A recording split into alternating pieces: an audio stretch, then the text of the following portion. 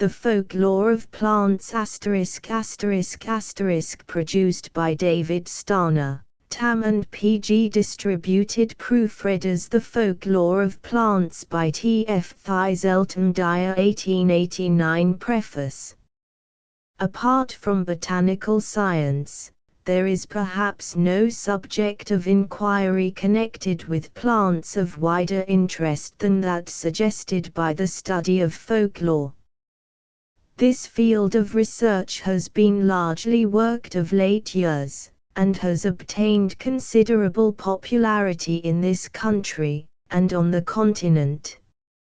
Much has already been written on the folklore of plants, a fact which has induced me to give, in the present volume, a brief systematic summary, with a few illustrations in each case, of the many branches into which the subject naturally subdivides itself.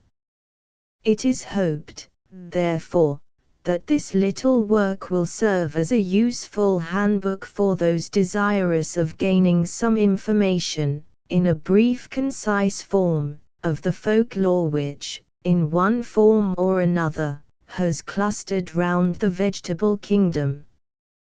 T.F. Thiselton-Dyer. The 19th of November, 1888. Contents. I Plant Life 2. Primitive and Savage Notions Respecting Plants 3. Plant Worship 4. Lightning Plants v. Plants in Witchcraft 6. Plants in Demonology 7. Plants in Fairy Lore 8. Love Charms 9. Dream Plants X Plants and the Weather 11. Plant Proverbs 12. Plants and their Ceremonial Use 13. Plant Names 14. Plant Language 15. Fabulous Plants 16. Doctrine of Signatures 17. Plants and the Calendar 18. Children's Rhymes and Games 19. Sacred Plants XX. Plant Superstitions XXI. Plants in Folk Medicine XXII. Plants and their Legendary History 23. Mystic Plants Chapter I Plant Life. The fact that plants, in common with man and the lower animals, possess the phenomena of life and death, naturally suggested in primitive times the notion of their having a similar kind of existence. In both cases there is a gradual development which is only reached by certain progressive stages of growth, a circumstance which was not without its practical lessons to the early naturalist. This similarity, too, was held all the more striking when it was observed how the life of plants, like that of the higher organisms, was subject to disease, accident, and other hostile influences, and so liable at any moment to be cut off by an untimely end. 1. On this account a personality was ascribed to the products of the vegetable kingdom, survivals of which are still of frequent occurrence at the present day. It was partly this conception which invested trees with that mystic or sacred character whereby they were regarded with a superstitious fear which found expression in sundry acts of sacrifice and worship. According to Mr. Tyler, too, there is reason to believe that the doctrine of the spirits of plants lay deep in the intellectual history of Southeast Asia, but was in great measure superseded under Buddhist influence. The Buddhist books show that in the early days of their religion it was matter of controversy whether trees had souls, and therefore whether they might lawfully be injured. Orthodox Buddhism decided against the tree souls, and consequently against the scruple to harm them, declaring trees to have no mind nor sentient principle, though admitting that certain dewars or spirits do reside in the body of trees, and speak from within them. Anyhow, the notion of its being wrong to injure or mutilate a tree for fear of putting it to unnecessary pain was a widespread belief. Thus, the Ojibways imagined that trees had souls, and seldom cut them down, thinking that if they did so they would hear the wailing of the trees when they suffered in this way. 3. In Sumatra, 4. Certain trees have special honors paid to them as being the embodiment of the spirits of the woods, and the Fijians, 5. Believe that if an animal or a plant die, its soul immediately goes to Balotu. The Dayaks of Borneo, 6. Assert that rice has a living principle or spirit, and hold feasts to retain its soul lest the crops should decay. And the Karens affirm, 7. 2. That plants as well as men and animals have their la or spirit. The Iroquois acknowledge the existence of spirits in trees and plants, and say that the spirit of corn, the spirit of beans, and the spirit of squashes are supposed to have the forms of 3 beautiful maidens.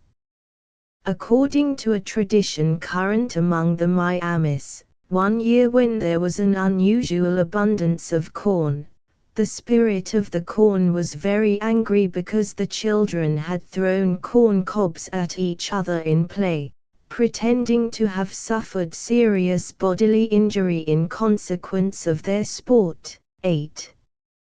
Similarly, when the wind blows the long grass or waving corn, the German peasant will say, the grass wolf or the corn wolf is abroad.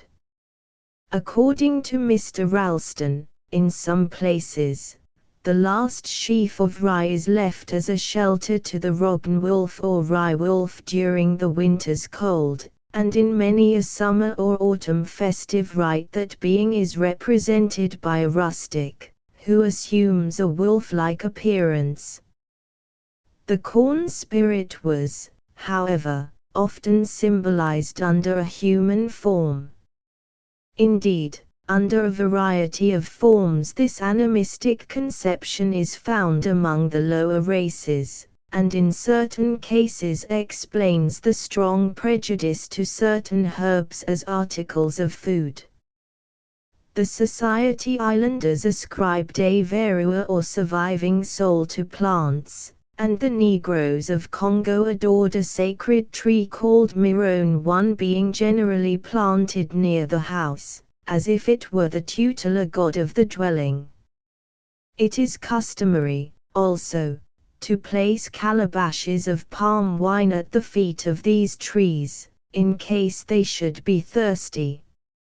In modern folklore there are many curious survivals of this tree soul doctrine. In Westphalia, 9, the peasantry announce formally to the nearest oak any death that may have occurred in the family, and occasionally this formula is employed: the master is dead, the master is dead. Even recently, writes Sir John Lubbock, 10, an oak copse at Loch Shiant, in the Isle of Skye, was held so sacred that no persons would venture to cut the smallest branch from it.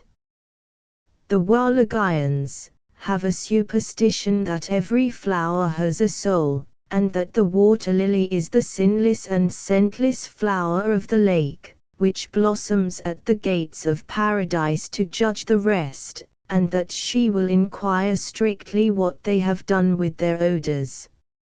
11. It is noteworthy, also, that the Indian belief which describes the holes in trees as doors through which the special spirits of those trees pass, reappears in the German superstition that the holes in the oak are the pathways for elves. Winking Sad Smiley 12. and that various diseases may be cured by contact with these holes. Hence some trees are regarded with special veneration, particularly the lime and pine. 13. And persons of a superstitious turn of mind may often be seen carrying sickly children to a forest for the purpose of dragging them through such holes. This practice formerly prevailed in our own country, a well-known illustration of which we may quote from White's History of Selborne. In a farmyard near the middle of the village, he writes, stands at this day a row of pollard ashes, which by the seams and long cicatrices down their sides, manifestly show that in former times they had been cleft asunder. These trees, when young and flexible, were severed and held open by wedges, while ruptured children, stripped naked, were pushed through the apertures. 14. In Somersetshire the superstition still lingers on, and in Cornwall the ceremony to be of value must be performed before sunrise, but the practice does not seem to have been confined to any special locality. It should also be added, as Mr. Conway, 15, has pointed out, that in all Saxon countries in the Middle Ages a hole formed by two branches of a tree growing together was esteemed of highly efficacious value. On the other hand, we must not confound the spiritual vitality ascribed to trees with the animistic conception of their being inhabited by certain spirits, although, as Mr. Tyler, 16, remarks, it is difficult at times to distinguish between the two notions. Instances of these tree spirits lie thickly scattered throughout the folklore of most countries, survivals of which remain even amongst cultured races.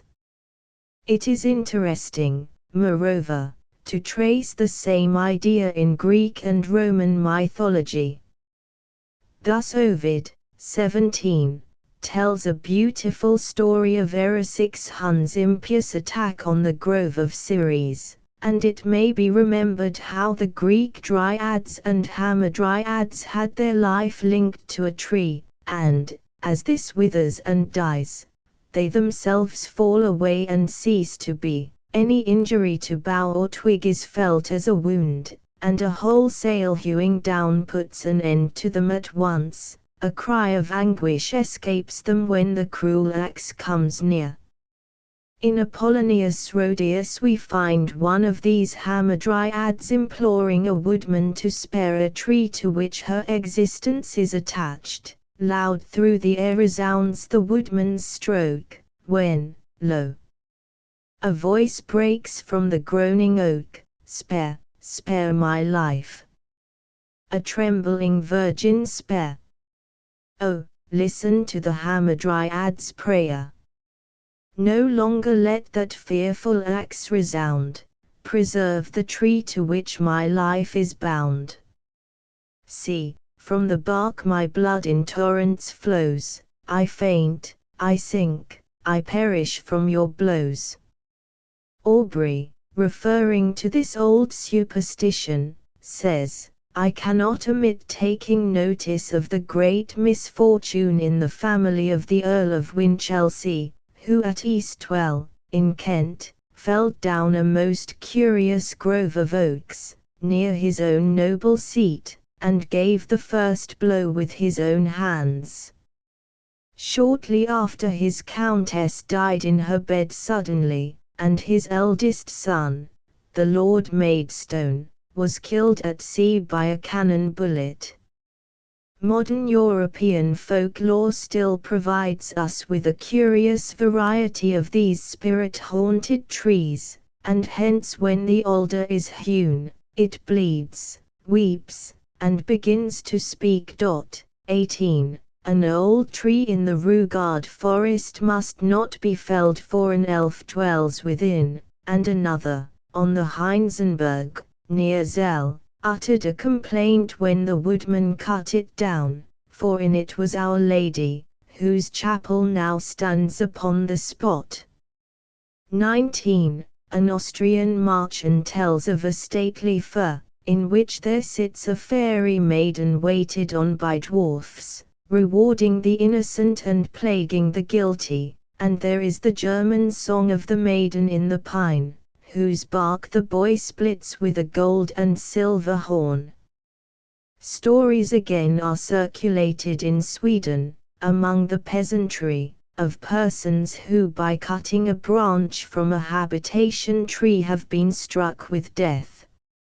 Such a tree was the Clintertall in Westmanland, under which a mermaid was said to dwell. To this tree might occasionally be seen snow-white cattle driven up from the neighboring lake across the meadows. Another Swedish legend tells us how, when a man was on the point of cutting down a juniper tree in a wood, a voice was heard from the ground, saying, "Friend, hew me not." But he gave another stroke, when to his horror blood gushed from the root. 20. Then there is the Danish tradition, 21, relating to the lonely thorn, occasionally seen in a field, but which never grows larger. Trees of this kind are always bewitched, and care should be taken not to approach them in the night time, as there comes a fiery wheel forth from the bush, which, if a person cannot escape from, will destroy him.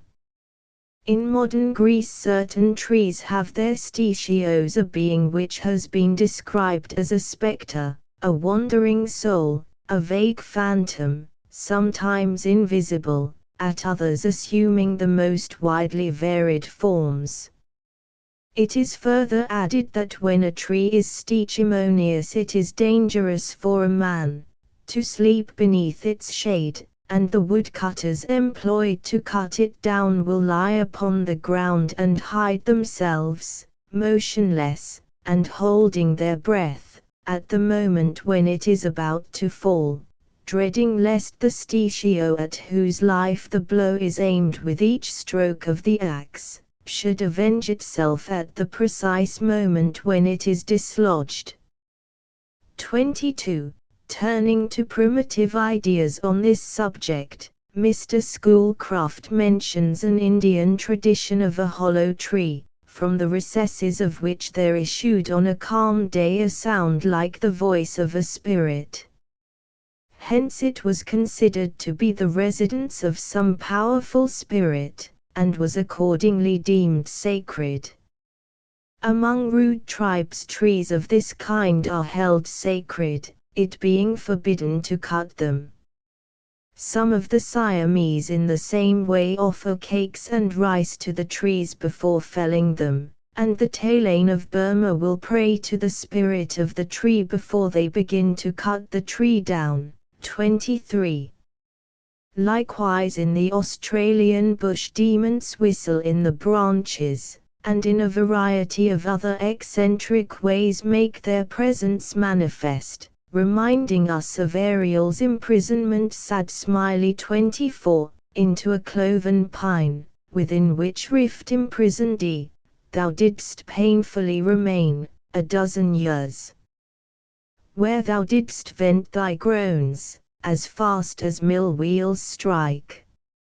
Similarly Miss Emerson, in her Indian Myths, 1884, p. 134, quotes the story of the two branches. One day there was a great noise in a tree under which Manabajo was taking a nap.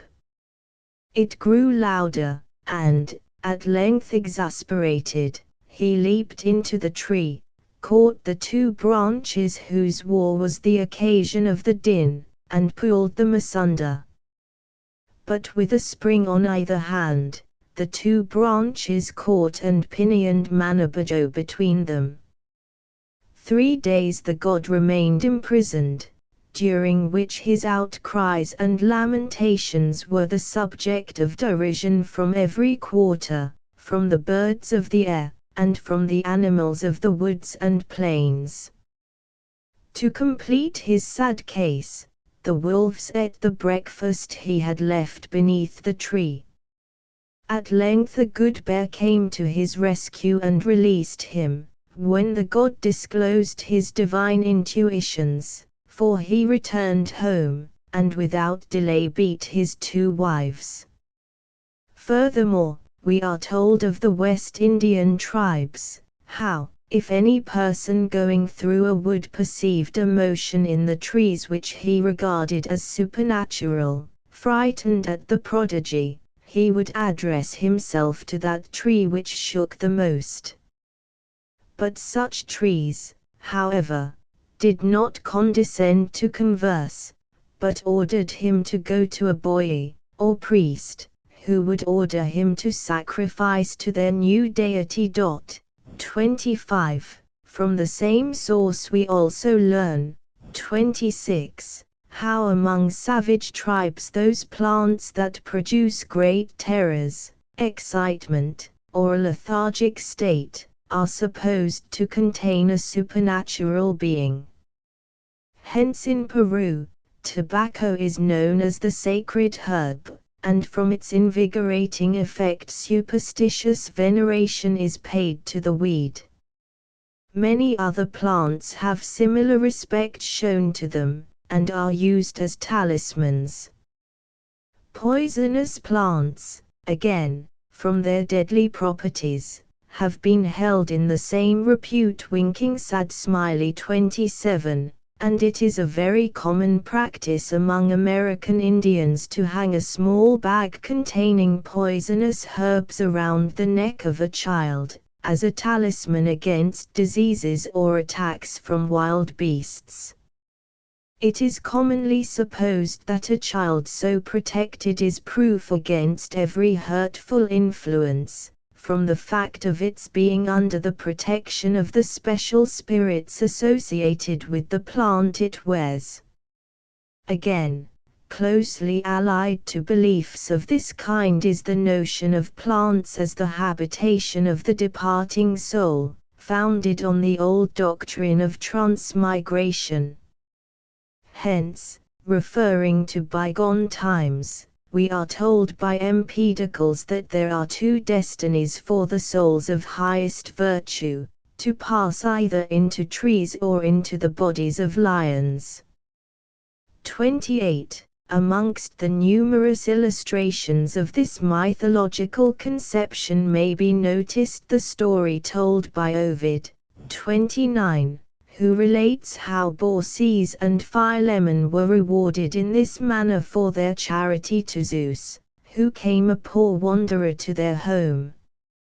It appears that they not only lived to an extreme old age, but at the last were transformed into trees.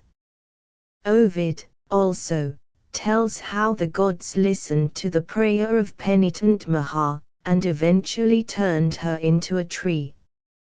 Although, as Mr. Keary remarks, she has lost understanding with her former shape, she still weeps, and the drops which fall from her bark, i.e., the myrrh, preserve the story of their mistress, so that she will be forgotten in no age to come. The sisters of Phaethon, bewailing his death on the shores of Eridanus, were changed into poplars. We may, too, compare the story of Daphne and Syrinx, who, when they could no longer elude the pursuit of Apollo and Pan, changed themselves into a laurel and a reed. In modern times, Tasso and Spencer have given us graphic pictures based on this primitive phase of belief, and it may be remembered how Dante passed through that leafless wood, in the bark of every tree of which was imprisoned a suicide. In German folklore, 30, the soul is supposed to take the form of a flower, as a lily or white rose, and according to a popular belief, one of these flowers appears on the chairs of those about to die. In the same way, from the grave of one unjustly executed white lilies are said to spring as a token of the person's innocence, and from that of a maiden, 3 lilies which no one save her lover must gather. The sex, moreover, it may be noted, is kept up even in this species of metempsychosis. 31. Thus, in a Servian folk song, there grows out of the youth's body a green fir, out of the maiden's a red rose, which entwine together. Amongst further instances quoted by Grimm, we are told how a child carries home a bud which the angel had given him in the wood. When the rose blooms, the child is dead. The lay of Unzeifel makes a black thorn shoot out of the bodies of slain heathens, a white flower by the heads of fallen Christians. It is to this notion that Shakespeare alludes in Hamlet, where Laertes wishes that violets may spring from the grave of Ophelia, v. I lay her in the earth, and from her fair and unpolluted flesh may violets spring. A passage which is almost identical to one in the satires of Persius, I 39 e tumulo fortunataque favilla, nascent of violi, and an idea, too, which Tennyson seems to have borrowed, and from his ashes may be made the violet of his native land.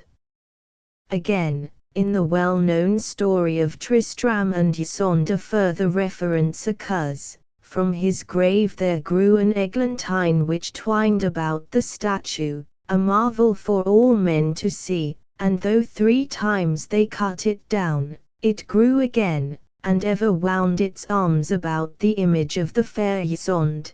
32.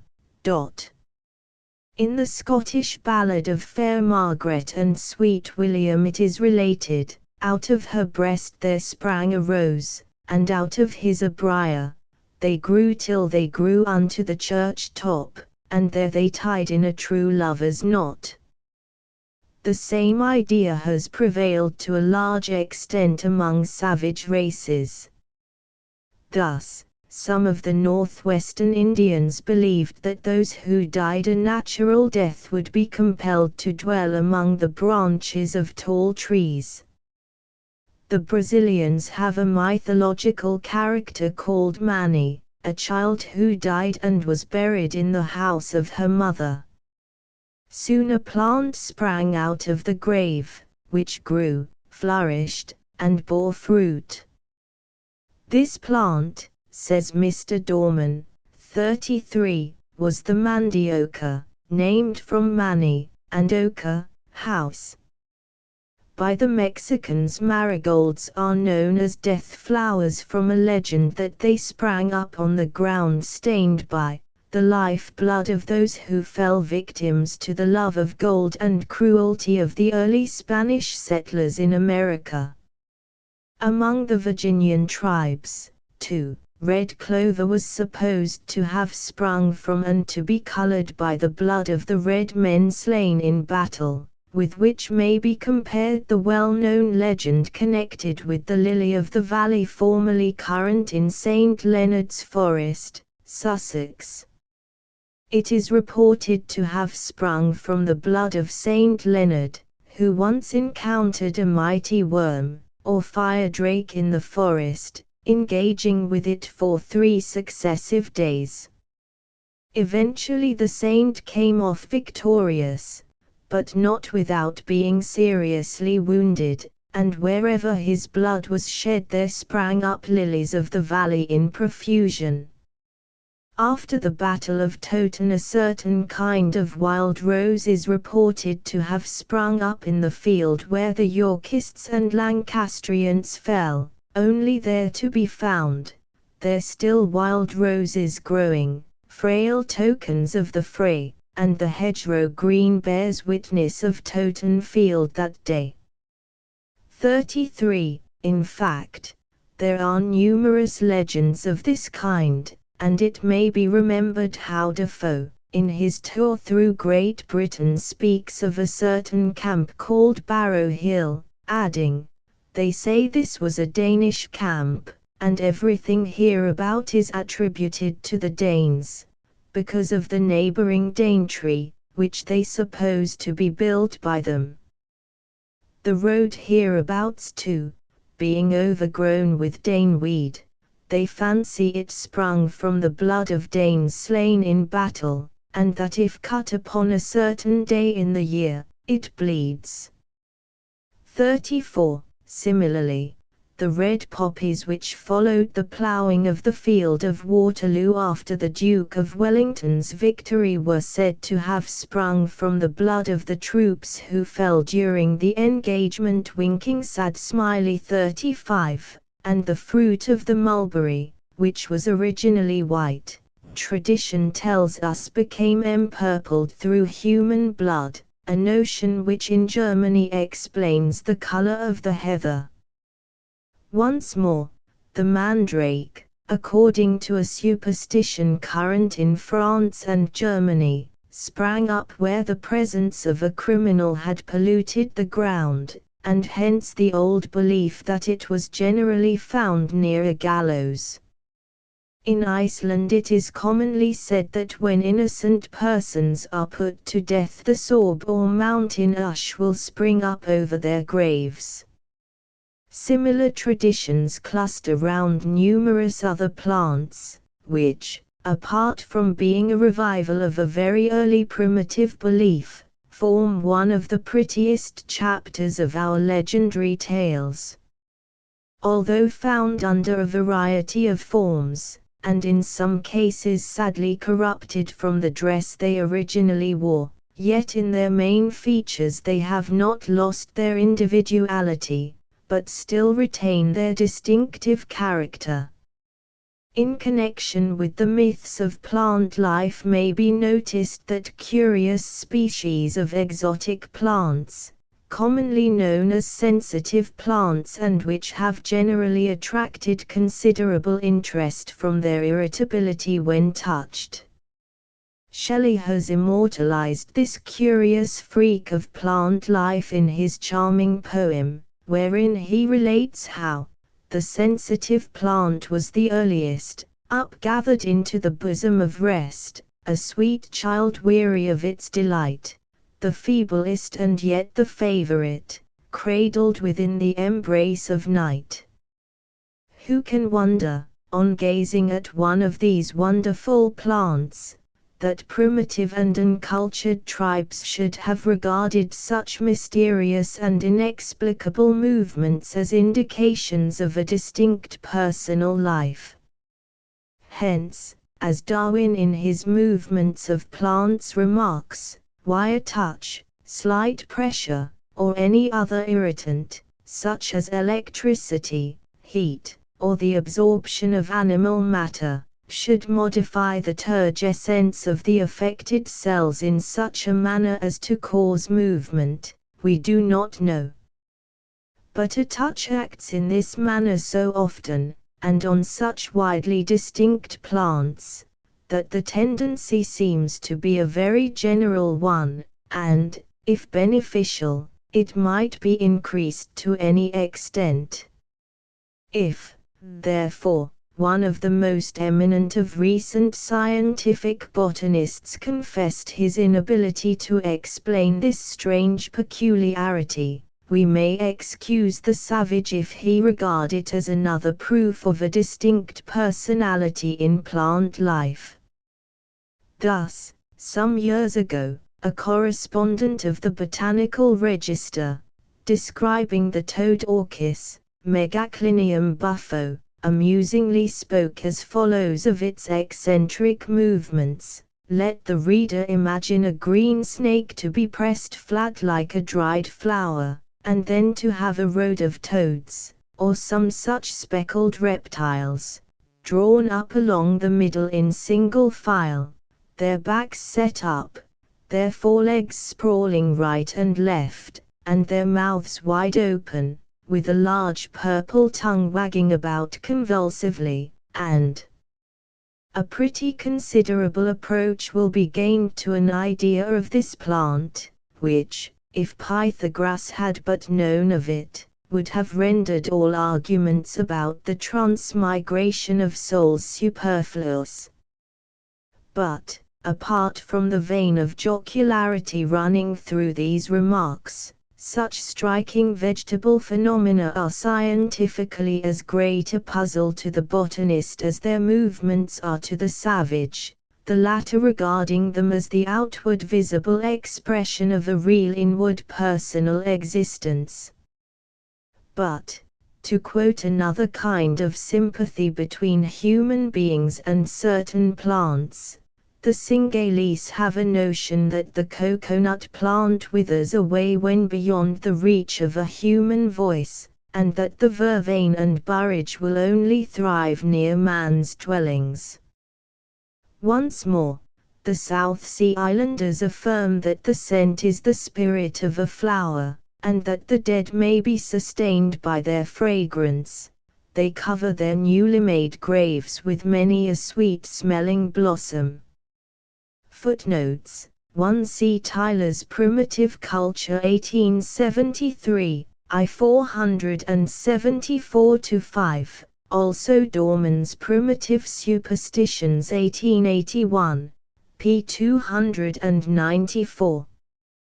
2 Primitive Culture I 476-7. 3 Jones's Ojibways p. 104. 4 Marston's History of Sumatra p. 301. 5 Mariners Tonga Islands 2. 137-6. St. John, Far East I 187. 7 C. Tyler's Primitive Culture I 475. 8 Dorman's Primitive Superstitions p. 294, also Schoolcraft's Indian Tribes. 9 C. Thorpe's Northern Mythology 3. 6110. Origin of Civilization 1870, p. 192. See Leslie Forbes' Early Races of Scotland I 171. 11 Folkard's Plant Lore, Legends, and Lyrics p. 463. 12 Conway's Mystic Trees and Flowers Blackwood's Magazine, 1870, p. 594. 13 Thorpe's Northern Mythology I 212. 14 C. Black's Folk Medicine. 15 Mystic Trees and Flowers p. 594. 16 Primitive Culture 2.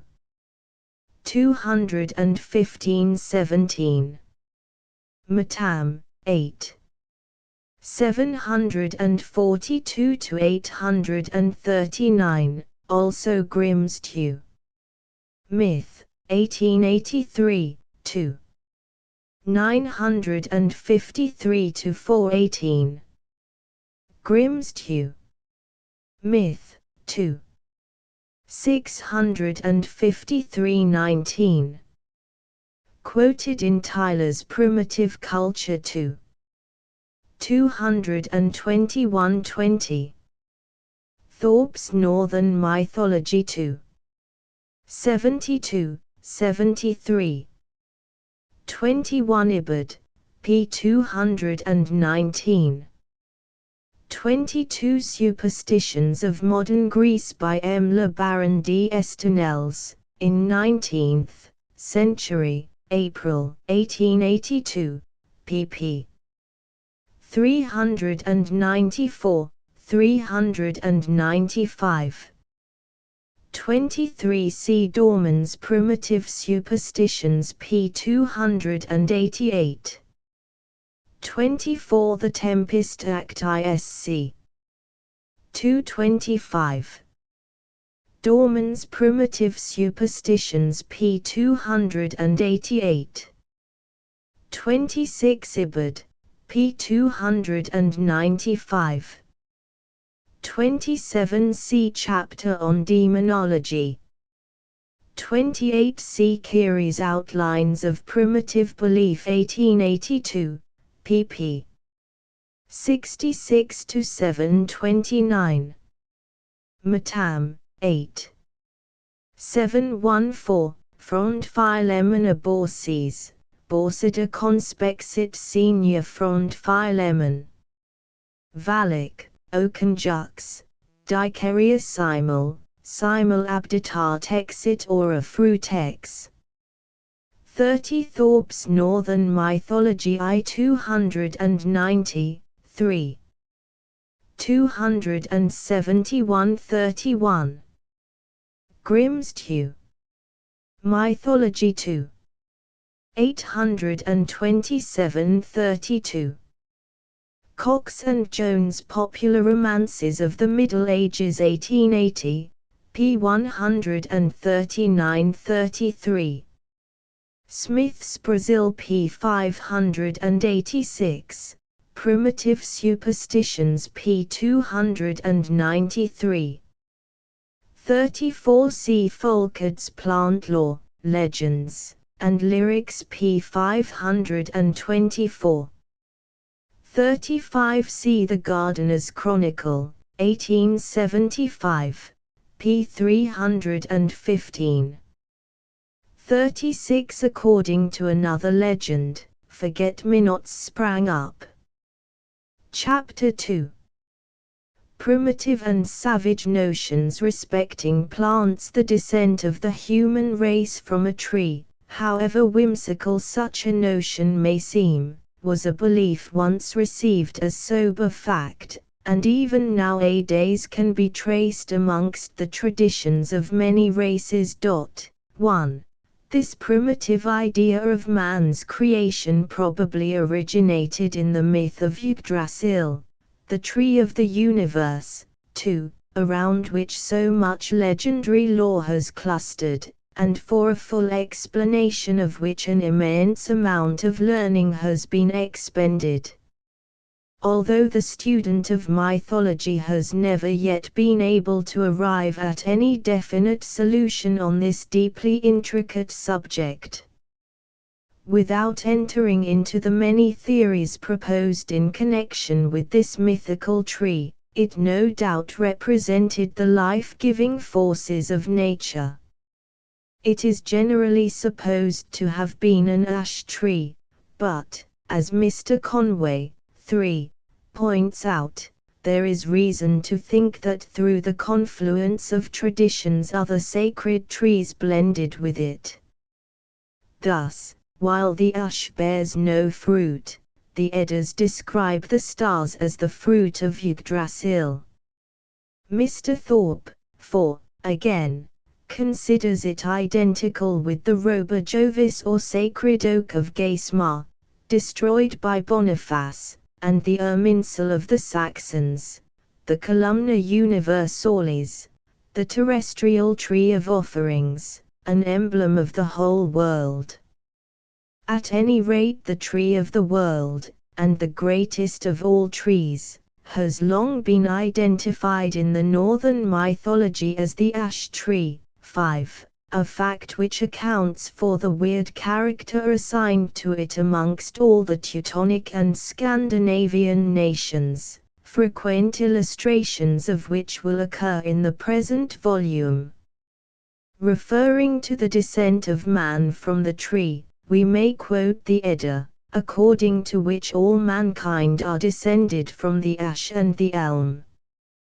The story runs that as Odin and his two brothers were journeying over the earth, they discovered these two stalks void of future and breathed into them the power of life. 6. Spirit they owned not, sense they had not, blood nor vigor, nor color fair.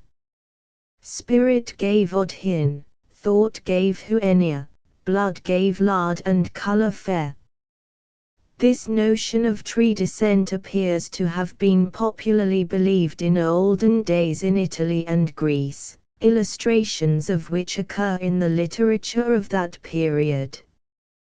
Thus Virgil writes in the Aeneid, 7, "These woods were first the seat of sylvan powers, of nymphs and fauns, and savage men who took their birth from trunks of trees and stubborn oak."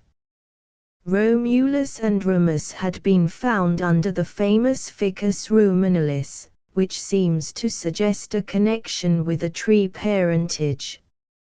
It is true, as Mr. Carey remarks, 8, that, in the legend which we have received, it is in this instance only a case of finding, but if we could go back to an earlier tradition, we should probably see that the relation between the mythical times and the tree had been more intimate. Juvenal, it may be remembered, gives a further allusion to tree descent in his 6th satire, 9, "For when the world was new, the race that broke unfathered, from the soil or opening oak, lived most unlike the men of later times." In Greece the oak as well as the ash was accounted a tree whence men had sprung, hence in the Odyssey the disguised hero is asked to state his pedigree, since he must necessarily have one, for says the interrogator, "Belike you are not come of the oak told of in old times, nor of the rock." 10. Hesiod tells us how Jove made the third or brazen race out of ash trees, and Hesychius speaks of the fruit of the ash, the race of men. Pheroneus, again, according to the Grecian legend, was born of the ash, and we know, too, how among the Greeks certain families kept up the idea of a tree parentage, the Pelopiddae having been said to be descended from the plane. Among the Persians the Achaemenidae had the same tradition respecting the origin of their house.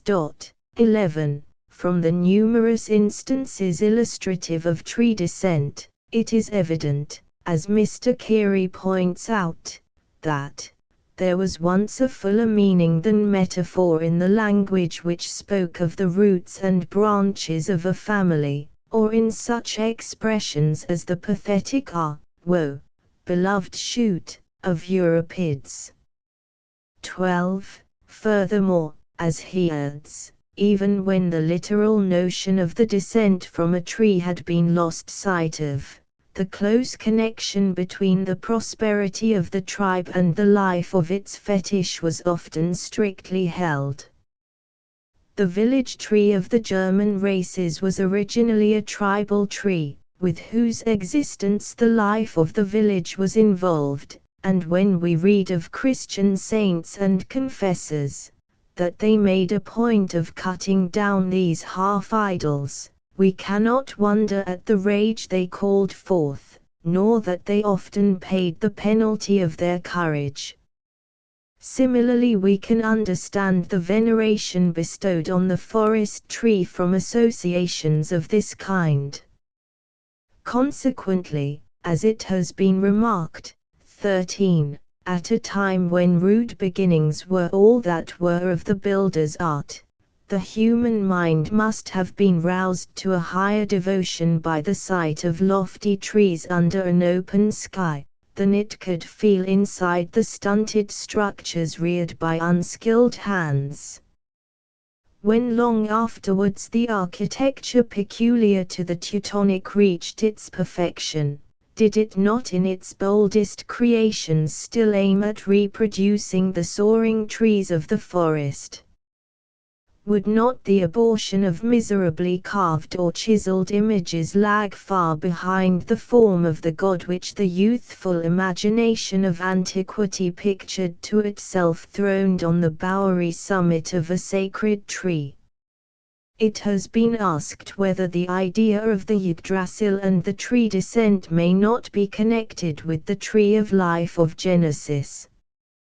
Without, however, entering into a discussion on this complex point, It is worthy of note that in several of the primitive mythologies we find distinct counterparts of the biblical account of the Tree of Life, and it seems quite possible that these corrupt forms of the Mosaic history of creation may, in a measure, have suggested the conception of the world tree, and the descent of mankind from a tree.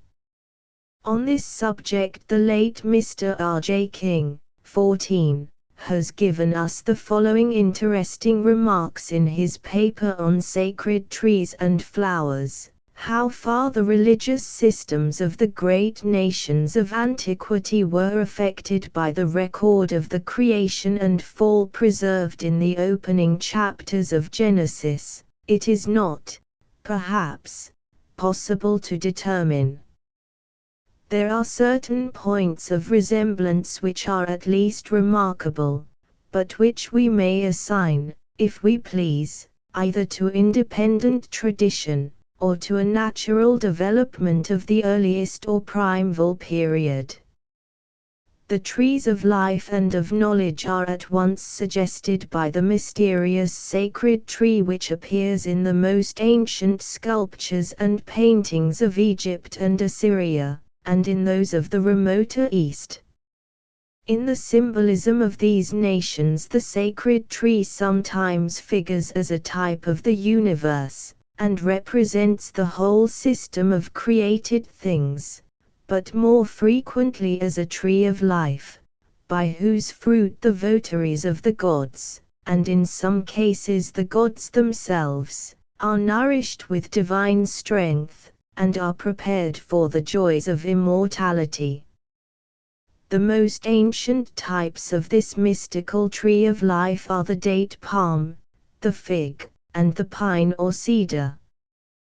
By way of illustration, it may be noted that the ancient Egyptians had their legend of the tree of life. It is mentioned in their sacred books that Osiris ordered the names of souls to be written on this tree of life, the fruit of which made those who ate it become as gods. 15. Among the most ancient traditions of the Hindus is that of the tree of life, called Sama in Sanskrit, the juice of which imparted immortality, this marvelous tree being guarded by spirits. Coming down to later times, Virgil speaks of a sacred tree in a manner which Grimm, 16, considers highly suggestive of the Yggdrasil, Jove's own tree. High as his topmost boughs to heaven ascend, so low his roots to hell's dominions tend. As already mentioned, numerous legendary stories have become interwoven with the myth of the Yggdrasil, the following sacred one combining the idea of tree descent. According to a Trouvier of the 13th century, 17, the tree of life was, 1,000 years after the sin of the first man, transplanted from the Garden of Eden to the Garden of Abraham, and an angel came from heaven to tell the patriarch that upon this tree should hang the freedom of mankind. But first from the same tree of life Jesus should be born, and in the following wise.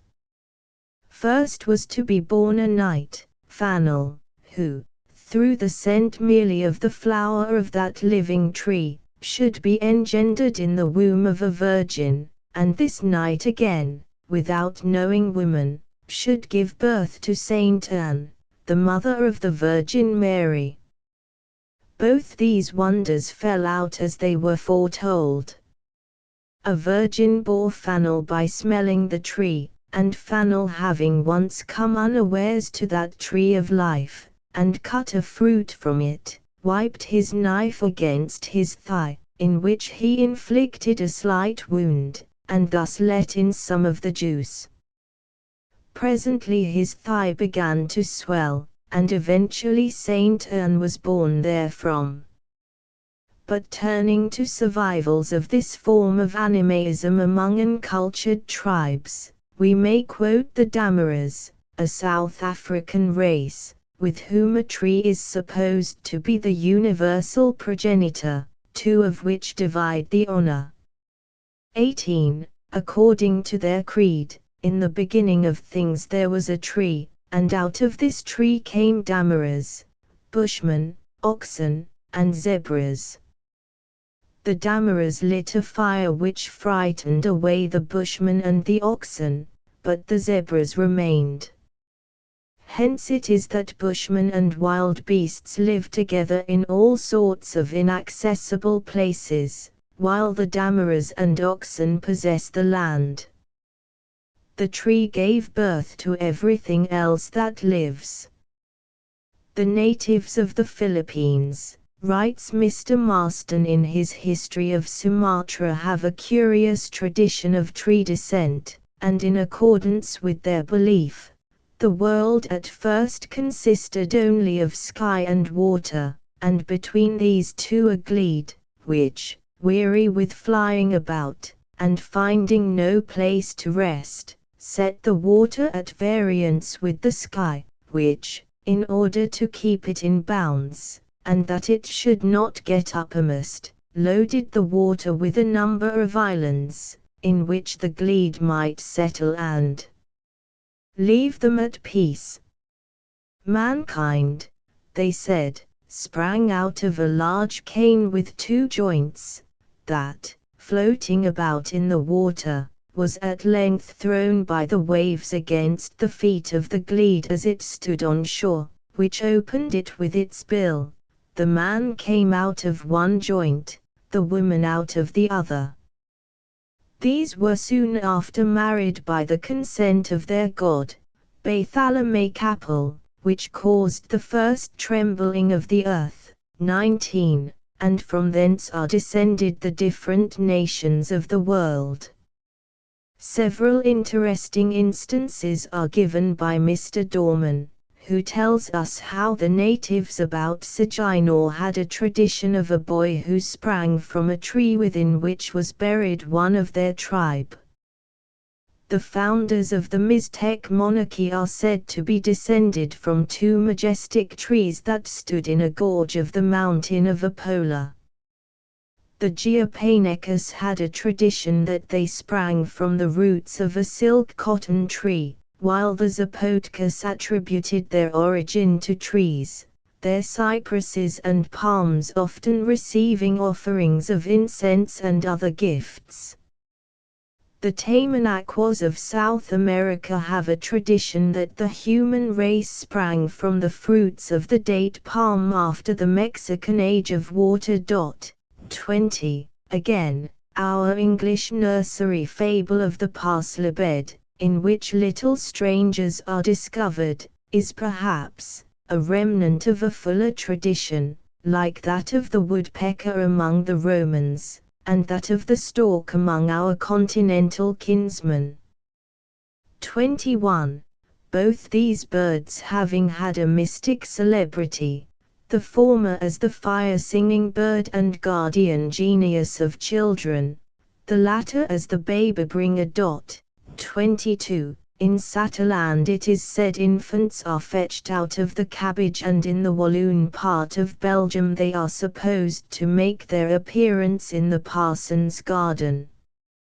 Once more, a hollow tree overhanging a pool is known in many places, both in North and South Germany, as the first abode of unborn infants, variations of this primitive belief being found in different localities. Similar stories are very numerous, and under various forms are found in the legendary lore and folk tales of most countries. Footnotes: 1. See Keary's Outlines of Primitive Belief 1882, pp. 62–32. See Grimm's Teutonic Mythology 1883, 2. 796–800, Quarterly Review, Xiv. 224, Thorpe's Northern Mythology I 154, Asgard and the Gods edited by W. S. W. Anson, 1822, pp. 26, 27. 3 Fraser's Magazine, 1870, p. 597. 4 Northern Mythology I 154-5. 5 C. Max Miller's Chips from a German Workshop. 6 C. Keary's Outlines of Primitive Belief p. 64. 7 Book 8. p. 314. 8 Outlines of Primitive Belief p. 63. 9 Gifford. 10 Kelly's Indo-European Folklore p. 143.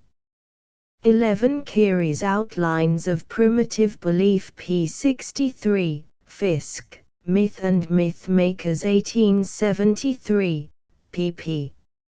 64-512. Primitive Belief p. 65. 13 Grimm's Teutonic Mythology I 69.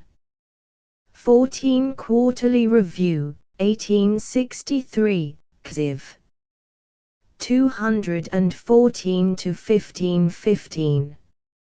C. Bunson's The Keys of St. Peter and C. 1867, p. 414. 16 Teutonic Mythology. 17 Quoted by Mr. Keary from Leras de Lindsay, Le Livre des Legends p. 24. 18 Gallons South Africa p. 188. 19 Primitive Superstitions p. 289. 20 Folkard's Plant Law p. 311. 21 Indo-European Folklore p. 92. 22 Grimm's Teutonic Mythology 2. 672-3 Chapter 3. Plant worship. A form of religion which seems to have been widely distributed amongst most races of mankind at a certain stage of their mental culture is plant worship. Hence it holds a prominent place in the history of primitive belief, and at the present day prevails largely among rude and uncivilized races, survivals of which even linger on in our own country. To trace back the history of plant worship would necessitate an inquiry into the origin and development of the nature-worshipping phase of religious belief.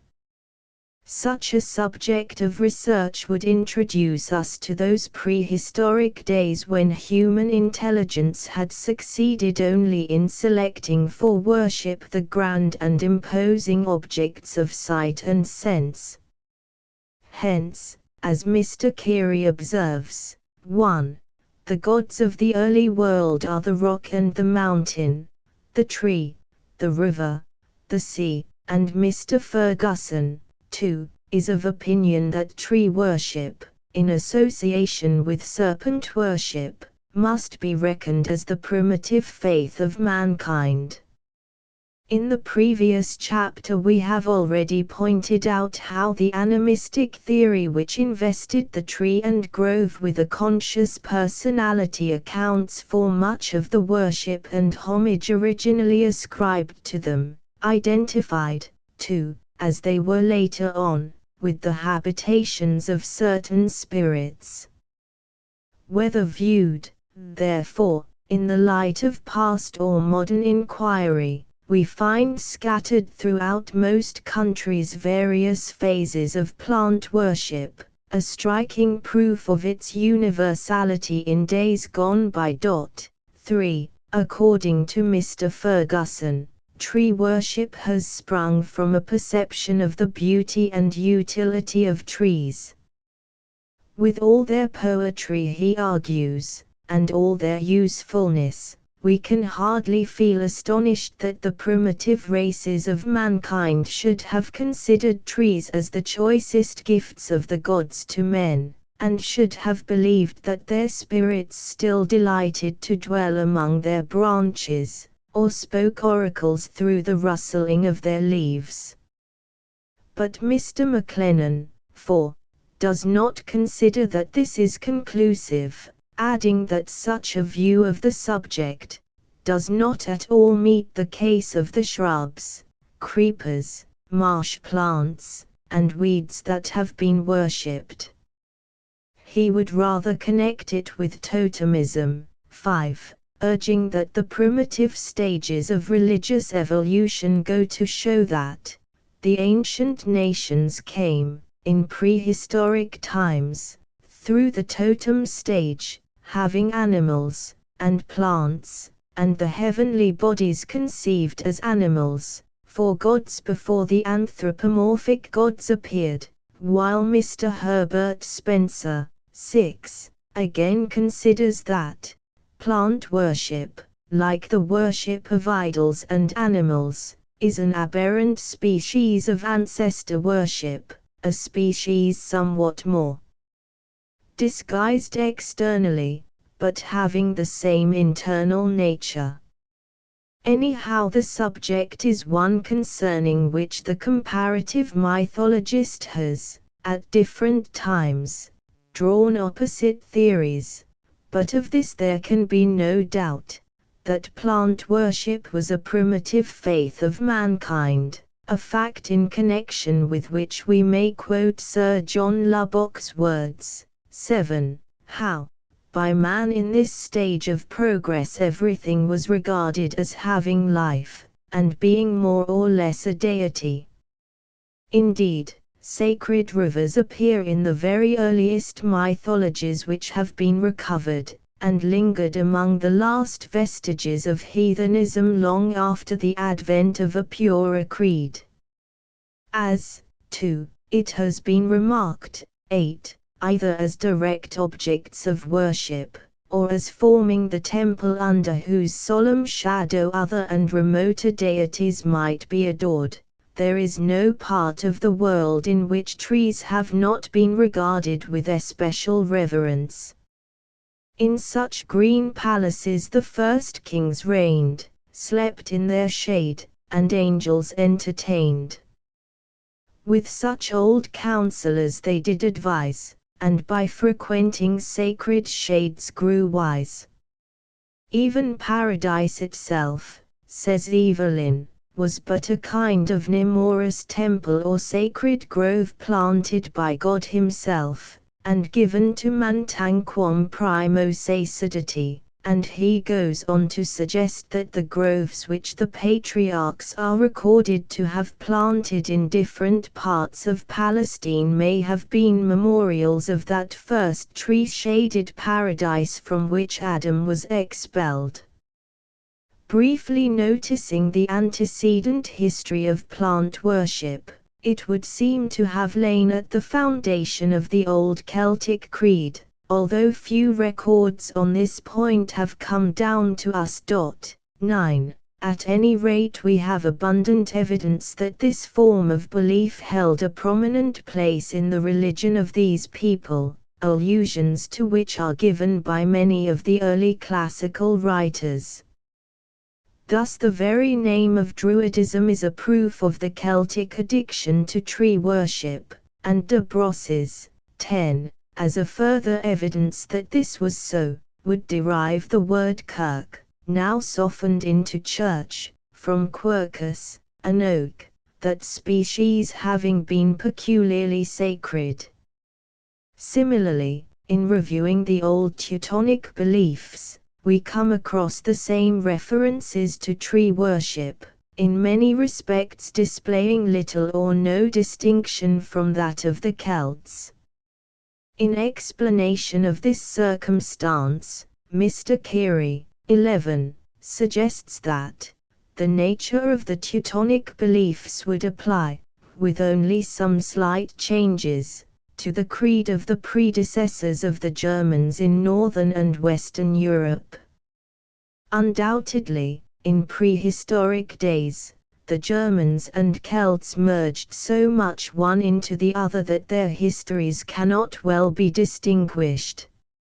Mr. Ferguson in his elaborate researches has traced many indications of tree adoration in Germany, noticing their continuance in the Christian period, as proved by Grimm, whose opinion is that the festal universal religion of the people had its abode in woods, while the Christmas tree of present German celebration in all families is almost undoubtedly a remnant of the tree worship of their ancestors.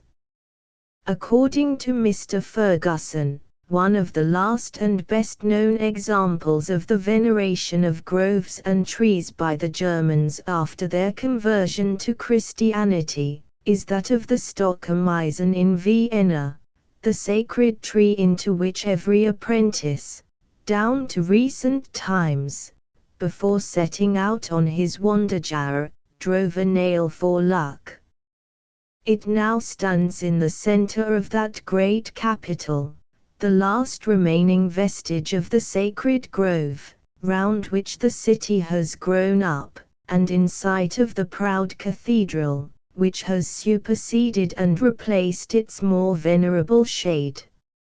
Equally undoubted is the evidence of tree worship in Greece, particular trees having been sacred to many of the gods.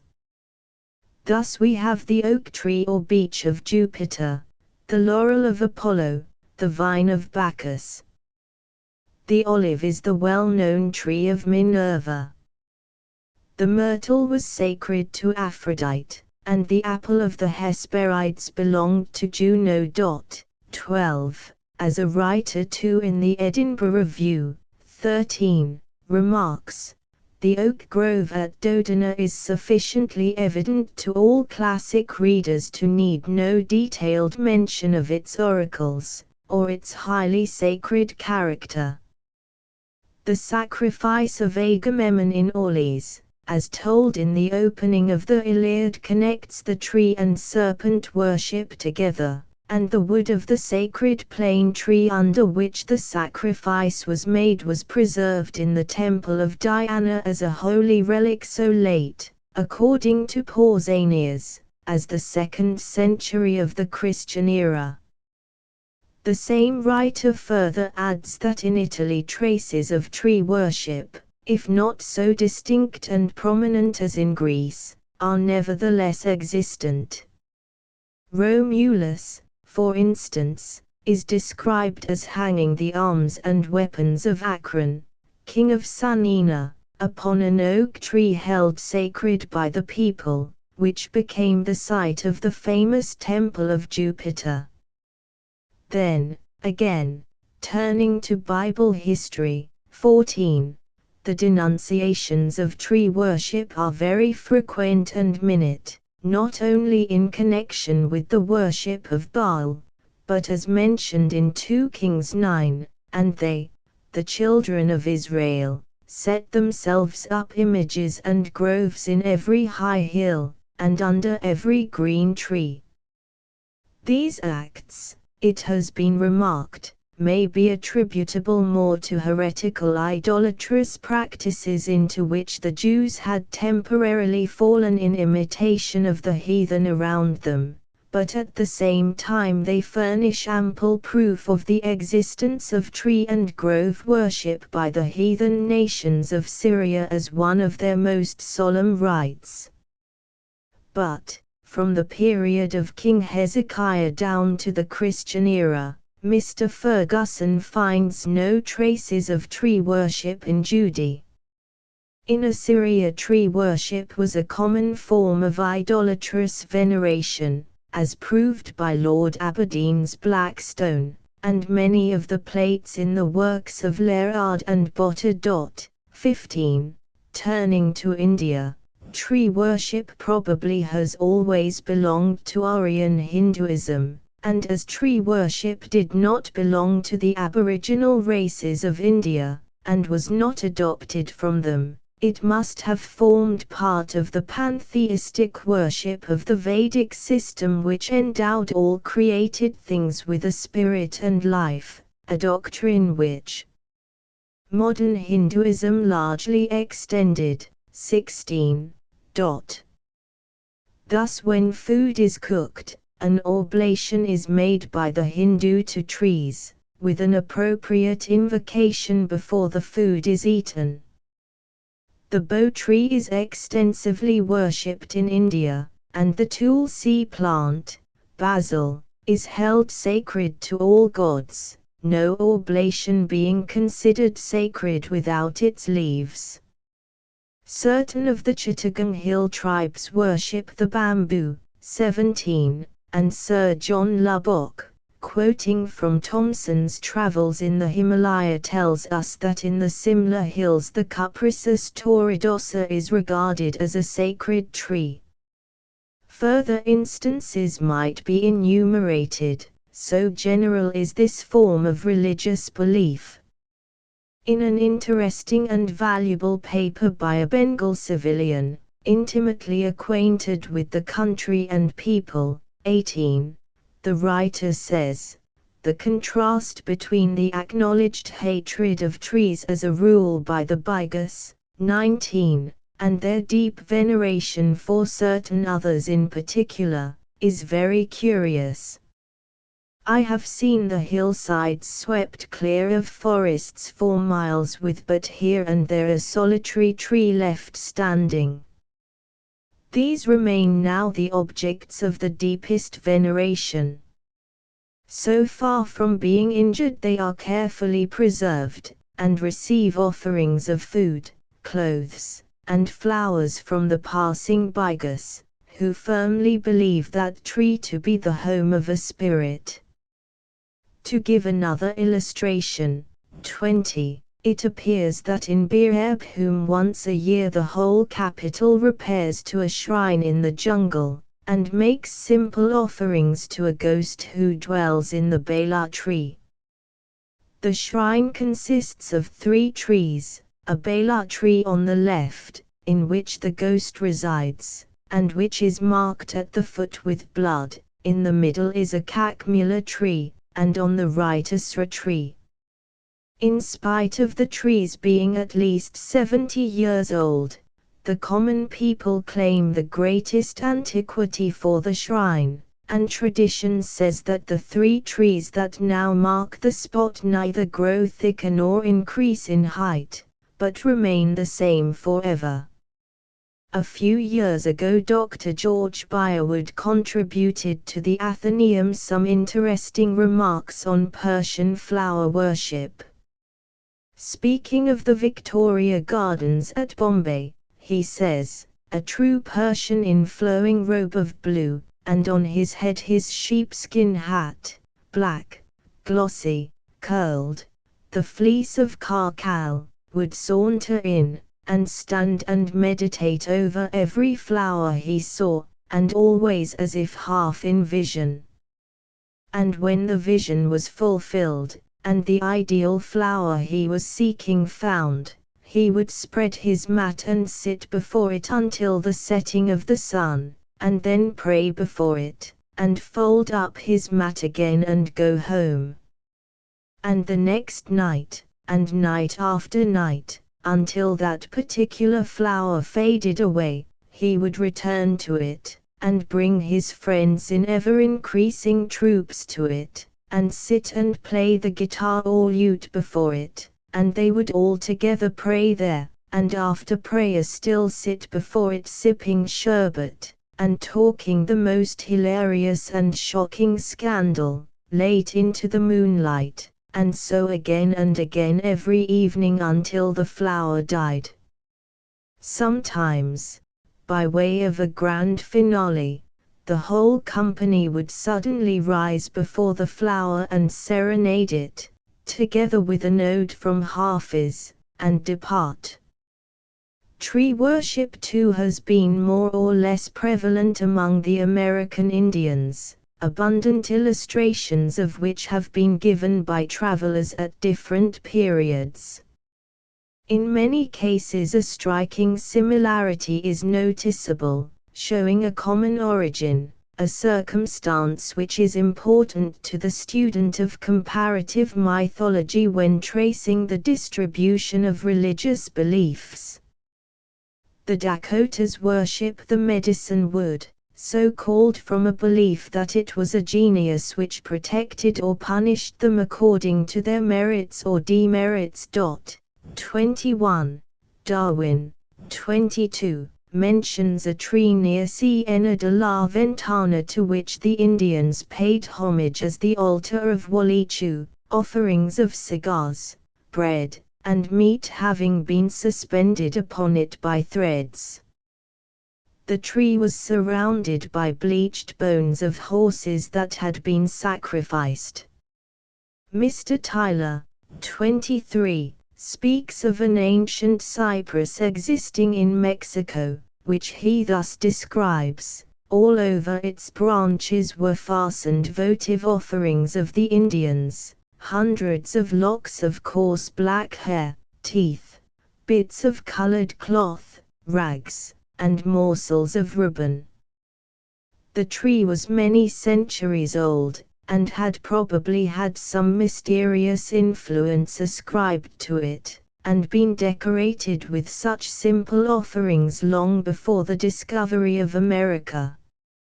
Once more, the Calchaquí of Brazil, 24, have been in the habit of worshipping certain trees which were frequently decorated by the Indians with feathers. And Chalvoy narrates another interesting instance of tree worship.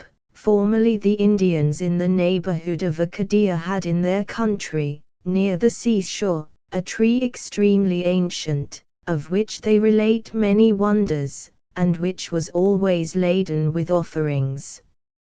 After the sea had laid open its whole root, it then supported itself a long time almost in the air against the violence of the winds and waves, which confirmed those Indians in the notion that the tree must be the abode of some powerful spirit, nor was its fall even capable of undeceiving them, so that as long as the smallest part of its branches appeared above the water, they paid it the same honors as whilst it stood.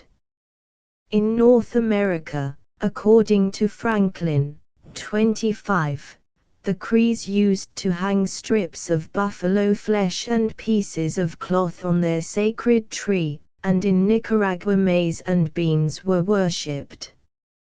By the natives of Carolina the tea plant was formerly held in veneration above all other plants, and indeed similar phases of superstition are very numerous. Traces of tree worship occur in Africa, and Sir John Lubbock, 26, mentions the sacred groves of the Magi, a dense part of the forest surrounded with a ditch, wherein the most luxuriant and widest spreading tree their god, Zumbri, is worshipped. In his valuable work on Ceylon, Sir J. Emerson Tennant gives some interesting details about the consecration of trees to different demons to ensure their safety, and of the ceremonies performed by the Catadias or devil priests. It appears that whenever the assistance of a devil dancer is required in extreme cases of sickness, various formalities are observed after the following fashion. An altar is erected, profusely adorned with garlands and flowers, within sight of the dying man, who is ordered to touch and dedicate to the evil spirit the wild flowers, rice, and flesh laid upon it. Traces of plant worship are still found in Europe.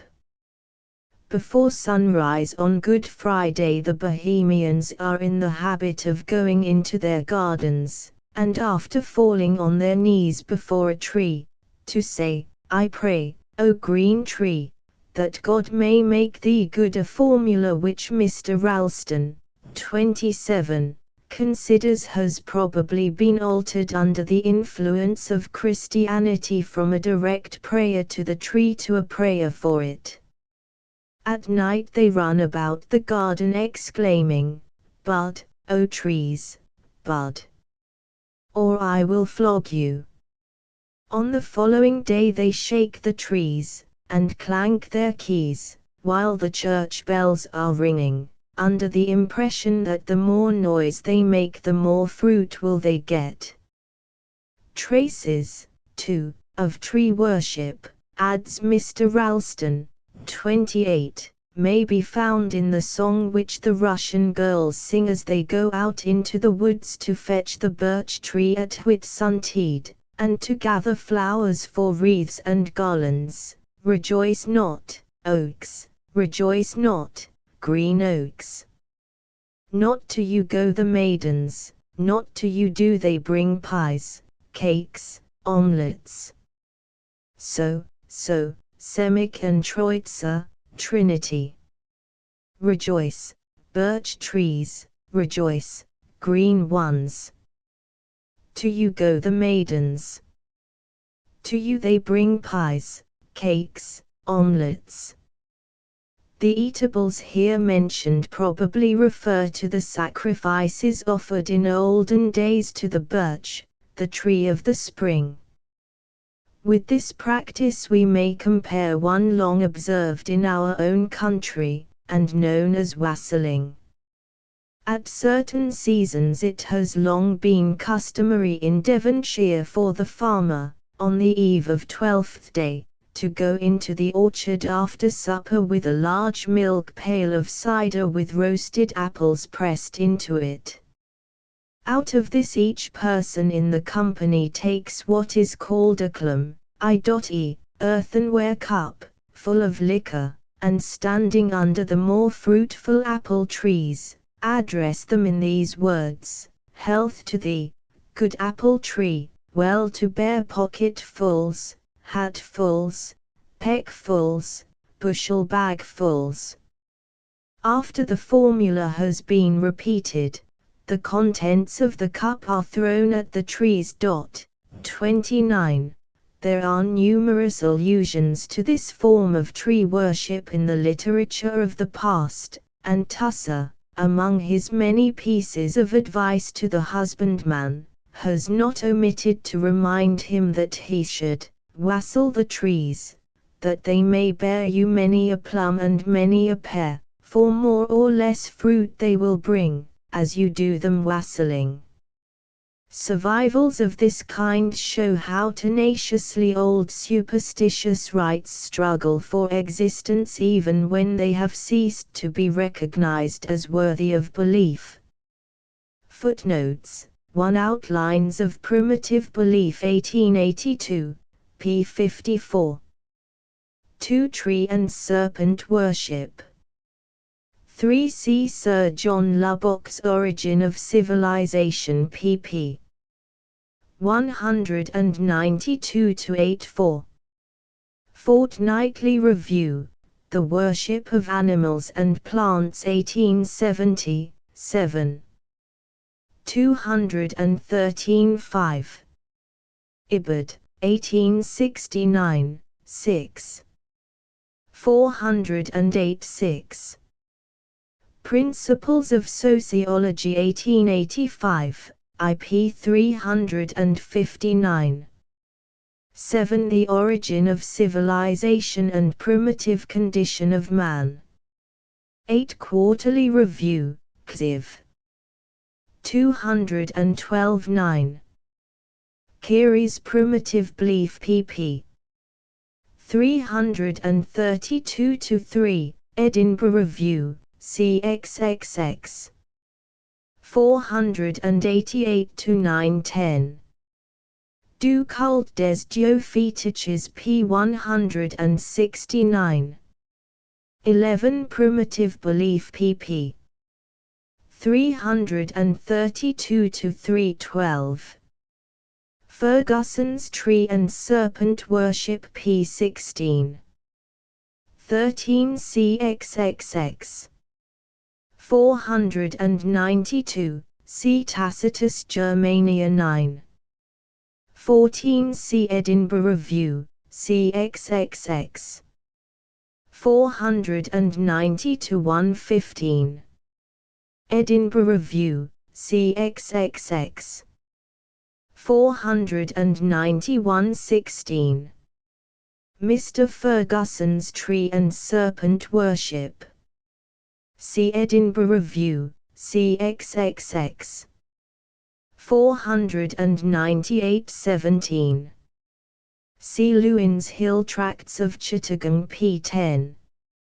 18 Cornhill Magazine, November 1872, p. 598. 19 An important tribe in central India.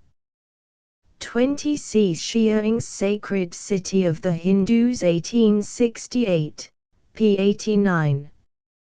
21 Dorman's Primitive Superstitions p. 291. 22 See Researches in Geology and Natural History p. 79. 23 Anahuac 215, 265. 24 Dorman's Primitive Superstitions p. 292. 25 Journeys to the Polar Sea I 221. 26 The Origin of Civilization.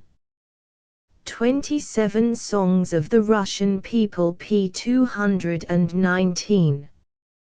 28 Ibid, p. 238. 29 See My British Popular Customs p. 21. Chapter 4. Lightning Plants. Amongst the legends of the ancient world, few subjects occupy a more prominent place than lightning, associated as it is with those myths of the origin of fire which are of such wide distribution. 1. In examining these survivals of primitive culture, we are confronted with some of the most elaborate problems of primeval philosophy, many of which are not only highly complicated, but have given rise to various conjectures. Thus, although it is easy to understand the reasons which led our ancestors, in their childlike ignorance, to speak of the lightning as a worm, serpent, trident, arrow, or forked wand, yet the contrary is the case when we inquire why it was occasionally symbolized as a flower or leaf, or when, as Mr. Fiske, too, remarks, we seek to ascertain why certain trees, such as the ash, hazel, whitethorn, and mistletoe, were supposed to be in a certain sense embodiments of it. Indeed, however satisfactory our explanations may apparently seem, in many cases they can only be regarded as ingenious theories based on the most probable theories which the science of comparative folklore may have suggested. In analyzing, too, the evidence for determining the possible association of ideas which induced our primitive forefathers to form those mythical conceptions that we find embodied in the folk tales of most races, it is necessary to unravel from the relics of the past the one common notion that underlies them. Respecting the origin of fire, for instance, the leading idea, as handed down to us in myths of this kind, would make us believe that it was originally stolen. Stories which point to this conclusion are not limited to any one country, but are shared by races widely remote from one another. This circumstance is important, as helping to explain the relation of particular plants to lightning, and accounts for the superstitious reverence so frequently paid to them by most Aryan tribes. Hence, the way by which the Veda argues the existence of the Pulsar, a mystic tree with the Hindus, is founded on the following tradition. The demons had stolen the heavenly summa, or drink of the gods, and cellared it in some mythical rock or cloud. When the thirsty deities were pining for their much-prized liquor, the falcon undertook to restore it to them, although he succeeded at the cost of a claw and a plume, of which he was deprived by the graze of an arrow shot by one of the demons. Both fell to the earth and took root, the claw becoming a species of thorn, which Dr. Kuhn identifies as the Mimosa catechu, and the feather Apellis, a tree which has a red sap and scarlet blossoms.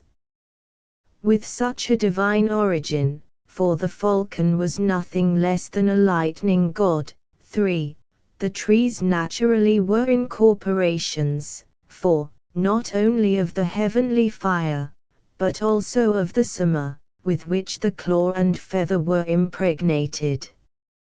It is not surprising, therefore, that extraordinary virtues were ascribed to these lightning plants, qualities which, in no small degree, distinguish their representatives at the present day. Thus we are told how in India the mimosa is known as the imperial tree on account of its remarkable properties, being credited as an efficacious charm against all sorts of malignant influences, such as the evil eye. Not unlike in color to the blossom of the Indian palisa are the red berries of the rowan or mountain ash, Pyrus or Cuparia, a tree which has acquired European renown from the Aryan tradition of its being an embodiment of the lightning from which it was sprung.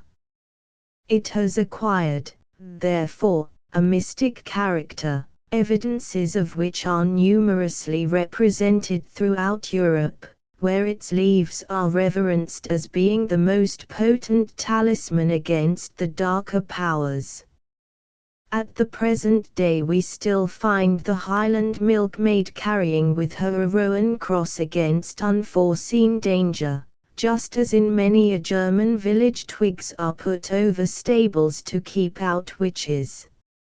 Illustrations of this kind support its widespread reputation for supernatural virtues, besides showing how closely allied is much of the folklore of our own with that of continental countries. At the same time, we feel inclined to agree with Mr. Farrar that the red berries of the mountain ash probably singled it out from among trees for worship long before our ancestors had arrived at any idea of abstract divinities. The beauty of its berries, added to their brilliant red color, would naturally excite feelings of admiration and awe, and hence it would in process of time become invested with a sacred significance. It must be remembered, too, that all over the world there is a regard for things red, this color having been once held sacred to Thor, and Grimm suggests that it was on this account the robin acquired its sacred character. Similarly, the Highland women tie a piece of red worsted thread round their cows' tails previous to turning them out to grass for the first time in spring, for, in accordance with an old adage, rowan ash, and red thread, keep the devils from their speed. In the same way the mothers in Estonia put some red thread in their babies' cradles as a preservative against danger, and in China something red is tied round children's wrists as a safeguard against evil spirits. By the aid of comparative folklore it is interesting, as in this case, to trace the same notion in different countries, although it is by no means possible to account for such undesigned resemblance. The common ash, Fraxinus excelsior, too, is a lightning plant, and, according to an old couplet, avoid an ash, it counts the flash.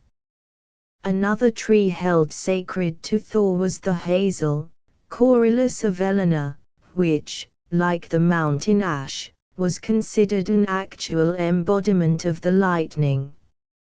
Indeed, so deep was the faith of the people in the relation of this tree to the thunder god, says Mr. Conway, 5, that the Catholics adopted and sanctioned it by a legend one may hear in Bavaria, that on their flight into Egypt the Holy Family took refuge under it from a storm.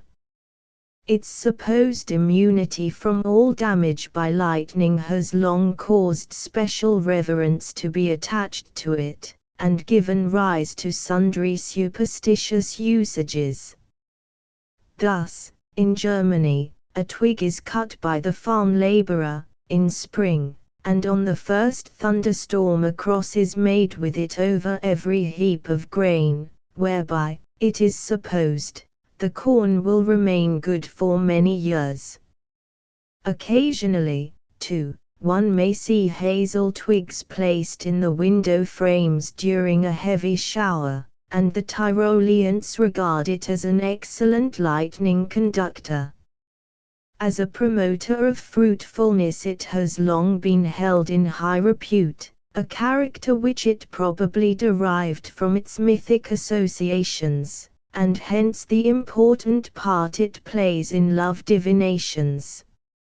According to a Bohemian belief, the presence of a large number of hazelnuts betokens the birth of many illegitimate children, and in the Black Forest it is customary for the leader of a marriage procession to carry a hazel wand. For the same reason, in many parts of Germany, a few nuts are mingled with the seed corn to ensure its being prolific. But leaving the hazel with its host of superstitions, we may notice the white thorn, which according to Aryan tradition was also originally sprung from the lightning. Hence it has acquired a wide reverence, and been invested with supernatural properties. Like, too, the hazel, it was associated with marriage rites. Thus the Grecian bride was and is still decked with its blossoms, whereas its wood formed the torch which lighted the Roman bridal couple to their nuptial chamber on the wedding day. It is evident, therefore, that the white thorn was considered a sacred tree long before Christian tradition identified it as forming the crown of thorns, a medieval belief which further enhanced the sanctity attached to it. It is not surprising, therefore, that the Irish consider it unlucky to cut down this holy tree, especially as it is said to be under the protection of the fairies, who resent any injury done to it. A legend current in County Donegal, for instance, tells us how a fairy had tried to steal one Joem Dorner's baby, but the poor mother argued that she had never affronted the fairy tribe to her knowledge. The only cause she could assign was that Joe had helped Mr. Todd's gardener to cut down the old hawthorn tree on the lawn, and there's them that says that's a very bad thing to do, adding how she fleeched him not to touch it, but the master he offered him 6 shillings if he'd help in the job, for the other men refused. The same belief prevails in Brittany, where it is also held unsafe to gather even a leaf from certain old and solitary thorns, which grow in sheltered hollows of the moorland, and are the fairies' trysting places. 6. Then there is the mistletoe, which, like the hazel and the white thorn, was also supposed to be the embodiment of lightning, and in consequence of its mythical character held an exalted place in the botanical world. As a lightning plant, we seem to have the key to its symbolical nature, in the circumstance that its branch is forked. On the same principle, It is worthy of note, as Mr. Fiske remarks, 7, that the Hindu commentators of the Vedas certainly lay great stress on the fact that the palasa is trident-leaved. We have already pointed out, too, how the red color of a flower, as in the case of the berries of the mountain ash, was apparently sufficient to determine the association of ideas. The Swiss name for mistletoe, Donnerbeeren, Thunderbesom, illustrates its divine origin, on account of which it was supposed to protect the homestead from fire, and hence in Sweden it has long been suspended in farmhouses, like the mountain ash in Scotland. But its virtues are by no means limited, for like all lightning plants its potency is displayed in a variety of ways, its healing properties having from a remote period been in the highest repute.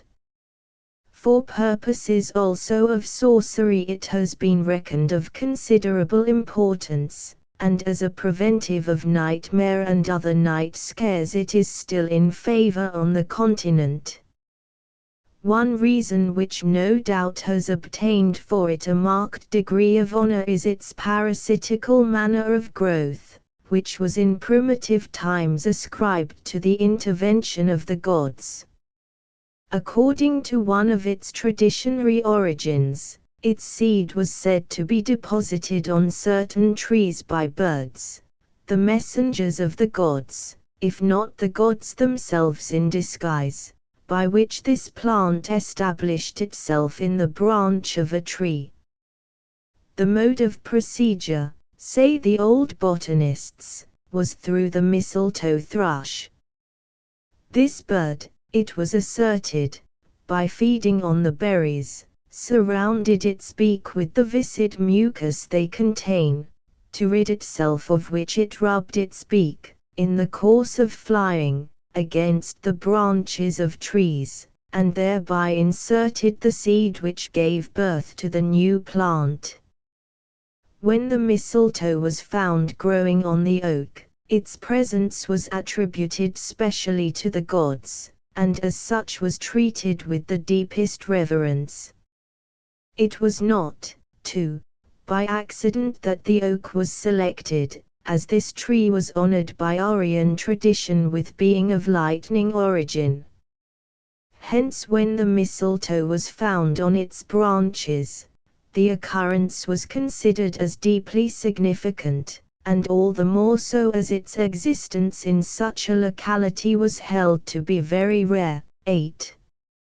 Speaking of the oak, it may be noted, that as sacred to Thor, it was under his immediate protection, and hence it was considered an act of sacrilege to mutilate it in ever so small a degree. Indeed, it was a law of the Ostrogoths that anybody might hew down what trees he pleased in the common wood, except oaks and hazels. Those trees had peace, i.e., they were not to be felled. 9. That profanity of this kind was not treated with immunity was formerly fully believed, an illustration of which is given us by Aubrey, 10, who says that, to cut oak wood is unfortunate. There was at Norwood one oak that had mistletoe, a timber tree, which was felled about 1657. Some persons cut this mistletoe for some apothecaries in London, and sold them a quantity for 10 shillings each time, and left only one branch remaining for more to sprout out. One fell lame shortly after, soon after each of the others lost an eye, and he that felled the tree, though warned of these misfortunes of the other men, would, notwithstanding, adventure to do it, and shortly afterwards broke his leg, as if the Hamadryads had resolved to take an ample revenge for the injury done to their venerable and sacred oak. We can understand, then, how the custom originated of planting the oak on the boundaries of lands, a survival of which still remains in the so-called gospel oaks of many of our English parishes. With Thor's tree thus standing, our forefathers felt a sense of security which materially added to the peace and comfort of their daily life. But its sacred attributes were not limited to this country, many a legend on the continent testifying to the safety afforded by its sheltering branches.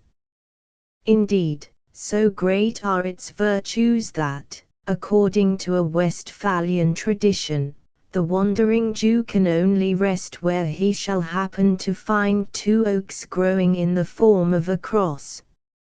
A further proof of its exalted character may be gathered from the fact that around its roots Scandinavian mythology has gathered fairyland, and hence in Germany the holes in its trunk are the pathways for elves. But the connection between lightning and plants extends over a wide area, and Germany is rich in legends relative to this species of folklore. Thus there is the magic springwort, around which have clustered so many curious lightning myths and talismanic properties.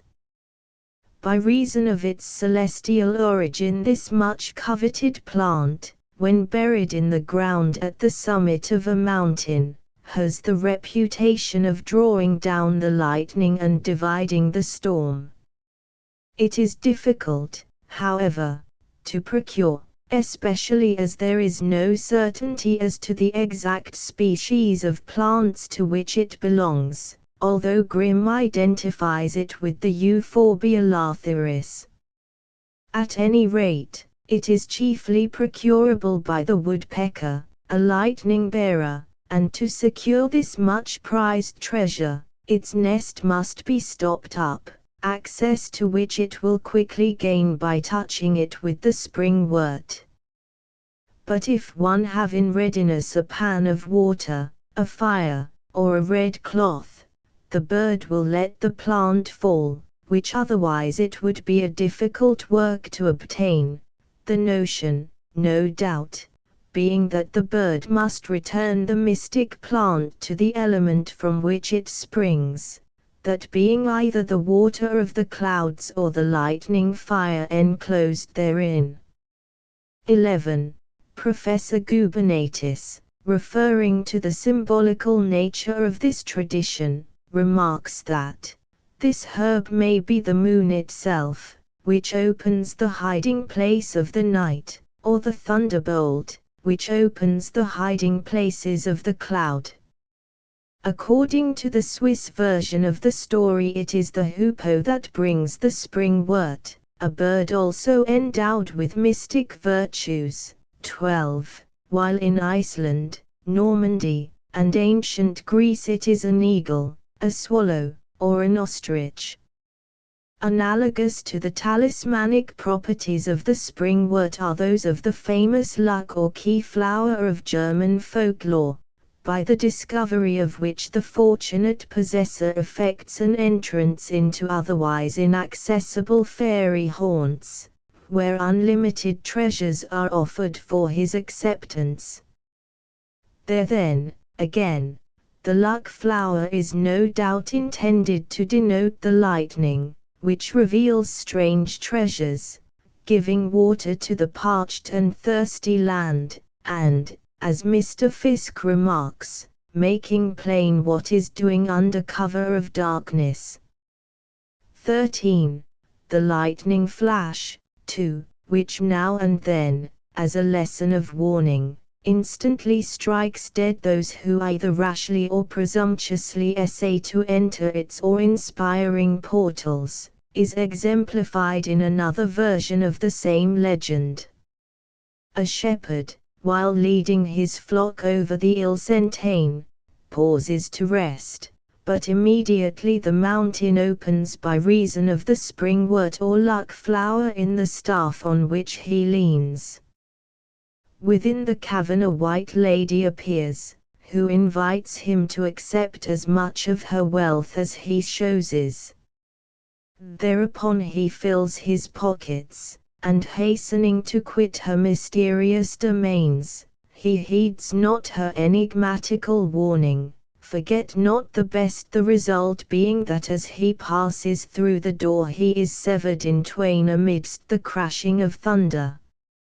Stories of this kind, however, are the exception. Legendary lore generally regarding the lightning as a benefactor rather than a destroyer. The lightning flash, to quote Mr. Baring Gould's words, reaches the barren, dead, and thirsty land, forth gush the waters of heaven, and the parched vegetation bursts once more into the vigor of life restored after suspended animation. That this is the case we have ample proof in the myths relating to plants, in many of which the life-giving properties of the lightning are clearly depicted. Hence, also, the extraordinary healing properties which are ascribed to the various lightning plants. Ash rods, for instance, are still used in many parts of England for the cure of diseased sheep, cows, and horses, and in Cornwall, as a remedy for hernia, children are passed through holes in ash trees. The mistletoe has the reputation of being an antidote for poisons and a specific against epilepsy. Culpeper speaks of it as a sure panacea for apoplexy, palsy, and falling sickness, a belief current in Sweden, where finger rings are made of its wood. An old-fashioned charm for the bite of an adder was to place a cross formed of hazelwood on the wound, and the burning of a thorn bush has long been considered a sure preventive of mildew in wheat. Without multiplying further illustrations, there can be no doubt that the therapeutic virtues of these so-called lightning plants may be traced to, in very many cases, their mythical origin. It is not surprising too that plants of this stamp should have been extensively used as charms against the influences of occult powers, their symbolical nature investing them with a potency such as was possessed by no ordinary plant. Footnotes: 1. See an article on Myths of the Fire Stealer's Saturday Review, 2 June, 1883, p. 689, Tyler's Primitive Culture. 2. Myths and Myth-Makers, p. 55. 3. See Keary's Outlines of Primitive Belief 1882, p. 98. 4. Indo-European Tradition and Folklore p. 159. 5. Mystic Trees and Shrubs Fraser's Magazine, November, 1870, p. 599. 6. Sacred Trees and Flowers Quarterly Review, July, 1863, pp. 231, 232. 7. Myths and Myth-Makers p. 55. 8. See Flower Lore pp. 38, 39. 9. Kelly's Indo-European Folklore p. 179. 10. Natural History and Antiquities of Surrey 2. 3411. Kelly's Indo-European Folklore p. 176, Grimm's Teutonic Mythology 1884, chap. Xxy. Gubernatis Zoological Mythology 2. 266-7. C. Albertus Magnus, Dum Rab. Monday 1601, p. 225. 12. Gubernatis Zoological Mythology 2. 230-13. Myths and Mythmakers p. 58. See Baring Gould's Curious Myths of the Middle Ages 1877, pp. 386-416-14. Folkard's Plant Lore Legends and Lyrics p. 460. 15 C. Kelly's Indo-European Folklore pp. 47-8. Chapter V. Plants in Witchcraft. The vast proportions which the great witchcraft movement assumed in bygone years explains the magic properties which we find ascribed to so many plants in most countries. In the nefarious trade carried on by the representatives of this cruel system of sorcery, certain plants were largely employed for working marvels, hence the mystic character which they have ever since retained. It was necessary, however, that these should be plucked at certain phases of the moon or seasons of the year, or from some spot where the sun was supposed not to have shone on it. 1. Hence Shakespeare makes one of his witches speak of root of hemlock digged the dark and of slips of yew slivered in the moon's eclipse, a practice which was long kept up. The plants, too, which formed the witches' pharmacopoeia, were generally selected either from their legendary associations or by reason of their poisonous and soporific qualities. Thus, two of those most frequently used as ingredients in the mystic cauldron were the vervain and the rue, these plants having been specially credited with supernatural virtues. The former probably derived its notoriety from the fact of its being sacred to Thor, an honor which marked it out, like other lightning plants, as peculiarly adapted for occult uses. It was, moreover, among the sacred plants of the Druids, and was only gathered by them, when the dog star arose, from unsunned spots. At the same time, it is noteworthy that many of the plants which were in repute with witches for working their marvels were reckoned as counter-charms, a fact which is not surprising, as materials used by wizards and others for magical purposes have generally been regarded as equally efficacious if employed against their charms and spells. 2. Although vervain, therefore, as the enchanter's plant was gathered by witches to do mischief in their incantations, yet, as Aubrey says, it hinders witches from their will, a circumstance to which Drayton further refers when he speaks of the vervain as gainst witchcraft much availing.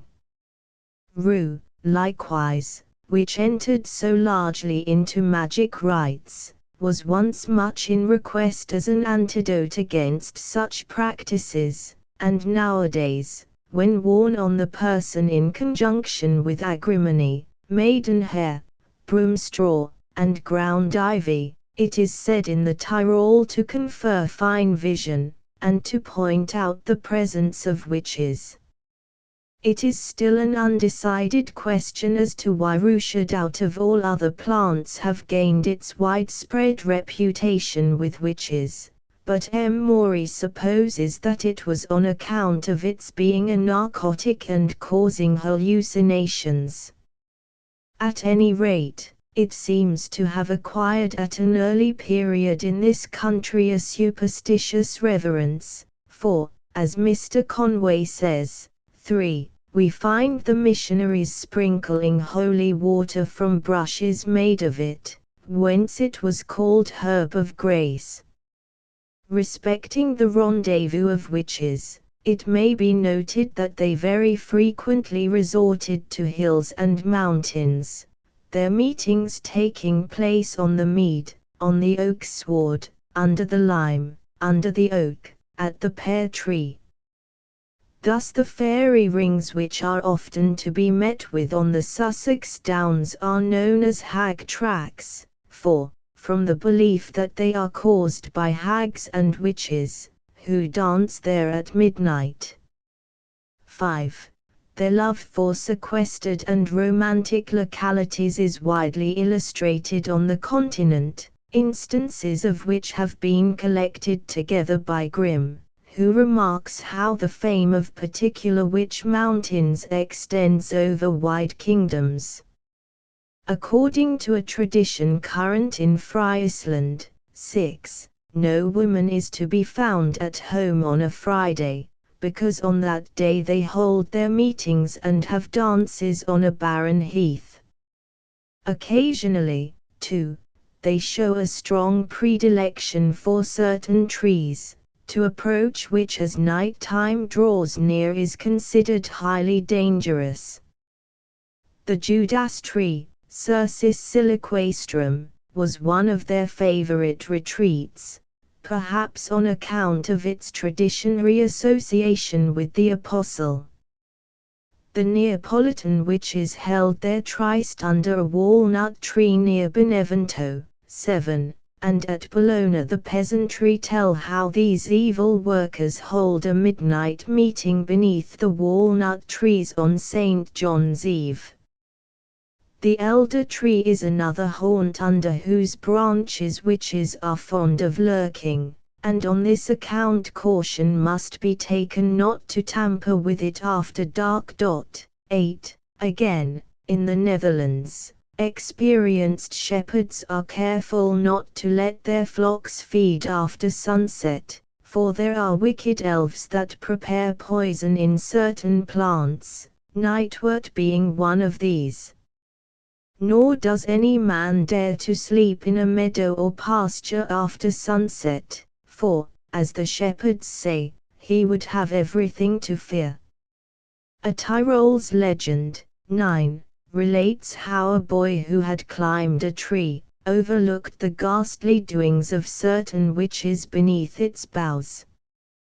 They tore in pieces the corpse of a woman, and threw the portions in the air. The boy caught one, and kept it by him, but the witches, on counting the pieces, found that one was missing, and so replaced it by a scrap of old wood, when instantly the dead came to life again. Similarly, also, they had their favorite flowers, one having been the foxglove, nicknamed witches' bells from their decorating their fingers with its blossoms, while in some localities the harebell is designated the witch's thimble. On the other hand, flowers of a yellow or greenish hue were distasteful to them. 10. In the witchcraft movement it would seem that certain plants were in requisition for particular purposes, these workers of darkness having utilized the properties of herbs to special ends. A plant was not indiscriminately selected, but on account of possessing some virtue as to render it suitable for any design that the witches might have in view. Considering, too, how multitudinous and varied were their actions, they had constant need of applying to the vegetable world for materials with which to carry out their plans. But foremost amongst their requirements was the power of locomotion wherewith to enable them with supernatural rapidity to travel from one locality to another. Accordingly, one of their most favorite vehicles was a besom or broom, an implement which, it has been suggested, from its being a type of the winds, is an appropriate utensil in the hands of the witches, who are wind makers and workers in that element. 11. According to the Asiatic Register for 1801, the Eastern as well as the European witches practice their spells by dancing at midnight, and the principal instrument they use on such occasions is a broom. Hence, in Hamburg, sailors, after long toiling against a contrary wind, on meeting another ship sailing in an opposite direction, throw an old broom before the vessel, believing thereby to reverse the wind. 12. As, too, in the case of vervain and rue, the besom, although dearly loved by witches, is still extensively used as a counter-charm against their machinations, it being a well-known belief both in England and Germany that no individual of this stamp can step over a besom laid inside the threshold. Hence, also, in Westphalia, at Shrovetide, white besoms with white handles are tied to the cow's horns, and, in the rites connected with the midsummer fires kept up in different parts of the country, the besom holds a prominent place. In Bohemia, for instance, the young men collect for some weeks beforehand as many worn-out brooms as they can lay their hands on. These, after dipping in tar, they light, running with them from one bonfire to another, and when burnt out they are placed in the fields as charms against blight. 13. The large ragwort, known in Ireland as the fairy's horse, has long been sought for by witches when taking their midnight journeys. Burns, in his address to the Deil, makes his witches skim the muirs and dizzy crags on ragbred nags with wicked speed. The same legendary belief prevails in Cornwall, in connection with the Castle Peak, a high rock to the south of the Logan Stone.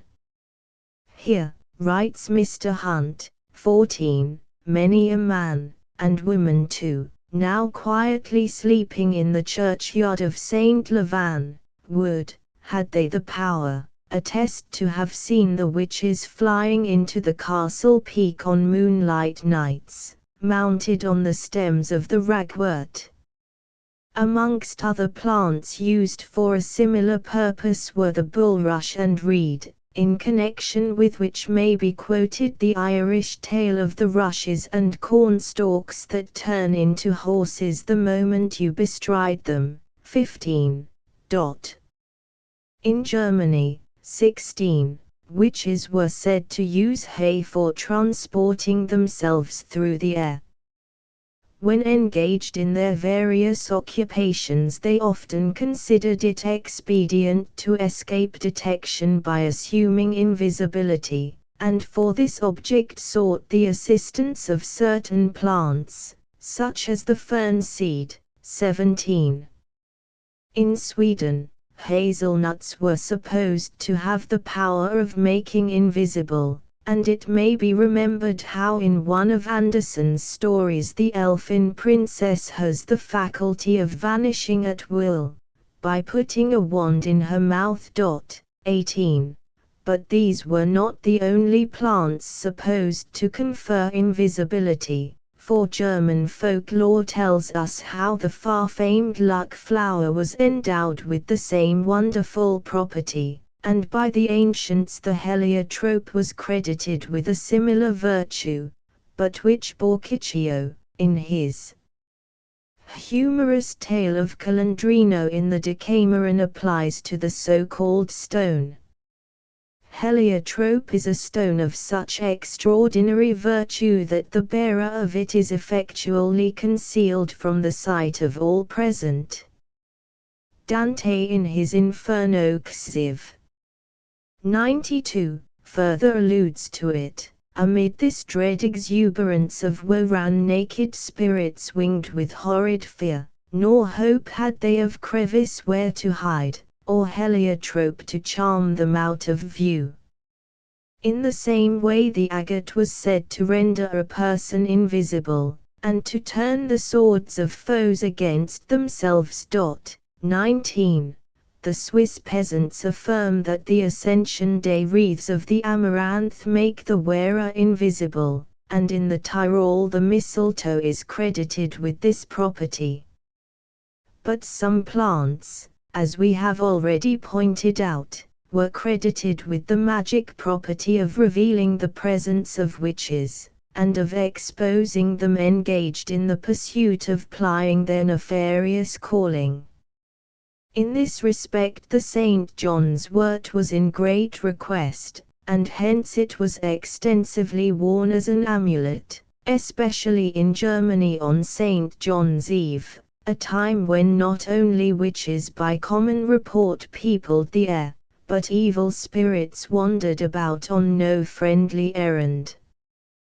Thus the Italian name of devil chaser from the circumstance of its scaring away the workers of darkness, by bringing their hidden deeds to light. This, moreover, accounts for the custom so prevalent in most European countries of decorating doorways and windows with its blossoms on St. John's Eve. In our own country Stowe, 20, speaks of it as its having been placed over the doors together with green birch, fennel, or pine, and white lilies, whereas in France the peasantry still reverence it as dispersing every kind of unseen evil influence. The elder was invested with similar properties, which seem to have been more potent than even those attributed to the St. John's wort. According to an old tradition, any baptized person whose eyes were anointed with the green juice of its inner bark could see witches in any part of the world. Hence the tree was extremely obnoxious to witches, a fact which probably accounts for its having been so often planted near cottages. Its magic influence has also caused it to be introduced into various rites, as in Styria on Bertha night, the 6th of January, when the devil goes about in great force. 21. As a safeguard, persons are recommended to make a magic circle, in the center of which they should stand with elderberries gathered on St. John's night. By so doing the mystic fern seed may be obtained, which possesses the strength of 30 or 40 men. In Germany, too, a species of wild radish is said to reveal witches, as also is the ivy, and saxifrage enables its bearer to see witches on Walpurgis night. But, in spite of plants of this kind, witches somehow or other contrived to escape detection by the employment of the most subtle charms and spells. They generally, too, took the precaution of avoiding such plants as were antagonistic to them, displaying a cunning ingenuity in most of their designs which it was by no means easy to forestall. Hence in the composition of their philters and potions they infused the juices of the most deadly herbs, such as that of the nightshade or monkshood, and to add to the potency of these baleful draughts they considered it necessary to add as many as 7 or 9 of the most poisonous plants they could obtain, such, for instance, as those enumerated by one of the witches in Ben Jonson's Masque of Queens, who says, "And I ha' been plucking plants among hemlock, henbane, adder's tongue, nightshade, moonwort, libard's bane, and twice, by the dogs, was like to be ta'en." Another plant used by witches in their incantations was the sea or horned poppy, known in medieval times as Ficus infernolis, hence it is further noticed by Ben Jonson in the witch's song, "Yes, I have brought to help our vows, horned poppy, cypress boughs, the fig tree wild that grows on tombs, and juice that from the larch tree comes." Then, of course, there was the wondrous moonwort, Batricium lunaria, which was doubly valuable from its mystic virtue, for, as Culpeper, 22, tells us, It was believed to open locks and possess other magic virtues. The mullein, popularly termed the hag taper, was also in request, and the honesty, lunaria b ennis, in sorceries excelling was equally employed. By Scotch witches the woodbine was a favourite plant. 23, who, in effecting magical cures, passed their patients 9 times through a girth or garland of green woodbine. Again, a popular means employed by witches of injuring their enemies was by the bryony. Coles, in his Art of Simpling for instance, informs us how they take likewise the roots of mandrake, according to some, or, as I rather suppose, the roots of bryony, which simple folk take for the true mandrake, and make thereof an ugly image, by which they represent the person on whom they intend to exercise their witchcraft. And Lord Bacon, speaking of the mandrake, says, some plants there are, but rare, that have a mossy or downy root, and likewise that have a number of threads, like beards, as mandrakes, whereof witches and impostors make an ugly image, giving it the form of a face at the top of the root, and leave those strings to make a broad beard down to the foot. The witchcraft literature of the 16th and 17th centuries contains numerous allusions to the diabolical practice, a superstition immortalized by Shakespeare. The mandrake, from its supposed mysterious character, was intimately associated with witches, and Ben Jonson, in his Masque of Queens, makes one of the hags who has been gathering this plant say, I last night lay all alone on the ground, to hear the mandrake groan, and plucked him up, though he grew full low, and, as I had done, the cock did crow. We have already incidentally spoken of the vervain, St. John's wort, elder, and rue as antagonistic to witchcraft, but to these may be added many other well-known plants, such as the juniper, mistletoe, and blackthorn.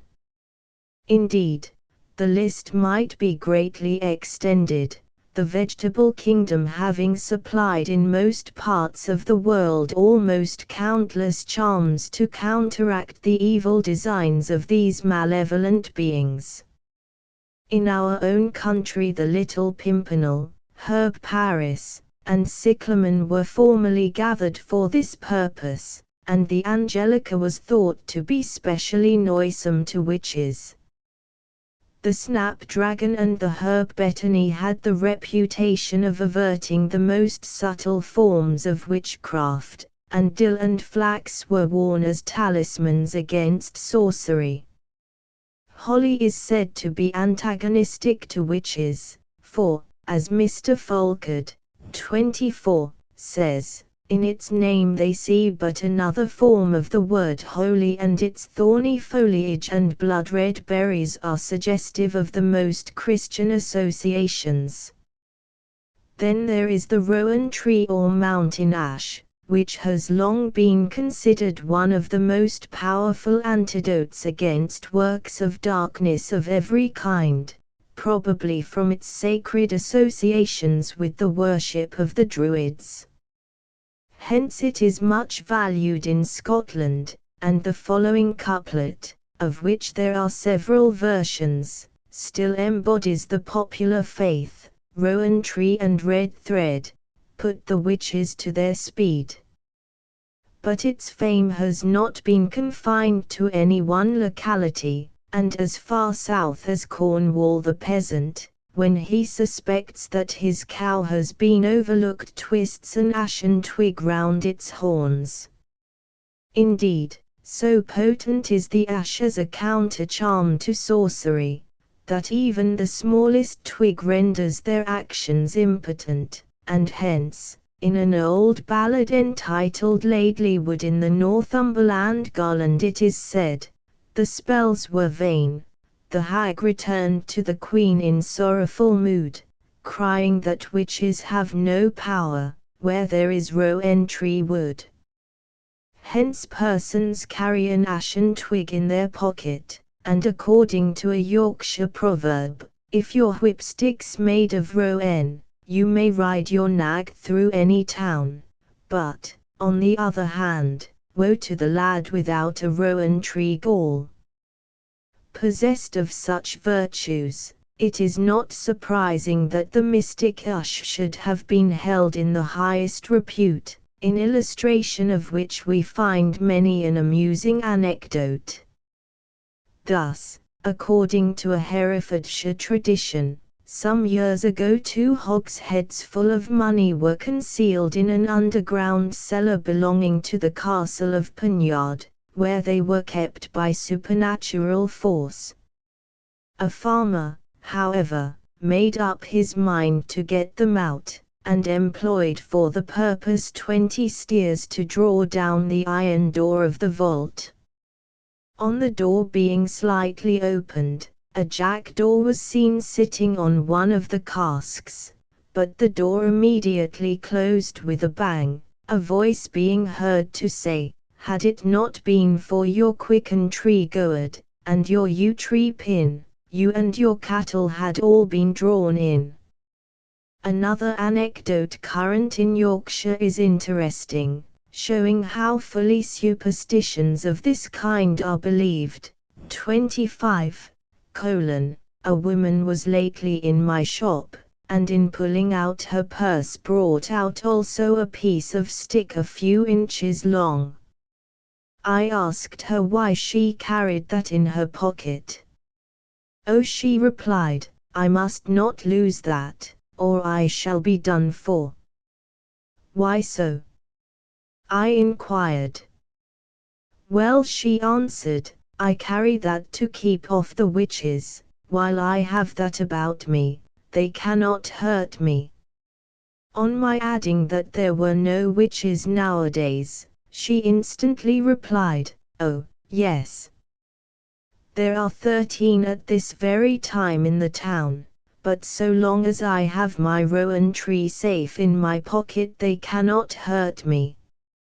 Occasionally when the dairy maid churned for a long time without making butter, she would stir the cream with a twig of mountain ash, and beat the cow with another, thus breaking the witch's spell. But, to prevent accidents of this kind, it has long been customary in the northern countries to make the churn staff of ash. For the same reason herd boys employ an ash twig for driving cattle, and one may often see a mountain ash growing near a house. On the continent the tree is in equal repute, and in Norway and Denmark rowan branches are usually put over stable doors to keep out witches, a similar notion prevailing in Germany. No tree, perhaps, holds such a prominent place in witchcraft lore as the mountain ash, its mystic power having rarely failed to render fruitless the evil influence of these enemies of mankind. In our northern counties witches are said to dislike the bracken fern, because it bears on its root the initial C, which may be seen on cutting the root horizontally. 26. And in most places equally distasteful to them is the yew, perhaps for no better reason than its having formerly been much planted in churchyards. The herb bennet, Geum urbanum, like the clover, from its trefoiled leaf, renders witches powerless, and the hazel has similar virtues. Among some of the plants considered antagonistic to sorcery on the continent may be mentioned the water lily, which is gathered in the Rhine district with a certain formula. In Tuscany, the lavender counteracts the evil eye, and a German antidote against the hurtful effects of any malicious influence was an ointment made of the leaves of the marshmallow. In Italy, an olive branch which has been blessed keeps the witch from the dwelling, and in some parts of the continent the plum tree is used. Kolb, writes Mr. Black, 27, who became one of the first wonder doctors of the Tyrol, when he was called to assist any bewitched person, made exactly at midnight the smoke of 5 different sorts of herbs, and while they were burning the bewitched was gently beaten with a martyr thorn birch, which had to be got the same night.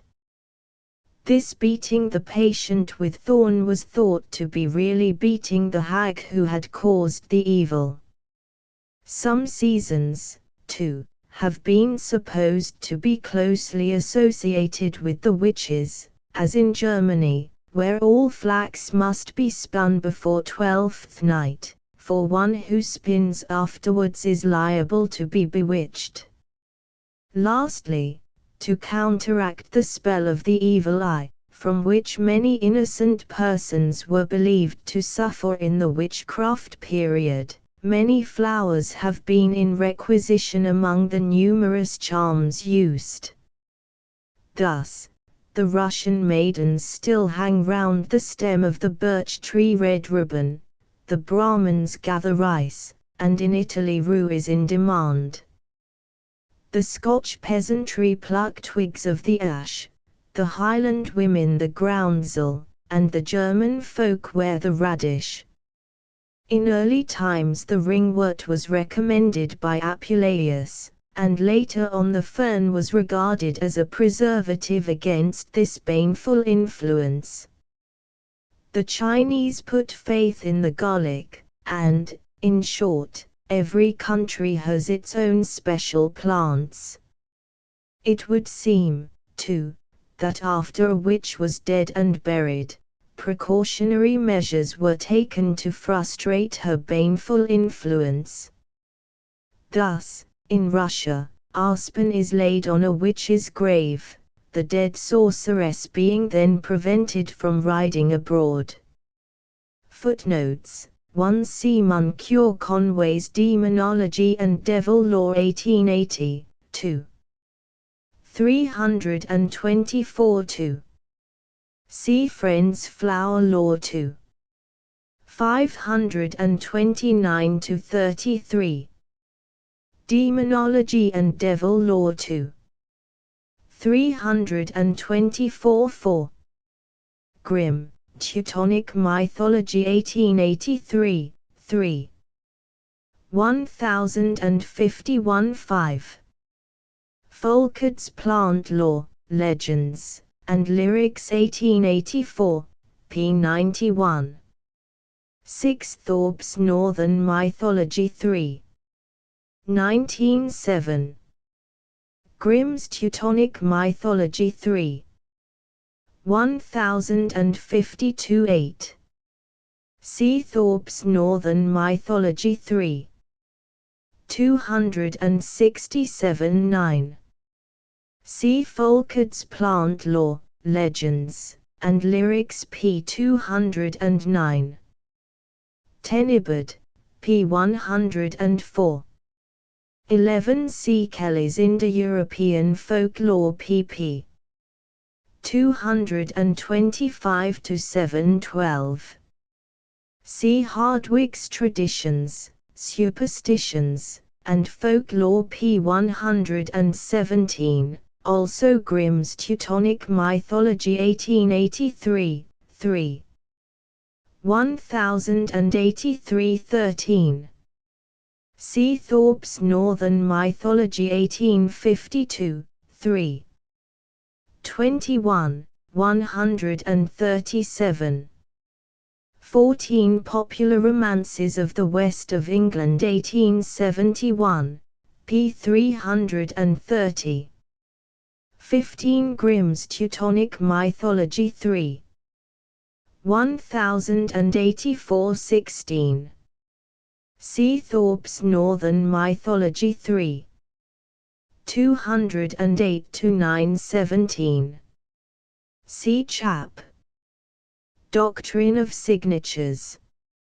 18. See Yodley's Supernatural in Romantic Fiction 1880, pp. 131–219. See Fiske, Myths and Mythmakers p. 44, also Baring Gould's Curious Myths of the Middle Ages 1877, p. 398. 20. Survey of London. See Mason's Folklore of British Plants in Dublin University Magazine, September 1873, p. 326–8. 21. Mr. Conway's Mystic Trees and Flowers Fraser's Magazine, 1870, 602. 22. British Herbal. 23. See Folkard's Plant Lore Legends and Lyrics p. 380. 24. Plant Lore Legends and Lyrics p. 376. 25. Henderson's Folklore of Northern Counties 1879, p. 225. 26. Folklore of Northern Counties 1879. 27. Folk Medicine p. 202. Chapter 6. Plants in Demonology. The association of certain plants with the devil forms an extensive and important division in their folklore, and in many respects is closely connected with their mystic history. It is by no means easy always to account for some of our most beautiful flowers having satanic surroundings, although frequently the explanation must be sought in their poisonous and deadly qualities. In some cases, too, the student of comparative mythology may trace their evil reputation to those early traditions which were the expressions of certain primitive beliefs, the survivals of which nowadays are found in many an apparently meaningless superstition. Anyhow, the subject is a very wide one, and is equally represented in most countries. It should be remembered, moreover, that rudimentary forms of dualism, the antagonism of a good and evil deity, have from a remote period occupied men's minds, a system of belief known even among the lower races of mankind. Hence, just as some plants would in process of time acquire a sacred character, others would do the reverse. Amongst the legendary stories and folk tales of most countries we find frequent allusion to the devil as an active agent in utilizing various flowers for his mischievous pursuits, and on the continent we are told of a certain evil spirit named Clor who transforms himself into a tree to escape notice. A superstition which under a variety of forms still lingers here and there. 2. It would seem, too, that in some of our old legends and superstitions the terms puck and devil are synonymous, a circumstance which explains the meaning, otherwise unintelligible, of many items of plant lore in our own and other countries. Thus the word puck has been identified with pog, toad, under which form the devil was supposed to be personified, and hence probably originated such expressions as toadstools, paddock stools, and c. The thorns of the eglantine are said to point downwards, because when the devil was excluded from heaven he tried to regain his lost position by means of a ladder composed of its thorns. But when the eglantine was only allowed to grow as a bush, out of spite he placed its thorns in their present eccentric position. The seed of the parsley is apt to come up only partially, according as the devil takes his tithe of it. 3. In Germany devil's oaks are of frequent occurrence, and one of these at Gotha is held in great regard. 4. And Gerard, describing the vervain, with its manifold mystic virtues, says that the devil did reveal it as a secret and divine medicine. Belladonna, writes Mr. Conway, is esteemed in Bohemia a favorite plant of the devil, who watches it, but may be drawn from it on Walpurgis night by letting loose a black hen, after which he will run. Then there is the sow thistle, which in Russia is said to belong to the devil, and Loki, the evil spirit in northern mythology, is occasionally spoken of as sowing weeds among the good seed, from whence, it has been suggested, originated the popular phrase of sowing one's wild oats. 5.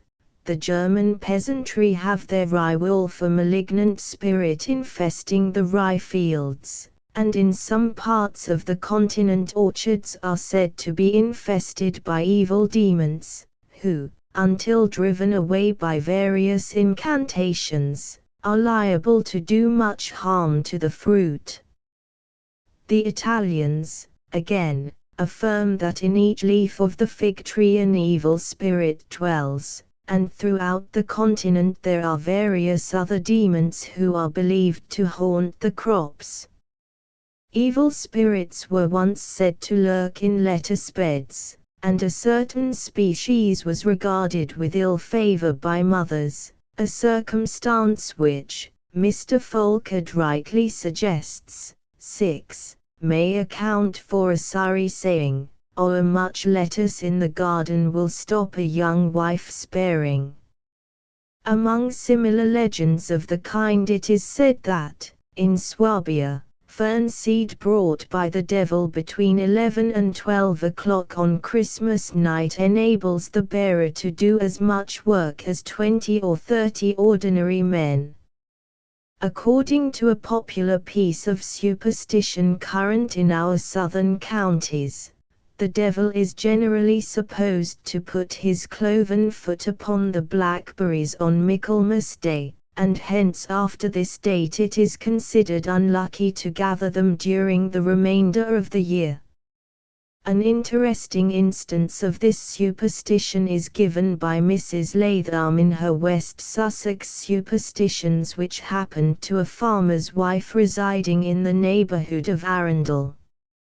It appears that she was in the habit of making a large quantity of blackberry jam, and finding that less fruit had been brought to her than she required, she said to the charwoman, "I wish you would send some of your children to gather me 3 or 4 pints more." Exclaimed the woman in astonishment, "Don't you know this is the 11th October?" "Yes," she replied. "Bless me, and you ask me to let my children go out blackberrying? Why, I thought everyone knew that the devil went round on the 10th of October, and spat on all the blackberries, and that if any person were to eat on the 11th, he or someone belonging to him would either die or fall into great trouble before the year was out. In Scotland the devil is said to but throw his cloak over the blackberries and render them unwholesome, while in Ireland he is said to stamp on them.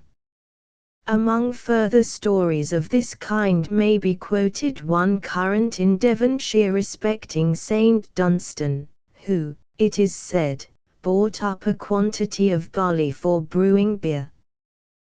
The devil, knowing how anxious the saint would be to get a good sale for his beer, offered to blight the apple trees, so that there should be no cider, and hence a greater demand for beer, on condition that he sold himself to him.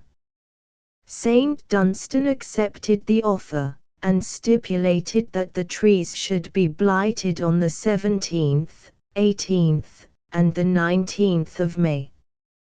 Should the apple blossom be nipped by cold winds or frost about this time, many allusions are still made to Saint Dunstan.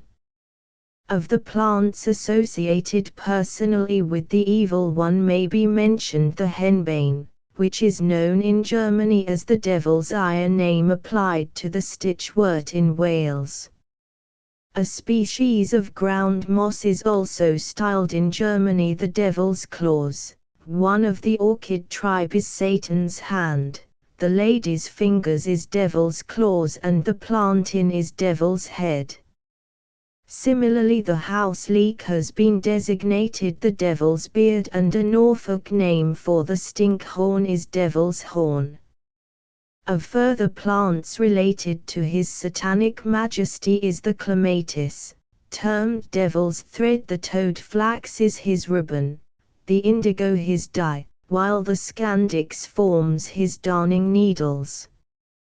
The tritoma, with its brilliant red blossom, is familiar in most localities as the devil's poker, and the ground ivy has been nicknamed the devil's candlestick, the mandrake supplying his candle.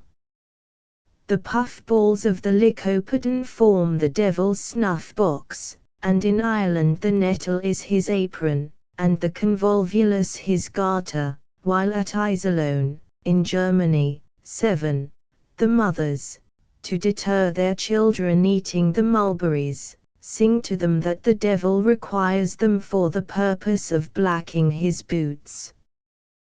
The arum maculatum is devil's ladies and gentlemen, and the ranunculus arvensis is the devil on both sides. The vegetable kingdom also has been equally mindful of His Majesty's food, the spurge having long been named devil's milk and the bryony the devil's cherry. A species of fungus, known with us as witch's butter, is called in Sweden devil's butter, while one of the popular names for the mandrake is devil's food. The hare parsley supplies him with oatmeal, and the steakwort is termed in the west of England devil's corn. Among further plants associated with his satanic majesty may be enumerated the garden fennel, or love in a mist, to which the name of devil in a bush has been applied, while the fruit of the deadly nightshade is commonly designated devil's berries. Then there is the devil's tree, and the devil's dung is one of the nicknames of the asafoetida. The hawkweed, like the scabious, was termed devil's bit because the root looks as if it had been bitten off. According to an old legend, the root was once longer, until the devil bit away the rest for spite, for he needed it not to make him sweat, who is always tormented with fear of the day of judgment. Gerard further adds that, the devil did bite it for envy, because it is an herb that hath so many great virtues, and is so beneficial to mankind. A species of ranunculus supplies his coach wheels, and in some parts of the country ferns are said to supply his brushes. His Majesty's wants, therefore, have been amply provided for by the vegetable kingdom, for even the wild garlic affords him a posy. 8. Once more, in Sweden, a rose-colored flower, known as Our Lady's hand, has two roots like hands, one white, the other black, and when both are placed in water the black one will sink. This is called Satan's hand, but the white one, called Mary's hand, will float. 9. Hence this flower is held in deep and superstitious veneration among the peasantry, and in Crete the basil is considered an emblem of the devil, and is placed on most window ledges, no doubt as a charm. Some plants, again, have been used for exorcism from their reputed antagonism to all satanic influence. Thus the Avens or herb bennet, when kept in a house, was believed to render the devil powerless, and the Greeks of old were in the habit of placing a laurel bough over their doorways to keep away evil spirits. The thistle has been long in demand for counteracting the powers of darkness, and in Estonia it is placed on the ripening corn to drive and scare away malignant demons. In Poland, the disease known among the poorer classes as elflock is supposed to be the work of wicked spirits, but tradition says it will gradually disappear if one buries thistle seed. 10.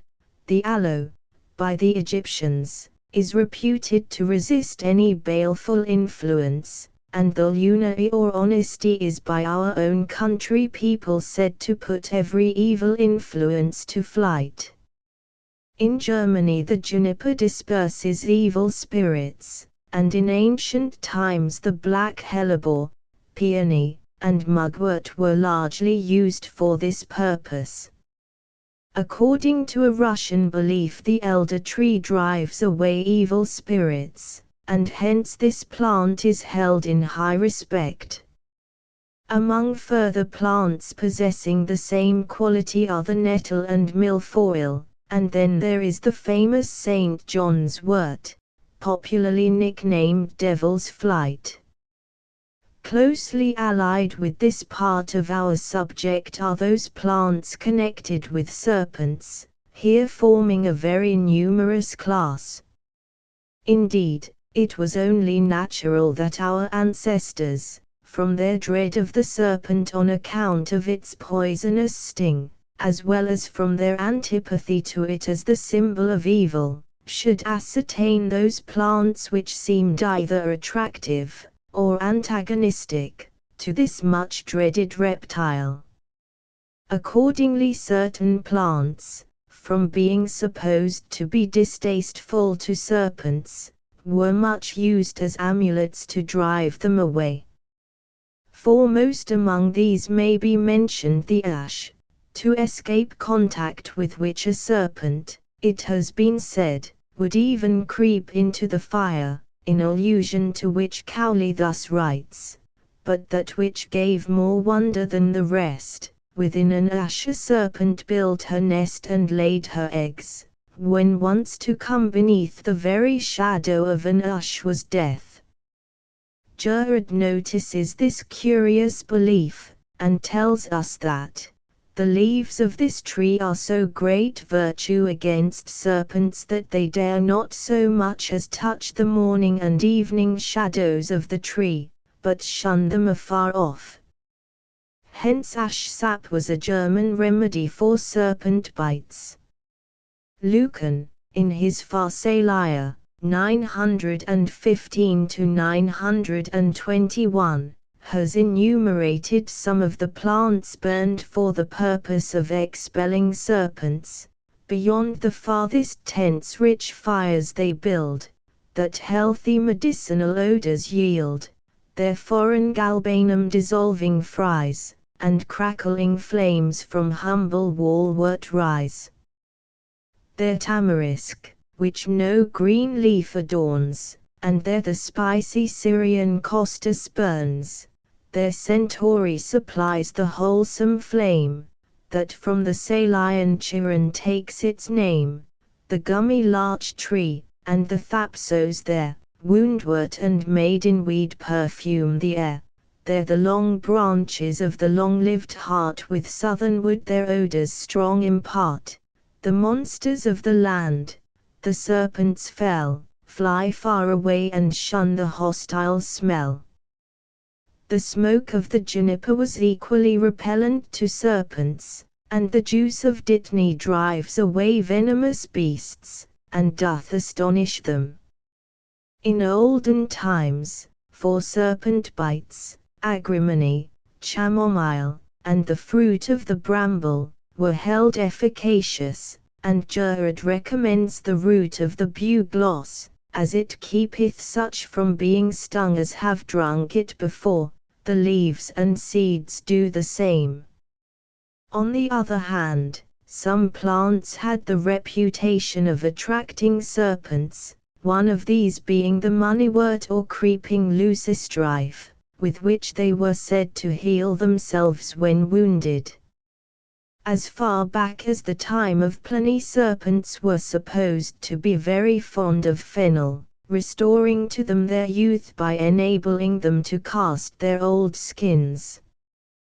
There is a belief in Thuringia that the possession of fern seed causes the bearer to be pursued by serpents till thrown away, and, according to a curious Usian proverb, from all old trees proceeds either an owl or a devil, in reference, no doubt, to their often bare and sterile appearance.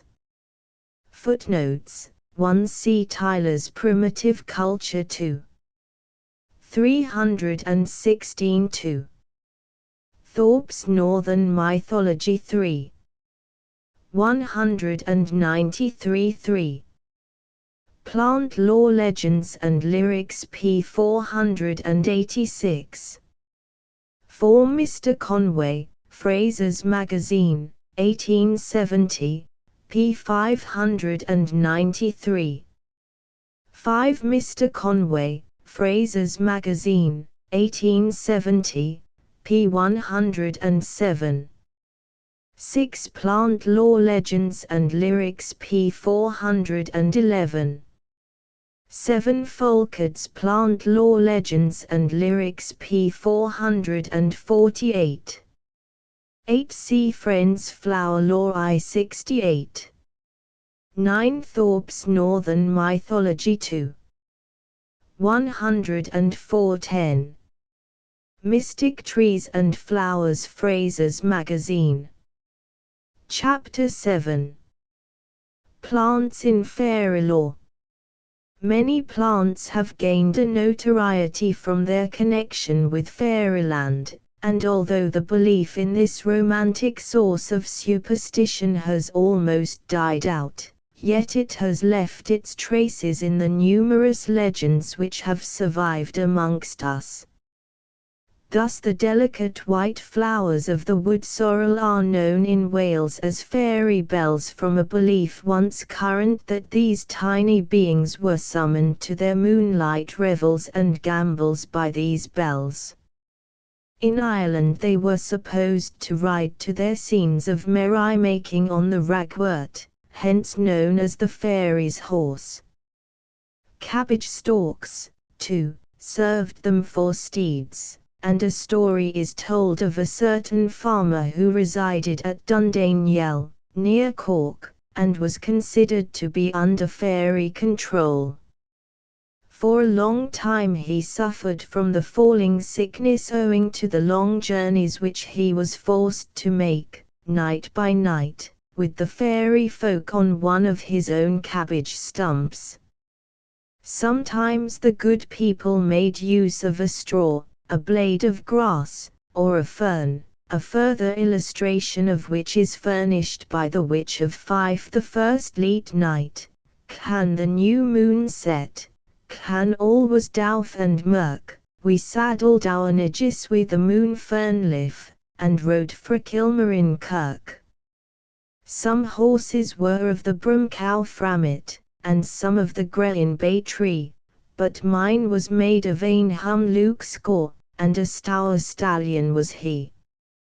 1. In some folk tales fairies are represented as employing nuts for their mode of conveyance, in allusion to which Shakespeare, in Romeo and Juliet, makes Mercutio speak of Queen Mab's arrival in a nutshell.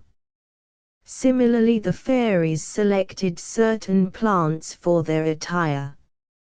Although green seems to have been their popular color, yet the fairies of the moon were often clad in heath brown or lichen-dyed garments, whence the epithet of elfin grey. Their petticoats, for instance, were composed of the foxglove, a flower in demand among Irish fairies for their gloves, and in some parts of that country for their caps, where it is nicknamed lusmore, while the Cuscuta epithymium is known in Jersey as fairy's hair. Their ornament was made of the fairy flax, and the wood anemone, with its fragile blossoms, was supposed to afford them shelter in wet weather.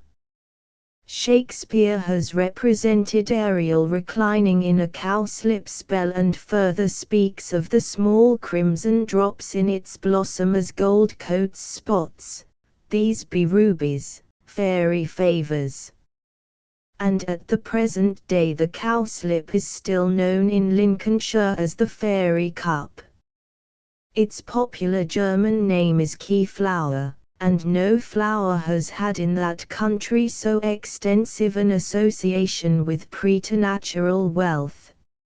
A well-known legend relates how Bertha entices some favored child by exquisite primroses to a doorway overgrown with flowers. This is the door to an enchanted castle. When the keyflower touches it, the door gently opens, and the favored mortal passes to a room with vessels covered over with primroses, in which are treasures of gold and jewels. When the treasure is secured, the primroses must be replaced, otherwise the finder will be forever followed by a black dog. Sometimes their mantles are made of the gossamer, the cobwebs which may be seen in large quantities on the furze bushes, and so of King Oberon we are told, a rich mantle did he wear, made of tinsel gossamer, bestarred over with a few diamond drops of morning dew. Tulips are the cradles in which the fairy tribe have lulled their offspring to rest, while the Pyrus japonica serves them for a fire. 2. Their hat is supplied by the Pezisa coccinea, and in Lincolnshire, writes Mr. Friend, 3, a kind of fungus like a cup or old-fashioned purse, with small objects inside, is called a fairy purse. When mending their clothes, the foxglove gives them thimbles, and many other flowers might be added which are equally in request for their various needs. It should be mentioned, however, that fairies, like witches, have a strange antipathy to yellow flowers, and rarely frequent localities where they grow. In olden times, we read how in Scandinavia and Germany the rose was under the special protection of dwarfs and elves, who were ruled by the mighty King Lorin, the lord of the rose garden. 4 portals to the garden lead, and when the gates are closed, no living might dare touch a rose, 'gainst his strict command opposed, whoe'er would break the golden gates, or cut the silken thread, or who would dare to crush the flowers down beneath his tread, soon for his pride would have to pledge a foot and hand. Thus Lorin, king of dwarfs, rules within his land. We may mention here that the beautiful white or yellow flowers that grow on the banks of lakes and rivers in Sweden are called neck roses, memorials of the neck, a water elf, and the poisonous root of the water hemlock was known as neckroot. 4. In Brittany and in some parts of Ireland the hawthorn, or, as it is popularly designated, the fairy thorn, is a tree most specially in favour.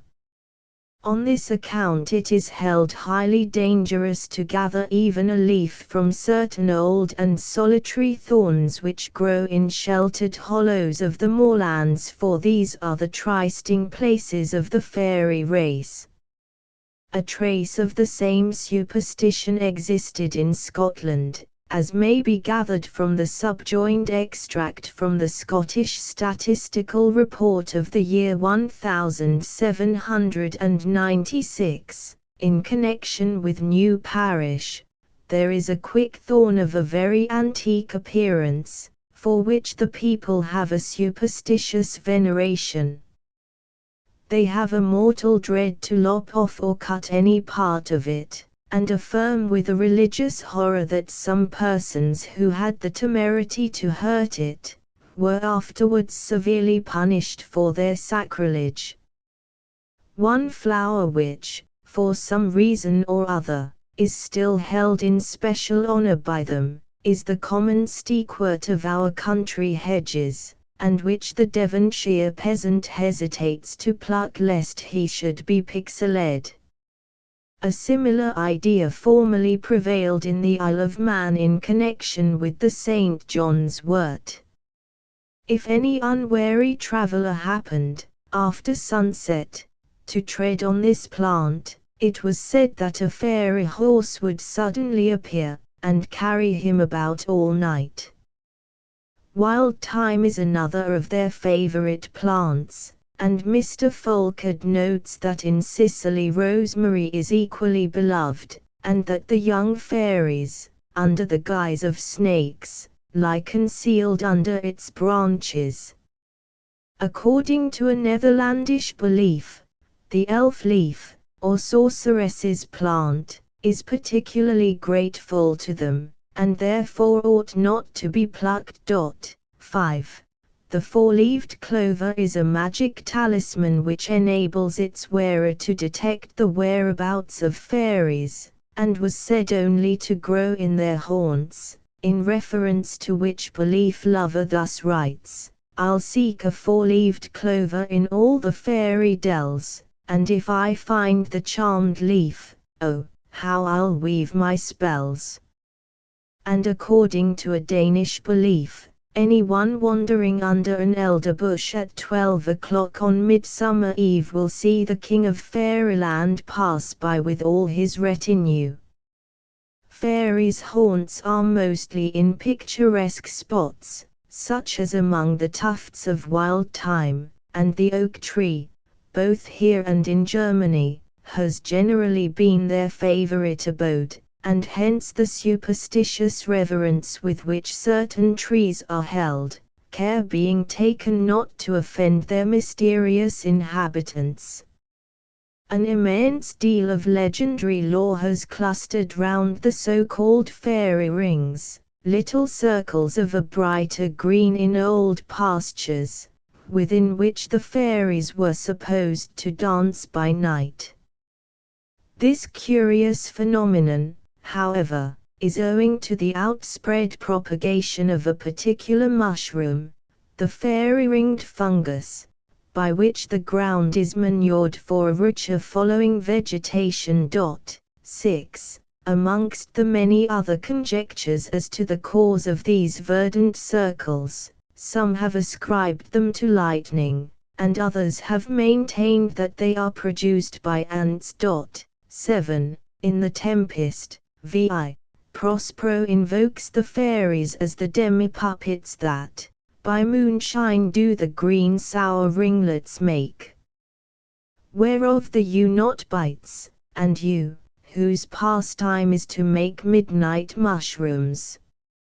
And in The Merry Wives of Windsor, v5, Mistress quickly says, and nightly, meadow fairies, look, you sing, like to the garter's compass, in a ring, the expression that it bears, green let it be, more fertile fresh than all the field to see. Drayton, in his Nymphidia, 169-72, tells how the fairies, in their courses make that round, in meadows and in marshes found, of them so called the fairy ground, of which they have the keeping. These fairy rings have long been held in superstitious awe, and when in olden times May dew was gathered by young ladies to improve their complexion, they carefully avoided even touching the grass within them, for fear of displeasing these little beings, and so losing their personal charms. At the present day, too, the peasant asserts that no sheep nor cattle will browse on the mystic patches, a natural instinct warning them of their peculiar nature. A few miles from Alnwick was a fairy ring, round which if people ran more than 9 times, some evil was supposed to befall them. It is generally agreed that fairies were extremely fond of dancing around oaks, and thus in addressing the monarch of the forest a poet has exclaimed, "The fairies, from their nightly haunt, in copse or dell, or round the trunk revered of Herne's moon-silvered oak, shall chase away each fog, each blight, and dedicate to peace thy classic shade." In Sweden the miliary fever is said by the peasantry to be caused by the elf mote or meeting with elves, as a remedy for which the lichen aphogus or lichen caninus is sought. The toadstools often found near these so-called fairy rings were also thought to be their workmanship, and in some localities are styled pixie stools, and in the north of Wales fairy tables, while the cheeses or fruit of the mallow are known in the north of England as fairy cheeses.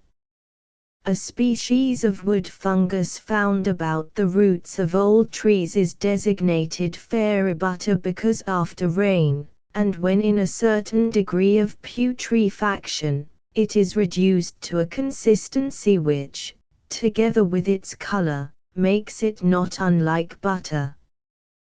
The fairy butter of the Welsh is a substance found at a great depth in cavities of limestone rocks. Ritson, in his fairy tales speaking of the fairies who frequented many parts of Durham, relates how a woman who had been in their society challenged one of the guests whom she espied in the market selling fairy butter, an accusation, however, which was deeply resented.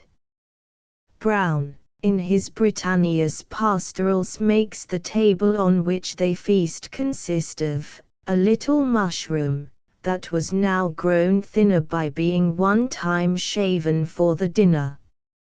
Fairies have always been jealous of their rights, and are said to resent any infringement of their privileges, one of these being the property of fruit out of season.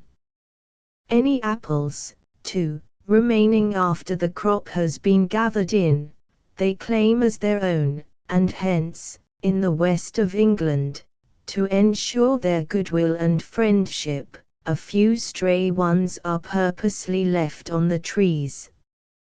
This may partially perhaps explain the ill luck of plucking flowers out of season. 8.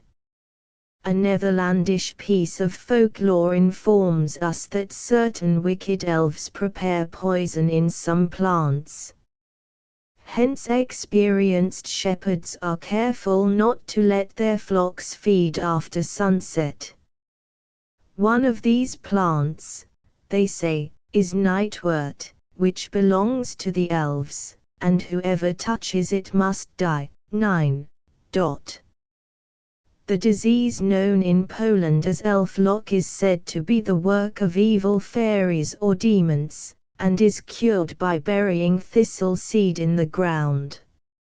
Similarly, in Iceland, says Mr. Conway, the farmer guards the grass around his field lest the elves abiding in them invade his crops.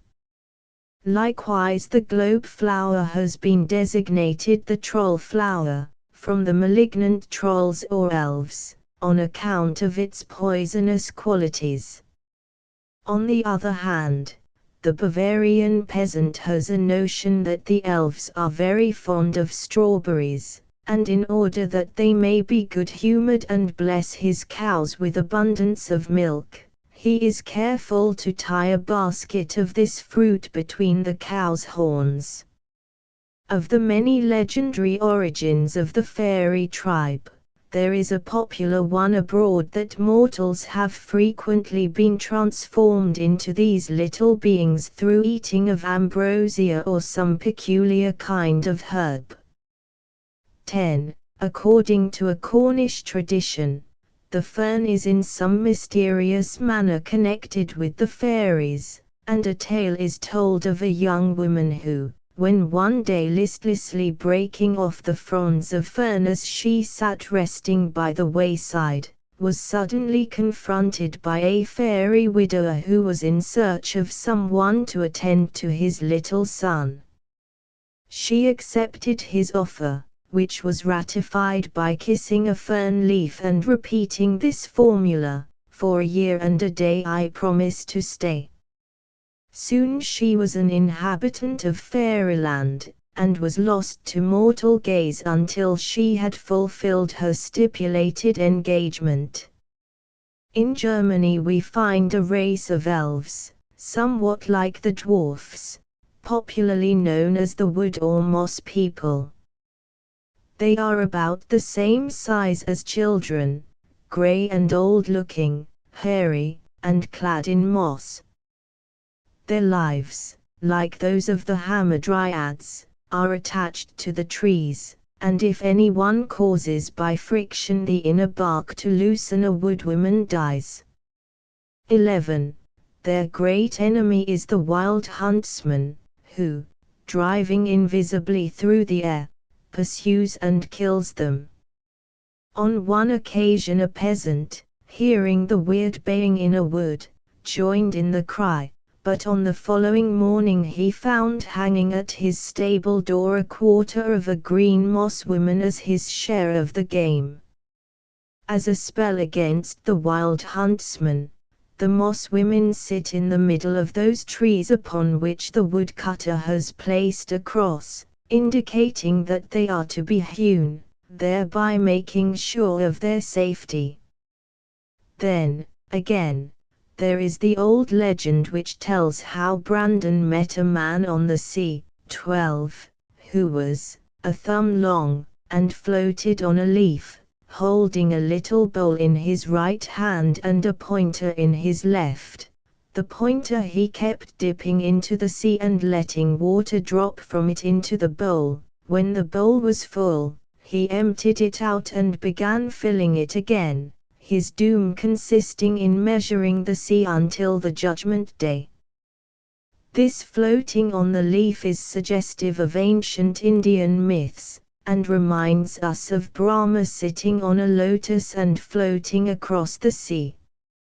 Vishnu, when, after Brahma's death, the waters have covered all the worlds, sits in the shape of a tiny infant on a leaf of the fig tree, and floats on the sea of milk sucking the toe of his right foot. 13. Another tribe of water fairies are the nixes, who frequently assume the appearance of beautiful maidens. On fine sunny days they sit on the banks of rivers or lakes, or on the branches of trees, combing and arranging their golden locks. Know you the nixes, gay and fair? Their eyes are black, and green their hair, they lurk in sedgy shores. A fairy or water sprite that resides in the neighborhood of the Orkneys is popularly known as Tangi, so called from tang, the seaweed with which he is covered. Occasionally he makes his appearance as a little horse, and at other times as a man. 14. Then there are the wood and forest folk of Germany, spirits inhabiting the forests, who stood in friendly relation to man, but are now so disgusted with the faithless world, that they have retired from it. Hence their precept, peel no tree, relate no dream, pipe no bread, or bake no cumin in bread, so will God help thee in thy need.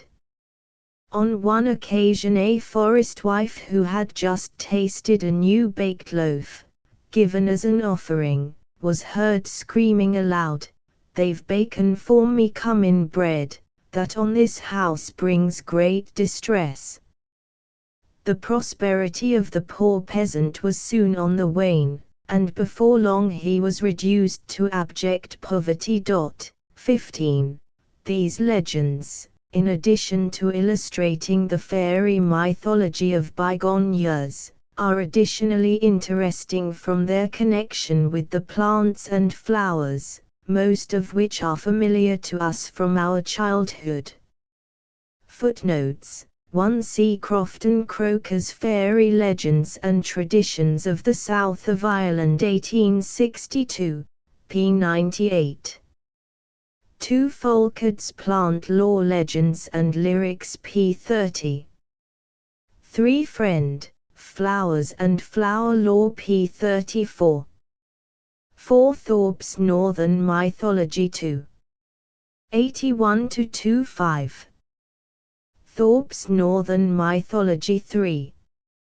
266–6. See The Phytologist 1862, p. 236–8. 7. Folklore of Shakespeare p. 15. 8. See Friend's Flower Lore I 34.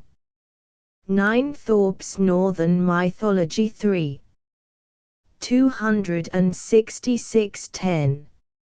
Friend's Flower Lore I 27. 11. See Keatley's Fairy Mythology p. 231. 12. Grimm's Tew. Myth, 1883, 2. 451, 13. Asiatic Researches I 345. 14. See Keatley's Fairy Mythology p. 173. 15. Thorpe's Northern Mythology I 251–3. Chapter 8. Love Charms. Plants have always been largely used for testing the fidelity of lovers, and at the present day are still extensively employed for this purpose by the rustic maiden. As in the case of medical charms, more virtue would often seem to reside in the mystic formula uttered while the flower is being secretly gathered, than in any particular quality of the flower itself. Then, again, flowers, from their connection with certain festivals, have been consulted in love matters, and elsewhere we have alluded to the knowledge they have long been supposed to give in dreams, after the performance of certain incantations. Turning to some of the well-known charm formulas, may be mentioned that known as a clover of two, the mode of gathering it constituting the charm itself, a clover of two, put it in your right shoe, the first young man you meet, in field, street, or lane, you'll get him, or one of his name. Then there is the hemp seed formula, and one founded on the luck of an apple pip, which, when seized between the finger and thumb, is supposed to pop in the direction of the lover's abode, an illustration of which we subjoin as still used in Lancashire. Pippin, Pippin, Paradise, tell me where my true love lies, east, west, north, and south, Pilling-Brig, or Cockermouth. The old custom, too, of throwing an apple peel over the head, marriage or single blessedness being foretold by its remaining whole or breaking, and of the peel so cast forming the initial of the future loved one, finds many adherents. Equally popular, too, was the practice of divining by a thistle blossom. When anxious to ascertain who loved her most, a young woman would take 3 or 4 heads of thistles, cut off their points, and assign to each thistle the name of an admirer, laying them under her pillow. On the following morning the thistle which has put forth a fresh sprout will denote the man who loves her most. There are numerous charms connected with the ash leaf, and among those employed in the north of England we may quote the following: the even ash leaf in my left hand. The first man I meet shall be my husband, the even ash leaf in my glove. The first I meet shall be my love, the even ash leaf in my breast. The first man I meet's whom I love best, the even ash leaf in my hand. The first I meet shall be my man. Even ash, I pluck thee, this night my true love for to see, neither in his rick nor in his rear, but in the clothes he does every day wear. And there is the well-known saying current throughout the country, if you find an even ash or a four-leaved clover, rest assured you'll see your true love ere the day is over. Longfellow alludes to the husking of the maize among the American colonists, an event which was always accompanied by various ceremonies, one of which he thus forcibly describes: in the golden weather the maize was husked, and the maidens blushed at each blood-red ear, for that betokened a lover, but at the crooked laughed, and called it a thief in the cornfield. Even the blood-red ear to Evangeline brought not her lover. Charms of this kind are common, and vary in different localities, being found extensively on the continent, where perhaps even greater importance is attached to them than in our own country. Thus, a popular French one, which many of our young people also practice, is for lovers to test the sincerity of their affections by taking a daisy and plucking its leaflets off one by one, saying, "Does he love me, a little, much, passionately, not at all?" the phrase which falls to the last leaflet forming the answer to the inquiry, "La blanchit simple parqueret, que ton coeur consult cert out, dit tunnement, tendre filet, t'aime, un peu, beaucoup, point du tout." Perhaps Browne alludes to the same species of divination when he writes of the gentle daisy with her silver crown, worn in the breast of many a shepherd lass. In England the marigold, which is carefully excluded from the flowers with which German maidens tell their fortunes as unfavorable to love, is often used for divination, and in Germany the starflower and dandelion.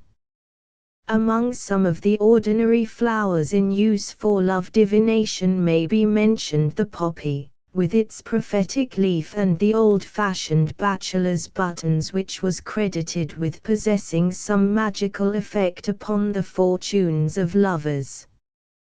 Hence its blossoms were carried in the pocket, success in love being indicated in proportion as they lost or retained their freshness. Browne alludes to the primrose, which maidens as a true love in their bosoms place, and in the north of England the kemps or spikes of the ribwort plantain are used as love charms. The mode of procedure as practiced in Northamptonshire is thus picturesquely given by Clare in his Shepherd's Calendar, or trying simple charms and spells, which rural superstition tells. They pull the little blossom threads from out the knotweed's button heads, and put the husk, with many a smile, in their white bosom for a while. Then, if they guess aright the swain their love's sweet fancies try to gain, 'tis said that ere it lies an hour, 'twill blossom with a second flower, and from the bosom's handkerchief bloom as it ne'er had lost a leaf. Then there are the downy thistle heads, which the rustic maiden names after her lovers, in connection with which there are many old rhymes. Beans have not lost their popularity, and the leaves of the laurel still reveal the hidden fortune, having been also burnt in olden times by girls to win back their errant lovers.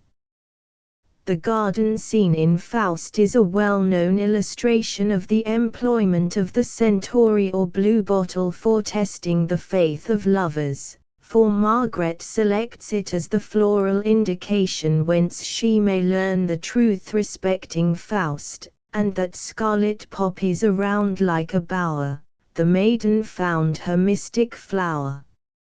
Now, gentle flower, I pray thee tell if my love loves, and loves me well, so may the fall of the morning dew keep the sun from fading thy tender blue. Now I remember the leaves for my lot, he loves me not, he loves me, he loves me not, he loves me. Yes, the last leaf, yes. I'll pluck thee not for that last sweet guess, he loves me. Yes, a dear voice sighed, and her lover stands by Margaret's side. Another mode of love divination formerly much practiced among the lower orders was known as peas-cod wooing.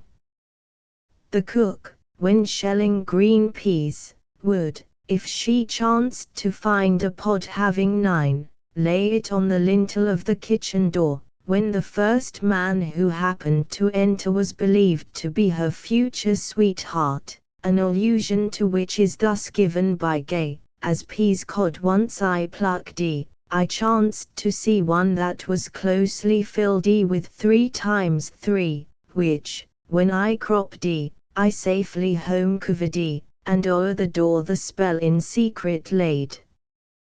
The latch moved up, when who should first come in, but, in his proper person, lubber lurkin.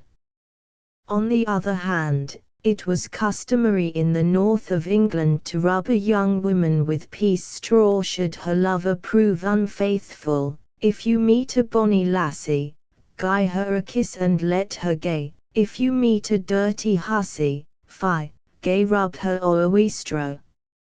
From an old Spanish proverb it would seem that the rosemary has long been considered as in some way connected with love. Who passeth by the rosemary and careth not to take a spray, for woman's love no care has he, nor shall he though he live for aye. Of flowers and plants employed as love charms on certain festivals may be noticed the bay, rosebud, and the hemp seed on Street Valentine's Day, nuts on St. Mark's Eve, and the St. John's wort on Midsummer Eve. In Denmark, 1. Many an anxious lover places the St. John's wort between the beams under the roof for the purpose of divination, the usual custom being to put one plant for herself and another for her sweetheart. Should these grow together, it is an omen of an approaching wedding. In Brittany young people prove the good faith of their lovers by a pretty ceremony. On Street John's Eve, the men, wearing bunches of green wheat ears, and the women decorated with flax blossoms, assemble round an old historic stone and place upon it their wreaths. Should these remain fresh for some time after, the lovers represented by them are to be united, but should they wither and die away, it is a certain proof that the love will as rapidly disappear. Again, in Sicily it is customary for young women to throw from their windows an apple into the street, which, should a woman pick up, it is a sign that the girl will not be married during the year. Sometimes it happens that the apple is not touched, a circumstance which indicates that the young lady, when married, will ere long be a widow. On this festival, too, the orpine or live-long has long been in request, popularly known as midsummer men, whereas in Italy the house leek is in demand. The moss rose, again, in years gone by, was plucked, with sundry formalities, on Midsummer Eve for love divination, an allusion to which mode of forecasting the future, as practiced in our own country, occurs in the poem of the cottage girl, the moss rose that, at fall of dew, ere eve its duskier curtain drew, was freshly gathered from its stem, she values as the ruby gem, and, guarded from the piercing air, with all an anxious lover's care, she bids it, for her shepherd's sake, awake the New Year's frolic wake, when faded in its altered hue, she reads, the rustic is untrue. But if its leaves the crimson paint, her sickening hopes no longer faint, the rose upon her bosom worn, she meets him at the peep of morn.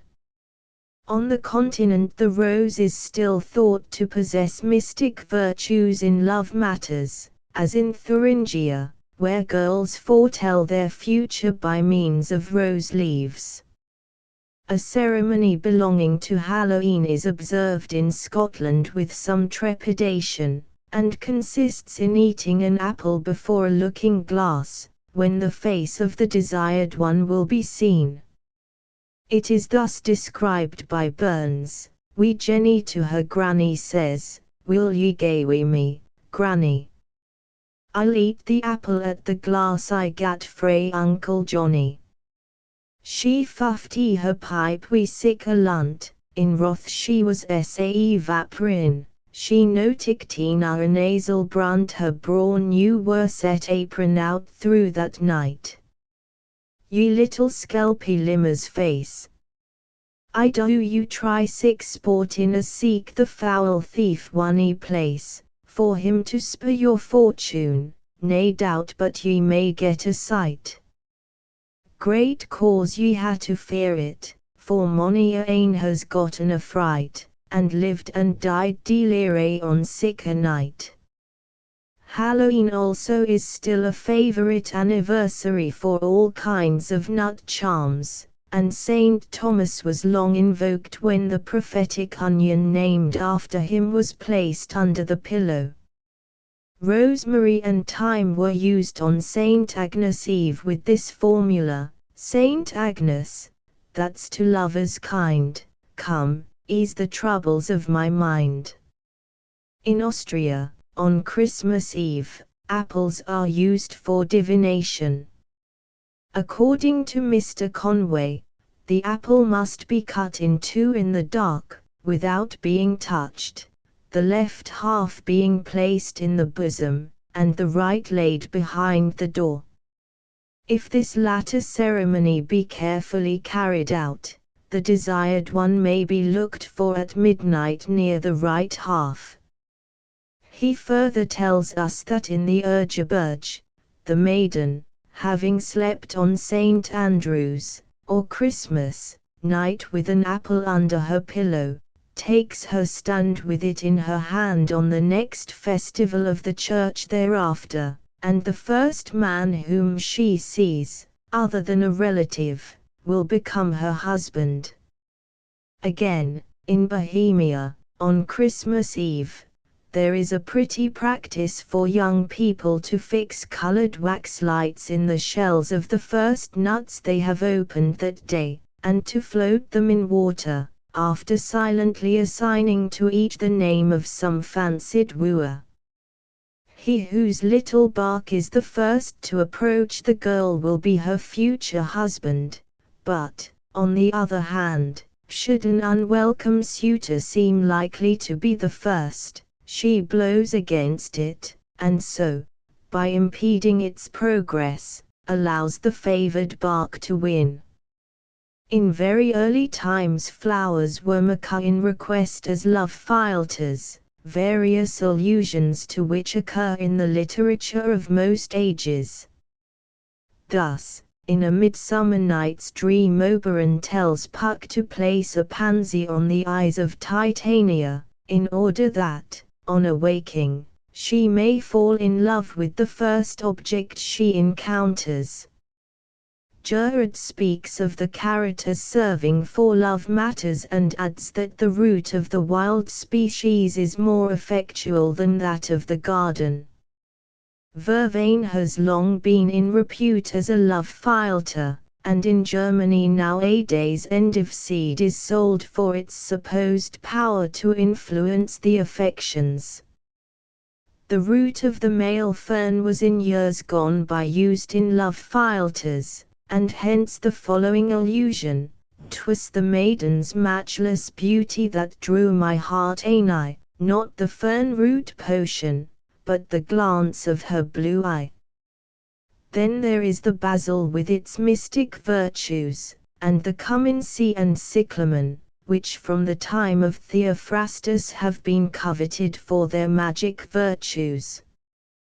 The purslane, crocus, and periwinkle were thought to inspire love, while the agnus castus and the Saraca indica, one of the sacred plants of India, a species of the willow, were supposed to drive away all feelings of love.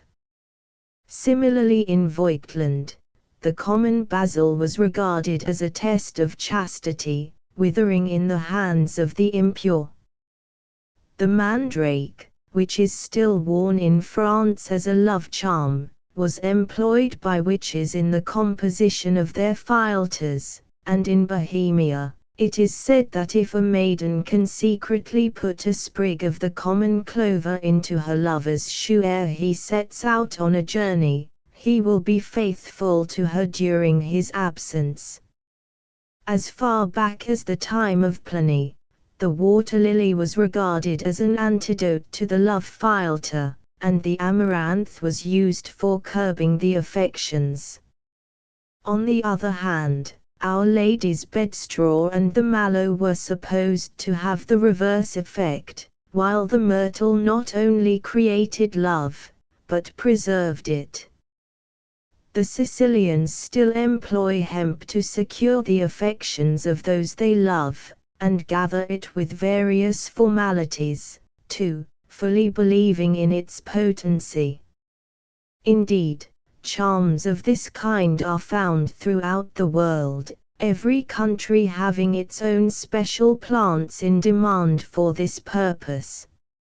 However whimsical they may seem, they at any rate have the sanction of antiquity, and can claim an antecedent history certainly worthy of a better cause. Footnotes: 1 Thorpe's Northern Mythology. 2 Fraser's Magazine, 1870, p. 720. Chapter 9. Dream Plants. The importance attached to dreams in all primitive and savage culture accounts for the significance ascribed to certain plants found by visitors to dreamland.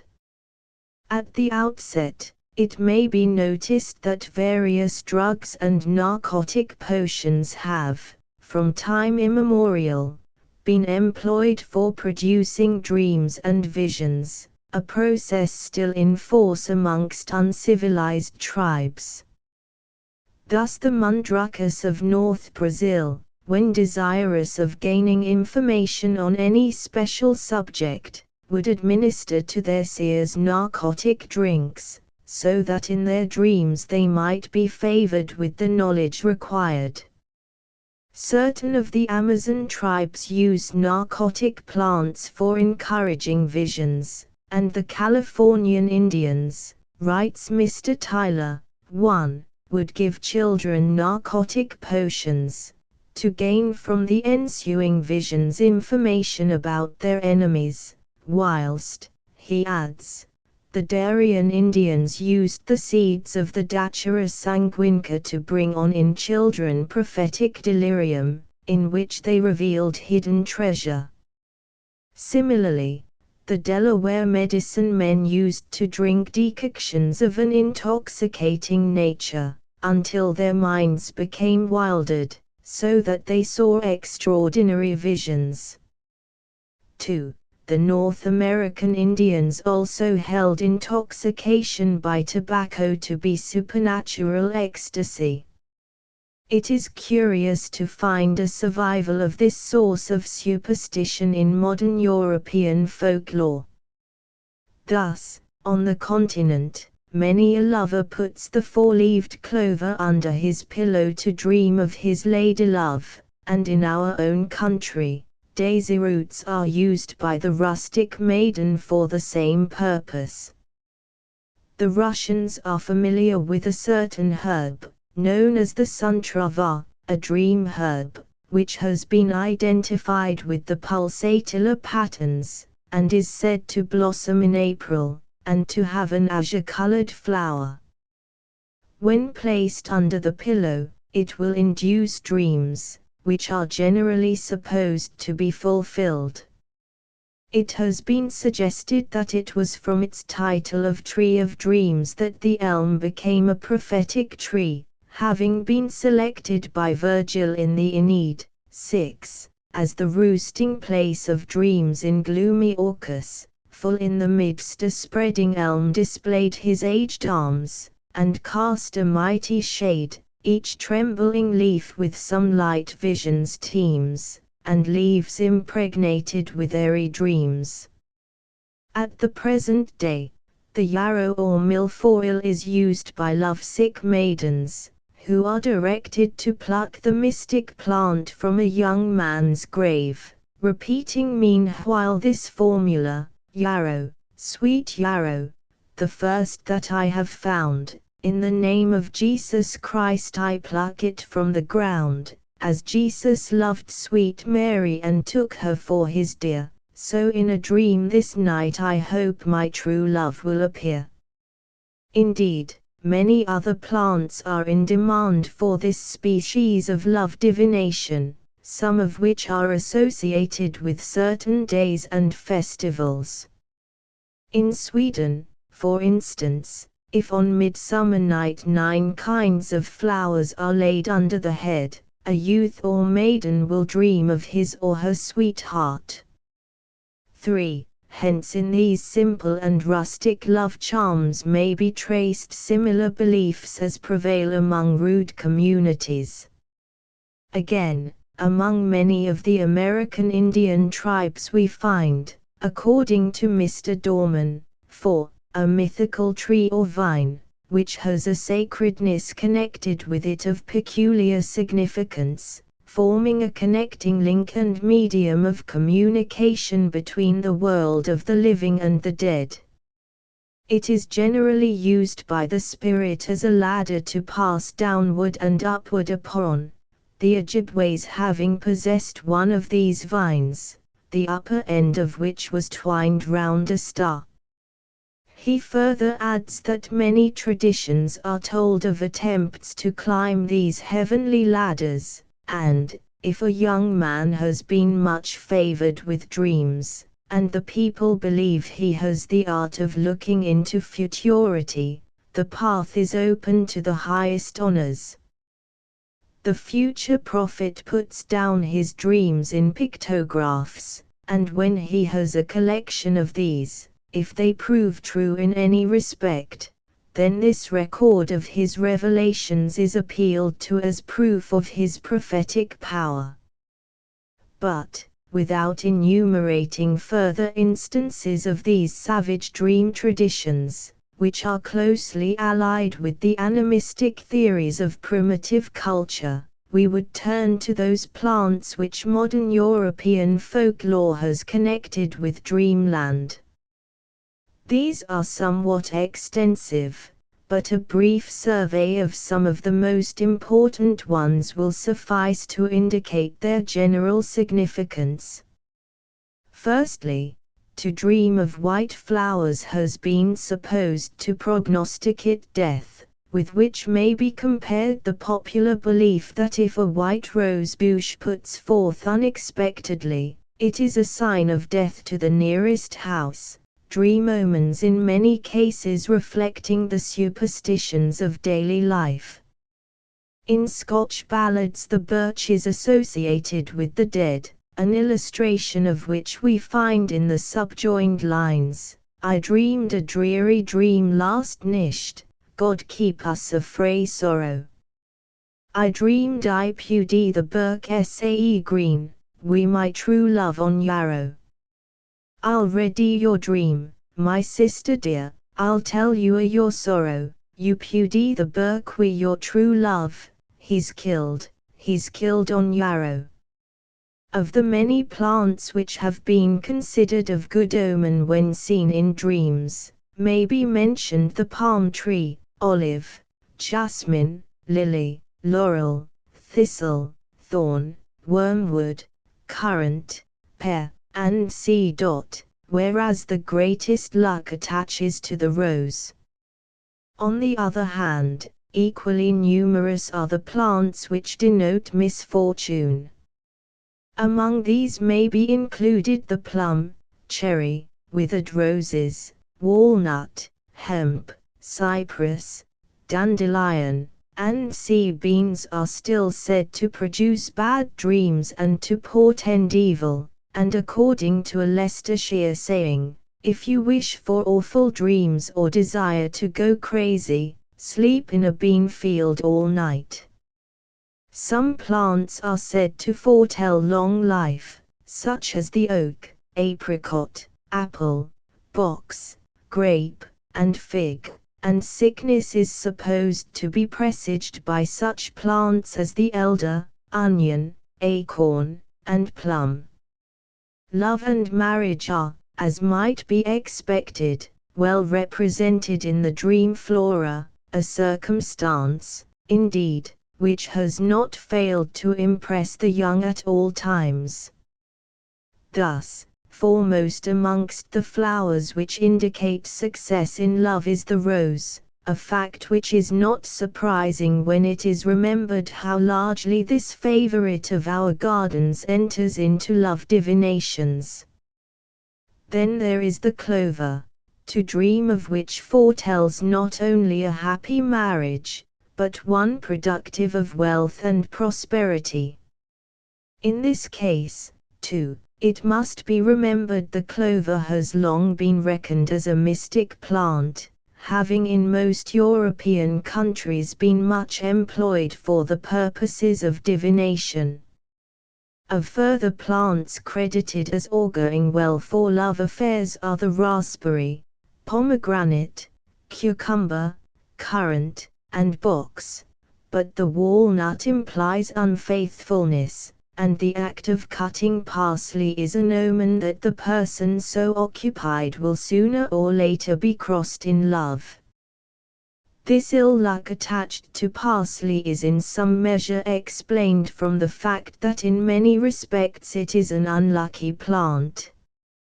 It is a belief, as we have noticed elsewhere, widely spread in Devonshire, that to transplant parsley is to commit a serious offence against the guardian genius who presides over parsley beds, certain to be punished either on the offender himself or some member of his family within the course of the year.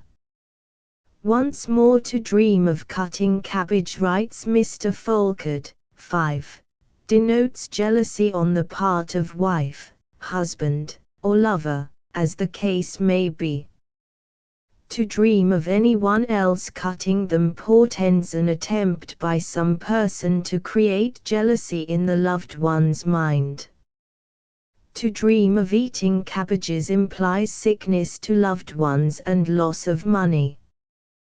The bramble, an important plant in folklore, is partly unlucky, and to dream of passing through places covered with brambles portends troubles. If they prick you, secret enemies will do you an injury with your friends. If they draw blood, expect heavy losses in trade.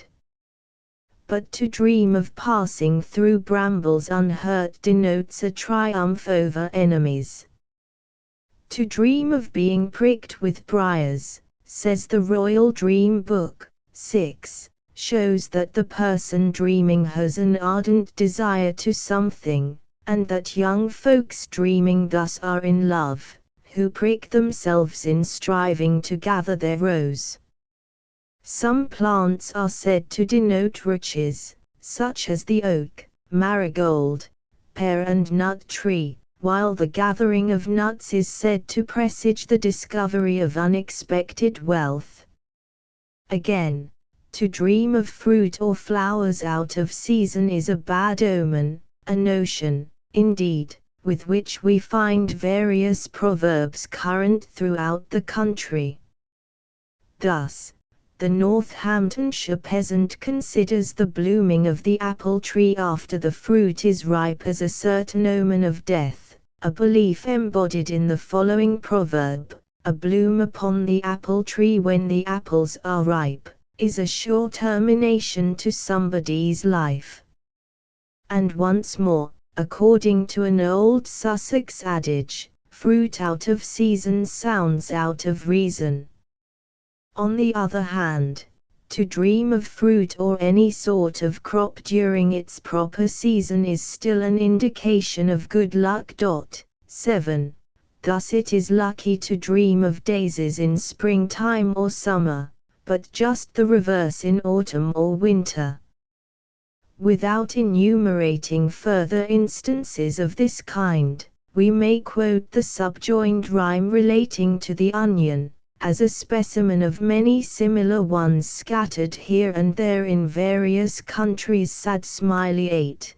To dream of eating onions means much strife in thy domestic scenes, secrets found out or else betrayed, and many falsehoods made and said.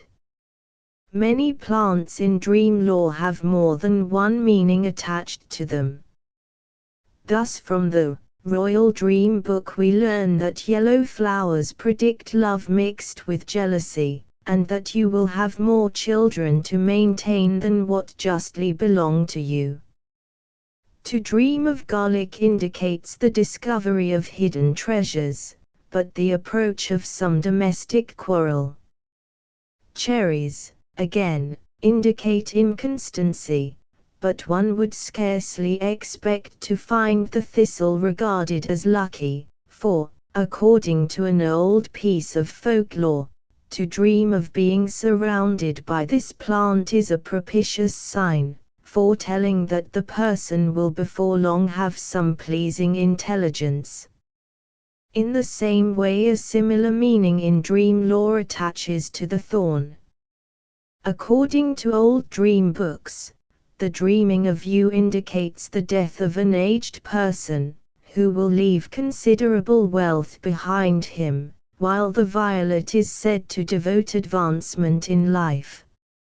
Similarly, too, the vine foretells prosperity, for which, says a dream interpreter, we have the example of Astyages, king of the Medes, who dreamed that his daughter brought forth a vine, which was a prognostic of the grandeur, riches, and felicity of the great Cyrus, who was born of her after this dream.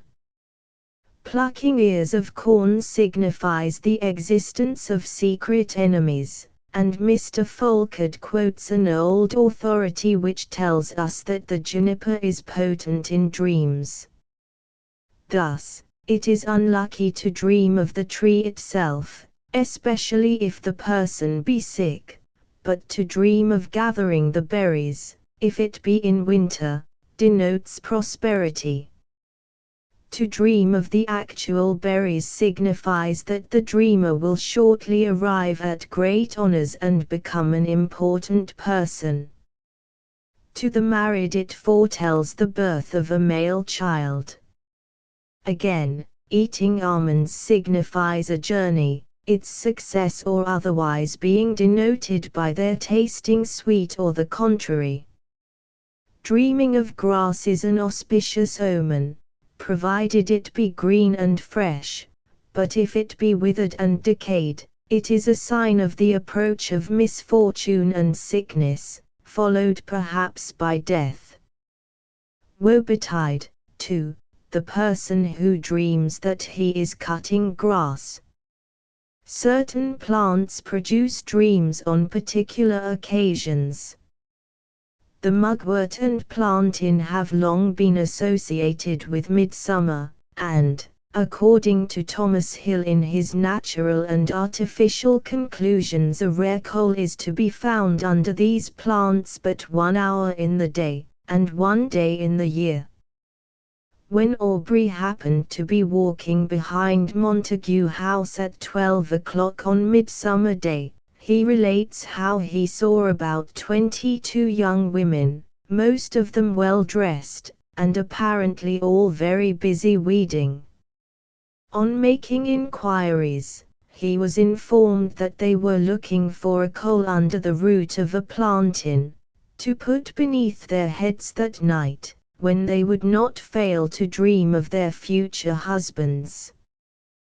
But, unfortunately for this credulity, as an old author long ago pointed out, the coal is nothing but an old dead root, and that it may be found almost any day and hour when sought for.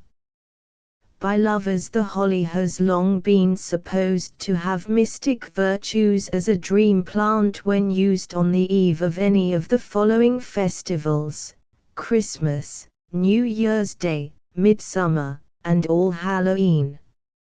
According to the mode of procedure practiced in the northern counties, the anxious maiden, before retiring to rest, places 3 pails full of water in her bedroom, and then pins to her night-dress 3 leaves of green holly opposite to her heart, after which she goes to sleep.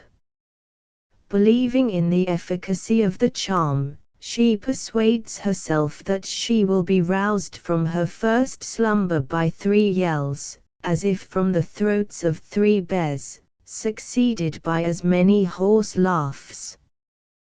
When these have died away, the form of her future husband will appear, who will show his attachment to her by changing the position of the water pails, whereas if he have no particular affection he will disappear without even touching them.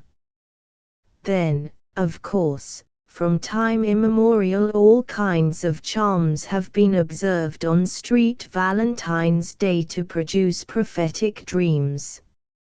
A popular charm consisted of placing 2 bay leaves, after sprinkling them with rose water, across the pillow, repeating this formula: "Good Valentine, be kind to me, in dream let me my true love see."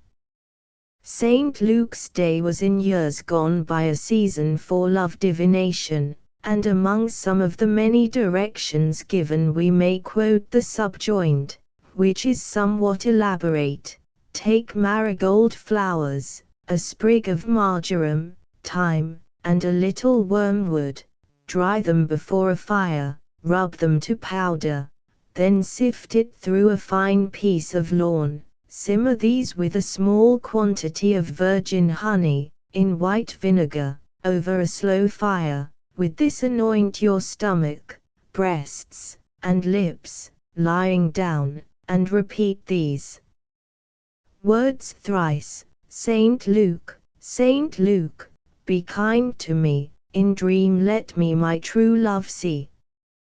This said, hasten to sleep, and in the soft slumbers of night's repose, the very man whom you shall marry shall appear before you. Lastly, certain plants have been largely used by gypsies and fortune-tellers for invoking dreams, and in many a country village these are plucked and given to the anxious inquirer with various formulas. Footnotes: 1 Primitive Culture 1873, 2. 416, 417. 2 C. Dorman's Primitive Superstition p. 68. 3 Thorpe's Northern Mythology 1851, 2. 108 4. Primitive Superstitions p. 67. 5 Plant Lore Legends and Lyrics p. 265. 6 Quoted in Brand's Popular Antiquities 1849, 3. 135 7. See Friends Flower Lore I 207. 8 Folkard's Plant Lore Legends and Lyrics p. 477. Chapter X: Plants and the Weather. The influence of the weather on plants is an agricultural belief which is firmly credited by the modern husbandman. In many instances his meteorological notions are the result of observation, although in some cases the reason assigned for certain pieces of weather lore is far from obvious. Incidental allusion has already been made to the astrological doctrine of the influence of the moon's changes on plants, a belief which still retains its hold in most agricultural districts. It appears that in years gone by neither sowing, planting, nor grafting was ever undertaken without a scrupulous attention to the increase or waning of the moon. 1. And the advice given by Tusser in his 500 Points of Husbandry is not forgotten even at the present day. Sow peas and beans in the wane of the moon, who soweth them sooner, he soweth too soon, that they with the planet may rest and rise, and flourish with bearing, most plentiful wise. Many of the old gardening books give the same advice, although by some it has been severely ridiculed. Scott, in his Discovery of Witchcraft, notes how the poor husbandman perceiveth that the increase of the moon maketh plants fruitful, so as in the full moon they are in best strength, decaying in the wane, and in the conjunction do entirely wither and fade. Similarly, the growth of mushrooms is said to be affected by the weather, and in Devonshire apples shrunk up if picked during a waning moon. 2. One reason, perhaps, for the attention so universally paid to the moon's changes in agricultural pursuits is, writes Mr. Farrer, that they are far more remarkable than any of the sun's, and more calculated to inspire dread by the nocturnal darkness they contend with, and hence are held in popular fancy nearly everywhere, to cause, portend, or accord with changes in the lot of mortals, and all things terrestrial. 3. On this assumption may be explained the idea that the moon's wane makes things on earth to wane. When it is new or full, it is everywhere the proper season for new crops to be sown. In the Hervey Islands, coconuts are generally planted in the full of the moon, the size of the latter being regarded as symbolical of the ultimate fullness of the fruit. In the same way, the weather of certain seasons of the year is supposed to influence the vegetable world. And in Rutlandshire we are told that a green Christmas brings a heavy harvest, but a full moon about Christmas Day is unlucky, hence the adage, light Christmas, light wheat sheaf, dark Christmas, heavy wheat sheaf. If the weather be clear on Candlemas Day, corn and fruits will then be dear, and whoever doth plant or sow on Shrove Tuesday, it will always remain green. According to a piece of weather lore in Sweden, there is a saying that to strew ash branches in a field on Ash Wednesday is equivalent to 3 days rain and 3 days sun. Rain on Easter Day foretells a good harvest but poor hay crop, while thunder on All Fools' Day brings good crops of corn and hay. According to the shepherd's calendar, if Midsummer Day be never so little rainy, the hazel and walnut will be scarce, corn smitten in many places, but apples, pears, and plums will not be hurt. And we are further reminded, till St. James's Day be come and gone, there may be hops or there may be none. Speaking of hops, it is said, plenty of ladybirds, plenty of hops. It is also a popular notion among our peasantry that if a drop of rain hang on an oat at this season there will be a good crop. Another agricultural adage says, "No tempest, good July, lest corn come off bluely." Then there is the old Michaelmas rhyme, "At Michaelmas time, or a little before, half an apple goes to the core. At Christmas time, or a little after, a crab in the hedge, and thanks to the grafter." On the other hand, the blossoming of plants at certain times is said to be an indication of the coming weather, and so when the bramble blooms early in June an early harvest may be expected, and in the northern counties the peasant judges of the advance of the year by the appearance of the daisy, affirming that spring has not arrived till you can set your foot on 12 daisies. We are also told that when many hawthorn blossoms are seen a severe winter will follow, and, according to Wilsford, the broom having plenty of blossoms is a sign of a fruitful year of corn. A Surrey proverb tells us that it's always cold when the blackthorn comes into flower, and there is the rhyme which reminds us that, if the oak is out before the ash, 'twill be a summer of wet and splash, but if the ash is before the oak, 'twill be a summer of fire and smoke. There are several versions of this piece of weather lore, an old Kentish one being oak, smoke, ash, quash, and according to a version given in Notes and Queries, First Series v71, if the oak's before the ash, then you'll only get a splash, if the ash precedes the oak, then you may expect a soak.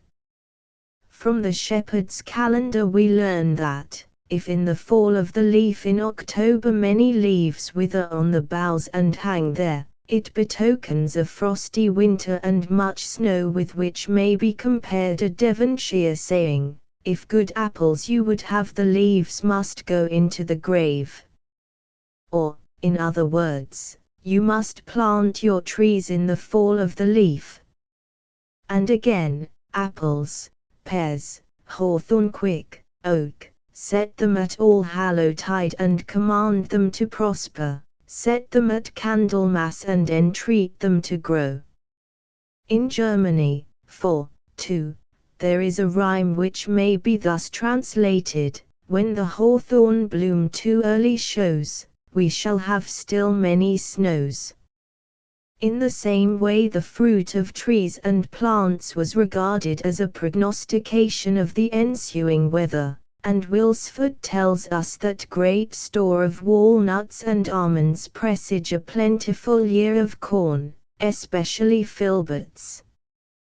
The notion that an abundance of haws betokens a hard winter is still much credited, and has given rise to the familiar Scotch proverb, "Mony haws, mony snores."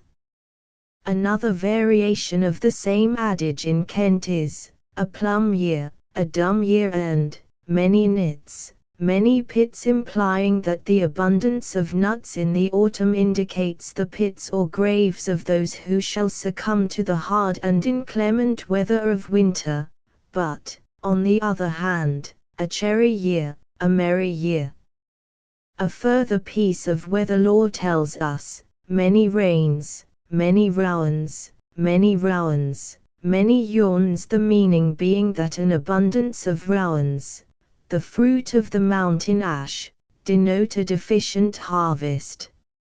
Among further sayings of this kind may be noticed one relating to the onion, which is thus, "Onion's skin very thin, mild winter's coming in, onion's skin thick and tough, coming winter cold and rough." Again, many of our peasantry have long been accustomed to arrange their farming pursuits from the indications given them by sundry trees and plants. Thus it is said, "When the sloe tree is as white as a sheet, sow your barley whether it be dry or wet." With which may be compared another piece of weather lore, "When the oak puts on his gosling grey, 'tis time to sow barley night or day." The leafing of the elm has from time immemorial been made to regulate agricultural operations, and hence the old rule, when the almond leaf is as big as a mouse's ear, then to sow barley never fear. When the almond leaf is as big as an ox's eye, then say I, hi, boys, hi. A Warwickshire variation is, when elm leaves are big as a shilling, plant kidney beans, if to plant you're willing. When elm leaves are as big as a penny, you must plant kidney beans if you mean to have any. But if the grass grow in January, the husbandman is recommended to lock his grain in the granary, while a further proverb informs us that, on Candlemas Day if the thorns hang a drop, you are sure of a good pea crop. In bygone times the appearance of the berries of the elder was held to indicate the proper season for sowing wheat, with purple fruit when elder branches bend, and their high hues the hips and cornels lend, ere yet chill hoarfrost comes, or sleety rain, sow with choice wheat the neatly furrowed plain. The elder is not without its teaching, and according to a popular old proverb, when the elder is white, brew and bake a peck, when the elder is black, brew and bake a sack. According to an old proverb, you must look for grass on the top of the oak tree, the meaning being, says Ray, that the grass seldom springs well before the oak begins to put forth. In the western counties it is asserted that frost ceases as soon as the mulberry tree bursts into leaf, with which may be compared the words of Autolycus in the Winter's Tale, 4:3, when daffodils begin to peer, with high the doxy over the dale, why, then conies in the sweet o' the year. The dairyman is recommended in autumn to notice the appearance of the fern, because, when the fern is as high as a ladle, you may sleep as long as you are able. When the fern begins to look red, then milk is good with brown bread. Formerly certain agricultural operations were regulated by the seasons, and an old rule tells the farmer, upon street David's day, put oats and barley in the clay. Another version being, sow peas and beans on David and Chad, be the weather good or bad. A Somersetshire piece of agricultural law fixes an earlier date, and bids the farmer to sow or set beans in Candlemas waddle. In connection with the inclement weather that often prevails throughout the spring months, it is commonly said, they that go to their corn in May come weeping away, but they that go in June may come back with a merry tune. Then there is the following familiar pretty couplet, of which there are several versions. The bee doth love the sweetest flower, so doth the blossom the April shower. In connection with beans, there is a well-known adage which says, be it weal or be it woe, beans should blow before May go.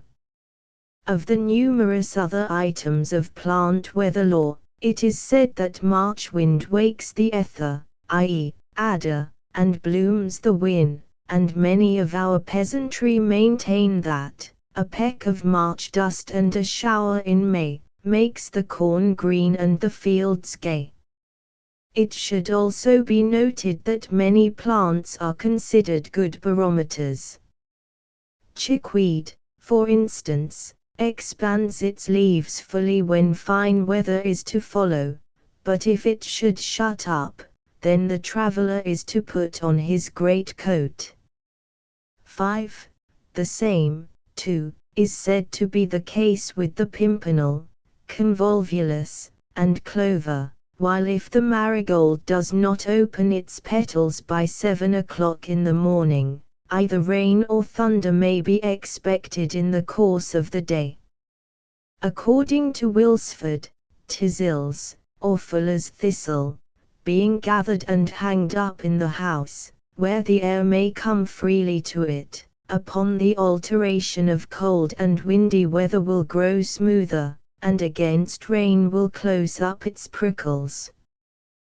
Once more, according to the shepherd's calendar, chaff, leaves, thistledown, or such light things whisking about and turning round for shows tempestuous winds, and Coles, in his introduction to the knowledge of plants, informs us that, if the down flieth off colt's foot, dandelion, and thistles when there is no wind, it is a sign of rain. Some plants, again, have gained a notoriety from opening or shutting their flowers at the sun's bidding, in allusion to which Perdita remarks in the Winter's Tale, 4:3, the marigold, that goes to bed with the sun, and with him rises weeping.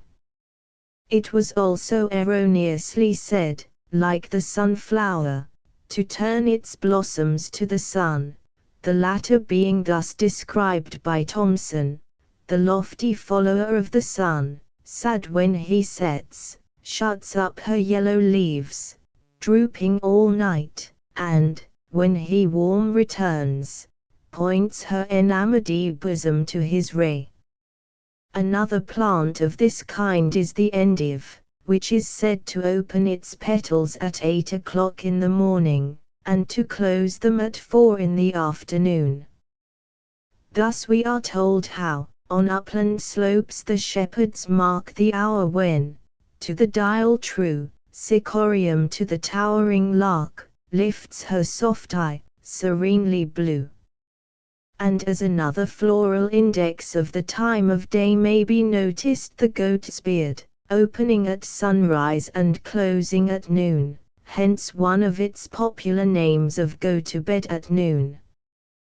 This peculiarity is described by Bishop Mant, and goodly now the noontide hour, when from his high meridian tower the sun looks down in majesty, what time about, the grassy lea. The goat's beard, prompt his rise to hail, with broad expanded disk, in veil close mantling wraps its yellow head, and goes, as peasants say, to bed. The dandelion has been nicknamed the peasant's clock, its flowers opening very early in the morning, while its feathery seed tufts have long been in requisition as a barometer with children. Dandelion, with globe of down, the schoolboy's clock in every town, which the truant puffs amain to conjure lost hours back again. Among other flowers possessing a similar feature may be noticed the wild succory, creeping mallow, purple sandwort, small bindweed, common nipplewort, and smooth sow thistle. Then of course there is the pimpernel, known as the shepherd's clock and poor man's weather glass, while the small purslane and the common garden lettuce are also included in the flower clock.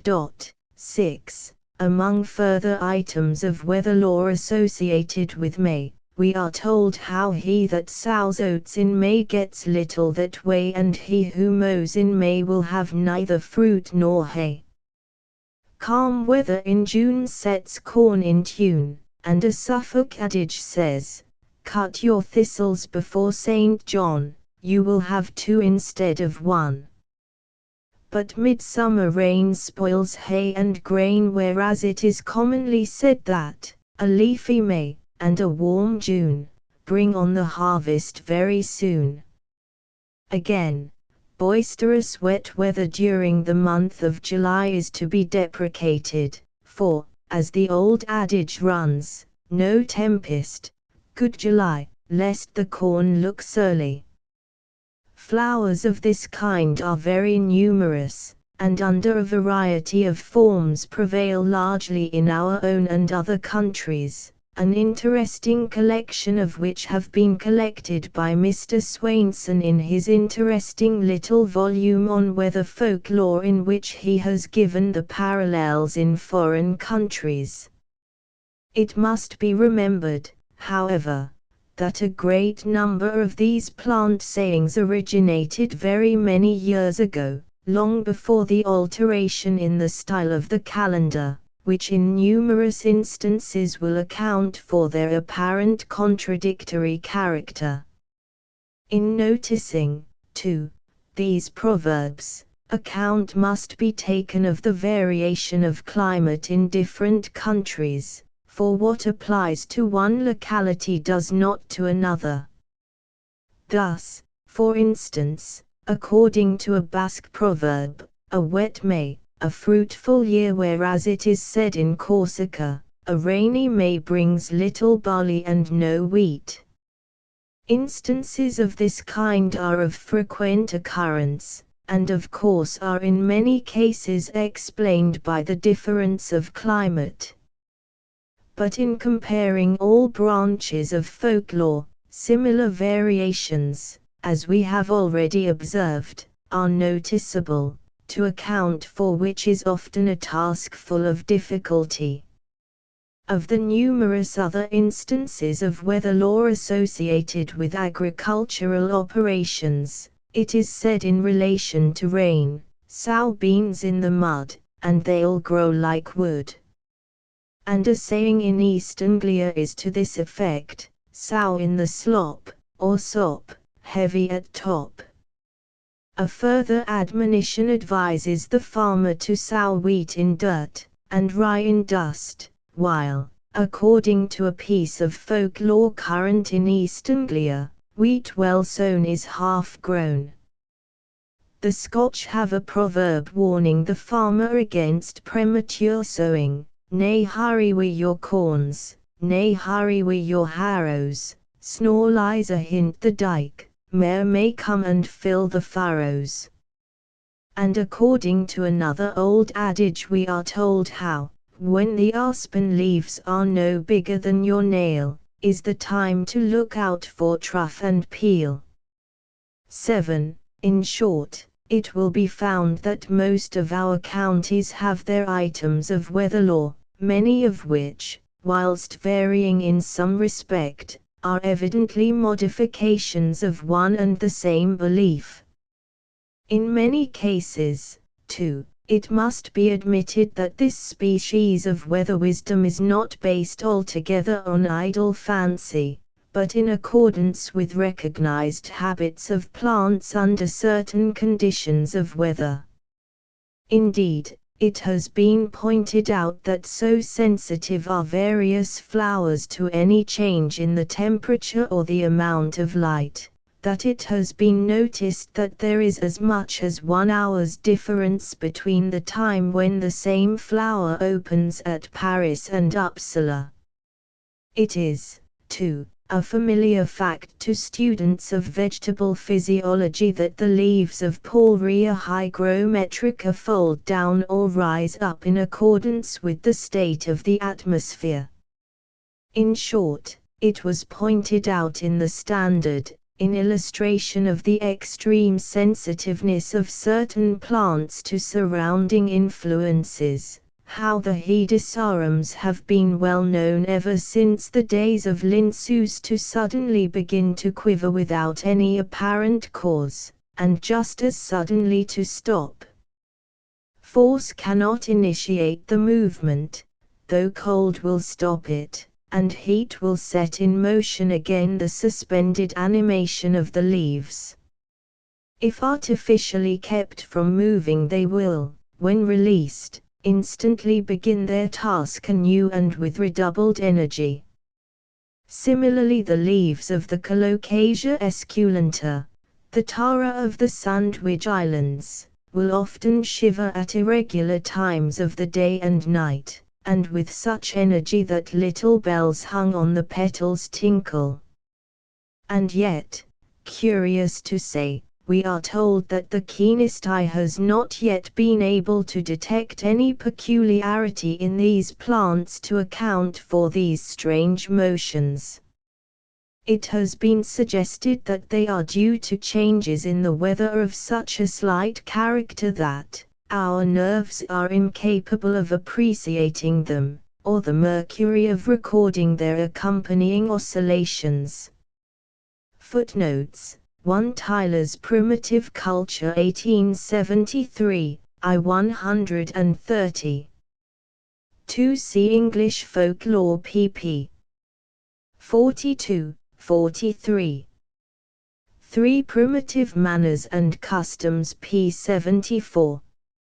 4 Dublin University Magazine, December 1873, p. 677.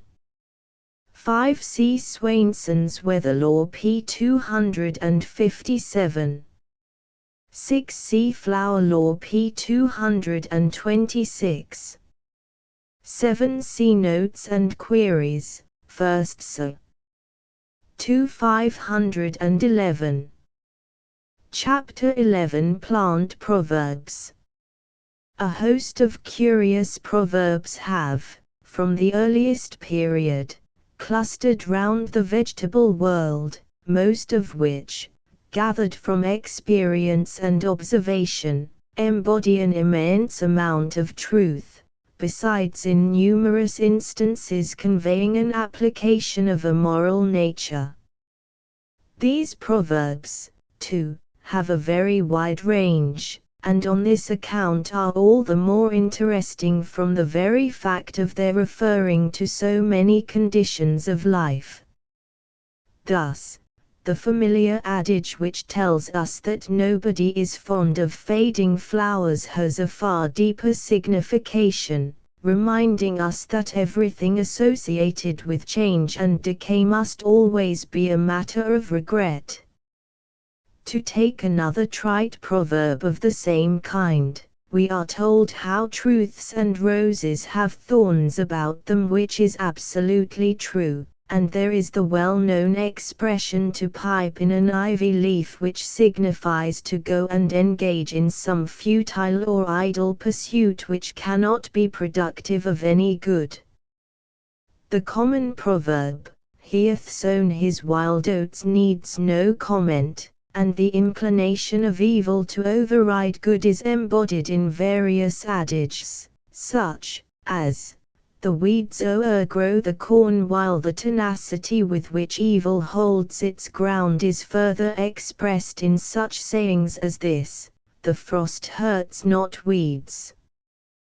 The poisonous effects, again, of evil is exemplified thus: one ill-bred mars a whole pot of pottage, and the rapidity with which it spreads has, amongst other proverbs, been thus described: "Evil weeds grow apace." Speaking of weeds in their metaphorical sense, we may quote one further adage respecting them: "A weed that runs to seed is a 7 years' weed." And the oft-quoted phrase, "It will be a nosegay to him as long as he lives," implies that disagreeable actions, instead of being lost sight of, only too frequently cling to a man in after years, or, as Ray says, stink in his nostrils. The man who abandons some good enterprise for a worthless, or insignificant, undertaking is said to cut down an oak and plant a thistle, of which there is a further version, to cut down an oak and set up a strawberry. The truth of the next adage needs no comment: usurers live by the fall of heirs, as swine by the droppings of acorns. Things that are slow but sure in their progress are the subject of a well-known Gloucestershire saying, "It is as long in coming as Cotswold barley." The corn in this cold country, writes Ray, exposed to the winds, bleak and shelterless, is very backward at the first, but afterwards overtakes the forwardest in the country, if not in the barn, in the bushel, both for the quantity and goodness thereof. According to the Italians, every grain hath its bran, which corresponds with our saying, every bean hath its black, the meaning being that nothing is without certain imperfections. A person in extreme poverty is often described as being as bare as the birch at Yule even, and an ill-natured or evil-disposed person who tries to do harm, but cannot, is commonly said to jump at it like a cock at a gooseberry. Then the idea of durableness is thus expressed in a Wiltshire proverb: an Eldon stake and a blackthorn ether hedge will make a hedge to last forever, an elder stake being commonly said to last in the ground longer than an iron bar of the same size. 1. A person who is always on the alert to make use of opportunities, and never allows a good thing to escape his grasp, is said to have a ready mouth for a ripe cherry. The rich beauty, too, of the cherry, which causes it to be gathered, has had this moral application attached to it: a woman and a cherry are painted for their own harm. Speaking of cherries, it may be mentioned that the awkwardness of eating them on account of their stones has given rise to sundry proverbs, as the following: eat peas with the king, and cherries with the beggar, and those that eat cherries with great persons shall have their eyes squirted out with the stones. A man who makes a great show without a corresponding practice is said to be like fig tree fuel, much smoke and little fire. And another adage says, peel a fig for your friend, and a peach for your enemy. This proverb, however, is not quite clear when applied to this country. To peel a fig, so far as we are concerned, writes Mr. Hazlitt, can have no significance, except that we should not regard it as a friendly service, but, in fact, the proverb is merely a translation from the Spanish, and in that language and country the phrase carries a very full meaning, as no one would probably like to eat a fig without being sure that the fruit had not been tampered with. The whole saying is, however, rather unintelligible. Peeling a peach would be treated anywhere as a dubious attention. Of the many proverbs connected with thorns, there is the true one which tells us how he that goes barefoot must not plant thorns, the meaning of which is self-evident, and the person who lives in a chronic state of uneasiness is said to sit on thorns. Then there is the oft-quoted adage, while thy shoe is on thy foot, tread upon the thorns. On the other hand, that no position in life is exempt from trouble of some kind is embodied in this proverb: wherever a man dwells he shall be sure to have a thorn bush near his door, which Ray also explains in its literal sense, remarking that there are few places in England where a man can dwell, but he shall have one near him. Then, again, thorns are commonly said to make the greatest crackling, and the thorn comes forth with its point forward.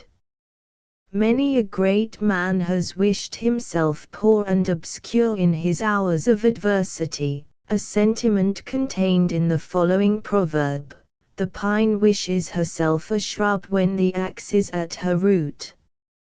A quaint phrase applied to those who expect events to take an unnatural turn is, would you have potatoes grow by the pot side? Amongst some of the other numerous proverbs may be mentioned a few relating to the apple, one of these reminding us that an apple, an egg, and a nut you may eat after a slut. Selfishness in giving is thus expressed: to give an apple where there is an orchard. and the idea of worthlessness is often referred to as when it is said that there is small choice in rotten apples, with which may be compared another which warns us of the contagious effects of bad influence: the rotten apple injures its neighbor. The utter dissimilarity which often exists between two persons, or things, is jocularly enjoined in the familiar adage, as like as an apple is to a lobster, and the folly of taking what one knows is paltry or bad has given rise to an instructive proverb, better give an apple than eat it. The folly of expecting good results from the most unreasonable causes is the subject of the following old adage: plant the crab where you will, it will never bear pippins. The crab tree has also been made the subject of several amusing rhymes, one of which is as follows: the crab of the wood is sauce very good for the crab of the sea, but the wood of the crab is sauce for a drab that will not her husband obey.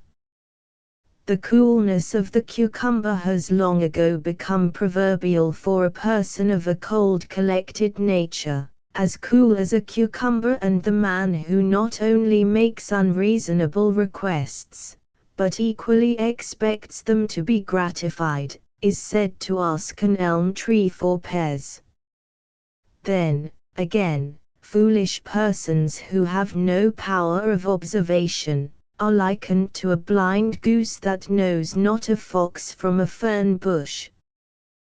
The willow has long been a proverbial symbol of sadness, and on this account it was customary for those who were forsaken in love to wear a garland made of willow.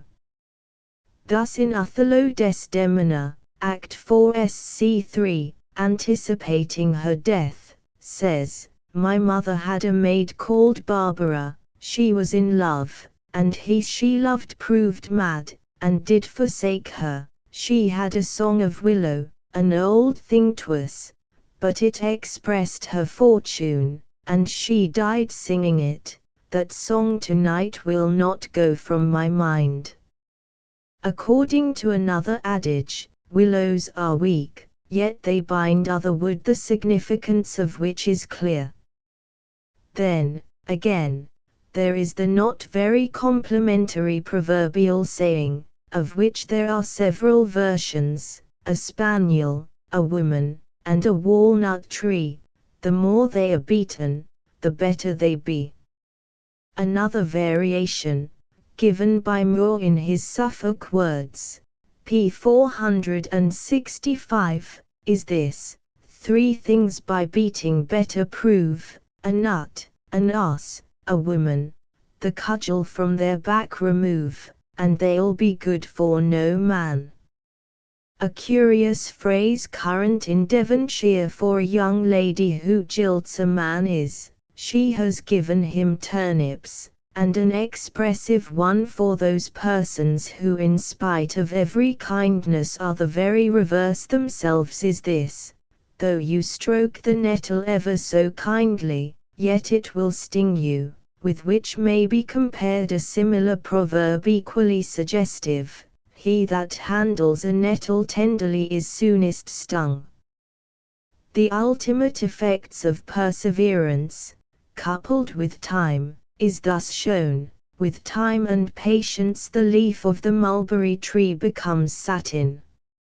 A phrase current, according to Ray, in Gloucestershire for those who always have a sad, severe, and terrific countenance is, "He looks as if he lived on Tewkesbury mustard," this town having been long noted for its mustard balls made there, and sent to other parts.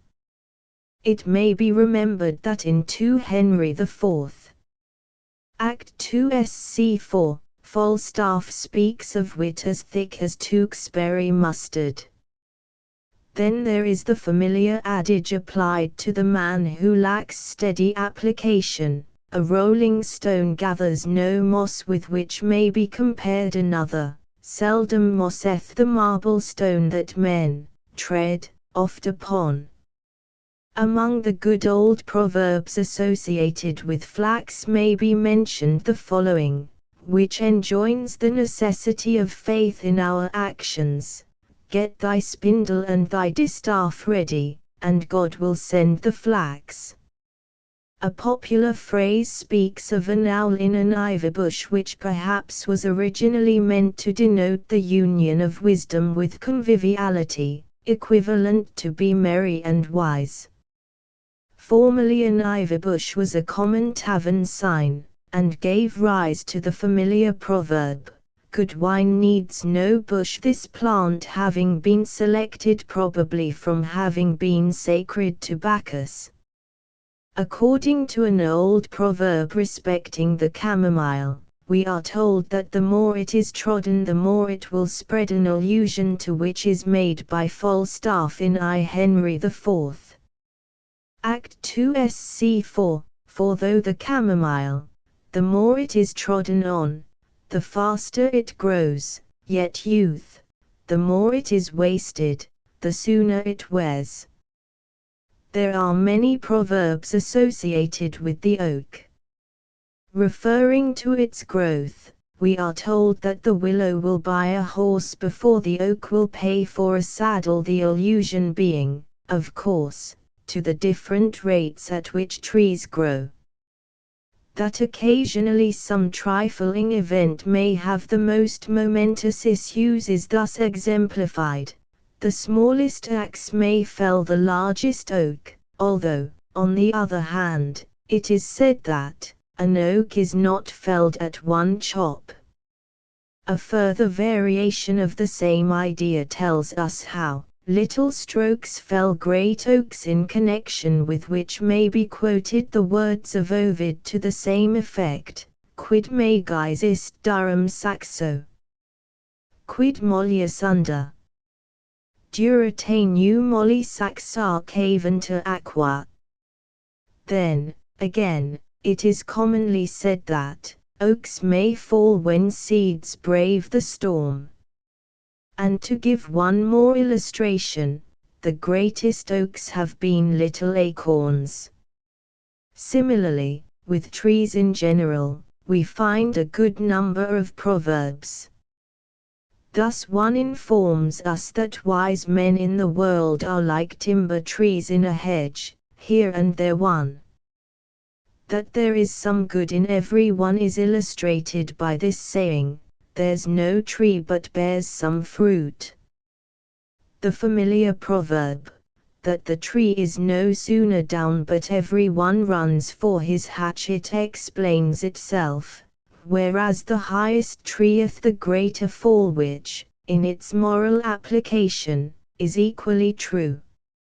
Again, an agricultural precept enjoins the farmer to set trees poor and they will grow rich, set them rich and they will grow poor, that is, remove them out of a more barren into a fatter soil. That success can only be gained by toil is illustrated in this proverb, he that would have the fruit must climb the tree, and once more it is said that he who plants trees loves others beside himself. In the Midland counties there is a proverbial saying that if there are no kegs or seeds in the ash trees, there will be no king within the 12-month, the ash never being wholly destitute of kegs. Another proverb refers to the use of ashwood for burning. Burn ashwood green, 'tis a fire for a queen. Burn ashwood dear, 'twill make a man swear. The meaning being that the ash when green burns well, but when dry or withered just the reverse. A form of well-wishing formerly current in Yorkshire was thus, may your footfall be by the root of an ash. In allusion, it has been suggested, to the fact that the ash is a capital tree for draining the soil in its vicinity.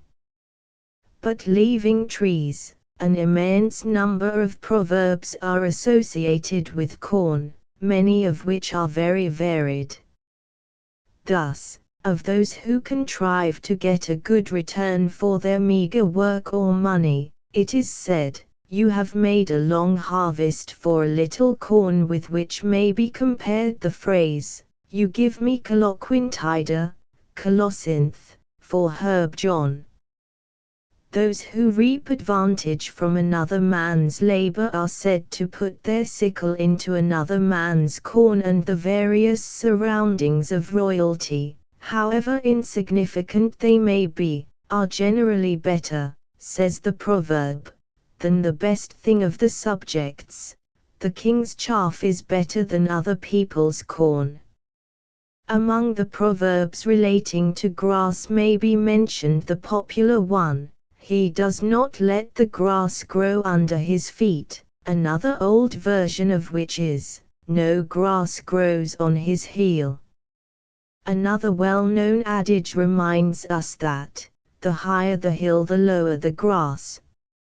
And equally familiar is the following, while the grass groweth the seely horse starveth.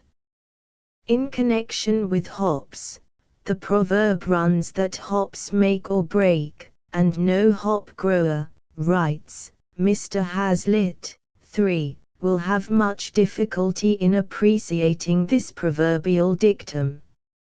An estate has been lost or won in the course of a single season, but the hop is an expensive plant to rear, and a bad year may spoil the entire crop. Actions which produce different results to what are expected are thus spoken of. You set saffron and there came up wolfspan.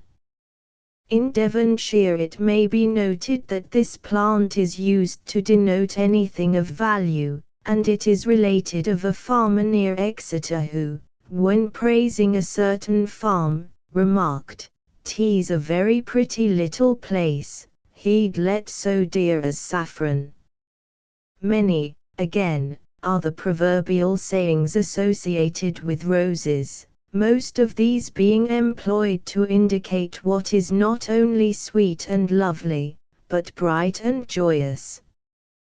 Thus, there are the well-known phrases, a bed of roses and as sweet as a rose, and the oft-quoted popular adage, the rose, called by any other name, would smell as sweet, which, as Mr. Hazlitt remarks, although not originally proverbial, or in its nature, or even in the poet's intention so, has acquired that character by long custom.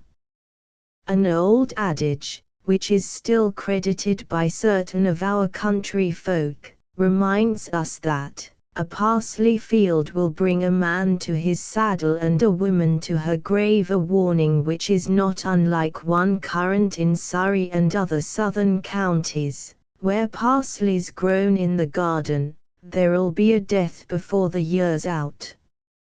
In Devonshire it has long been held unlucky to transplant parsley, and a poor woman in the neighbourhood of Morwenstow attributed a certain stroke with which one of her children had been afflicted after whooping cough to the unfortunate undoing of the parsley bed. In the folklore record too, an amusing instance is related of a gardener at Southampton, who, for the same reason, refused to sow some parsley seed. It may be noted that from a very early period the same antipathy has existed in regard to this plant, and it is recorded how a few mules laden with parsley threw into a complete panic a Greek force on its march against the enemy. But the plant no doubt acquired its ominous significance from its having been largely used to bestrew the tombs of the dead. The Greek term dihistisolina, to be in need of parsley, was a common phrase employed to denote those on the point of death. There are various other superstitions attached to this plant, as in Hampshire, where the peasants dislike giving any away for fear of some ill luck befalling them. Similarly, according to another proverb, sowing fennel is sowing sorrow. But why this should be so it is difficult to explain. considering that by the ancients fennel was used for the victor's wreath, and, as one of the plants dedicated to Saint John, it has long been placed over doors on his vigil. On the other hand, there is a common saying with respect to rosemary, which was once much cultivated in kitchen gardens, where rosemary flourishes the lady rules. Vetches, from being reputed a most hardy grain, have been embodied in the following adage: a vetch will go through the bottom of an old shoe, which reminds us of the proverbial saying, like a chamomile bed, the more it is trodden the more it will spread. The common expression, worth a plum, is generally said of a man who is accredited with large means, and another adage tells us that, the higher the plum tree, the riper the plum. To live in luxury and affluence is expressed by the proverbial phrase to live in clover, with which may be compared the saying do it up in lavender applied to anything which is valuable and precious. A further similar phrase is laid up in lavender in allusion to the old-fashioned custom of scenting newly washed linen with this fragrant plant. Thus Shenstone says, lavender, whose spikes of azure bloom shall be, iruhile, in arid bundles bound, to lurk amidst the labours of her loom, and crown her kerchiefs clean with microcrare perfume. According to Gerard, the Spartans were in the habit of eating cress with their bread, from a popular notion very generally held among the ancients, that those who ate it became noted for their wit and decision of character. Hence the old proverb, eat cress to learn more wit. Of fruit proverbs we are told that, if you would enjoy the fruit, pluck not the flower. And again, when all fruit fails, welcome haws. And if you would have fruit, you must carry the leaf to the grave, which Ray explains, you must transplant your trees just about the fall of the leaf. And then there is the much quoted rhyme, fruit out of season, sorrow out of reason. Respecting the vine, it is said, make the vine poor, and it will make you rich, that is, prune off its branches. And another adage is to this effect, short boughs, long vintage. The constant blooming of the gorse has given rise to a popular Northamptonshire proverb, when gorse is out of bloom, kissing is out of season. The health-giving properties of various plants have long been in the highest repute, and have given rise to numerous well-known proverbs, which are still heard in many a home. Thus old Gerard, describing the virtues of the mallow, tells us, if that of health you have any special care, use French mallows, that to the body wholesome are. Then there is the time-honored adage which says that, he that would live for aye must eat sage in May. And Aubrey has bequeathed us the following piece of advice, eat leeks in Lyde, and ramsons in May, and all the year after physicians may play.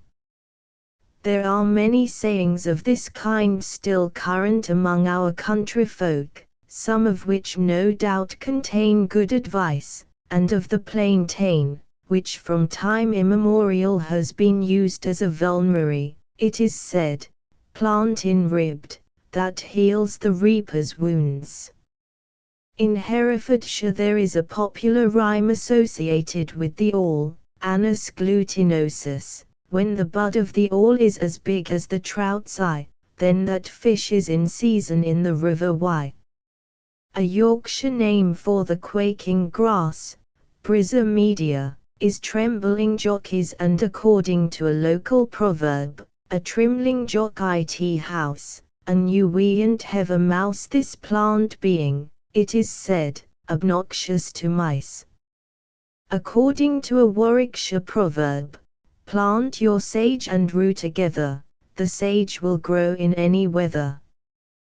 This list of plant proverbs might easily be extended, but the illustrations quoted in the preceding pages are a fair sample of this portion of our subject.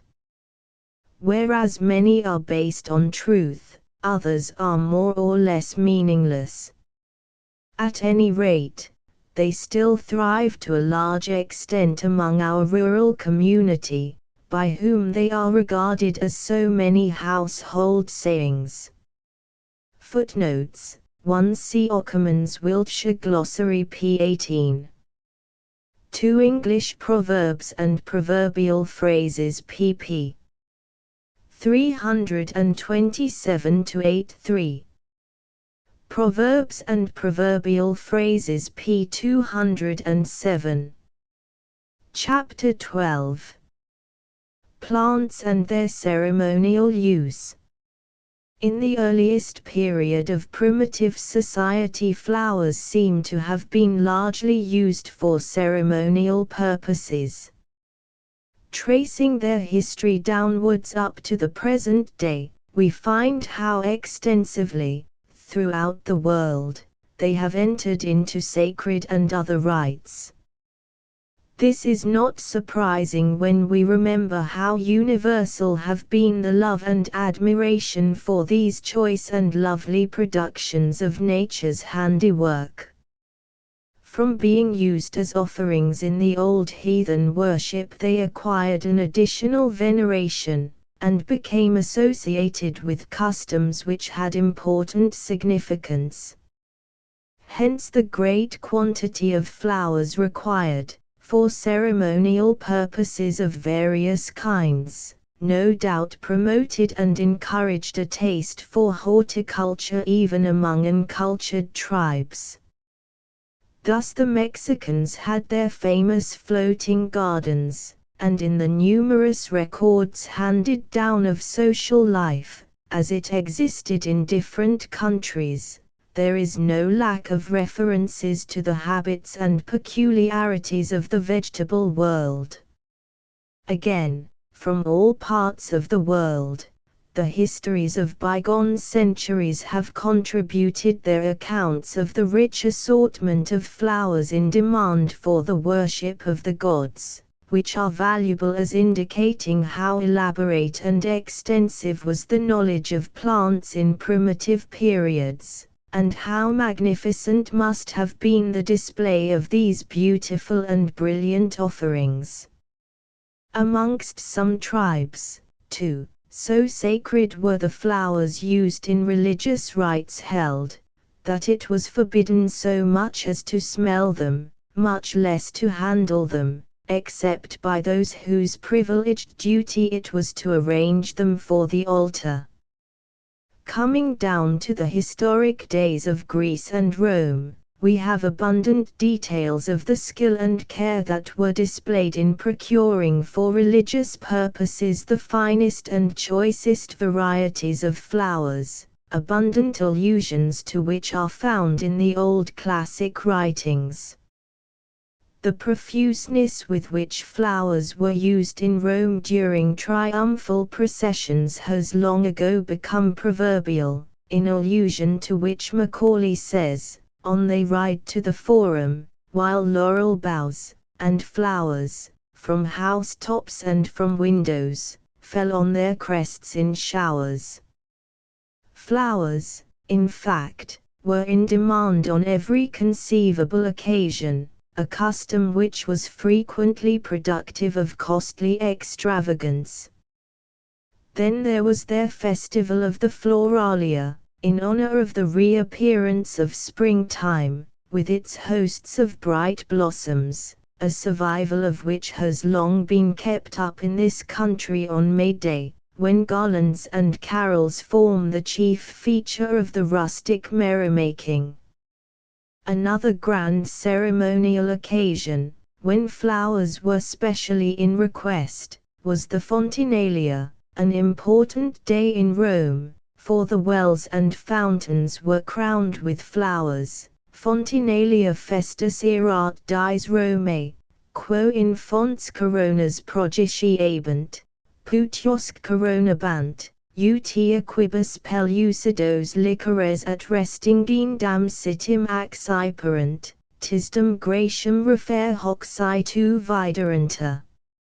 A pretty survival of this festival has long been observed in the well-dressing of Thiselton on Ascension Day, when the wells are most beautifully decorated with leaves and flowers, arranged in fanciful devices, interwoven into certain symbols and texts. This floral rite is thus described in the Fleece: with light fantastic toe, the nymphs thither assembled, thither every swain, and o'er the dimpled stream 1,000 flowers, pale lilies, roses, violets and pinks, mixed with the greens of bay, mint, and thyme, and trefoil, sprinkled with their sportive arms. Such custom holds along Irregular's vales, from Rüken's brow to rocky Dolvorin, Sabrina's early haunt.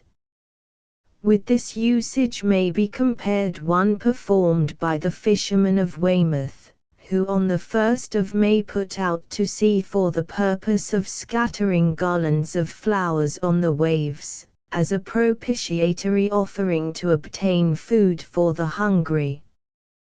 This link, according to Miss Lambert, is but another link in the chain that connects us with the yet more primitive practice of the Red Indian, who secures passage across the Lake Superior, or down the Mississippi, by gifts of precious tobacco, which he wafts to the Great Spirit of the flood on the bosom of its waters.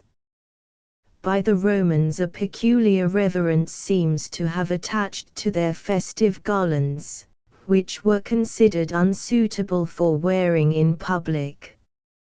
Hence, any person appearing in one was liable to punishment, a law which was carried out with much rigor. On one occasion, Lucius Fulvius, a banker, having been convicted at the time of the Second Punic War, of looking down from the balcony of a house with a chaplet of roses on his head, was thrown into prison by order of the Senate, and here kept for 16 years, until the close of the war. A further case of extreme severity was that of P. Munitius, who was condemned by the triumvirate to be put in chains for having crowned himself with flowers from the statue of Marsyas. Allusions to such estimation of garlands in olden times are numerous in the literature of the past, and it may be remembered how Montesquieu remarked that it was with 200 or 300 crowns of oak that Rome conquered the world. Guests at feasts wore garlands of flowers tied with the bark of the linden tree, to prevent intoxication, the wreath having been framed in accordance with the position of the wearer. A poet, in his paraphrase on Horace, thus illustrates this custom: "Nay, nay, my boy, tease not for me this studious pomp of Eastern luxury. Give me no various garlands fine with linden twine, nor seek where latest lingering blows the solitary rose."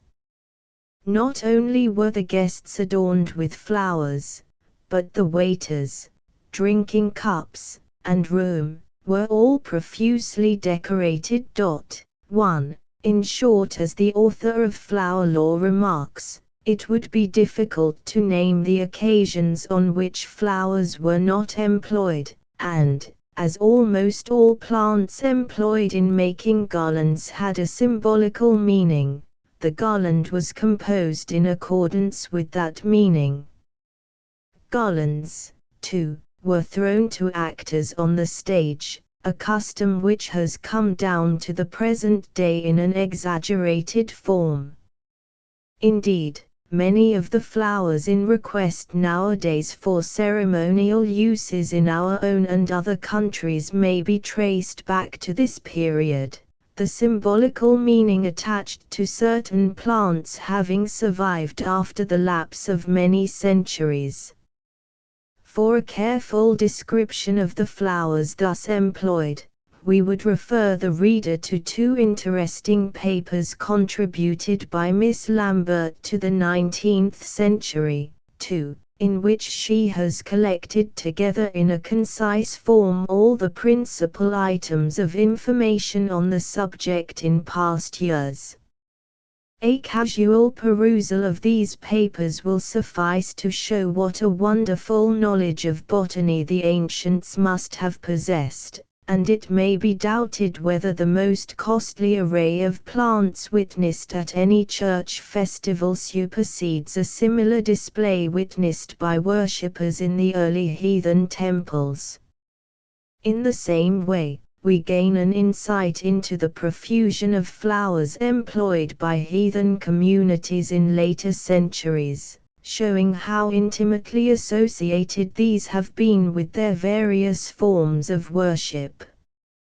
Thus, the Sinhalese seem to have used flowers to an almost incredible extent, and one of their old chronicles tells us how the ruin well Dagobah, 270 feet high, was festooned with garlands from pedestal to pinnacle, till it had the appearance of one uniform bouquet. We are further told that in the 15th century a certain king offered no less than 6,480,320 sweet-smelling flowers at the shrine of the tooth, and, among the regulations of the temple at Damdnia in the 13th century, one prescribes that every day an offering of 100,000 blossoms, and each day a different kind of flower should be presented. This is a striking instance, but only one of many. With regard to Greece, there are few of our trees and flowers, writes Mr. Moncure Conway, which were not cultivated in the gorgeous gardens of Epicurus, Pericles, and Pisistratus. Among the flowers chiefly used for garlands and chaplets in ceremonial rites we find the rose, violet, anemone, thyme, melilot, hyacinth, crocus, yellow lily, and yellow flowers generally. Thucydides relates how, in the 9th year of the Peloponnesian War, the temple of Juno at Argos was burnt down owing to the priestess Chrysis having set a lighted torch too near the garlands and then fallen asleep. The garlands caught fire, and the damage was irremediable before she was conscious of the mischief. The gigantic scale on which these floral ceremonies were conducted may be gathered from the fact that in the procession of Europa at Corinth a huge crown of myrtle, 30 feet in circumference, was borne.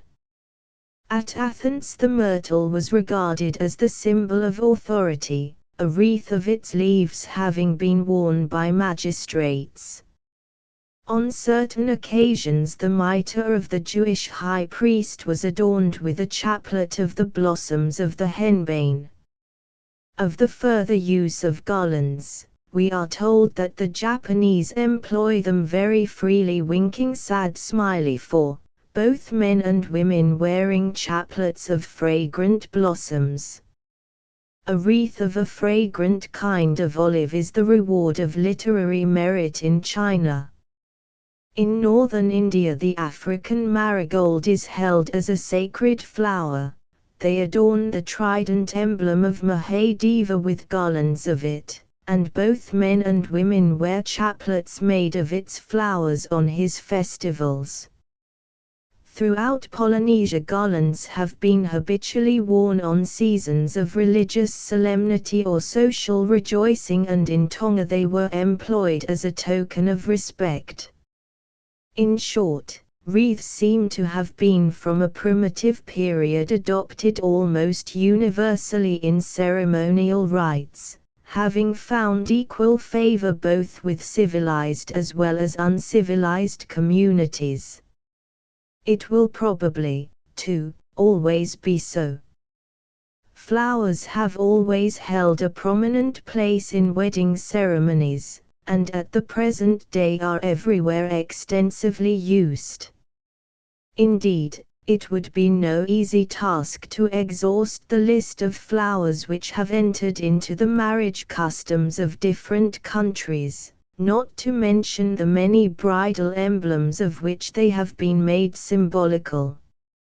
As far back as the time of Juno, we read, according to Homer's graphic account, how glad earth perceives, and from her bosom pours unbidden herbs and voluntary flowers, thick, newborn violets a soft carpet spread, and clustering lotos swelled the rising bed, and sudden hyacinths the earth bestrow, and flamy crocus made the mountain glow. According to a very early custom, the Grecian bride was required to eat a quince, and the hawthorn was the flower which formed her wreath, which at the present day is still worn at Greek nuptials, the altar being decked with its blossoms. Among the Romans the hazel held a significant position, torches having been burnt on the wedding evening to ensure prosperity to the newly married couple, and both in Greece and Rome young married couples were crowned with marjoram. At Roman weddings, too, oaken boughs were carried during the ceremony as symbols of fecundity, and the bridal wreath was of verbena, plucked by the bride herself. Holly wreaths were sent as tokens of congratulation, and wreaths of parsley and rue were given under a belief that they were effectual preservatives against evil spirits. In Germany, nowadays, a wreath of vervain is presented to the newly married bride, a plant which, on account of its mystic virtues, was formerly much used for love philters and charms. The bride herself wears a myrtle wreath, as also does the Jewish maiden, but this wreath was never given either to a widow or a divorced woman. Occasionally, too, it is customary in Germany to present the bride and bridegroom with an almond at the wedding banquet, and in the nuptial ceremonies of the Czechs this plant is distributed among the guests. In Switzerland so much importance was in years past attached to flowers and their symbolical significance that a very strict law was in force prohibiting brides from wearing chaplets or garlands in the church, or at any time during the wedding feast, if they had previously in any way forfeited their rights to the privileges of maidenhood. 5. With the Swiss maiden the Edelweiss is almost a sacred flower, being regarded as a proof of the devotion of her lover, by whom it is often gathered with much risk from growing in inaccessible spots. In Italy, as in days of old, nuts are scattered at the marriage festival, and corn is in many cases thrown over the bridal couple, a survival of the old Roman custom of making offerings of corn to the bride. A similar usage prevails at an Indian wedding, where, after the first night, the mother of the husband, with all the female relatives, comes to the young bride and places on her head a measure of corn, emblem of fertility. The husband then comes forward and takes from his bride's head some handfuls of the grain, which he scatters over himself. As a further illustration we may quote the old Polish custom, which consisted of visitors throwing wheat, rye, oats, barley, rice, and beans at the door of the bride's house, as a symbol that she never would want any of these grains so long as she did her duty. In the Tyrol is a fine grove of pine trees, the result of a long-established custom for every newly united couple to plant a marriage tree, which is generally of the pine kind. Garlands of wild asparagus are used by the Bhutians, while with the Chinese the peach blossom is the popular emblem of a bride. In England, flowers have always been largely employed in the wedding ceremony, although they have varied at different periods, influenced by the caprice of fashion. Thus, it appears that flowers were once worn by the betrothed as tokens of their engagement, and Quarles in his Shepherd's Oracles 1646 tells us how love-sick swains compose rush rings and myrtle-berry chains, and stuck with glorious kingcups, and their bonnets adorned with laurel slips, shown their love sonnets. Spenser, too, in his Shepherd's Calendar for April, speaks of coronations and sops in wine worn of paramours, sops in wine having been a nickname for pinks, Dianthus plumereus, although Dr. Pryor assigns the name to Dianthus caryophyllus. Similarly, willow was worn by a discarded lover. In the bridal crown, the rosemary often had a distinguished place, besides figuring at the ceremony itself, when it was, it would seem, dipped in scented water, an allusion to which we find in Beaumont and Fletcher's Scornful Lady, where it is asked, were the rosemary branches dipped? Another flower which was entwined in the bridal garland was the lily, to which Ben Jonson refers in speaking of the marriage of his friend Mr. Weston with the Lady Frances Stuart. See how with roses and with lilies shine, lilies and roses, flowers of either sex, the bright bride's paths. It was also customary to plant a rosebush at the head of the grave of a deceased lover, should either of them die before the wedding. Sprigs of bay were also introduced into the bridal wreath, besides ears of corn, emblematical of the plenty which might always crown the bridal couple. Nowadays the bridal wreath is almost entirely composed of orange blossom, on a background of maidenhair fern, with a sprig of stephanotis interspersed here and there. Much uncertainty exists as to why this plant was selected, the popular reason being that it was adopted as an emblem of fruitfulness. According to a correspondent of Notes and Queries, the practice may be traced to the Saracens, by whom the orange blossom was regarded as a symbol of a prosperous marriage, a circumstance which is partly to be accounted for by the fact that in the East the orange tree bears ripe fruit and blossom at the same time. Then there is the bridal bouquet, which is a very different thing from what it was in years gone by. Instead of being composed of the scarcest and most costly flowers arranged in the most elaborate manner, it was a homely nosegay of mere country flowers, some of the favorite ones, says Herrick, being pansy, rose, lady smock, prick madam, gentle heart, and maiden blush. A spray of gorse was generally inserted, in allusion, no doubt, to the time-honored proverb, when the furze is out of bloom, kissing is out of fashion. In springtime again, violets and primroses were much in demand, probably from being in abundance at the season, although they have generally been associated with early death. Among the many floral customs associated with the wedding ceremony may be mentioned the bridal strewings, which were very prevalent in past years, a survival of which is still kept up at Knutsford, in Cheshire.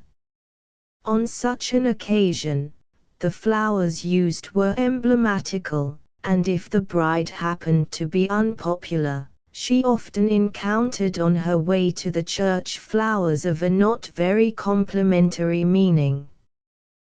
The practice was not confined to this country, and we are told how in Holland the threshold of the newly married couple was strewn with flowers, the laurel being as a rule most conspicuous among the festoons. Lastly, the use of flowers in paying honors to the dead has been from time immemorial most widespread. Instances are so numerous that it is impossible to do more than quote some of the most important, as recorded in our own and other countries. For detailed accounts of these funereal floral rites it would be necessary to consult the literature of the past from a very early period, and the result of such inquiries would form material enough for a goodly-sized volume.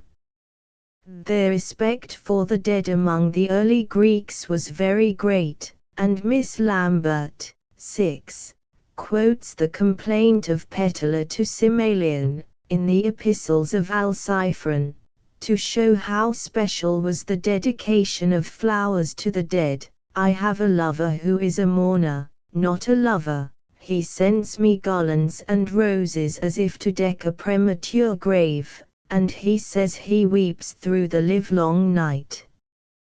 The chief flowers used by them for strewing over graves were the polyanthus, myrtle, and amaranth. The rose, it would appear from Anacreon, having been thought to possess a special virtue for the dead, when pain afflicts and sickness grieves, its juice the drooping heart relieves, and after death its odors shed a pleasing fragrance o'er the dead. And Electra is represented as complaining that the tomb of her father, Agamemnon, had not been duly adorned with myrtle, with no libations, nor with myrtle boughs, were my dear father's manes gratified. The Greeks also planted asphodel and mallow round their graves, as the seeds of these plants were supposed to nourish the dead. Mourners, too, wore flowers at the funeral rites, and Homer relates how the Thessalians used crowns of amaranth at the burial of Achilles. The Romans were equally observant, and Ovid, when writing from the land of exile, prayed his wife, "But do you perform the funeral rites for me when dead, and offer chaplets wet with your tears? Although the fire shall have changed my body into ashes, yet the sad dust will be sensible of your pious affection." Like the Greeks, the Romans set a special value on the rose as a funeral flower, and actually left directions that their graves should be planted with this favorite flower, a custom said to have been introduced by them into this country. Both Camden and Aubrey allude to it, and at the present day in Wales white roses denote the graves of young unmarried girls. Coming down to modern times, we find the periwinkle, nicknamed Death's flower, scattered over the graves of children in Italy, notably Tuscany, and in some parts of Germany the pink is in request for this purpose.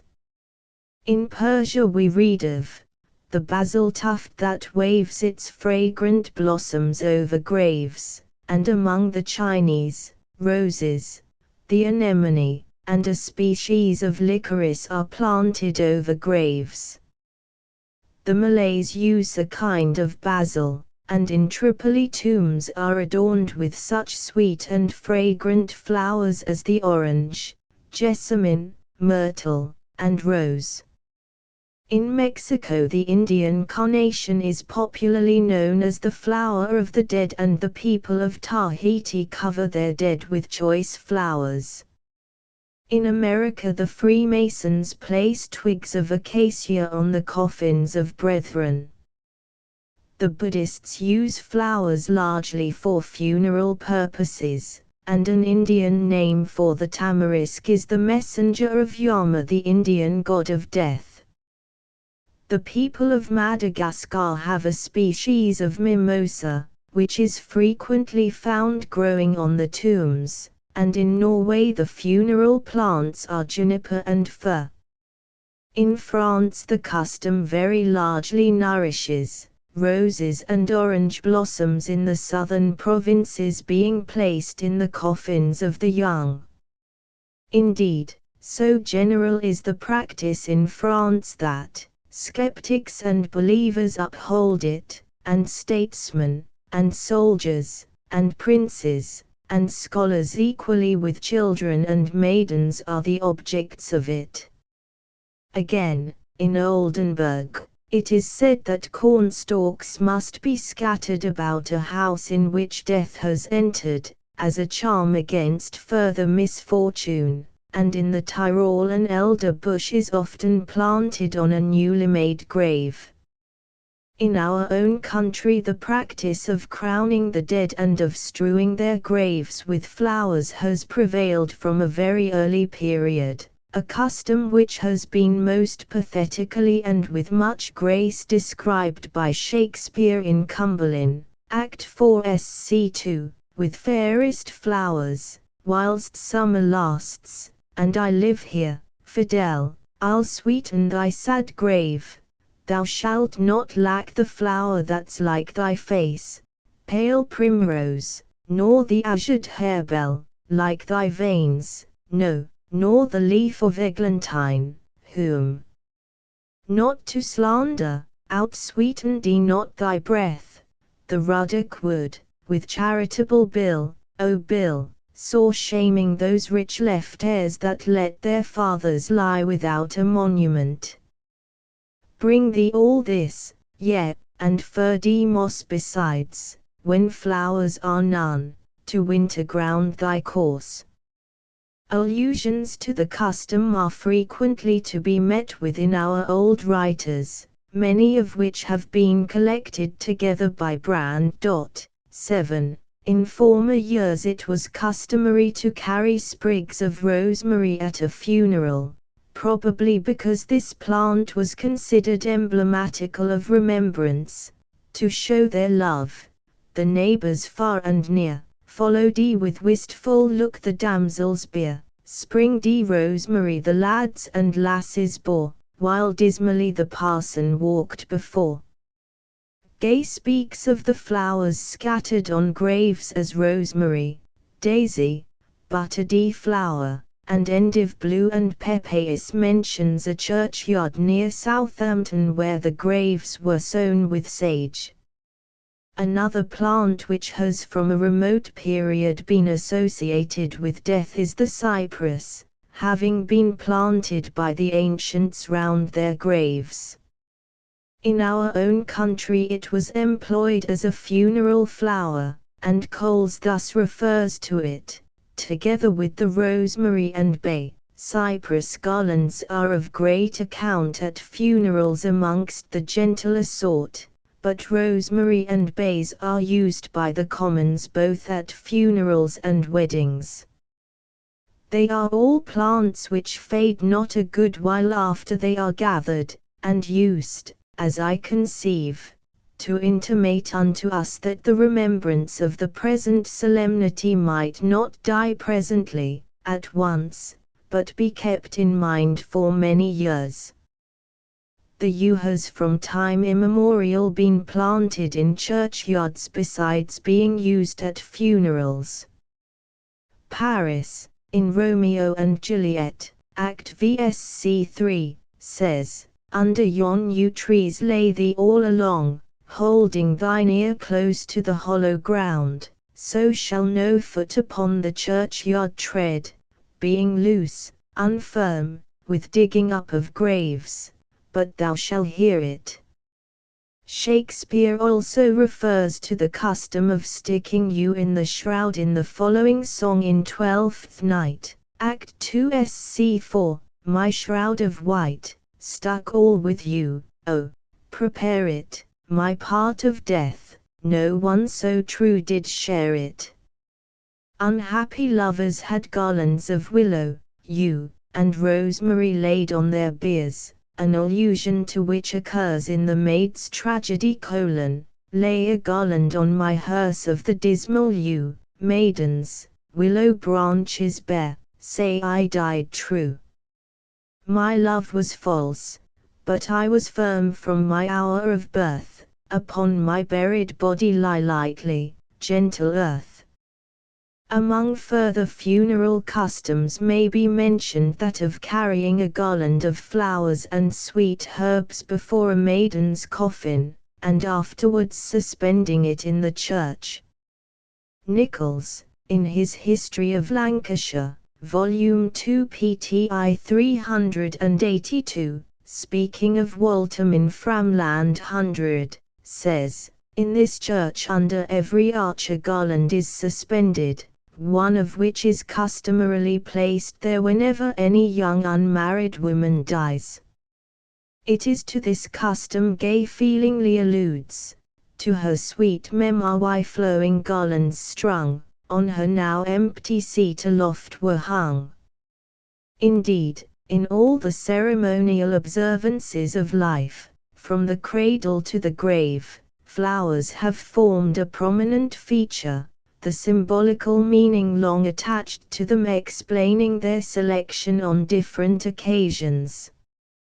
Footnotes: 1 See Flower Law p. 147.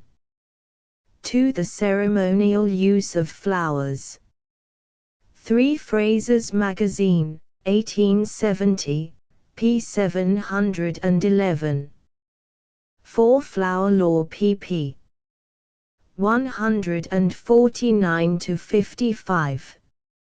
Miss Lambert, 19th Century, May 1880, p. 821. 6 19th Century, September 1878, p. 473. 7 Popular Antiquities 1870, 2. 24, and see Chapter 13. Plant names. The origin and history of plant names is a subject of some magnitude, and is one that has long engaged the attention of philologists. Of the many works published on plant names, that of the English Dialect Society, 1, is by far the most complete, and forms a valuable addition to this class of literature. Some idea of the wide area covered by the nomenclature of plants, as seen in the gradual evolution and descent of vernacular names, may be gathered even from a cursory survey of those most widely known in our own and other countries. Apart, too, from their etymological associations, it is interesting to trace the variety of sources from whence plant names have sprung, a few illustrations of which are given in the present chapter. At the outset, it is noteworthy that our English plant names can boast of a very extensive parentage, being derived from many languages: Latin, Greek, Ancient British, Anglo-Saxon, Norman, Low German, Swedish, Danish, Arabic, Persian. 2. It is not surprising, therefore, that in many cases much confusion has arisen in unraveling their meaning, which in the course of years would naturally become more or less modified by a succession of influences such as the intercommunication and change of ideas between one country and another. On the other hand, numerous plant names clearly display their origin, the lapse of years having left these unaffected, a circumstance which is especially true in the case of Greek and Latin names. Names of French origin are frequently equally distinct, a familiar instance being dandelion, from the French dent de lion, lion's tooth, although the reason for its being so called is by no means evident. At the same time, it is noticeable that in nearly every European language the plant bears a similar name, whereas Professor de Gubernatis connects the name with the sun, Helios, and adds that a lion was the animal symbol of the sun, and that all plants named after him are essentially plants of the sun. 3. One of the popular names of the St. John's wort is Toussaint, a corruption of the French Toutsin, so called from its healing properties, and the mignonette is another familiar instance. The flower de luce, one of the names probably of the iris, is derived from fleur de louis, from its having been assumed as his device by Louis VII of France. It has undergone various changes, having been in all probability contracted into fleur de luce, and finally into fleur de lis or fleur de lis. An immense deal of discussion has been devoted to the history of this name, and a great many curious theories proposed in explanation of it, some being of opinion that the lily and not the iris is referred to. But the weight of evidence seemed to favor the iris theory, this plant having been undoubtedly famous in French history. Once more, by some, for the name fleur de lis has been derived from Louis, in which manner the 12 first Louis signed their names, and which was easily contracted into Lys. Some consider it means the flower that grows on the banks of the river Lys, which separated France and Artois from Flanders. Turning to the literature of the past, Shakespeare has several allusions to the plant, as in I Henry VI, where a messenger enters and exclaims, "Awake, awake, English nobility! Let not sloth dim your honour's new begot, cropped are the flower de luces in your arms, of England's coat one half is cut away." Spenser mentions the plant, and distinguishes it from the lily, "Show me the groundy with daffodillies, and cowslips, and kingcups, and loved lilies, the pretty pony, and the cherrysaunce, shall march with the fair air floridilis." Another instance is the mignonette of our French neighbours, known also as the love flower. One of the names of the deadly nightshade is belladonna, which reminds us of its Italian appellation, and several of our commonest plant names are obtained from the Low German or Dutch, as, for instance, buckwheat, Polygonum phagopyrum, from the Dutch bokweit. The rowan tree, Pyrus or Cuparia, comes from the Danish roun, Swedish run, which, as Dr. Pryor remarks, is traceable to the Old Norse runna, a charm, from its being supposed to have power to avert evil. Similarly, the adder's tongue, Ophioglossum vulgatum, is said to be from the Dutch adderstong, and the word hawthorn is found in the various German dialects. As the authors of English plant names remark, into 15, many North Country names are derived from Swedish and Danish sources, an interesting example occurring in the word kemps, a name applied to the black heads of the ribwort plantain, Plantago lanceolata. The origin of this name is to be found in the Danish kemp, a warrior, and the reason for its being so called is to be found in the game which children in most parts of the kingdom play with the flower stalks of the plantain, by endeavoring to knock off the heads of each other's mimic weapons.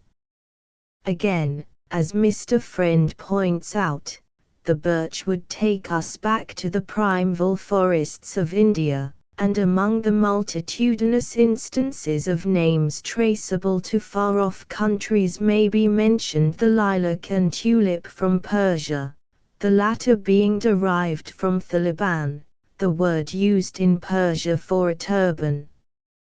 Lilac is equivalent to lilag, a Persian word signifying flower, having been introduced into Europe from that country early in the 16th century by Busbeck, a German traveller.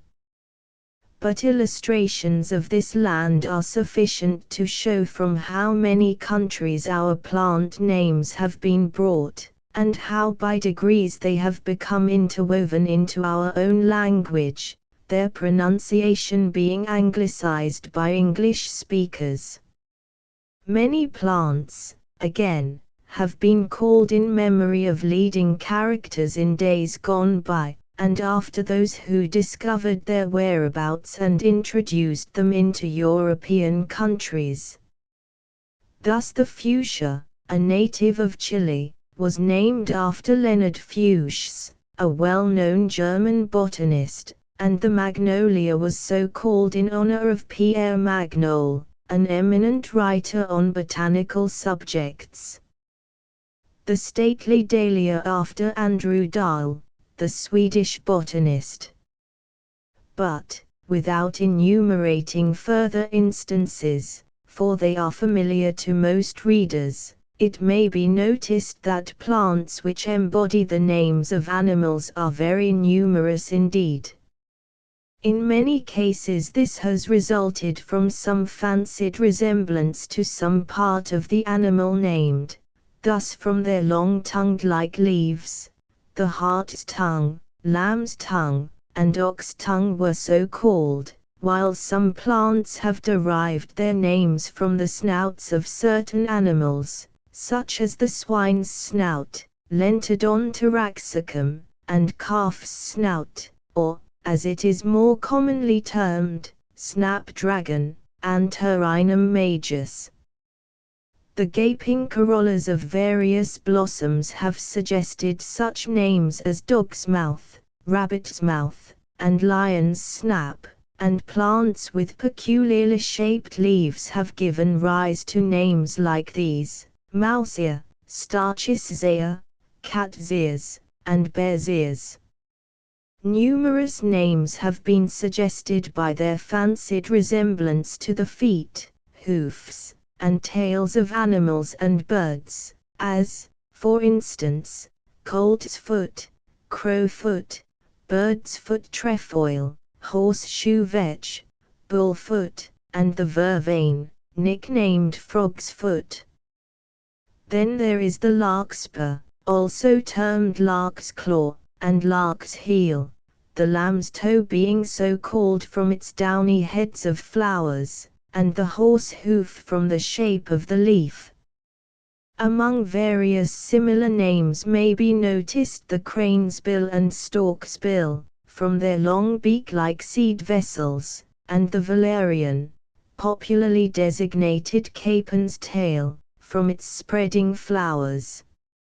Many plant names have animal prefixes, these indeed forming a very extensive list.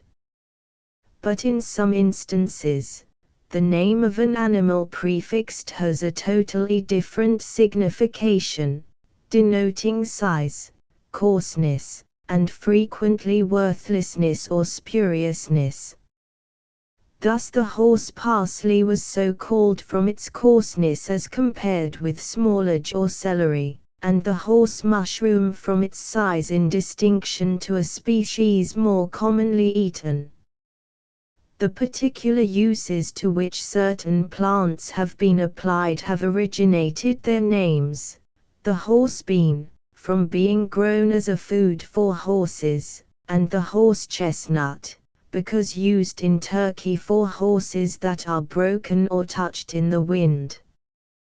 Parkinson, too, adds how horse chestnuts are given in the East, and so through all Turkey, unto horses to cure them of the cough, shortness of wind, and such other diseases. The germander is known as horse chere, from its growing after horse droppings, and the horsebane, because supposed in Sweden to cause a kind of palsy in horses, an effect which has been ascribed by Linnaeus not so much to the noxious qualities of the plant itself, as to an insect, Curculio parapulcticus, that breeds in its stem. The dog has suggested sundry plant names, this prefix frequently suggesting the idea of worthlessness, as in the case of the dog violet, which lacks the sweet fragrance of the true violet, and the dog parsley, which, whilst resembling the true plant of this name, is poisonous and worthless. In like manner there is the dog elder, dog's mercury, dog's chamomile, and the dog rose, each a spurious form of a plant quite distinct, while on the other hand we have the dog's tooth grass, from the sharp-pointed shoots of its underground stem, and the dog grass, Triticum caninu, because given to dogs as an aperient. The cat has come in for its due share of plant names, as for instance the sun spurge, which has been nicknamed cat's milk, from its milky juice oozing in drops, as milk from the small teats of a cat, and the blossoms of the talix, designated cats and kittens, or kittings, probably in allusion to their soft, fur-like appearance. Further names are cat's faces, Viola tricolor, cat's eyes, Veronica chamca edris, cat's tail, the catkin of the hazel or willow, and cat's ear, Hypocris maculata. The bear is another common prefix. Thus there is the bear's foot, from its digital leaf, the bearberry, or bear's bilberry, from its fruit being a favorite food of bears, and the bear's garlic.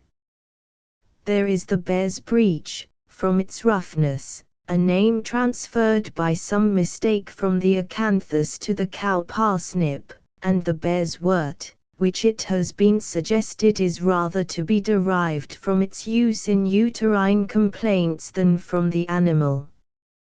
Among names in which the word cow figures may be mentioned the cowbane, water hemlock, from its supposed baneful effects upon cows, because, writes Withering, early in the spring, when it grows in the water, cows often eat it, and are killed by it. Cockine would derive cowslip from cu, cow, and slipe, lip, and cow wheat is so nicknamed from its seed resembling wheat, but being worthless as food for man. The flowers of the arum maculatum are bulls and cows, and in Yorkshire the fruit of Crataegus oxyacantha is bull horns, an old name for the horseleek being bullock's. Many curious names have resulted from the prefix pig, as in Sussex, where the bird's foot trefoil is known as pig's petitoes, and in Devonshire the fruit of the dog rose is pig's noses. A Northamptonshire term for goose grass, Galium aperin, is pigtail, and the pig nut, Brunium flexojum, derived this name from its tubers being a favorite food of pigs, and resembling nuts in size and flavor. The common cyclamen is sowhead, and a popular name for the Suncus oleraceus is sow thistle. Among further names also associated with the sow may be included the sow fennel, sow grass, and sow foot, while the sowbane, Chinopodium rubrum, is so termed from being, as Parkinson tells us, found certain to kill swine. Among further animal prefixes may be noticed the wolf's bane, Aconichum napellus, wolf's claws, Lycopodium clavatum, wolf's milk, Euphorbia helioscopia, and wolf's thistle, Carlina acaulis. The mouse has given us numerous names, such as mouse-ear, Hieracium pilosula, mouse grass, Araucaria mouse-ear scorpion grass, Myosotis palustris, mouse tail, Myosurus minimus, and mouse pea. The term rat tail has been applied to several plants having a tail-like inflorescence, such as the Plantago lanceolata, ribwort plantain. The term toad as a prefix, like that of dog, frequently means spurious, as in the toad flax, a plant which, before it comes into flower, bears a tolerably close resemblance to a plant of the true flax. The frog, again, supplies names, such as frog's lettuce, frog's foot, frog grass, and frog cheese, while hedgehog gives us such names as hedgehog parsley and hedgehog grass. Connected with the dragon we have the name dragon applied to the snakeweed, Polygonum bistorta, and dragon's blood is one of the popular names of the herb Robert. The water dragon is a nickname of the Calta palustris, and dragon's mouth of the Digitalis purpurea. Once more, there is scorpion grass and scorpion wort, both of which refer to various species of Myosotis, snakes and vipers also adding to the list. Thus there is viper's bugloss, and snakeweed. In Gloucestershire the fruit of the arum maculatum is snake's vitals, and snake's head is a common name for fritillary. There is the snakeskin willow and snake's girdles, snake's tongue being a name given to the banewort, Ranunculus flammula. Names in which the devil figures have been noticed elsewhere, as also those in which the words fairy and witch enter. As the authors, too, of the Dictionary of Plant Names have pointed out, a great number of names may be called dedicatory, and embody the names of many of the saints, and even of the deity. The latter, however, are very few in number, owing perhaps to a sense of reverence, and God Almighty's bread and cheese, God's eye, God's grace, God's meat, our Lord's, or our Saviour's flannel, Christ's hair, Christ's herb, Christ's ladder, Christ's thorn, Holy Ghost and herb Trinity make up almost the whole list. On the other hand, the Virgin Mary has suggested numerous names, some of which we have noticed in the chapter on sacred plants. Certain of the saints, again, have perpetuated their names in our plant nomenclature, instances of which are scattered throughout the present volume. Some plants, such as fleabane and wolfsbane, refer to the reputed property of the plant to keep off or injure the animal named. 5. And there is a long list of plants which derived their names from their real or imaginary medicinal virtues, many of which illustrate the old doctrine of signatures. Birds, again, like animals, have suggested various names, and among some of the best-known ones may be mentioned the goosefoot, goosegrass, goose-tongue. Shakespeare speaks of cuckoo buds, and there is cuckoo's head, cuckoo flower, and cuckoo fruit, besides the stork's bill and crane's bill. Bees are not without their contingent of names, a popular name of the Delphinium grandiflorum being the bee larkspur, from the resemblance of the petals, which are studded with yellow hairs, to the humblebee whose head is buried in the recesses of the flower. There is the bee flower, Ophrys apifera, because the lip is in form and color so like a bee, that anyone unacquainted therewith would take it for a living bee sucking of the flower. In addition to the various classes of names already mentioned, there are a rich and very varied assortment found in most counties throughout the country, many of which have originated in the most amusing and eccentric way. Thus butter and eggs and bacon are applied to several plants, from the 2 shades of yellow in the flower, and butter churn to the Nupha luteum, from the shape of the fruit. A popular term for nepentaglycoma is hen and chickens and cocks and hens for the Plantago lanceolata.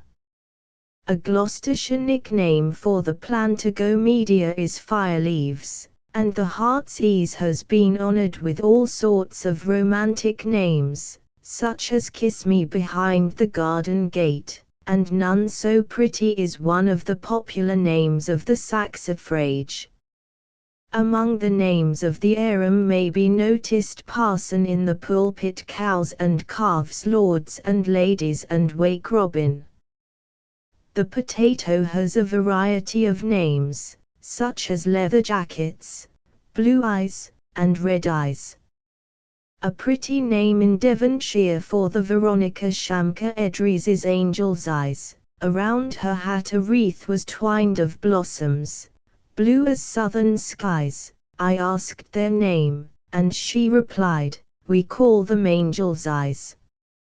6. In the northern counties the poplar, on account of its bitter bark, was termed the bitterweed. 7. Oak, ash, and elm tree, the laird can hang for the 3, but fir, sorf, and bitterweed, the laird may flight, but make nae thing be it. According to the compilers of English plant names, this name is assigned to no particular species of poplar, nor have we met with it elsewhere. The common Solomon's seal, Polygonatum multiflorum, has been nicknamed David's harp, 8, and appears to have arisen from the exact similarity of the outline of the bended stalk, with its pendant bill-like blossoms, to the drawings of monkish times in which King David is represented as seated before an instrument shaped like the half of a pointed arch, from which are suspended metal bells, which he strikes with 2 hammers. In the neighborhood of Torquay, fir cones are designated oysters, and in Sussex the arabis is called snow on the mountain and snow in summer. A Devonshire name for the sweet scabriosis is the mournful widow, and in some places the red valerian, Centranthus rubber, is known as scarlet lightning. A common name for Achillea tarmica is sneezewort, and the Petasites vulgaris has been designated son before the father. The general name for Drosera rotundifolia is sundew, and in Gloucestershire the primula auricula is the tanner's apron. The viola tricolour is often known as 3 faces in a hood, and the Aconichum napellus as Venus's chariot drawn by 2 doves. The Stellaria hollisti is lady's white petticoat, and the Scandix pecten is old wife's darning needles. One of the names of the campion is plum pudding, and spittle of the stars has been applied to the Gnostic commune. Without giving further instances of these odd plant names, we would conclude by quoting the following extract from the preface of Mr. Earle's charming little volume on English plant names, a remark which, indeed, most equally applies to other sections of our subject beyond that of the present chapter. The fascination of plant names has its foundation in 2 instincts: love of nature, and curiosity about language. Plant names are often of the highest antiquity, and more or less common to the whole stream of related nations. Could we penetrate to the original suggestive idea that called forth the name, It would bring valuable information about the first openings of the human mind towards nature, and the merest dream of such a discovery invests with a strange charm the words that could tell, if we could understand, so much of the forgotten infancy of the human race. Footnotes: 1 Dictionary of English Plant Names by J. Britton and Robert Holland. 1886. 2. English Plant Names Introduction, p. 13. 3 C. Folkard's Legends, p. 309, Friends Flowers and Flowerlore 2. 401-54. See Flower Law, p. 74. 5 Friends Flower Law 2. 425-6. Garden, the 29th of June, 1872. 7 Johnston's Botany of Eastern Borders, 1853, p. 177.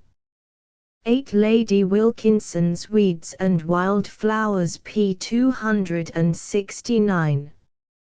Chapter 14. Plant Language. Plant language, as expressive of the various traits of human character, can boast of a worldwide and antique history.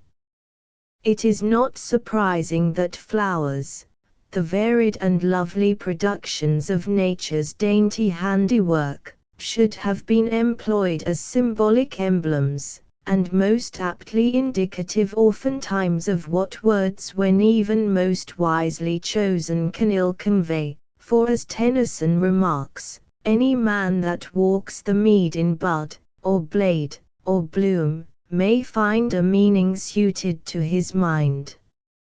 Hence, whether we turn to the pages of the sacred volume, or to the early Greek writings, we find the symbolism of flowers most eloquently illustrated, while Persian poetry is rich in allusions of the same kind.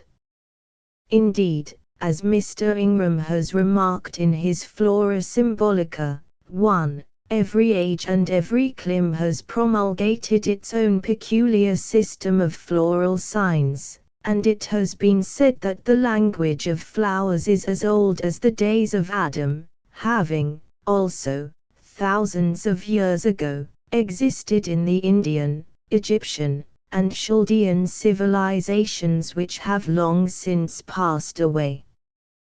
He further adds how the Chinese, whose chronicles antedated the historic records of all other nations, seem to have had a simple but complete mode of communicating ideas by means of florographic signs, whereas the monuments of the old Assyrian and Egyptian races bear upon their venerable surfaces a code of floral telegraphy whose hieroglyphical meaning is veiled or but dimly guessed at in our day. The subject is an extensive one, and also enters largely into the ceremonial use of flowers, many of which were purposely selected for certain rites from their long-established symbolical character. At the same time, it must be remembered that many plants have had a meaning attached to them by poets and others, who have by a license of their own made them to represent certain sentiments and ideas for which there is no authority save their own fancy. Hence in numerous instances a meaning, wholly misguiding, has been assigned to various plants, and has given rise to much confusion. This, too, it may be added, is the case in other countries as well as our own. Furthermore, as M. de Gubernatis observes, there exist a great number of books which pretend to explain the language of flowers, wherein one may occasionally find a popular or traditional symbol, but, as a rule, these expressions are generally the wild fancies of the author himself. Hence, In dealing with plant language, one is confronted with a host of handbooks, many of which are not only inaccurate, but misleading. But in enumerating the recognized and well-known plants that have acquired a figurative meaning, it will be found that in a variety of cases this may be traced to their connection with some particular event in years past, and not to some chance or caprice, as some would make us believe.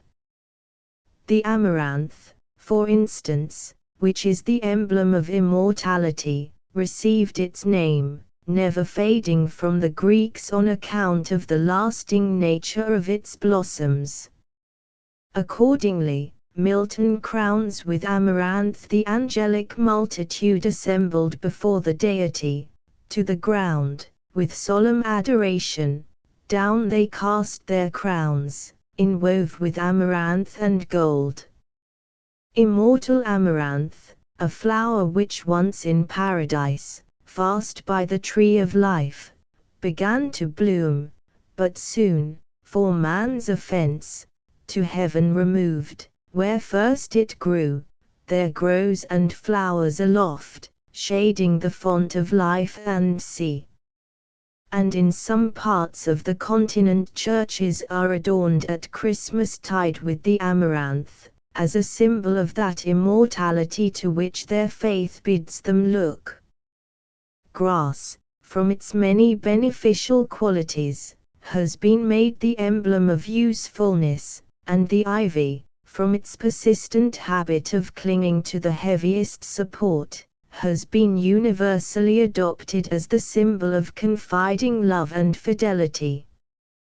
Growing rapidly, it iron clasps the fissured stone with its entwining arms, and embowers with leaves forever green, and berries dark.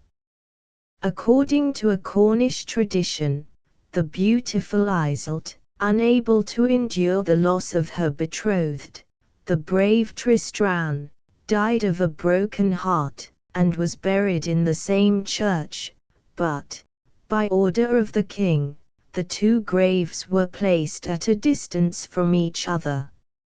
Soon, however, there burst forth from the tomb of Tristram a branch of ivy, and another from the grave of Thiselton, these shoots gradually growing upwards, until at last the lovers, represented by the clinging ivy, were again united beneath the vaulted roof of heaven. 2. Then, again, the cypress, in floral language, denotes mourning, and, as an emblem of woe, may be traced to the familiar classical myth of Cyparissus, who, sorrow-stricken at having skinned his favorite stag, was transformed into a cypress tree. Its ominous and sad character is the subject of constant allusion, Virgil having introduced it into the funeral rites of his heroes. Shelley speaks of the unwept youth whom no mourning maidens decked with weeping flowers, or votive cypress wreath, the love couch of his everlasting sleep. And Byron describes the cypress as dark tree, still sad when others' grief is fled, the only constant mourner o'er the dead. The laurel, used for classic wreaths, has long been regarded emblematical of renown, and Tasso thus addresses a laurel leaf in the hair of his mistress: O glad triumphant bough, that now adornest conquering chiefs, and now clippest the boughs of overruling kings from victory to victory. Thus climbing on through all the heights of story, from worth to worth, and glory unto glory, to finish all, O gentle and royal tree, thou reignest now upon that flourishing head, at whose triumphant eyes love and our souls are laid. Like the rose, the myrtle is the emblem of love, having been dedicated by the Greeks and Romans to Venus, in the vicinity of whose temples myrtle groves were planted. Hence, from time immemorial, sacred to Venus is the myrtle shade. This will explain its frequent use in bridal ceremonies on the continent, and its employment for the wedding wreath of the Jewish damsel. Herrick, mindful of its associations, thus apostrophizes Venus, Goddess, I do love a girl, ruby-lipped and toothed like pearl, if so be I may but prove lucky in this maid I love, I will promise there shall be myrtles offered up to thee. To the same goddess was dedicated the rose, and its worldwide reputation as the flower of love, in which character it has been extolled by poets in ancient and modern times, needs no more than reference here. The olive indicates peace, and as an emblem was given to Judith when she restored peace to the Israelites by the death of Holofernes. 3. Shakespeare, in Twelfth Night, Act ISC 5, makes Viola say, I bring no overture of war, no taxation of homage, I hold the olive in my hand, my words are as full of peace as of matter. Similarly, the palm, which, as the symbol of victory, was carried before the conqueror in triumphal processions, is generally regarded as denoting victory. Thus, palm branches were scattered in the path of Christ upon his public entry into Jerusalem, and, at the present day, a palm branch is embroidered on the lappet of the gown of a French professor, to indicate that a university degree has been attained. 4. Some flowers have become emblematical from their curious characteristics. Thus, the balsam is held to be expressive of impatience, because its seed pods when ripe curl up at the slightest touch, and dart forth their seeds, with great violence, hence one of its popular names, touch me not. The wild anemone has been considered indicative of brevity, because its fragile blossom is so quickly scattered to the wind and lost. The winds forbid the flowers to flourish long, which owe to winds their name in Grecian song. The poppy, from its somniferous effects, has been made symbolic of sleep and oblivion, hence Virgil calls it the Lethean poppy, whilst our old pastoral poet, William Browne, speaks of it as sleep-bringing poppy. The heliotrope denotes devoted attachment, from its having been supposed to turn continually towards the sun, hence its name, signifying the sun and to turn. The classic heliotrope must not be confounded with the well-known Peruvian heliotrope or cherepia plant with small lilac-blue blossoms of a delicious fragrance. It would seem that many of the flowers which had the reputation of opening and shutting at the sun's bidding were known as heliotropes, or sunflowers, or tournesol. Shakespeare alludes to the marigold, that goes to bed with the sun, and with him rises weeping. And more, describing its faithful constancy, says, the sunflower turns on her god when he sets the same look which she did when he rose. Such a flower, writes Mr. Ellacombe, was to old writers the emblem of constancy in affection and sympathy in joy and sorrow, though it was also the emblem of the fawning courtier, who can only shine when everything is right. Anyhow, the so-called heliotrope was the subject of constant symbolic allusion. The flower, enamored of the sun, at his departure hangs her head and weeps, and shrouds her sweetness up, and keeps sad vigils, like a cloistered nun, till his reviving ray appears, waking her beauty as he dries her tears. 5. The aspen, from its tremulous motion, has been made symbolical of fear.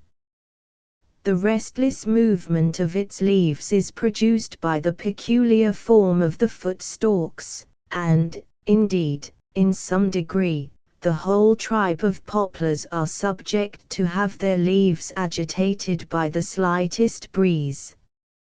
6. Another meaning assigned to the aspen in floral language is scandal, from an old saying which affirmed that its tears were made from women's tongues, an allusion to which is made in the subjoined rhyme by P. Hanay in the year 1622. The quaking aspen, light and thin, to the air quick passage gives, resembling still the trembling ill of tongues of womankind, which never rest, but still are pressed to wave with every wind. The almond, again, is regarded as expressive of haste, in reference to its hasty growth and early maturity, while the evening primrose, from the time of its blossoms expanding, indicates silent love, refraining from unclosing her cup of paly gold until her lowly sisters are rocked into a balmy slumber. The bramble, from its manner of growth, has been chosen as the type of lowliness, and from the fierceness with which it grasps the passer-by with its straggling prickly stems, as an emblem of remorse. Fennel was in olden times generally considered an inflammatory herb, and hence to eat conger and fennel was to eat two high and hot things together, which was an act of libertinism. Thus in 2 Henry IV. Act 2 Sc. 4, Falstaff says of Poins, he eats conger and fennel. Rosemary formerly had the reputation of strengthening the memory, and on this account was regarded as a symbol of remembrance. Thus, according to an old ballad, rosemary is for remembrance between us day and night, wishing that I may always have you present in my sight. And in Hamlet, where Ophelia seems to be addressing Laertes, she says, Act 4 Sc. 5, there's rosemary, that's for remembrance. Vervain, from time immemorial, has been the floral symbol of enchantment, owing to its having been in ancient times much in request for all kinds of divinations and incantations. Virgil, it may be remembered, alludes to this plant as one of the charms used by an enchantress: bring running water, bind those altars round with fillets, with vervain strew the ground. Parsley, according to floral language, has a double signification, denoting feasting and death. On festive occasions the Greeks wore wreaths of parsley, and on many other occasions it was employed, such as at the Isthmian Games. On the other hand, this plant was strewn over the bodies of the dead, and decked their graves. The weeping willow, as Mr. Ingram remarks, is one of those natural emblems which bear their florographical meaning so palpably impressed that their signification is clear at first sight. This tree has always been regarded as the symbol of sorrow, and also of forsaken love.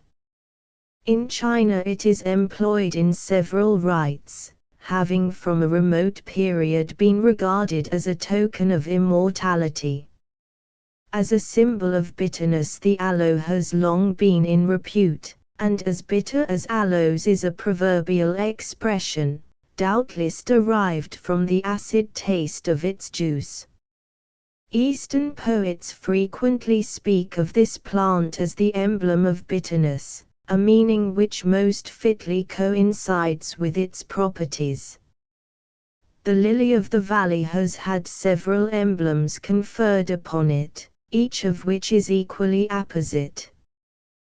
Thus in reference to the bright hopeful season of spring, in which it blossoms, it has been regarded as symbolical of the return of happiness, whilst its delicate perfume has long been indicative of sweetness, a characteristic thus beautifully described by Keats. No flower amid the garden fairer grows than the sweet lily of the lowly vale, the queen of flowers.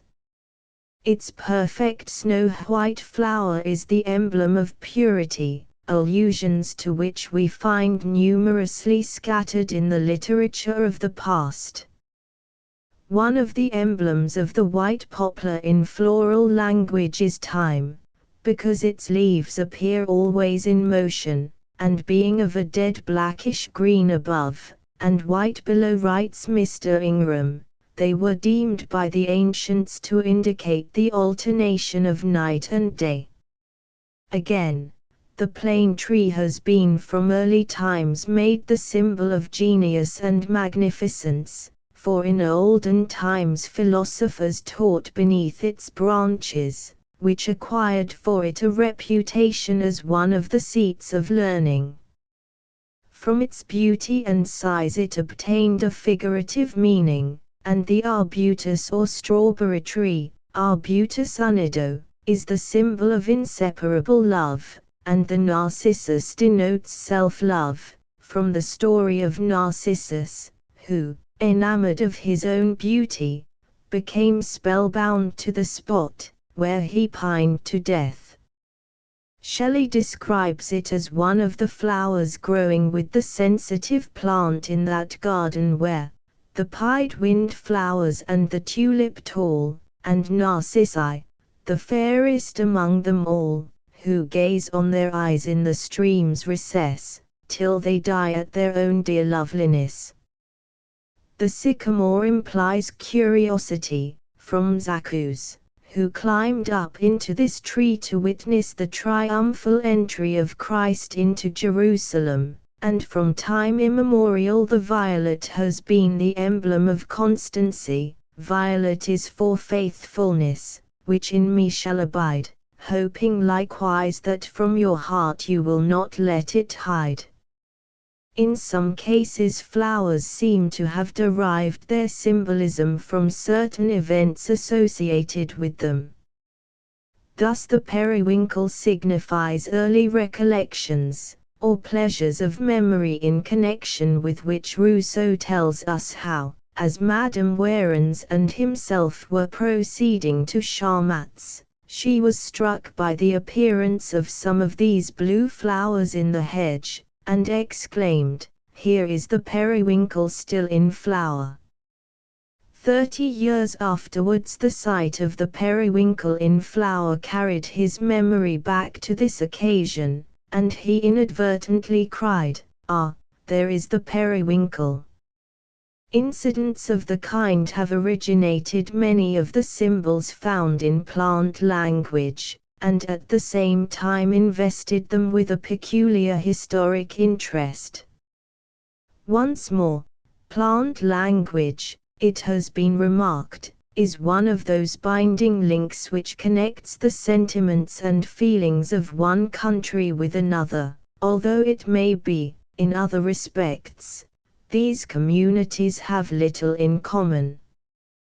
Thus, as Mr. Ingram remarks in the introduction to his Flora Symbolica, p. 12, from the unlettered North American Indian to the highly polished Parisian, from the days of dawning among the mighty Asiatic races, whose very names are buried in oblivion, down to the present times, the symbolism of flowers is everywhere and in all ages discovered, permeating all strata of society.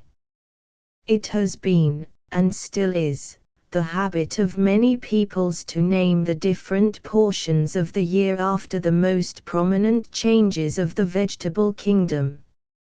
In the United States, the language of flowers is said to have more votaries than in any other part of the world, many works relative to which have been published in recent years.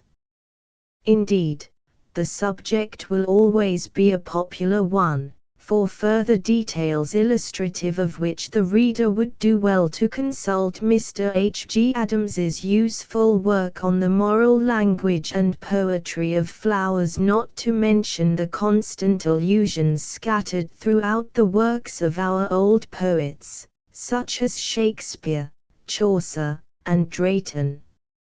Footnotes: 1 Introduction, p. 12. 2 Folkard's Plant Legends, p. 389. 3 See Judith 15. 13 4. Flower Law, pp. 197–85. Plant Law of Shakespeare. 6 Flower Law, p. 168. Chapter 15. Fabulous Plants. The curious traditions of imaginary plants found amongst most nations have partly a purely mythological origin. Frequently, too, they may be attributed to the exaggerated accounts given by old travelers, who, influenced by a desire to make themselves famous, have gone so far as to pretend that they saw these fancied objects. Anyhow, from whatever source sprung, these productions of ignorance and superstition have from a very early period been firmly credited.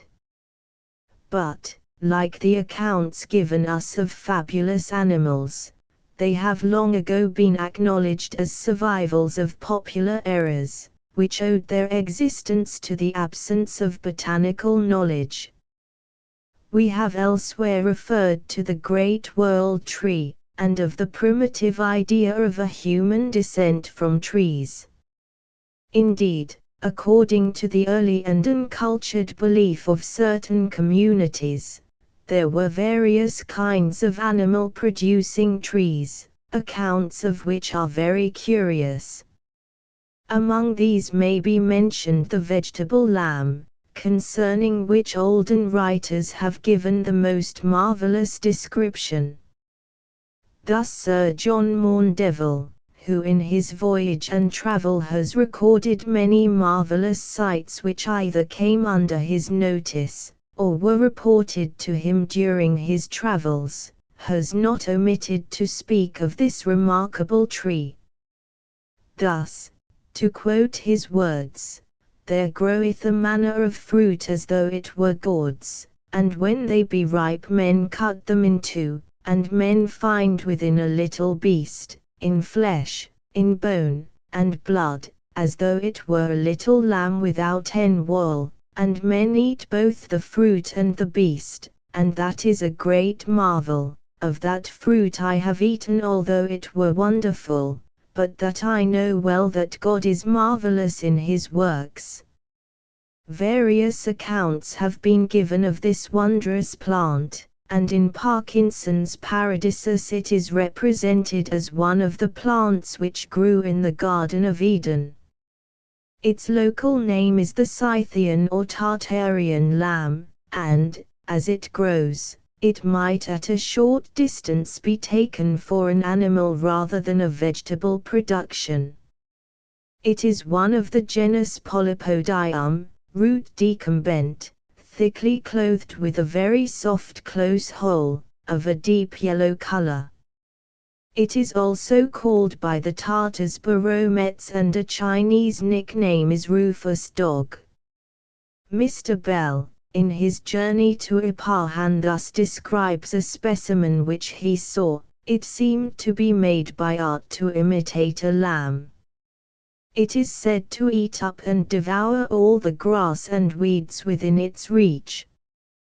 Though it may be thought that an opinion so very absurd could never find credit with people of the meanest understanding, yet I have conversed with some who were much inclined to believe it, so very prevalent is the prodigious and absurd with some part of mankind.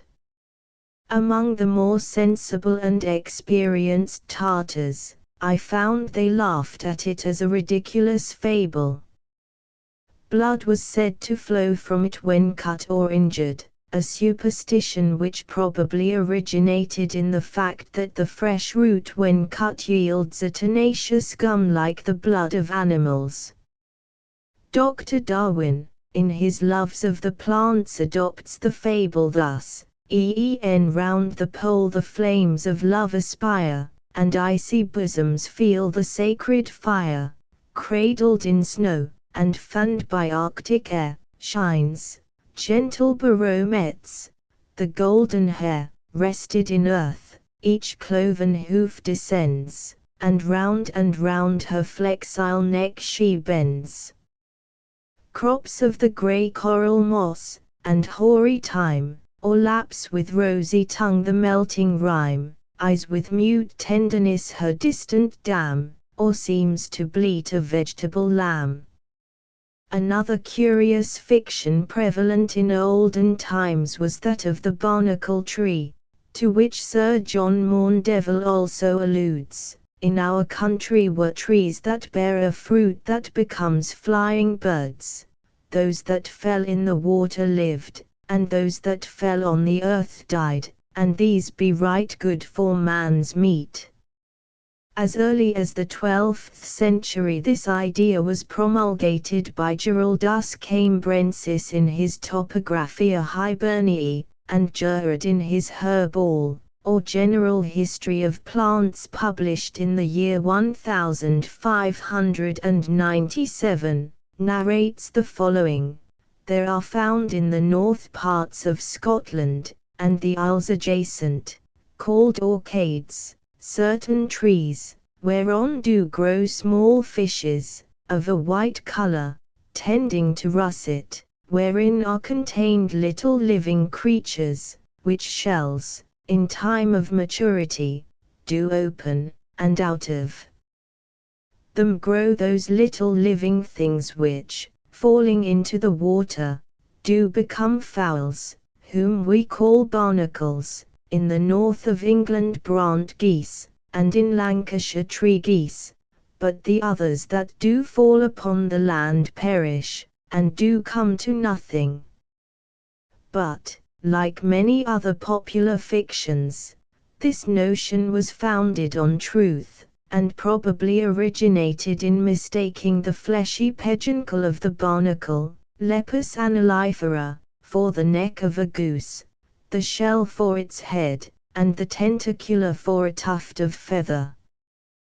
There were many versions of this eccentric myth, and according to one modification given by Boece, the oldest Scottish historian, these barnacle geese are first produced in the form of worms in old trees, and further adds that such a tree was cast on shore in the year 1480, when there appeared, on its being sawn asunder, a multitude of worms, throwing themselves out of sundry holes and pores of the tree. Some of them were nude, as they were new-shapen, some had both head, feet, and wings, but they had no feathers. Some of them were perfect-shapen fowls. At last, the people having this tree each day in more admiration, brought it to the kirk of St. Andrews, beside the town of Tyre, where it yet remains to our day.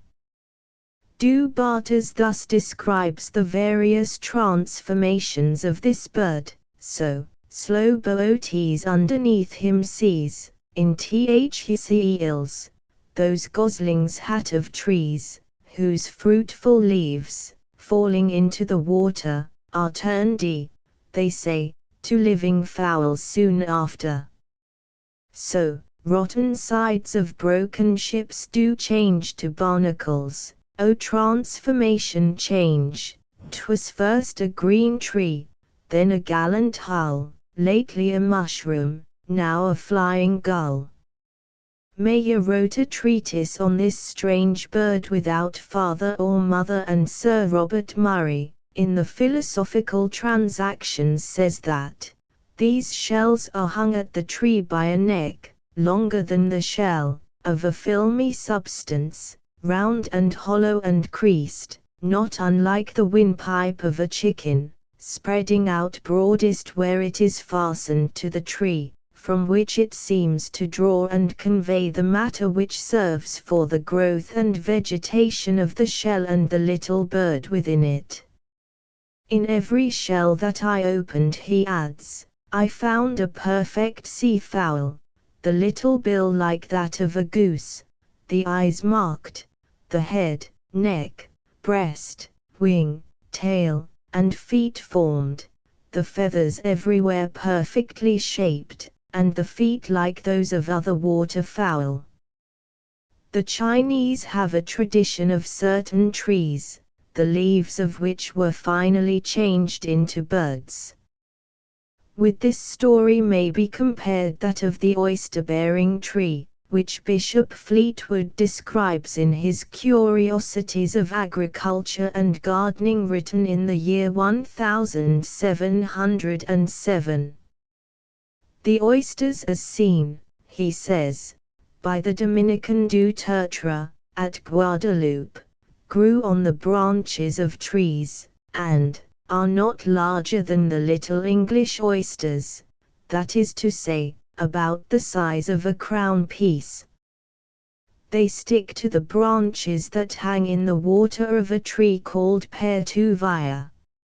No doubt the seed of the oysters, which is shed in the tree when they spawn, cleaves to those branches, so that the oysters form themselves there, and grow bigger in process of time, and by their weight bend down the branches into the sea, and then are refreshed twice a day by the flux and reflux of it. Kircher speaks of a tree in Chile, the leaves of which brought forth a certain kind of worm, which eventually became changed into serpents, and describes a plant which grew in the Molucca Islands, nicknamed catopar on account of its leaves when falling off being transformed into butterflies. Among some of the many other equally wonderful plants may be mentioned the stony wood, which is thus described by Gerard, being at Rugby, about such time as our fantastic people did with great concourse and multitudes repair and run headlong unto the sacred wells of Newnham Regis, in the edge of Warwickshire, as unto the waters of life, which could cure all diseases. He visited these healing wells, where he found growing over the same a fair ash tree, whose boughs did hang over the spring of water, whereof some that were sere and rotten, and some that of purpose were broken off, fell into the water and were all turned into stone. Of these boughs, or parts of the tree, I brought into London, which, when I had broken into pieces, therein might be seen that the pith and all the rest was turned into stones, still remaining the same shape and fashion that they were of before they were in the water. Similarly, Sir John Maundeville notices the Dead Sea fruit found on the apple trees near the Dead Sea. To quote his own words, "There be full fair apples, and fair of colour to behold, but whoso breaketh them or cutteth them in two, he shall find within them coals and cinders, in token that by the wrath of God, the city and the land were burnt and sunken into hell." Speaking of the many legendary tales connected with the apple, may be mentioned the golden apples which Hera received at her marriage with Zeus, and placed under the guardianship of the dragon Ladon, in the garden of the Hesperides. The northern Ijuna kept guarded the sacred apples which, by a touch, restored the aged gods to youth, and according to Sir J. Maundeville, the apples of Pybon fed the pygmies with their smell only.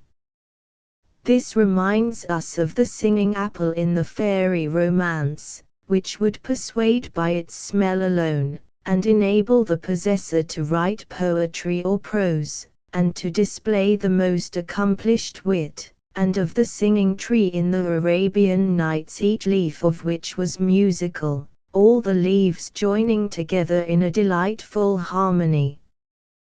But peculiarities of this kind are very varied, and form an extensive section in plant lore, very many curious examples being found in old travels, and related with every semblance of truth.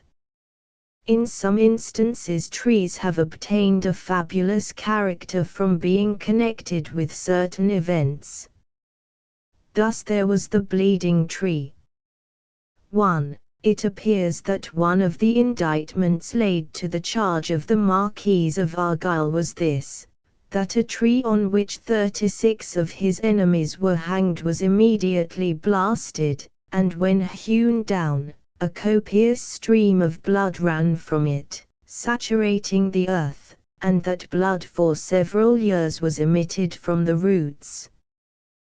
Then there is the poet's tree which grows over the tomb of Tansain, a musician at the court of Mohammed Akbar. Whoever chose a leaf of this tree was long said to be inspired with sweet melody of voice, an allusion to which is made by Moore, in Lalla Cook Colon, his voice was sweet, as if he had chewed the leaves of that enchanted tree which grows over the tomb of the musician Tansain. The rare but occasional occurrence of vegetation in certain trees and shrubs, happening to take place at the period of Christ's birth, gave rise to the belief that such trees threw out their leaves with a holy joy to commemorate that anniversary. An oak of the early budding species for 2 centuries enjoyed such a notoriety, having been said to shoot forth its leaves on Old Christmas Day, no leaf being seen either before or after that day during winter. There was the famous Glastonbury thorn, and in the same locality a walnut tree was reported never to put forth its leaves before the feast of Saint Barnabas, the 11th of June. The monkish legend runs thus: Joseph of Arimathea, after landing at no great distance from Glastonbury, walked to a hill about a mile from the town.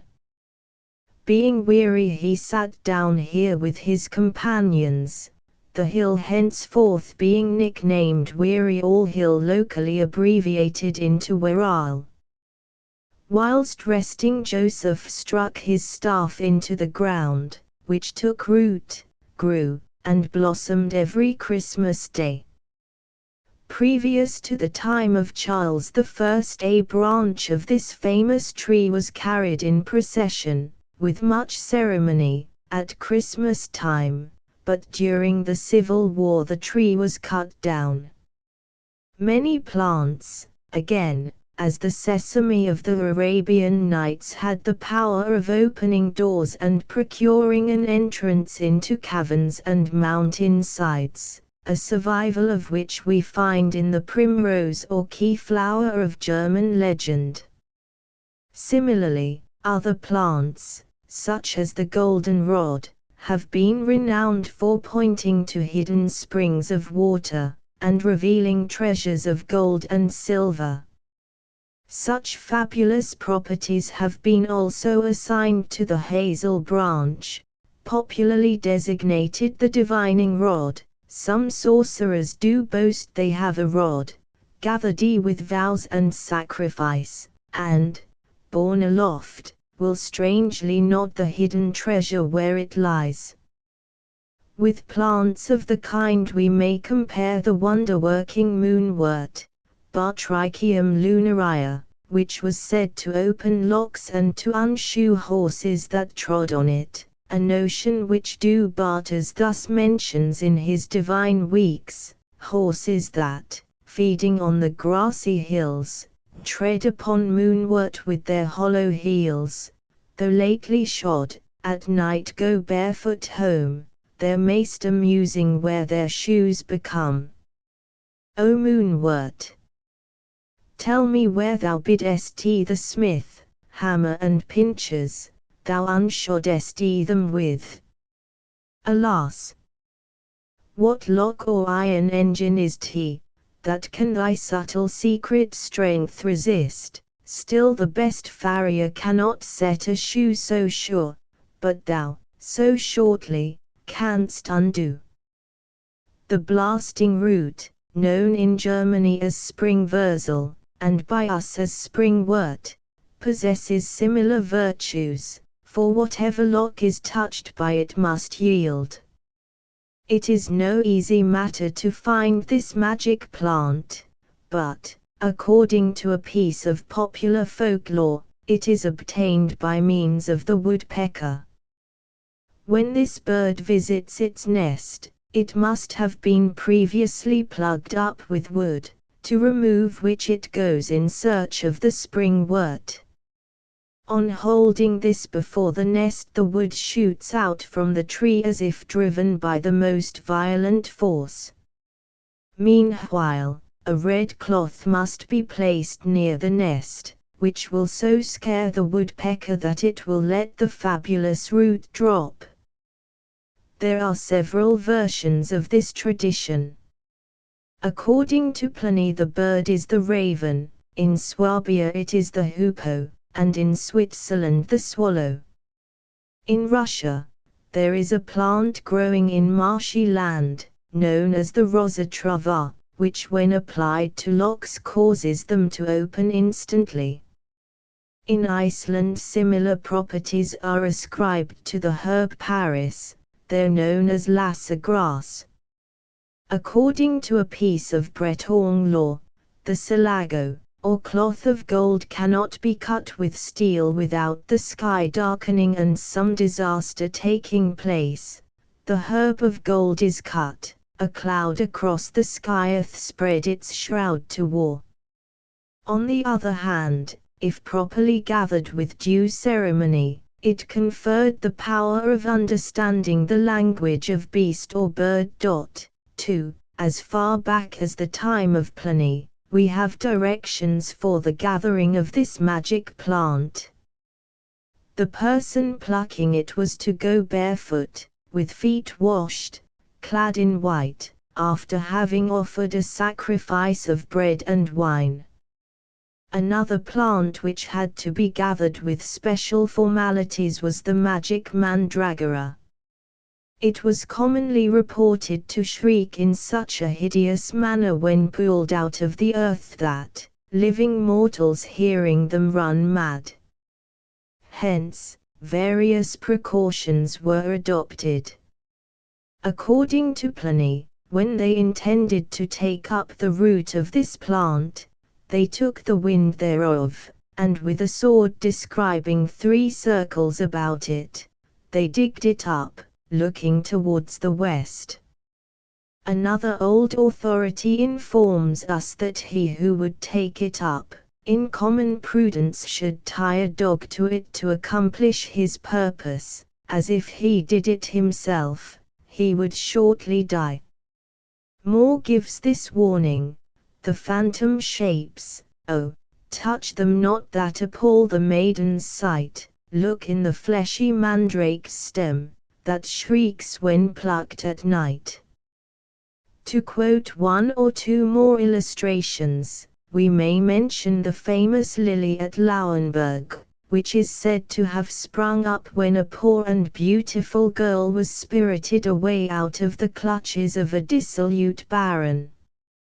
It made its appearance annually, an event which was awaited with much interest by the inhabitants of the Harz, many of whom made a pilgrimage to behold it.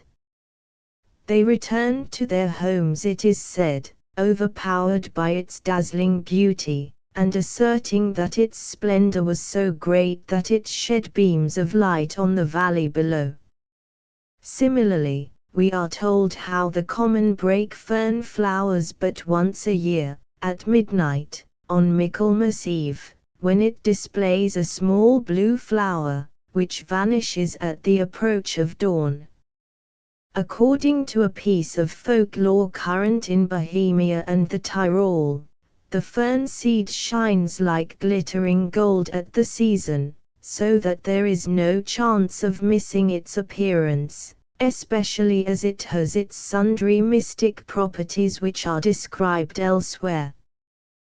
Professor Mannart relates a strange legend current in Mecklenburg to the effect that in a certain secluded and barren spot, where a murder had been committed, there grows up every day at noon a peculiarly shaped thistle, unlike any other of its kind. On inspection there are to be seen human arms, hands, and heads, and as soon as 12 heads have appeared, the weird plant vanishes. It is further added that on one occasion a shepherd happened to pass the mysterious spot where the thistle was growing, when instantly his arms were paralyzed and his staff became tinder. Accounts of these fabulous trees and plants have in years gone been very numerous, and have not yet wholly died out, surviving in the legendary tales of most countries. In some instances, too, it would seem that certain trees like animals have gained a notoriety, purely fabulous, through trickery and credulity. About the middle of the last century, for instance, there was the groaning tree at Baddesley, which created considerable sensation. It appears that a cottager, who lived in the village of Baddesley, 2 miles from Lymington, frequently heard a strange noise behind his house, like a person in extreme agony. For about 20 months this tree was an object of astonishment, and at last the owner of the tree, in order to discover the cause of its supposed sufferings, bored a hole in the trunk. After this operation it ceased to groan, it was rooted up, but nothing appeared to account for its strange peculiarity. Stories of this kind remind us of similar wonders recorded by Sir John Maundeville, as having been seen by him in the course of his eastern travels. Thus he describes a certain table of ebony or blackwood, that once used to turn into flesh on certain occasions, but whence now drops only oil, which, if kept above a year, becomes good flesh and bone. Footnotes: 1 Lang's History of Scotland 1800, 2. p. 2 Flower Law p. 46. Chapter 16. Doctrine of Signatures. The old medical theory, which supposed that plants by their external character indicated the particular diseases for which nature had intended them as remedies, was simply a development of the much older notion of a real connection between object and image. Thus, on this principle, it was asserted that the properties of substances were frequently denoted by their color, hence, white was regarded as refrigerant, and red as hot. In the same way, for disorders of the blood, burnt purple, pomegranate seeds, mulberries, and other red ingredients were dissolved in the patient's drink, and for liver complaints yellow substances were recommended. But this fanciful and erroneous notion led to serious errors in practice, 1, and was occasionally productive of the most fatal results. Although, indeed, Pliny spoke of the folly of the magicians in using the catenance, Greek, katon hanka, compulsion, for love potions, on account of its shrinking in drying into the shape of the claws of a dead kite, 2, and so holding the patient fast. Yet this primitive idea, after the lapse of centuries, was as fully credited as in the early days when it was originally started. Throughout the 16th and 17th centuries, for instance, it is noticed in most medical works, and in many cases treated with a seriousness characteristic of the backward state of medical science even at a period so comparatively recent. Crolius wrote a work on the subject, and Langham, in his Garden of Health published in the year 1578, accepted the doctrine. Coles, in his Art of Simpling, 1656, thus describes it: though sin and Satan have plunged mankind into an ocean of infirmities, yet the mercy of God, which is over all his works, maketh grass to grow upon the mountains and herbes for the use of men, and hath not only stamped upon them a distinct form, but also given them particular signatures, whereby a man may read even in legible characters the use of them. John Ray, in his treatise on the wisdom of God in creation, was among the first to express his disbelief of this idea, and writes, as for the signatures of plants, or the notes impressed upon them as notices of their virtues, some lay great stress upon them, accounting them strong arguments to prove that some understanding principle is the highest original of the work of nature, as indeed they were, could it be certainly made to appear that there were such marks designedly set upon them. Because all that I find mentioned by authors seem to be rather fancied by men than designed by nature to signify, or point out, any such virtues, or qualities, as they would make us believe. His views, however, are somewhat contradictory, inasmuch as he goes on to say that the noxious and malignant plants do, many of them, discover something of their nature by the sad and melancholic visage of their leaves, flowers, or fruit. And that I may not leave that head wholly untouched, one observation I shall add relating to the virtues of plants, in which I think there is something of truth, that is, that there are of the wise dispensation of Providence such species of plants produced in every country as are made proper and convenient for the meat and medicine of the men and animals that are bred and inhabit therein. Indeed, however much many of the botanists of bygone centuries might try to discredit this popular delusion, they do not seem to have been wholly free from its influence themselves. Some estimate, also, of the prominence which the doctrine of signatures obtained may be gathered from the frequent allusions to it in the literature of the period. Thus, to take one illustration, the euphrasia or eyebright, Euphrasia officinalis, which was, and is, supposed to be good for the eye, owing to a black pupil-like spot in its corolla, is noticed by Milton, who, it may be remembered, represents the archangel as clearing the vision of our first parents by its means, then purged with euphrasy and rue his visual orbs, for he had much to see. Spencer speaks of it in the same strain. Yet euphrasia may not be left unsung, that gives demise to wander leagues around. And Thomson says, if she, whom I implore, Urania, deign with euphrasia to purge away the mists, which, humid, dim the mirror of the mind. With reference to its use in modern times, Anne Pratt, 3, tells us how, on going into a small shop in Dover, she saw a quantity of the plant suspended from the ceiling, and was informed that it was gathered and dried as being good for weak eyes, and in many of our rural districts I learn that the same value is still attached to it by the peasantry. Again, it is interesting to observe how, under a variety of forms, this piece of superstition has prevailed in different parts of the world.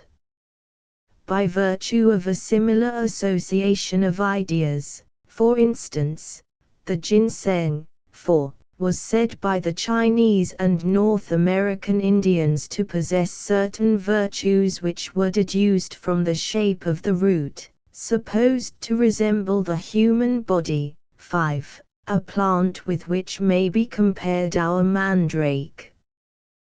The Romans of old had their rock-breaking plant called saxifraga or sassafras. 6. And we know in later times how the granulated roots of our white meadow saxifrage, Saxifraga granulata, resembling small stones, were supposed to indicate its efficacy in the cure of calculus complaints. Hence one of its names, stonebrake. The stony seeds of the grown well were, also, used in cases of stone, a plant formerly known as liquale, or, as in a MS of the 15th century, lithuel, stone switch. 7. In accordance, also, with the same principle, it was once generally believed that the seeds of ferns were of an invisible sort, and hence, by a transference of properties, it came to be admitted that the possessor of fern seed could likewise be invisible, a notion which obtained an extensive currency on the continent. As special good luck was said to attend the individual who succeeded in obtaining this mystic seed, it was eagerly sought for, Midsummer Eve being one of the occasions when it could be most easily procured. Thus Grimm, in his Teutonic mythology, 8, relates how a man in Westphalia was looking on midsummer night for a foal he had lost, and happened to pass through a meadow just as the fern seed was ripening, so that it fell into his shoes. In the morning he went home, walked into the sitting room and sat down, but thought it strange that neither his wife nor any of the family took the least notice of him. "I have not found the foal," said he. Thereupon everybody in the room started and looked alarmed, for they heard his voice but saw him not. His wife then called him, thinking he must have hid himself, but he only replied, "Why do you call me? Here I am right before you." At last he became aware that he was invisible, and, remembering how he had walked in the meadow on the preceding evening, it struck him that he might possibly have fern seed in his shoes. So he took them off, and as he shook them the fern seed dropped out, and he was no longer invisible. There are numerous stories of this kind, and, according to Dr. Kuhn, one method for obtaining the fern seed was, at the summer solstice, to shoot at the sun when it had attained its midday height. If this were done, 3 drops of blood would fall, which were to be gathered up and preserved, this being the fern seed. In Bohemia, 9, on Old St. John's Night, July the 8th, one must lay a communion chalice cloth under the fern, and collect the seed which will fall before sunrise. Among some of the scattered allusions to this piece of folklore in the literature of our own country, may be mentioned one by Shakespeare in I Henry IV. 2:1, Gadshill. We have the receipt of fern seed, we walk invisible. 10, Chamberlain. Nay, by my faith, I think you are more beholding to the night than to fern seed for your walking invisible. In Ben Jonson's New Inn, I1, it is thus noticed, I had no medicine, sir, to go invisible, no fern seed in my pocket. Brand, 11, was told by an inhabitant of Heston, in Middlesex, that when he was a young man he was often present at the ceremony of catching the fern seed at midnight, on the eve of St. John Baptist.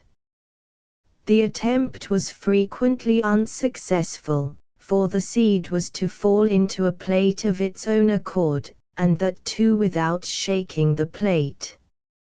It is unnecessary to add further illustrations on this point, as we have had occasion to speak elsewhere of the sundry other magical properties ascribed to the fern seed, whereby it has been prominently classed amongst the mystic plants.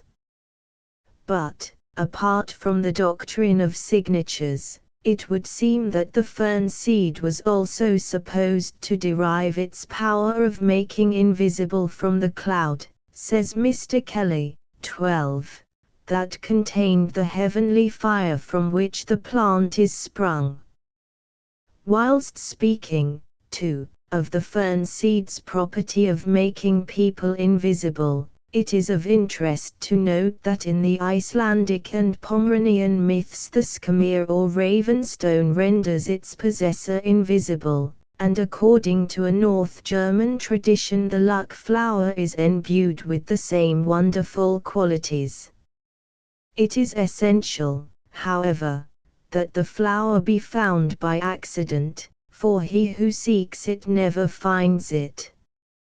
In Sweden hazelnuts are reputed to have the power of making invisible, and from their reputed magical properties have been, from time immemorial, in great demand for divination. All those plants whose leaves bore a fancied resemblance to the moon were, in days of old, regarded with superstitious reverence. The moon daisy, the type of a class of plants resembling the pictures of a full moon, were exhibited, says Dr. Pryor, in uterine complaints, and dedicated in pagan times to the goddess of the moon. The moonwort, Batricium lunaria, often confounded with the common honesty, Lunaria biennis, of our gardens, so called from the semilunar shape of the segments of its front, was credited with the most curious properties, the old alchemists affirming that it was good among other things for converting quicksilver into pure silver, and unshoeing such horses as trod upon it. A similar virtue was ascribed to the horseshoe vetch, Hippocrepis commissa, so called from the shape of the legumes, hence another of its mystic nicknames was Unshoe the horse. But referring to the doctrine of signatures in folk medicine, a favorite garden flower is Solomon's seal, Polygonatum multiflorum. On cutting the roots transversely, some marks are apparent not unlike the characters of a seal, which to the old herbalists indicated its use as a seal for wounds. 13. Gerard, describing it, tells us how, the root of Solomon's seal stamped, while it is fresh and green, and applied, taketh away in one night, or two at the most, any bruise, black or blue spots, gotten by falls, or women's wilfulness in stumbling upon their hasty husbands' fists. For the same reason it was called by the French herbalists El herbe de la rupture. The specific name of the Tuscan, 14, Hypericum androsoemum, derived from the two Greek words signifying man and blood, in reference to the dark red juice which exudes from the capsules when bruised, was once applied to external wounds, and hence it was called balm of the warrior's wound or all heal. Gerard says, The leaves laid upon broken skins and scabbed legs heal them, and many other hurts and griefs, whereof it took its name Toutsin of healing all things. The pretty plant, Herb Robert, Geranium robertianum, was supposed to possess similar virtues, its power to arrest bleeding being indicated by the beautiful red hue assumed by the fading leaves, on account of which property it was styled a stancher of blood. The garden Jerusalem cowslip, Pulmonaria officinalis, owes its English name, lungwort, to the spotting of the leaves, which were said to indicate that they would be efficacious in healing diseases of the lungs.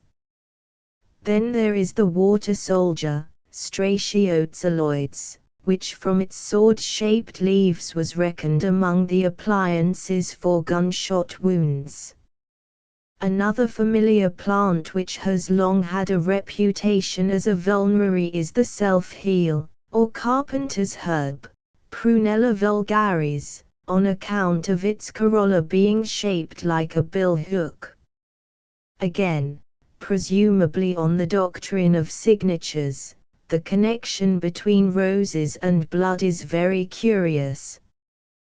Thus in France, Germany, and Italy it is a popular notion that if one is desirous of having ruddy cheeks, he must bury a drop of his blood under a rose bush.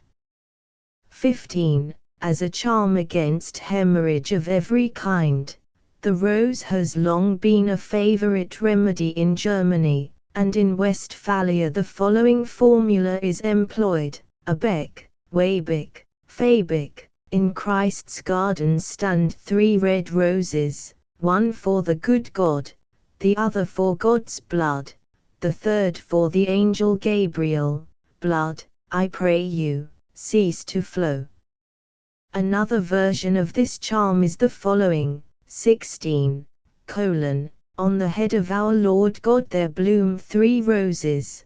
The first is his virtue, the second is his youth, the third is his will. Blood, stand thou in the wound still, so that thou neither sore nor abscess givest. Turning to some of the numerous plants which on the doctrine of signatures were formerly used as specifics from a fancied resemblance, in the shape of the root, leaf, or fruit, to any particular part of the human body, we are confronted with a list adapted for most of the ills to which the flesh is heir. 17. Thus, the walnut was regarded as clearly good for mental cases from its bearing the signature of the whole head, the outward green cortex answering to the pericranium, the harder shell within representing the skull, and the kernel in its figure resembling the cover of the brain. On this account the outside shell was considered good for wounds of the head, whilst the bark of the tree was regarded as a sovereign remedy for the ringworm. 18. Its leaves, too, when bruised and moistened with vinegar were used for earache. For scrofulous glands, the knotty tubers attached to the kernel wort, Scrofularia nodosa, have been considered efficacious. The pith of the elder, when pressed with the fingers, doth pit and receive the impress of them thereon, as the legs and feet of dropsical persons do. Therefore the juice of this tree was reckoned a cure for dropsy. Our Lady's thistle, Cardmus marianus, from its numerous prickles, was recommended for stitches of the side, and nettle tea is still a common remedy with many of our peasantry for nettle rash. The leaves of the wood sorrel, Oxalis acetosella, were believed to preserve the heart from many diseases, from their being broad at the ends, cut in the middle, and sharp towards the stalk. Similarly the heart trefoil, or clover, Medicago maculata, was so called, because, says Coles in his Art of Simpling, not only is the leaf triangular like the heart of a man, but also because each leaf contains the perfect image of an heart, and that in its proper color, a flesh color. It defendeth the heart against the noisome vapor of the spleen. Another plant which, on the same principle, was reckoned as a curative for heart disease, is the heart-zease, a term meaning a cordial, as in Sir Walter Scott's Antiquary, chap. 11, try a dram to be ailding and clays, and a supper and heart-zease into the bargain. The knot grass, Polygonum aviculaire, with its reddish-white flowers and trailing pointed stems, was probably so called from some unrecorded character by the doctrine of signatures, suggests Mr. Ellacombe, 19, that it would stop the growth of children. Thus Shakespeare, in his Midsummer Night's Dream, Act 3 Sc. 2, alludes to it as the hindering knot grass, and in Beaumont and Fletcher's Coxcomb, Act 2 Sc. 2, it is further mentioned, we want a boy extremely for this function, kept under for a year with milk and knot grass. According to Crolius, the woody scales of which the cones of the pine tree are composed resemble the foreteeth, hence pine leaves boiled in vinegar were used as a garlic for the relief of toothache. White coral, from its resemblance to the teeth, was also in requisition, because it keepeth children to heed their teeth, their gums being rubbed therewith. For improving the complexion, an ointment made of cowslip flowers was once recommended, because, as an old writer observes, it taketh away the spots and wrinkles of the skin, and adds beauty exceedingly. Mr. Burgess, in his handy little volume on English Wild Flowers, 1868, 47, referring to the cowslip, says, "The village damsels use it as a cosmetic, and we know it adds to the beauty of the complexion of the town-immured lassie when she searches for and gathers it herself in the early spring morning." Some of the old herbalists speak of moss gathered from a skull as useful for disorders of the head, and hence it was gathered and preserved. The rupture-wort, Herniaria glabra, was so called from its fancied remedial powers, and the scabious in allusion to the scaly pappus of its seeds, which led to its use in leprous diseases.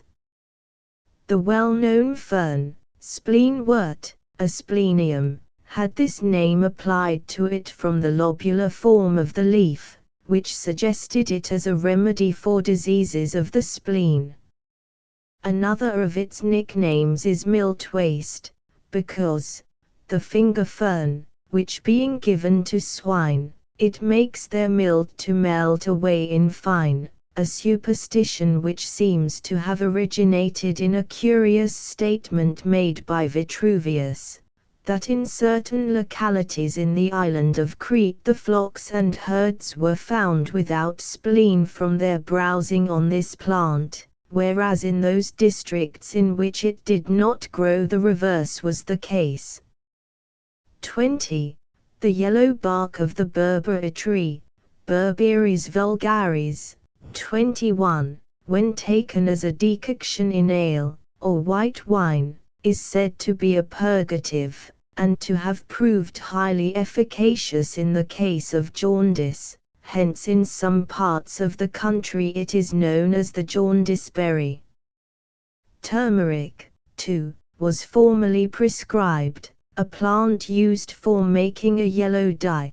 22, and celandine, with its yellow juice, was once equally in repute. Similar remedies we find recommended on the continent, and in Westphalia an apple mixed with saffron is a popular curative against jaundice. 23. Rhubarb, 2, we are told, by the doctrine of signatures, was the life, soul, heart, and treacle of the liver. Mr. Folkard, 24, mentions a curious superstition which exists in the neighborhood of Orleans, where a seventh son without a daughter intervening is called a marcon. It is believed that the marcon's body is marked somewhere with a fleur-de-lis, and that if a patient suffering under King's evil touch this fleur-de-lis, or if the marcon breathe upon him, the malady will be sure to disappear. As shaking is one of the chief characteristics of that tedious and obstinate complainant, so there was a prevalent notion that the quaking grass, Brisa media, when dried and kept in the house, acted as a most powerful deterrent. For the same reason, the aspen, from its constant trembling, has been held as specific for this disease. The lesser celandine, Ranunculus ficaria, is known in many country places as the pilywort, because its peculiar tuberous root was long thought to be efficacious as a remedial agent. And Coles, in his Art of Simpling, speaks of the purple marsh wort, Comarum palustre, as an excellent remedy against the purples.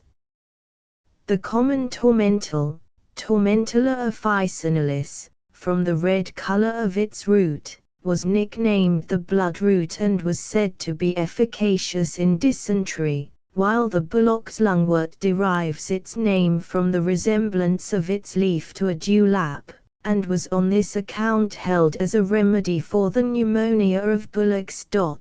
25. Such is the curious old folklore doctrine of signatures, which in olden times was regarded with so much favor, and for a very long time was recognized, without any questioning, as worthy of men's acceptation.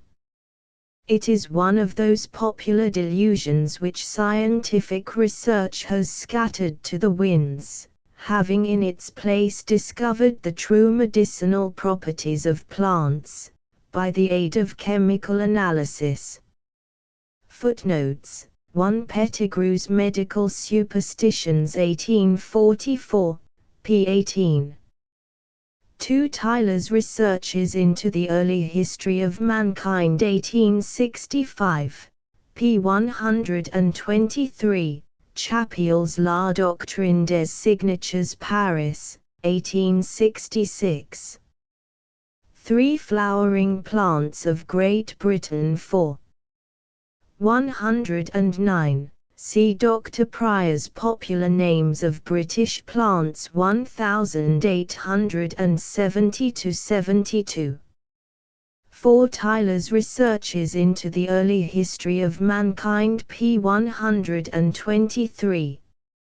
5 C. Porter Smith's Chinese Materia Medica p. 103, Lockhart, Medical Missionary in China 2nd edition, p. 107, Reports on Trade at the Treaty Ports of China 1868, p. 63. 6 Fiske, Myths and Mythmakers 1873, p. 43. 7 Dr. Pryor's Popular Names of British Plants p. 134. 8 C. Kelly's Indo-European Tradition Folklore 1863, pp. 193–198. Ralston's Russian Folk Songs 1872, p. 98. 9 Mystic Trees and Flowers Mr. D. Conway, Fraser's Magazine, November 1870, p. 608. 10 The receipt so called, was the formula of magic words to be employed during the process. See Grindon's Shark's Flora 1883, p. 242. 11 Popular Antiquities 1849, I 315. 12 Indo-European Tradition and Folklore p. 197. 13 See Dr. Pryor's Popular Names of British Plants p. 130, Phillips Flora Historica I 163. 14 See Sowerby's English Botany 1864, I. p. 144. 15 See Folklore of British Plants Dublin University Magazine, September 1873, p. 318. 15 See Thorpe's Northern Mythology 1852, 3. 168 17. Sketches of Imposture, Deception, and Credulity 1837, p. 300. 18 See Phillips Pomerium Britannicum 1821, p. 351. 19 Plant Lore of Shakespeare 1878, p. 101. 20 See Dr. Pryor's Popular Names of British Plants p. 154. 21 Hogg's Vegetable Kingdom p. 34. 22 See Friends Flowers and Flower Lore 2. 355 23. Mystic Trees and Flowers Fraser's Magazine, November 1870, p. 591. 24 Plant Lore Legends and Lyrics p. 341. 25 Ibid, pp. 150 to 160. Chapter 17. Plants and the Calendar. A goodly array of plants have cast their attractions round the festivals of the year, giving an outward beauty to the ceremonies and observances celebrated in their honor. These vary in different countries, although we frequently find the same flower almost universally adopted to commemorate a particular festival. Many plants, again, have had a superstitious connection, having in this respect exercised a powerful influence among the credulous of all ages, numerous survivals of which exist at the present day. Thus, in Westphalia, it is said that if the sun makes its appearance on New Year's Day, the flax will be straight, and there is a belief current in Hessia, that an apple must not be eaten on New Year's Day, as it will produce an abscess. According to an old adage, the Laurestinus, dedicated to Saint Fane, January 1, an Irish abbess in the 6th century, may be seen in bloom, whether the weather be snow or rain. We are sure to see the flower of Saint Fane. Rain comes but seldom and often snow, and yet the viburnum is sure to blow. And James Montgomery notices this cheerful plant, speaking of it as the fair tree of winter, fresh and flowering, when all around is dead and dry, whose ruby buds, though storms are lowering, spread their white blossoms to the sky. Then there is the dead nettle, which in Italy is assigned to Saint Vincent, and the Christmas rose, Helleborus niger, dedicated to Saint Agnes. The 21st of January is known in Germany as the flower of Saint Agnes, and yet this flower has generally been regarded a plant of evil omen, being coupled by Campbell with the hemlock, as growing by the witch's tower where it seems to weave, round its dark vaults a melancholy bower, for spirits of the dead at night's enchanted hour. At Candlemas it was customary, writes Herrick, to replace the Christmas evergreens with sprigs of box, which were kept up till Easter Eve. Down with the rosemary and bays, down with the mistletoe, instead of holly now upraise the greener box for show. The snowdrop has been nicknamed the fair maid of February from its blossoming about this period, when it was customary for young women dressed in white to walk in procession at the Feast of the Purification, and, according to the old adage, the snowdrop in purest white array, first rears her head on Candlemas Day. The dainty crocus is said to blow before the shrine at vernal dawn of Saint Valentine. And we may note here how county traditions affirm that in some mysterious way the vegetable world is affected by leap year influences. A piece of agricultural folklore current throughout the country tells us how all the peas and beans grow the wrong way in their pods, the seeds being set in quite the contrary to what they are in other years.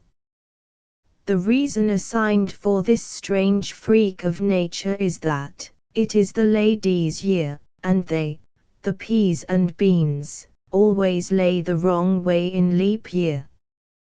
The leek is associated with St. David's Day, the adoption of this plant as the national device of Wales having been explained in various ways.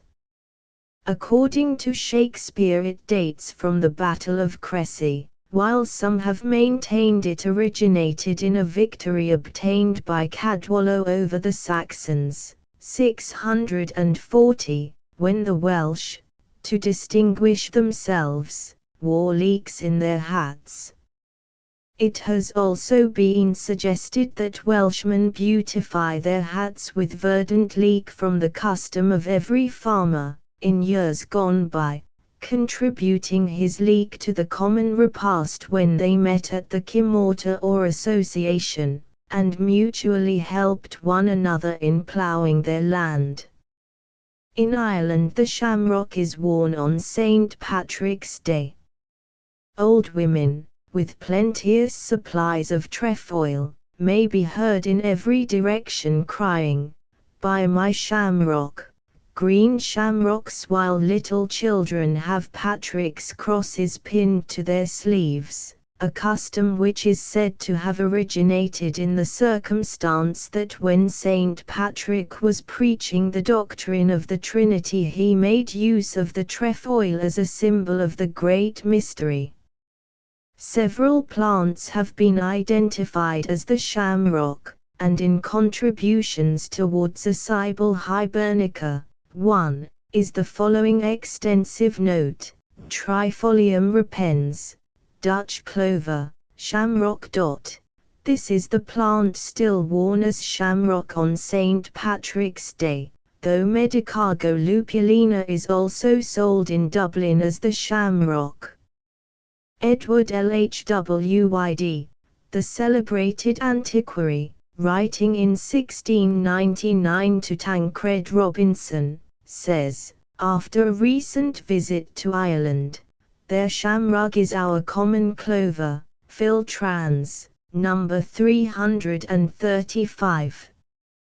Threkeld, the earliest writer on the wild plants of Ireland, gives Sema oak, young trefoil, as the Gaelic name for Trifolium pratense album, and expressly says this is the plant worn by the people in their hats on St. Patrick's Day. Some, again, have advocated the claims of the wood sorrel, and others those of the speedwell, whereas a correspondent of Notes and Queries, 4th Sir 3235, says the Trifolium filiform is generally worn in Cork, the Trifolium minus also being in demand. It has been urged that the watercress was the plant gathered by the saint, but this plant has been objected to on the ground that its leaf is not trifoliate, and could not have been used by Saint Patrick to illustrate the doctrine of the Trinity. On the other hand, it has been argued that the story is of modern date, and not to be found in any of the lives of that saint. St. Patrick's Cabbage also is a name for London Pride from its growing in the west of Ireland, where the saint lived. Few flowers have been more popular than the daffodil or Lent lily, or, as it is sometimes called, the Lent rose. There are various corruptions of this name to be found in the west of England, such as lentils, Lent a lily, lents, and Lent cocks, the last name doubtless referring to the custom of cock throwing, which was allowed in Lent, boys, in the absence of live cocks, having thrown sticks at the flower. According also to the old rhyme, then comes the daffodil beside Our Lady's smock at Our Lady's tide. In Catholic countries Lent cakes were flavored with the herb tansy, a plant dedicated to Saint Athanasius. In Silesia, on Mid-Lent Sunday, pine boughs, bound with variegated paper and spangles, are carried about by children singing songs, and are hung over the stable doors to keep the animals from evil influences. Palm Sunday receives its English and the greater part of its foreign names from the old practice of bearing palm branches, in place of which the early catkins of the willow or yew have been substituted, sprigs of box being used in Brittany. Stowe, in his survey of London, tells us that, in the week before Easter had ye great shows made for the fetching in of a twisted tree or with, as they termed it, out of the woads into the king's house, and the like into every man's house of honour of worship. This anniversary has also been nicknamed Fig Sunday from the old custom of eating figs, while in Wales it is popularly known as Flowering Sunday because persons assemble in the churchyard and spread fresh flowers upon the graves of their friends and relatives. In Germany, on Palm Sunday, the palm is credited with mystic virtues, and if as many twigs, as there are women of a family, be thrown on a fire, each with a name inscribed on it, the person whose leaf burns soonest will be the first to die. On Good Friday, in the north of England, an herb pudding was formerly eaten, in which the leaves of the passion dock, Polygonum bistorta, formed the principal ingredient. In Lancashire fig stew is made, a mixture consisting of sliced figs, nutmeg, ale, and bread. Wreaths of elder are hung up in Germany after sunset on Good Friday, as charms against lightning, and in Swabia a twig of hazel cut on this day enables the possessor to strike an absent person. In the Tyrol, too, the hazel must be cut on Good Friday to be effectual as a divining rod. A Bohemian charm against fleas is curious. During Holy Week a leaf of palm must be placed behind a picture of the Virgin, and on Easter morning taken down with this formula: "Depart, all animals without bones." If this rite is observed there will be no more fleas in the house for the remainder of the year.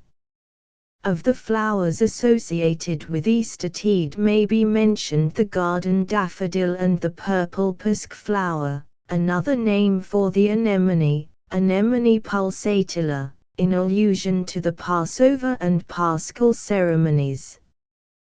White broom is also in request, and indeed all white flowers are dedicated to this festival. On Easter Day the Bavarian peasants make garlands of coltsfoot and throw them into the fire, and in the district of Locraine every household brings to the sacred fire which is lighted at Easter a walnut branch, which, when partially burned, is laid on the hearth fire during tempests as a charm against lightning. In Slavonian regions the palm is supposed to specially protect the locality where it grows from inclement weather and its hurtful effects, while, in Pomerania, the apple is eaten against fevers. In Bayreuth young girls go at midnight on Easter Day to a fountain silently, and taking care to escape notice, throw into the water little willow rings with their friends' names inscribed thereon, the person whose ring sinks the quickest being the first to die. In years past the milkwort, Polygala vulgaris, from being carried in procession during Rogation Week, was known by such names as the Rogation flower, gang flower, procession flower, and cross flower, a custom noticed by Gerard, who tells us how the maidens which use in the countries to walk the procession do make themselves garlands and nosegays of the milkwort. On Ascension Day the Swiss make wreaths of the edelweiss, hanging them over their doors and windows, another plant selected for this purpose being the amaranth, which, like the former, is considered an emblem of immortality. In our own country may be mentioned the well-dressing of Tissington, near Dovedale, in Derbyshire, the wells in the village having for years past been most artistically decorated with the choicest flowers. 2. Formerly, on St. George's Day, the 23rd of April, blue coats were worn by people of fashion.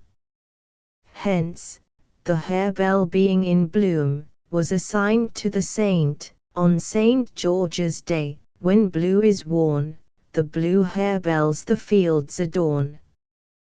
Flowers have always entered largely into the May Day festival, and many a graphic account has been bequeathed us of the enthusiasm with which both old and young went a-maying soon after midnight, breaking down branches from the trees, which, decorated with nosegays and garlands of flowers, were brought home soon after sunrise and placed at the doors and windows.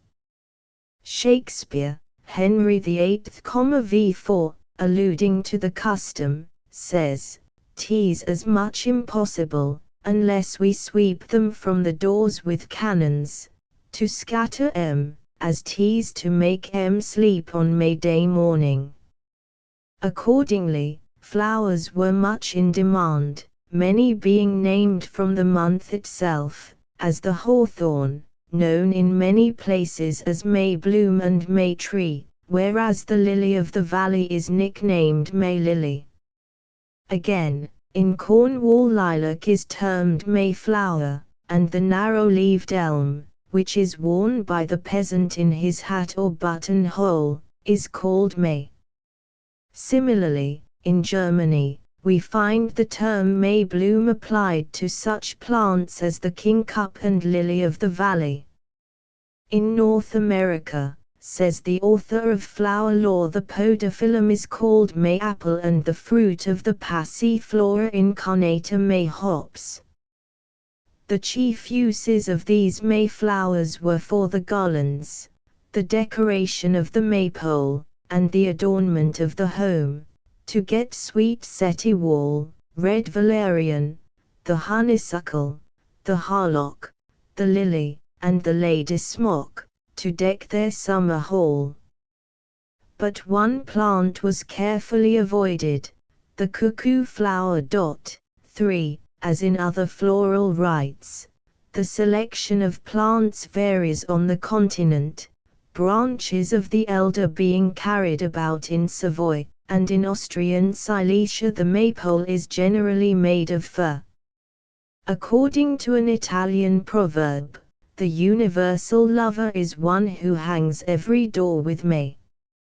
Various plants are associated with Whitsuntide, and according to Chaucer, in his Romaunt of the Rose, have hat of flowers fresh as May, Chaplet of Roses of Whitsunday, for sic Arabi costeth but light. In Italy the festival is designated Pasqua Rosata from falling at a time when roses are in bloom, while in Germany the peony is the Pentecost rose. Herrick tells us it was formerly the practice to use birch and spring flowers for decorative purposes at Whitsuntide. When yew is out then birch comes in, and may flowers beside, both of a fresh and fragrant kin, to honour Whitsuntide. At this season, too, box boughs were gathered to deck the large open fireplaces then in fashion, and the Guelder rose was dedicated to the festival. Certain flower sermons have been preached in the city at Whitsuntide, as, for instance, that at St. James's Church, Mitre Court, Aldgate, and another at St. Leonard's Church, Shoreditch, known as the Fairfield Lecture. Turning to the continent, it is customary in Hanover on Whit Monday to gather the lily of the valley, and at the close of the day there is scarcely a house without a large bouquet, while in Germany the broom is a favorite plant for decorations. In Russia, at the completion of Whitsuntide, young girls repair to the banks of the Neva and cast in wreaths of flowers in token of their absent friends. Certain flowers, such as the rose, lavender, woodruff, and box were formerly in request for decking churches on St. Barnabas Day, the officiating clergy having worn wreaths of roses. Among the allusions to the usage may be mentioned the following entries in the churchwarden's accounts of St. Mary at Hill, London, in the reigns of Edward IV. and Henry VII: for Rose Garlandis and Woodrolf Garlandis on St. Barnab Day, XJD. Item, for 2 dozen.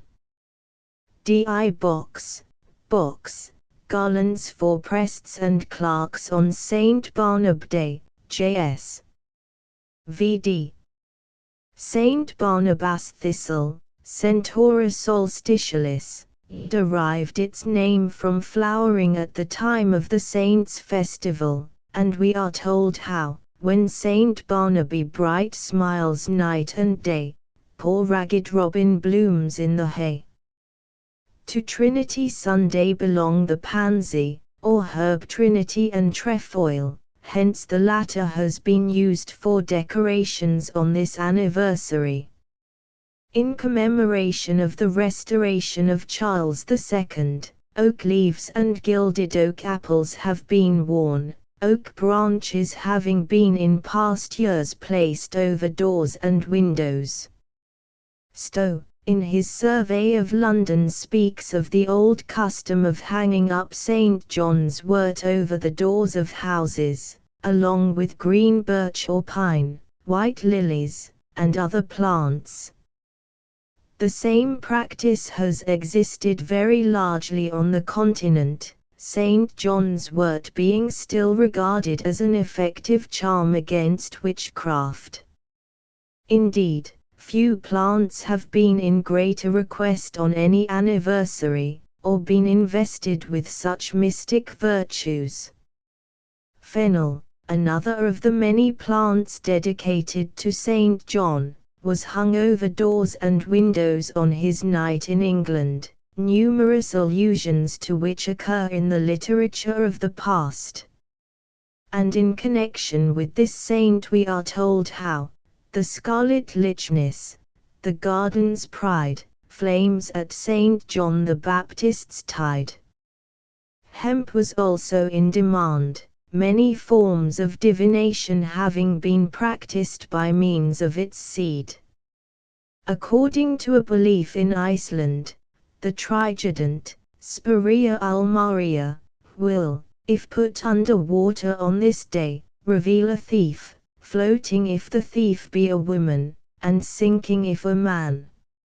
In the Harz, on Midsummer Night, branches of the fir tree are decorated with flowers and colored eggs, around which the young people dance, singing rhymes. The Bolognese, who regard garlic as the symbol of abundance, buy it at the festival as a charm against poverty during the coming year. The Bohemian, says Mr. Conway, thinks he can make himself shot-proof for 24 hours by finding on St. John's Day pine cones on the top of a tree, taking them home, and eating a single kernel on each day that he wishes to be invulnerable. In Sicily it is customary, on Midsummer Eve, to fell the highest poplar, and with shouts to drag it through the village, while some beat a drum. Around this poplar, says Mr. Folkard, for, symbolizing the greatest solar ascension and the decline which follows it, the crowd dance, and sing an appropriate refrain, and he further mentions that, at the commencement of the Franco-German War, he saw sprigs of pine stuck on the railway carriages bearing the German soldiers into France. In East Prussia, the sap of dogwood, absorbed in a handkerchief, will fulfill every wish, and a Brandenburg remedy for fever is to lie naked under a cherry tree on St. John's Day, and to shake the dew on one's back. Elsewhere we have alluded to the flowering of the fern on this anniversary, and there is the Bohemian idea that its seed shines like glittering gold. Corpus Christi Day was, in olden times, observed with much ceremony, the churches being decorated with roses and other choice garlands, while the streets through which the procession passed were strewn with flowers. In North Wales, flowers were scattered before the door, and a particular fern, termed Rhydyn Mawr, or Mary's fern, probably the maidenhair, was specially used for the purpose. We may mention here that the daisy, Bellis perennis, was formerly known as Herb Margaret or Marguerite, and was erroneously supposed to have been named after the virtuous Saint Margaret of Antioch, Maid Marguerite, that was so meek and mild, whereas it, in all probability, derives its name from Saint Margaret of Cortona. According to an old legend it is stated, there is a double floweret, white and red, that our lasses call Herb Margaret, in honor of Cortono's penitent, whose contrite soul with red remorse was rent, while on her penitence kind heaven did throw the white of purity, surpassing snow, so white and red in this fair flower entwine, which maids are wont to scatter at her shrine. Again, of the rainy saint, Saint Swithin, we are reminded that, against Saint Swithin's hasty showers, the lily-white reigns queen of the flowers, a festival around which so much curious lore has clustered. In former years Saint Margaret's Day, the 20th of July, was celebrated with many curious ceremonies, and, according to a well-known couplet in allusion to the emblem of the vanquished dragon, which appears in most pictures of Saint Margaret, poppies a sanguine mantle spread for the blood of the dragon that Margaret shed. Archdeacon Hare says the Sweet William, designated the Painted Lady, was dedicated to Saint William, the 25th of June, the term sweet being a substitution for saint. This seems doubtful, and some would corrupt the word sweet from the French ailet, corrupted to Willie, and thence to William. Mr. King, however, considers that the small red-pink, Dianthus prolifer, found wild in the neighborhood of Rochester, is perhaps the original Saint Sweet William, for he adds, the word saint has only been dropped since days which saw the demolition of St. William's shrine in the cathedral. This is but a conjecture, it being uncertain whether the masses of bright flowers which form one of the chief attractions of old-fashioned gardens commemorate St. William of Rochester, St. William of York, or, likeliest perhaps of the three, St. William of Aquitaine, the half-soldier, half-monk, whose fame was so widely spread throughout the south of Europe. Roses were said to fade on St. Mary Magdalene's Day, the 20th of July, to whom we find numerous flowers dedicated, such as the Magdalene, a nickname of the Cos Mary, either in allusion to her love of scented ointment, or to its use in uterine affections, over which she presided as the patroness of unchaste women, and Magdalene wort, another name for the moon daisy. But, as Dr. Pryor remarks, it should be observed that the monks in the Middle Ages mixed up with the story of the Magdalene that of another Saint Mary, whose early life was passed in a course of debauchery. A German piece of folklore tells us that it is dangerous to climb a cherry tree on St. James's night, as the chance of breaking one's neck will be great, this day being held unlucky. On this day is kept Saint Christopher's anniversary, after whom the herb Christopher is named, a species of aconite, according to Gerard. But, as Dr. Pryor adds, the name is applied to many plants which have no qualities in common, some of these being the meadow sweet, fleabane, almond fern, herb impious, everlasting flower, and baneberry. Throughout August, during the ingathering of the harvest, a host of customs have been kept up from time immemorial, which have been duly noticed by Brand, while towards the close of the month we are reminded of St. Bartholomew's Day by the gaudy sunflower, which has been nicknamed St. Bartholomew's Star, the term star having been often used as an emblematical representation of brilliant virtues or any sign of admiration. It is, too, suggested by Archdeacon Hare that the filbert may owe its name to Saint Filbert, whose festival was on the 22nd of August. The passion flower has been termed Holy Rood flower, and it is the ecclesiastical emblem of Holy Cross Day, for, according to the familiar couplet, the passion flower long has blowed to betoken us signs of the Holy Rood. Then there is the Michaelmas Day, which, among dead weeds, bloom for St. Michael's valorous deeds, and the golden star lily, termed St. Jerome's lily. On St. Luke's Day, certain flowers, as we have already noticed, have been in request for love divinations, and on the continent the chestnut is eaten on the festival of St. Simon, in Piedmont on All Souls' Day, and in France on St. Martin's, when old women assemble beneath the windows and sing a long ballad. Halloween has its use among divinations, at which time various plants are in request, and among the observance of All Souls' Day was blessing the beans. It would appear, too, that in days gone by, on the eve of All Saints' Day, heath was specially burnt by way of a bonfire. On All Saints' Day bare is the place where the heath is burnt, the plough is in the furrow, the ox at work.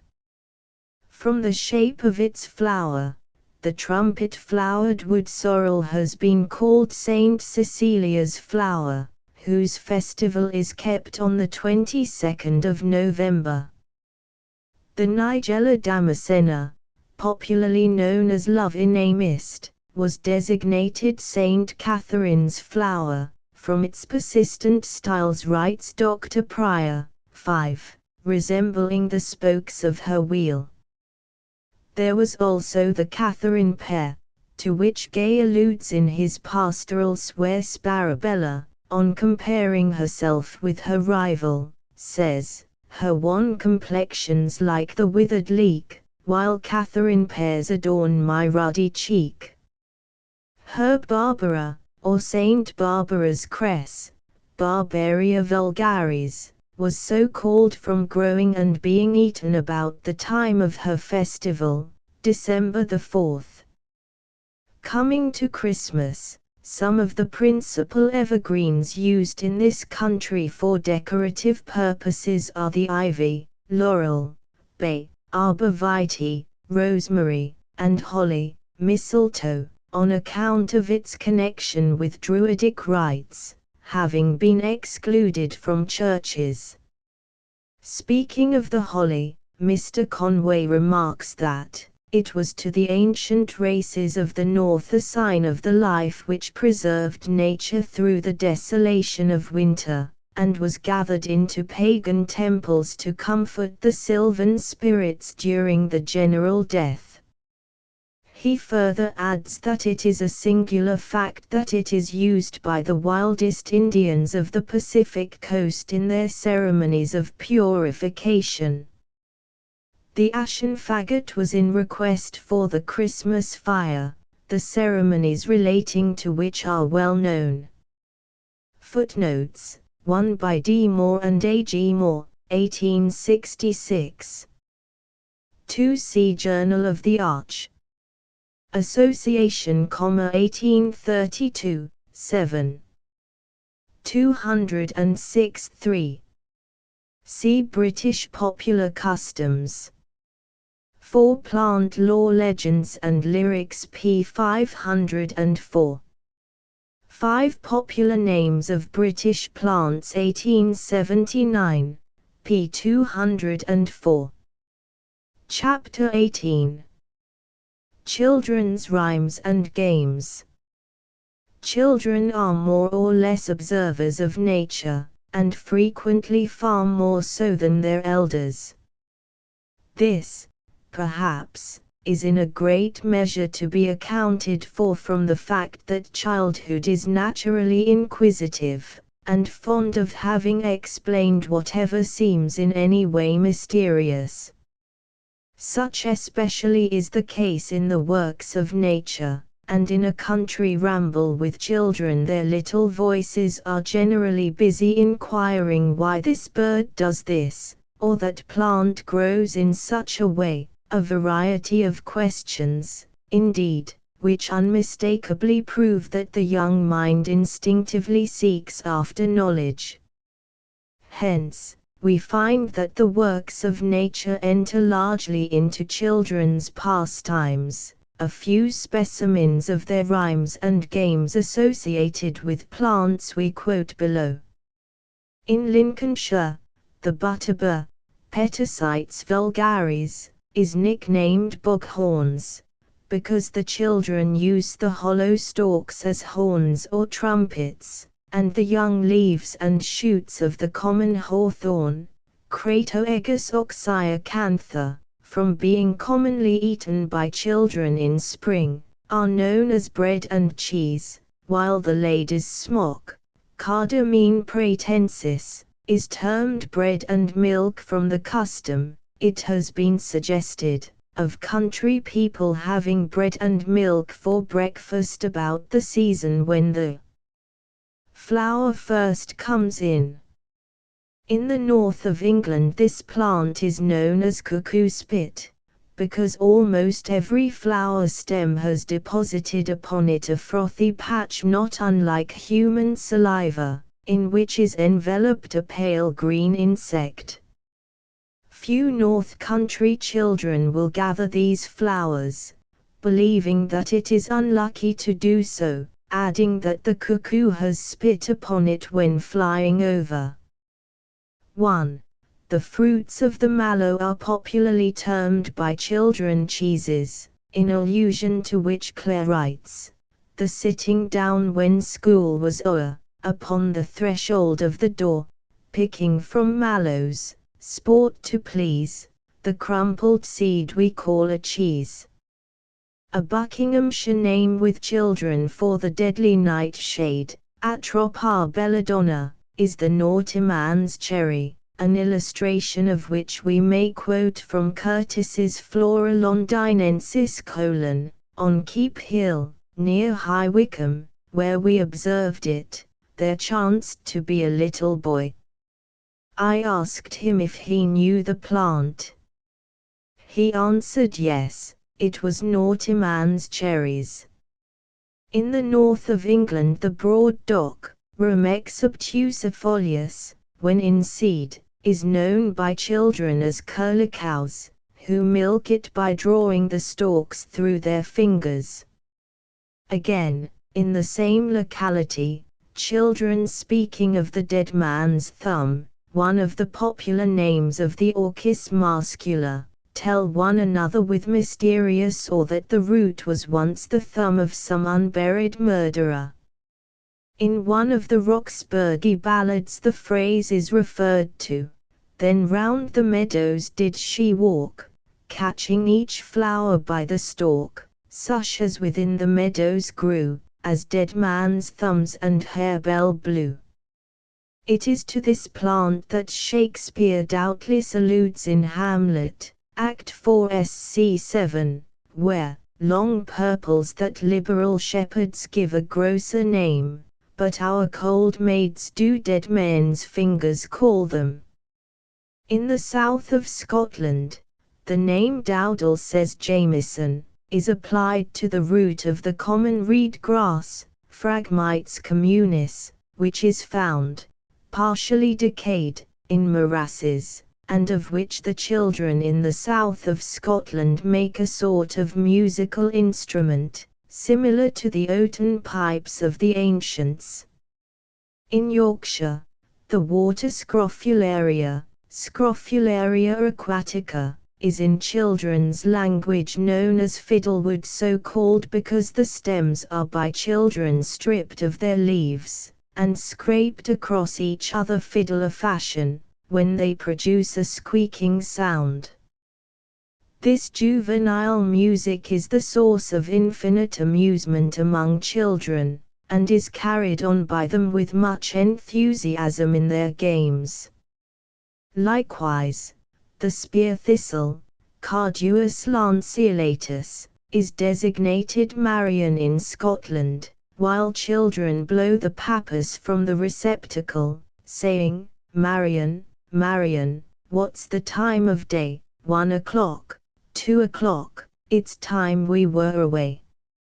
In Cheshire, when children first see the heads of the ribwort Plantago lanceolata, in spring, they repeat the following rhyme: "Chimney sweeper all in black, go to the brook and wash your back, wash it clean, or wash it none, chimney sweeper, have you done?"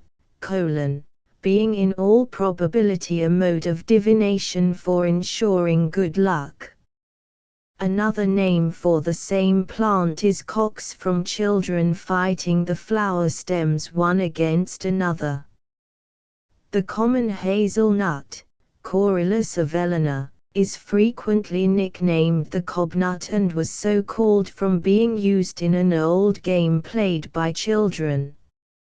An old name for the devil's bit, Scabiosa succissa, in the northern counties, and in Scotland, is curldoddy, from the resemblance of the head of flowers to the curly pate of a boy, this nickname being often used by children who thus address the plant: "Curlydoddy, do my biddin, soup my house, and shoal my widden." In Ireland, children twist the stalk, and as it slowly untwists in the hand, thus address it: "Curldoddy on the midden, turn round and take my biddin." In Cumberland, the Primula farinosa, commonly known as bird's eye, is called by children bird-in. The locketigowan and bonny birdin are the fairest flowers that ever were seen.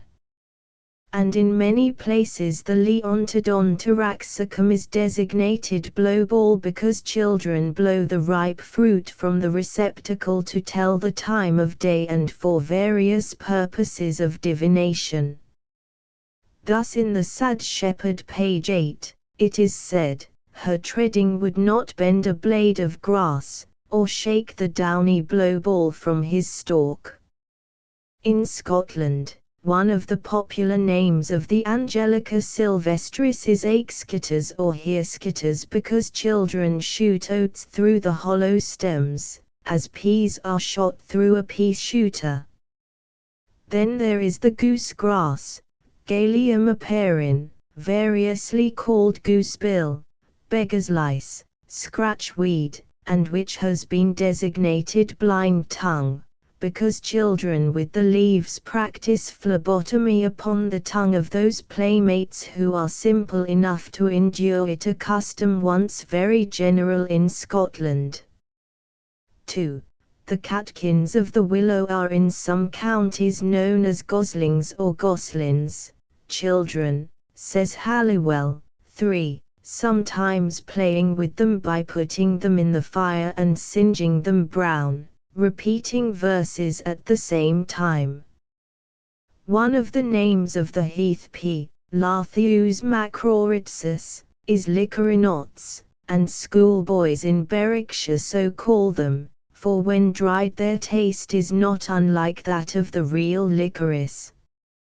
4. Again, a children's name of common henbane, Heosoimus niger, is loaves of bread, an allusion to which is made by Clare in his Shepherd's Calendar : hunting from the stackyard sod the stinking henbane's belted pod, by youth's warm fancies sweetly led to christen them his loaves of bread.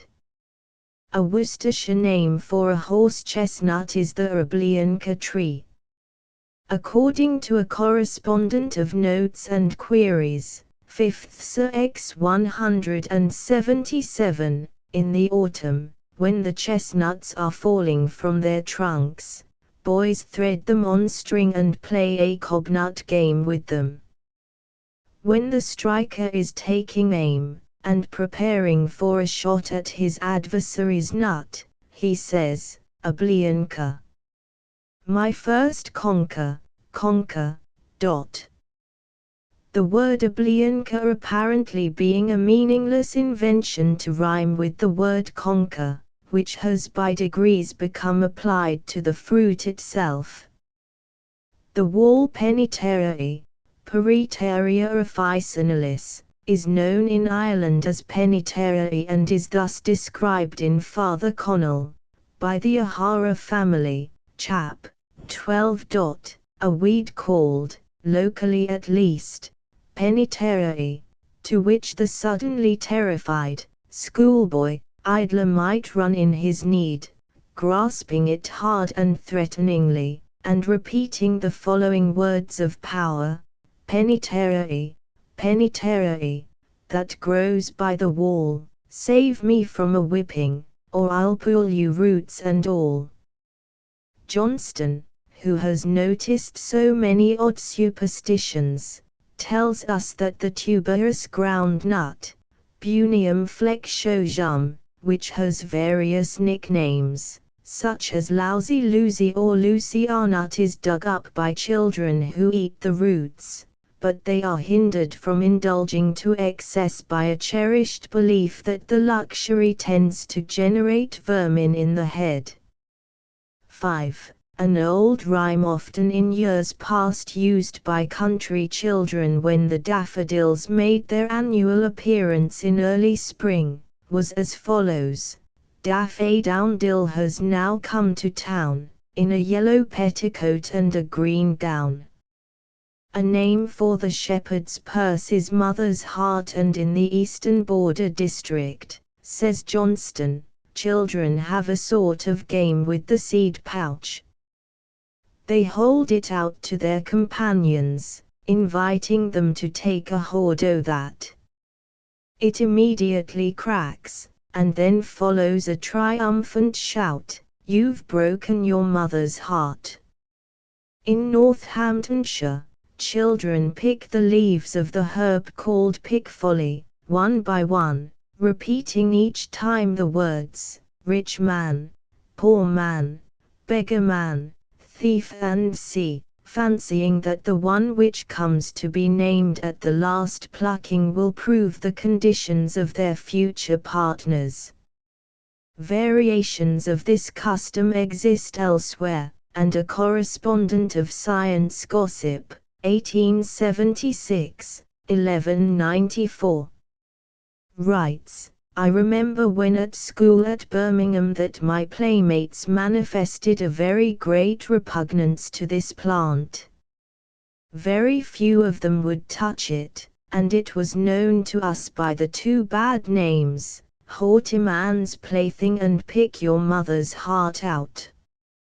In Hanover, as well as in the Swiss canton of St. Gall, the same plant is offered to uninitiated persons with a request to pluck one of the pods. Should he do so, the others exclaim, "You have stolen a purse of gold from your father and mother."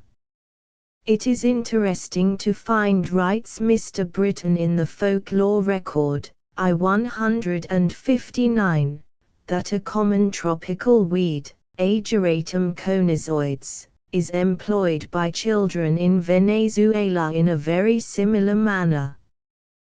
The compilers of the Dictionary of Plant Names consider that the double, garden, form of Saxifraga granulata, designated pretty maids may be referred to in the old nursery rhyme, "Mary, Mary, quite contrary, how does your garden grow?" Cockle shells, and silver bells, and pretty maids all in a row. The old man's beard, Clematis vitalba, is in many places popularly known as smoke wood, because our village boys smoke pieces of the wood as they do of rattan cane, hence, it is sometimes called smoke wood, and smoking cane. 6.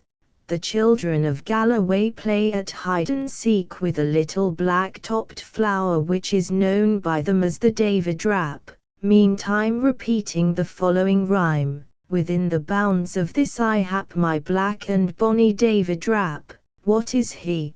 The cunning ane, to me my David rap will fin." This plant, it has been suggested, 7, being the cuckoo grass, Alusula campestris, which so often figures in children's games and rhymes.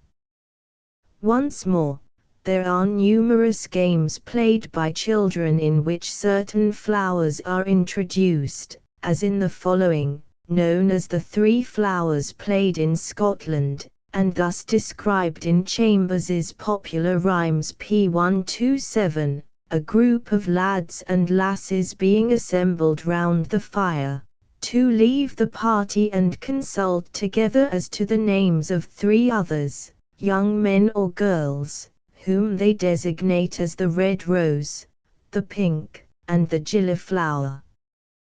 The two young men then return, and having selected a member of the fairer group, they say to her, "My mistress sent me unto thine.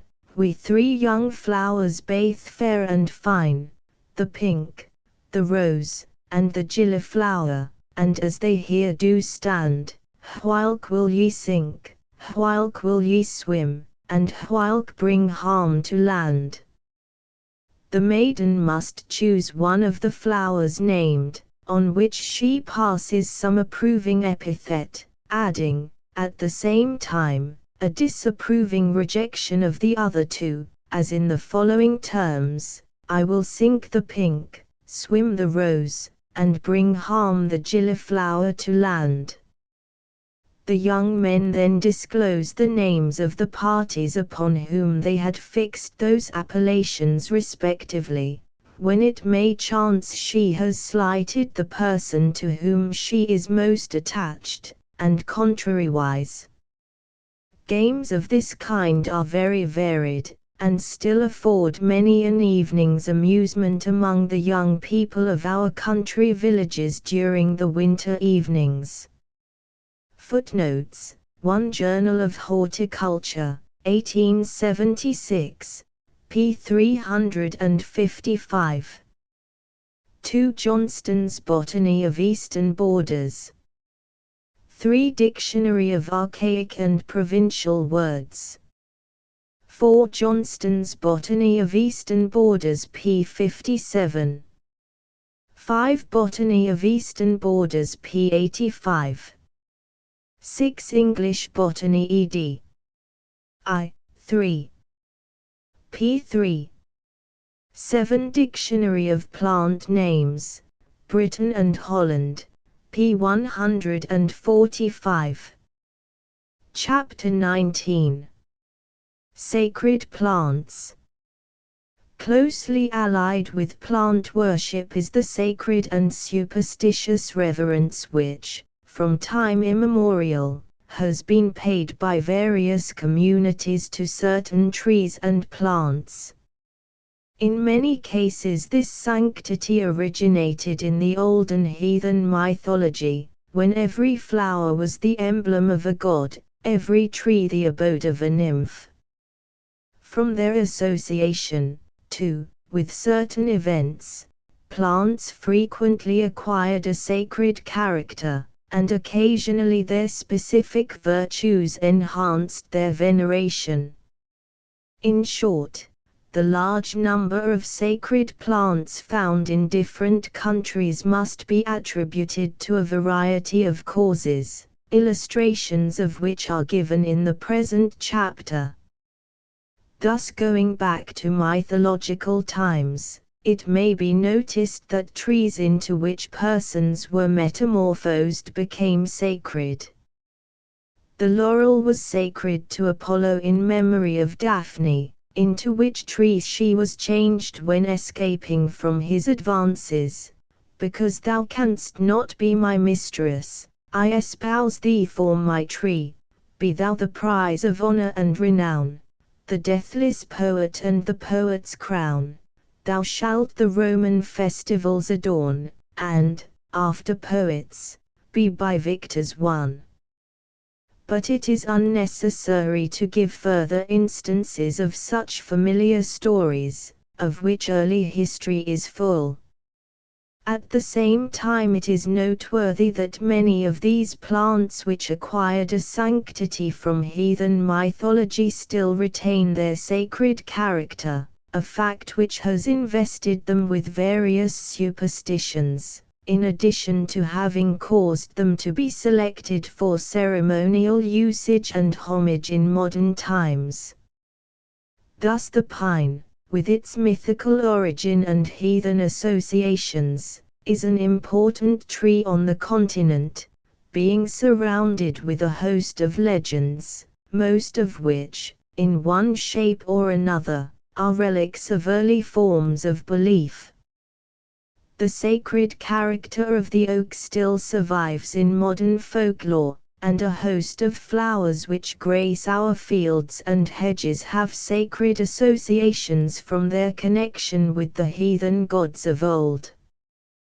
Thus the anemone, poppy, and violet were dedicated to Venus, and to Diana all flowers growing in untrodden dells and shady nooks, uncontaminated by the tread of man, more especially belonged. The narcissus and maidenhair were sacred to Proserpina, and the willow to Ceres. The pink is Jove's flower, and of the flowers assigned to Juno may be mentioned the lily, crocus, and asphodel.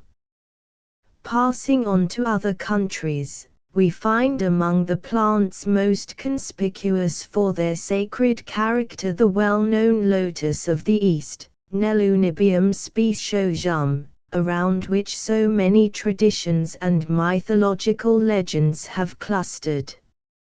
According to a Hindu legend, from its blossom Brahma came forth, a form cerulean fluttered o'er the deep, brightest of beings, greatest of the great, who, not as mortals steep their eyes in dewy sleep, but heavenly pensive on the lotus lay, that blossomed at his touch, and shed a golden ray. Hail, primal blossom! Hail, empire eel gem, Kimmel, or Pedma, one, or waiter high name delight thee, say. What four-formed Godhead came, with graceful stole and beamy diadem, forth from thy verdant stem? 2. Buddha, 2, whose symbol is the lotus, is said to have first appeared floating on this mystic flower, and, indeed, it would seem that many of the Eastern deities were fond of resting on its leaves, while in China, the god Paza is generally represented as occupying this position.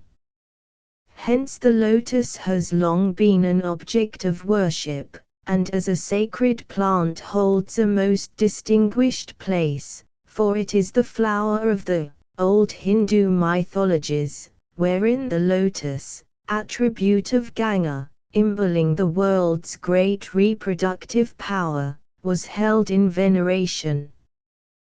We may mention here that the lotus, known also as the sacred bean of Egypt, and the rose lily of the Nile, as far back as 4,000 years ago was held in high sanctity by the Egyptian priests, still retaining its sacred character in China, Japan, and Asiatic Russia.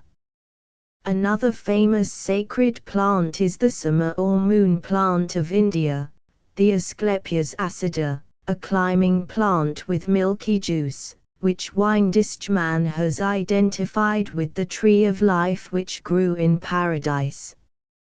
Its milk juice was said to confer immortality, the plant itself never decaying, and in a hymn in the Rig Veda the summer sacrifice is thus described: "We've quaffed the summer bright and are immortal grown, we've entered into light and all the gods have known.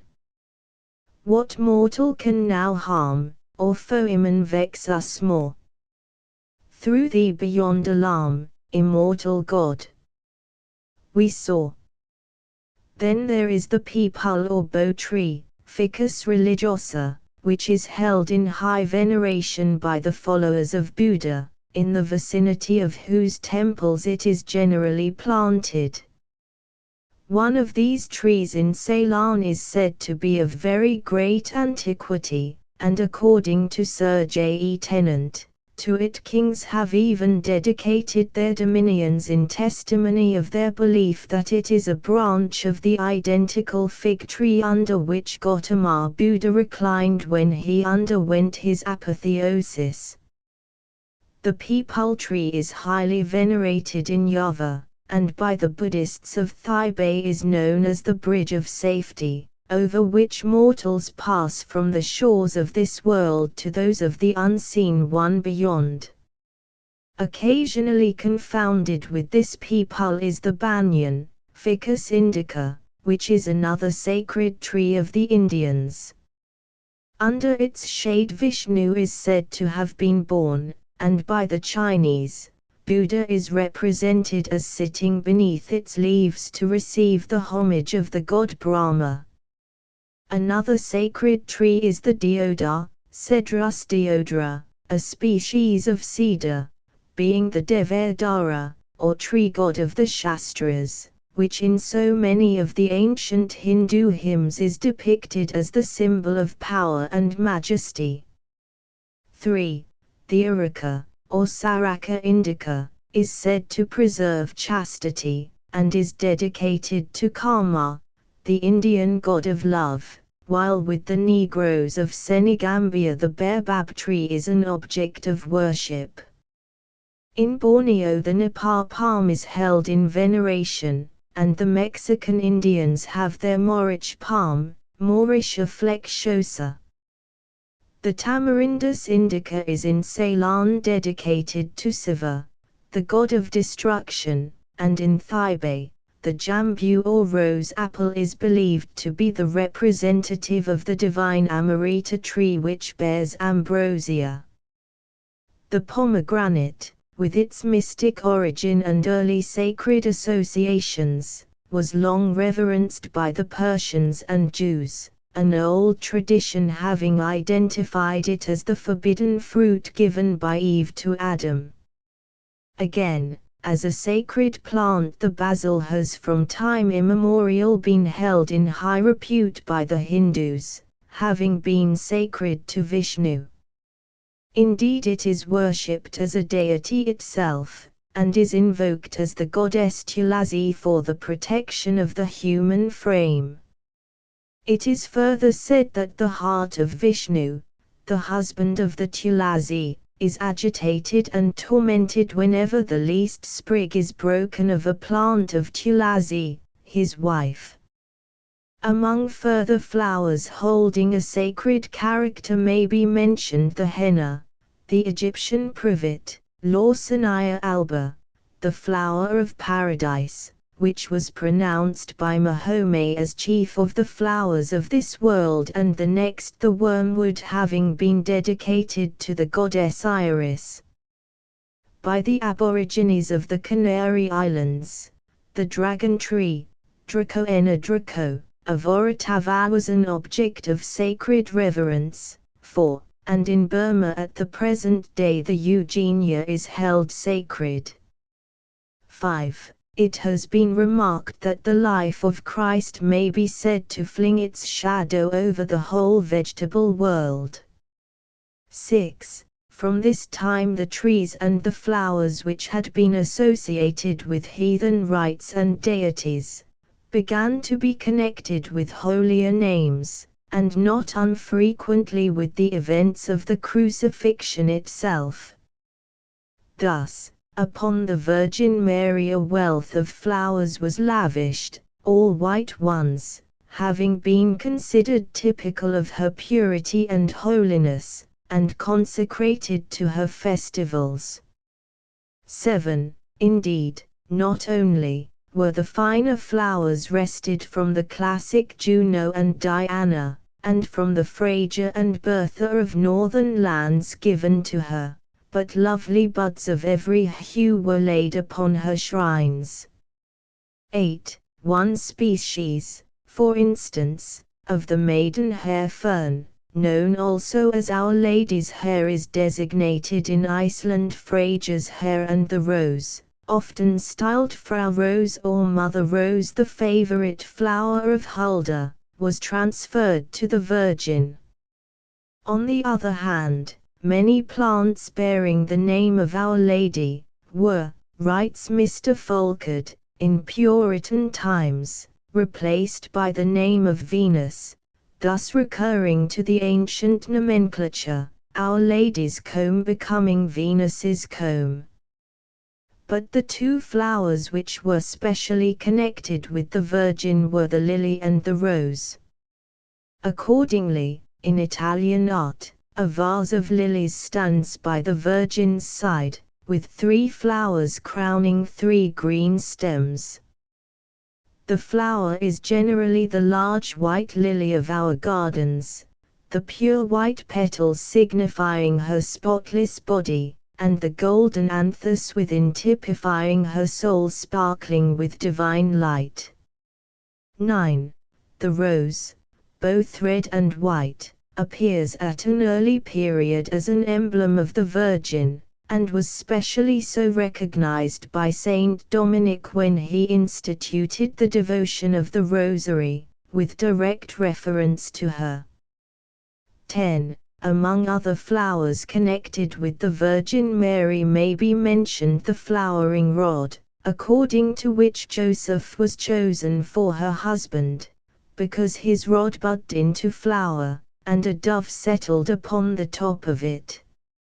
In Tuscany a similar legend is attached to the oleander, and elsewhere the white campanula has been known as the little staff of Saint Joseph, while a German name for the white double daffodil is Joseph's staff.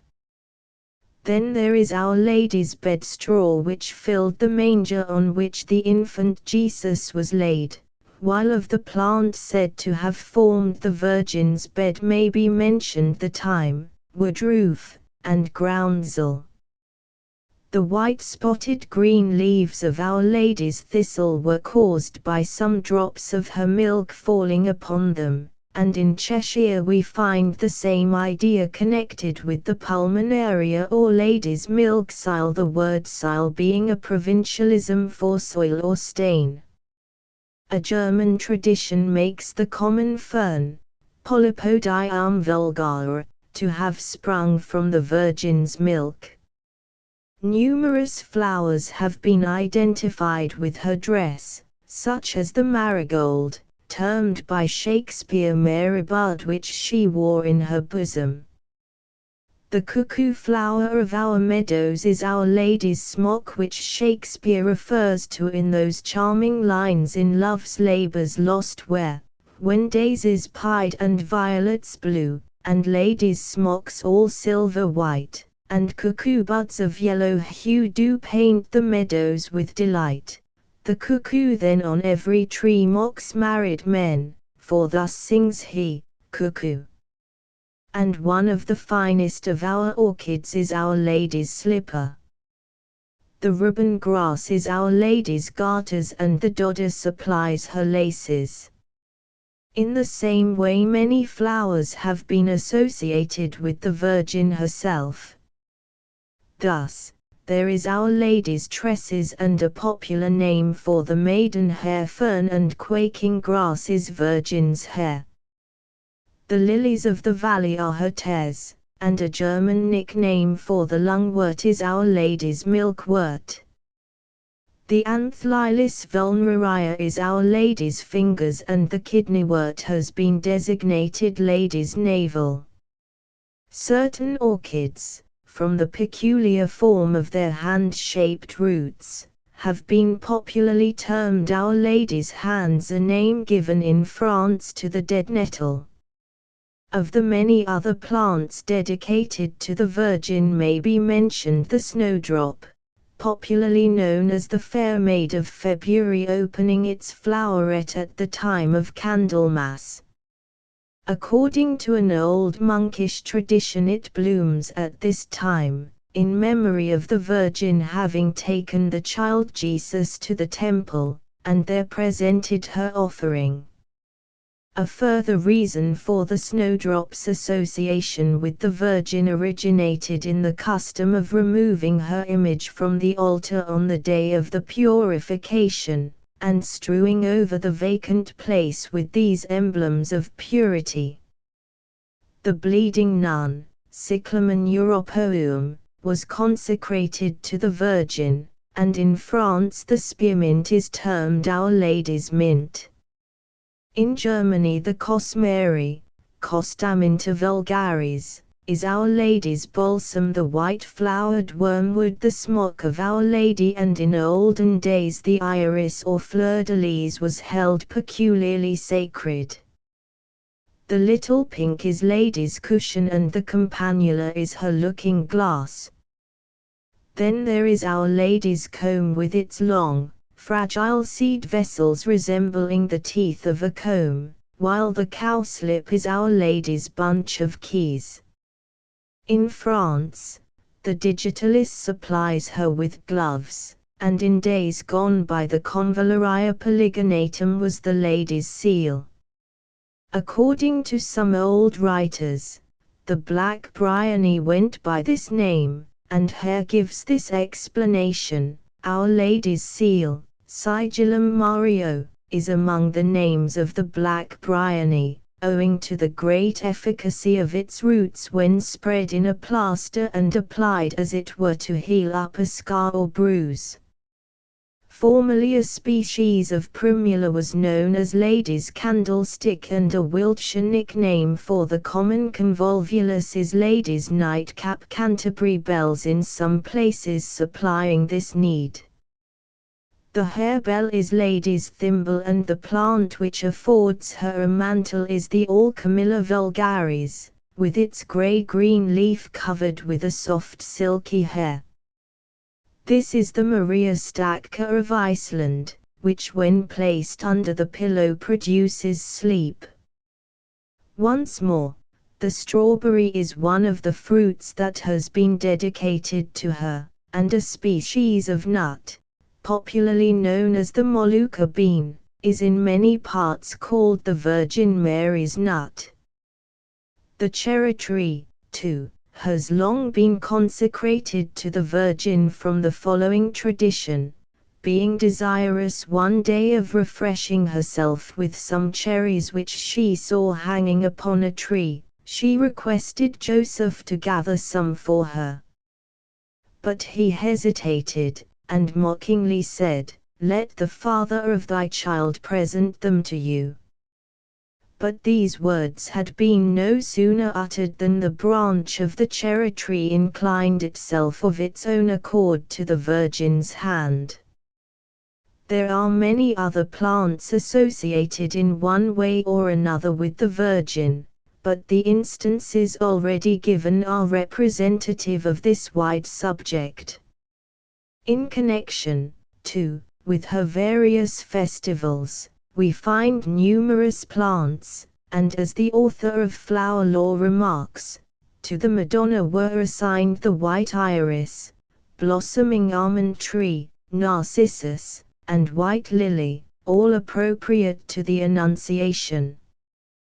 The flowers appropriate to the Visitation of Our Lady were, in addition to the lily, roses red and white, while to the Feast of Assumption is assigned the Virgin's bower worthy to be so called, writes Gerard, by reason of the goodly shadow which the branches make with their thick bushing and climbing, as also for the beauty of the flowers, and the pleasant scent and savour of the same. Many plants have been associated with Saint John the Baptist, from his having been the forerunner of Christ. Thus, the common plant which bears his name, Saint John's wort, is marked with blood-like spots, known as the blood of Saint John, making their appearance on the day he was beheaded. The scarlet lichnis, popularly nicknamed the Great Candlestick, was commonly said to be lighted up for his day. The carob tree has been designated Saint John's bread from a tradition that it supplied him with food in the wilderness, and currants, from beginning to ripen at this time, have been nicknamed berries of Saint John. The Artemisia was in Germany Saint John's girdle, and in Sicily was applied to his beard. In connection with Christ's birth, it may be noted that the early painters represent the angel Gabriel with either a scepter or spray of the olive tree, while in the later period of Italian art he has in his hand a branch of white lilies. 11. The star which pointed out the place of his birth has long been immortalized by the Ornithogalum umbellatum, or Star of Bethlehem, which has been thought to resemble the pictures descriptive of it. In France there is a pretty legend of the rose-colored Sainfoin. When the infant Jesus was lying in the manger, the plant was found among the grass and herbs which composed his bed. But suddenly it opened its pretty blossom, that it might form a wreath around his head. On this account it has been held in high repute. Hence the practice in Italy of decking mangers at Christmas time with moss, sow thistle, cypress, and holly. 12. Near the city of On there was shown for many centuries the sacred fig tree, under which the Holy Family rested during their flight into Egypt, and a Bavarian tradition makes the tree under which they found shelter a hazel. A German legend, on the other hand, informs us that as they took their flight they came into a thickly wooded forest, when, on their approach, all the trees, with the exception of the aspen, paid reverential homage. The disrespectful arrogance of the aspen, however, did not escape the notice of the Holy Child, who thereupon pronounced a curse against it, whereupon its leaves began to tremble, and have done so ever since. Once as our Saviour walked with men below, his path of mercy through a forest lay, and mark how all the drooping branches show what homage best a silent tree may pay. Only the aspen stood erect and free, scorning to join the voiceless worship pure, but see. He cast one look upon the tree, struck to the heart she trembles evermore. The rose of Jericho has long been regarded with special reverence, having first blossomed at Christ's birth, closed at his crucifixion, and opened again at the resurrection. At the flight into Egypt it is reported to have sprung up to mark the footsteps of the Sacred Family, and was consequently designated Mary's Rose. The pine protected them from Herod's soldiers, while the juniper opened its branches and offered a welcome shelter, although it afterwards, says an old legend, furnished the wood for the cross. But some trees were not so thoughtful, for the brooms and the chickpeas rustled and crackled, and the flax bristled up. According to another old legend, we are informed that by the fountain where the Virgin Mary washed the swaddling clothes of her sacred infant, beautiful bushes sprang up in memory of the event. Among the many further legends connected with the Virgin may be mentioned the following connected with her death. The story runs that she was extremely anxious to see her son again, and that whilst weeping, an angel appeared, and said, "Hail, O Mary! I bring thee here a branch of palm, gathered in paradise. Command that it be carried before thy bier in the day of thy death, for in 3 days thy soul shall leave thy body, and thou shalt enter into paradise, where thy son awaits thy coming." The angel then departed, but the palm branch shed a light from every leaf, and the apostles, although scattered in different parts of the world, were miraculously caught up and set down at the Virgin's door.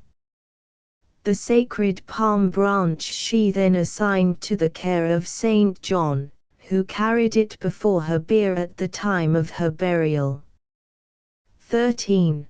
The trees and flowers associated with the crucifixion are widely represented, and have given rise to many a pretty legend.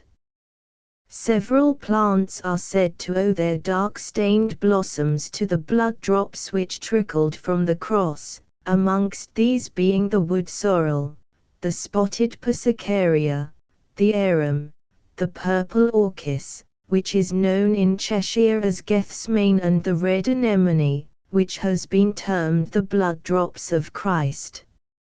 A Flemish legend, too, accounts in the same way for the crimson spotted leaves of the roodselken. The plant which has gained the unenviable notoriety of supplying the crown of thorns has been variously stated as the boxstern, the bramble, the buckthorns, 14, and barberry, while Mr. Conway quotes an old tradition, which tells how the drops of blood that fell from the crown of thorns, composed of the rose briar, fell to the ground and blossomed to roses. 15. Some again maintain that the wild hyssop was employed, and one plant which was specially signalled out in olden times is the oberpine or white thorn. In Germany holly is Christ thorn, and according to an Eastern tradition it was the prickly rush, but as Mr. King, 16, remarks, the belief of the East has been tolerably constant to what was possibly the real plant employed, the nabk, Ziziphus spina Christi, a species of buckthorn. The Negroes of the West Indies say that, a branch of the cashew tree was used, and that in consequence one of the bright golden petals of the flower became black and blood-stained. Then again, according to a Swedish legend, the dwarf birch tree afforded the rod with which Christ was scourged, which accounts for its stunted appearance, while another legend tells us it was the willow with its drooping branches. Rubens, together with the earlier Italian painters, depict the reed mace, 17, or bulrush, Typha latifolia, as the rod given to him to carry, a plant still put by Catholics into the hands of statues of Christ. But in Poland, where the plant is difficult to procure, the flower stalk of the leek is substituted. The mournful tree which formed the wood of the cross has always been a disputed question, and given rise to a host of curious legends. According to Sir John Maundeville, it was composed of cedar, cypress, palm, and olive, while some have instituted in the place of the two latter the pine and the box, the notion being that those four woods represented the 4 quarters of the globe. Foremost amongst the other trees to which this distinction has been assigned, are the aspen, poplar, oak, elder, and mistletoe. Hence is explained the gloomy shivering of the aspen leaf, the trembling of the poplar, and the popular antipathy to utilizing elder twigs for faggots. But it is probable that the respect paid to the elder has its roots in the old heathenism of the north, and to this day, in Denmark, it is said to be protected by a being called the Elder Mother, so that it is not safe to damage it in any way. 18. The mistletoe, which exists now as a mere parasite, was before the crucifixion a fine forest tree, its present condition being a lasting monument of the disgrace it incurred through its ignominious use. 19. A further legend informs us that when the Jews were in search of wood for the cross, every tree, with the exception of the oak, split itself to avoid being desecrated. On this account, Grecian woodcutters avoid the oak, regarding it as an accursed tree. The bright blue blossoms of the speedwell, which enliven our wayside hedges in springtime, are said to display in their markings a representation of the kerchief of Saint Veronica, imprinted with the features of Christ. 20. According to an old tradition, when our Lord was on his way to Calvary, bearing his cross, he happened to pass by the door of Veronica, who, beholding the drops of agony on his brow, wiped his face with a kerchief or napkin. The sacred features, however, remained impressed upon the linen, and from the fancied resemblance of the blossom of the speedwell to this hallowed relic, the plant was named Veronica. A plant closely connected by tradition with the crucifixion is the passion flower. As soon as the early Spanish settlers in South America first glanced on it, they fancied they had discovered not only a marvelous symbol of Christ's passion, but received an assurance of the ultimate triumph of Christianity. Giacomo Boggio, who obtained his knowledge of it from certain Mexican Jesuits, speaks of it as the flower of the 5 wounds, and has given a very minute description of it, showing how exactly every part is a picture of the mysteries of the Passion. It would seem, he adds, as if the Creator of the world had chosen it to represent the principal emblems of his Son's Passion, so that in due season it might assist, when its marvels should be explained to them, in the condition of the heathen people, in whose country it grew.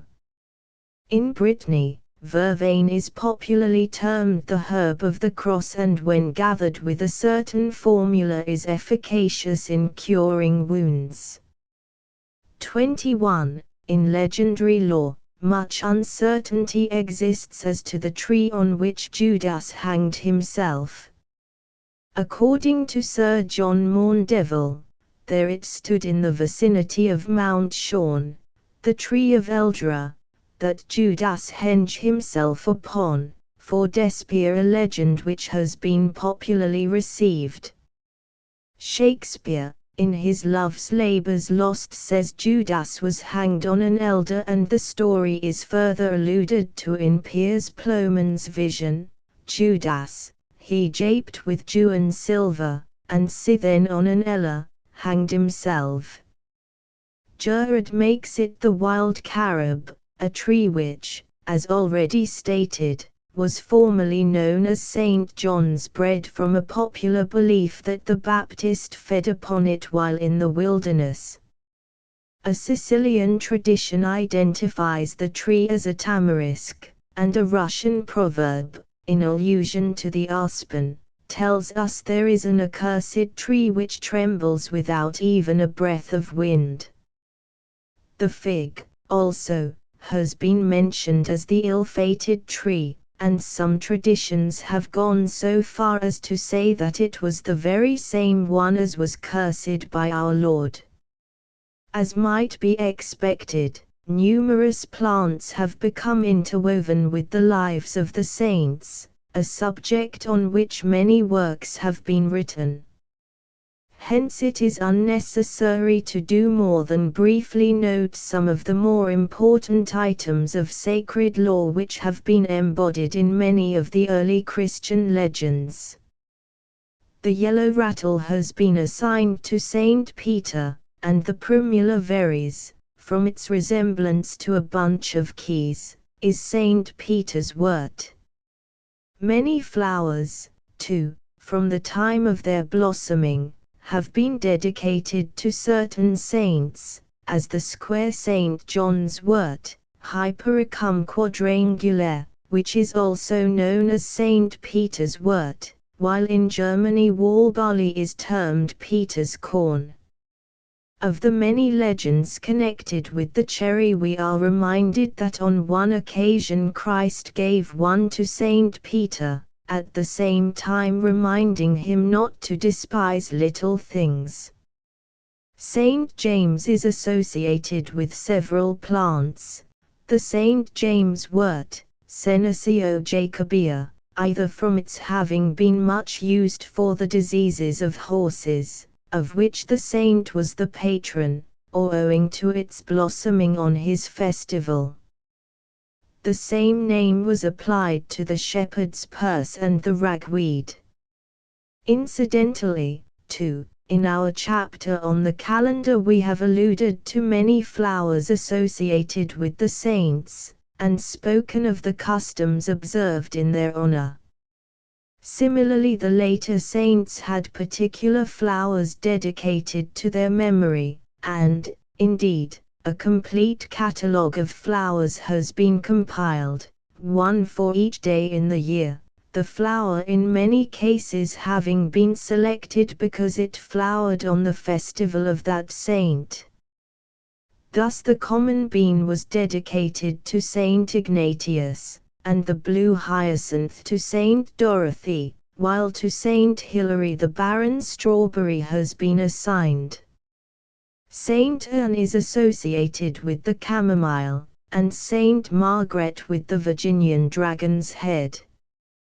Then there is Saint Anthony's turnips and Saint Barbara's cress, the saint's floral directory in Hone's Everyday Book giving a fuller and more extensive list. But the illustrations we have already given are sufficient to show how fully the names of the saints have been perpetuated by so many of our well-known plants not only being dedicated to, but named after them, a fact which is perhaps more abundantly the case on the continent. Then, as it has been remarked, flowers have virtually become the timepieces of our religious calendar, reminding us of the various festivals, as in succession they return, in addition to immortalizing the history and events which such festivals commemorate. In many cases, too, it should be remembered, the choice of flowers for dedication to certain saints originated either in their medical virtues or in some old tradition which was supposed to have specially singled them out for this honor. Footnotes: 1 Sanskrit for lotus. 2 Hindu poem, translated by Sir William Jones. 3 Flower Law p. 118.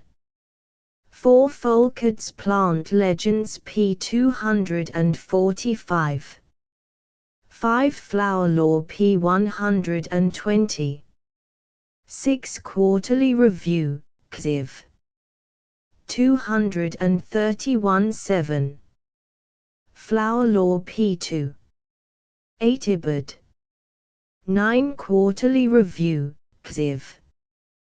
235-10.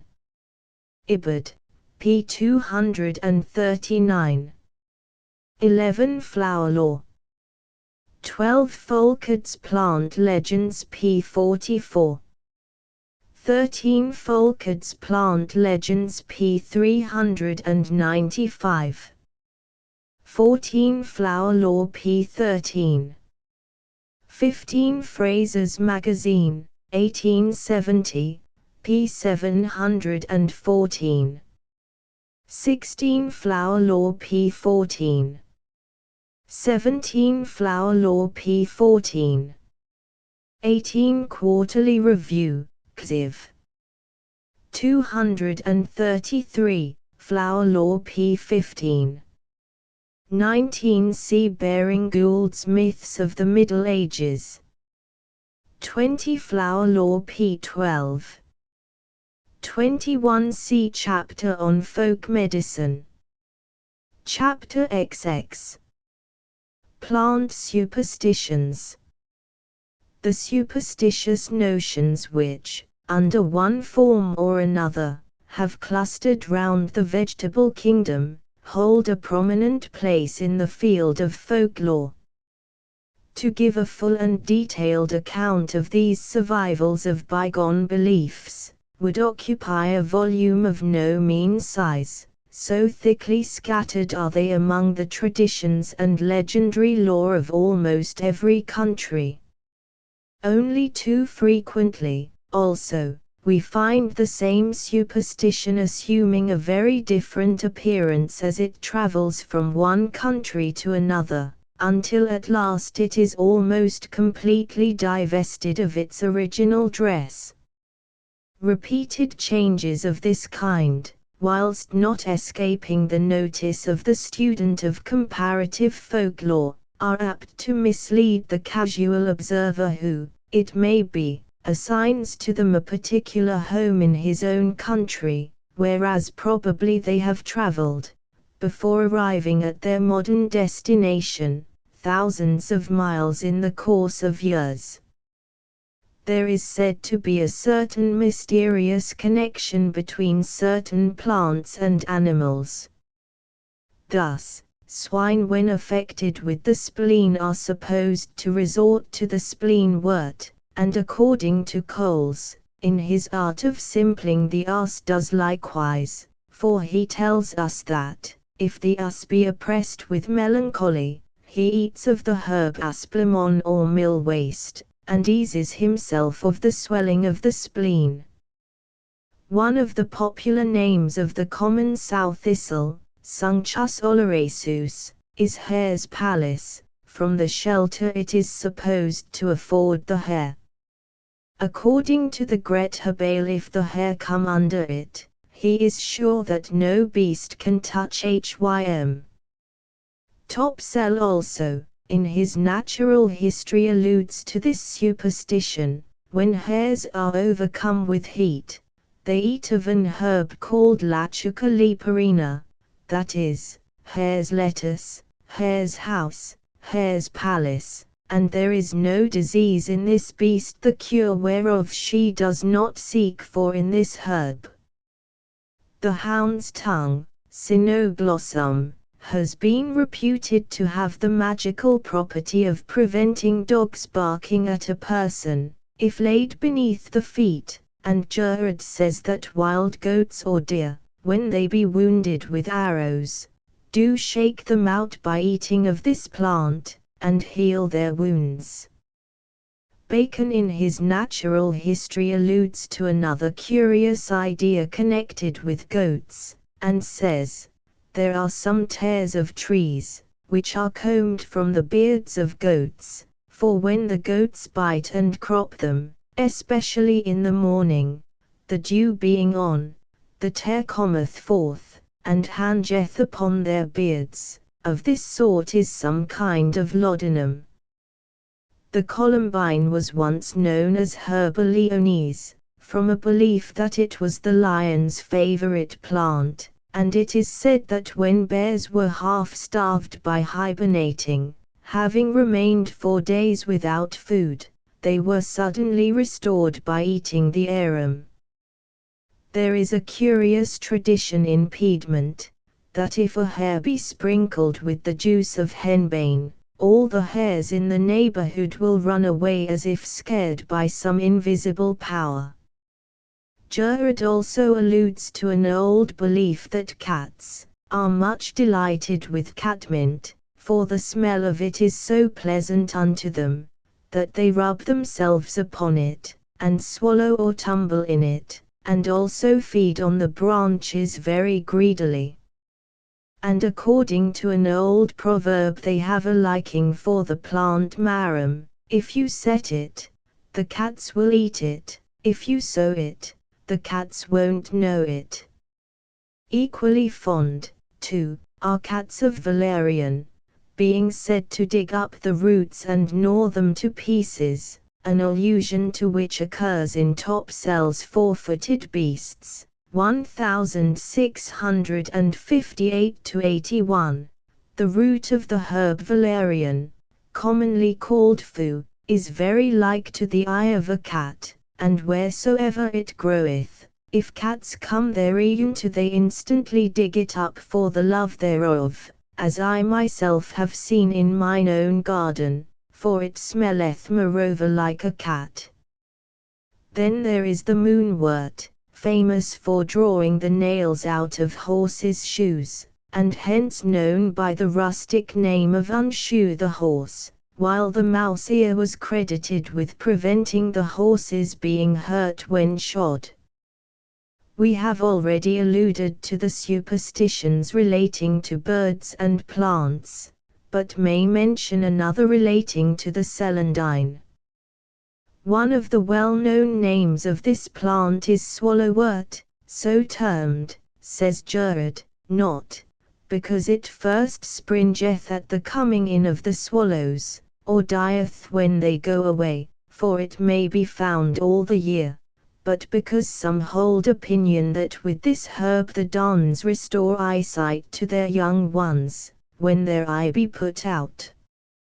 Coles strengthens the evidence in favor of this odd notion by adding, "It is known to such as have skill of nature, what wonderful care she'eth of the smallest creatures, giving to them a knowledge of medicine to help themselves, if haply diseases annoy them." The swallow cureth her demise with celandine, the wassail knoweth well the virtue of herb grace, the dove the verven, the dog dischargeth his maw with a kind of grass and sea. In Italy cumin is given to pigeons for the purpose of taming them, and a curious superstition is that of the divining rod with its versatile sensibility to water, or treasure and thieves, and one whose history is apparently as remote as it is widespread. Francis Lenormant, in his Chaldean magic, mentions the divining rods used by the Magi, wherewith they foretold the future by throwing little sticks of tamarisk wood, and adds that divination by wands was known and practiced in Babylon, and that this was even the most ancient mode of divination used in the time of the Akkadians. Among the Hindus, even in the Vedic period, magic wands were in use, and the practice still survives in China, where the peach tree is in demand. Tracing its antecedent history in this country, it appears that the Druids were in the habit of cutting their divining rods from the apple tree, and various notices of this once popular fallacy occur from time to time in the literature of bygone years. The hazel was formerly famous for its powers of discernment, and it is still held in repute by the Italians. Occasionally, too, as already noticed, the divining rod was employed for the purpose of detecting the locality of water, as is still the case in Wiltshire. An interesting case was quoted some years ago in the Quarterly Review, XY 273. A certain Lady N. is here stated to have convinced Dr. Hutton of her possession of this remarkable gift, and by means of it to have indicated to him the existence of a spring of water in one of his fields adjoining the Woolwich College, which, in consequence of the discovery, he was enabled to sell to the college at a higher price. This power Lady N. repeatedly exhibited before credible witnesses, and the Quarterly Review of that day considered the fact indisputable. The divining rod has long been in repute among Cornish miners, and Price, in his Mineralogia Cornubiensis, says that many mines have been discovered by this means, but, after giving a minute account of cutting, tying, and using it, he rejects it, because Cornwall is so plentifully stored with tin and copper lodes, that some accident every week discovers to us a fresh vein. Billingsley, in his Agricultural Survey of the County of Cornwall published in the year 1797, speaks of the belief of the Mendip miners in the efficacy of the mystic rod, the general method of discovering the situation and direction of those seams of ore, which lie at various depths, from 5 to 20 fathoms, in a chasm between 2 inches of solid rock, is by the help of the divining rod, vulgarly called hoseing, and a variety of strong testimonies are adduced in supporting this doctrine.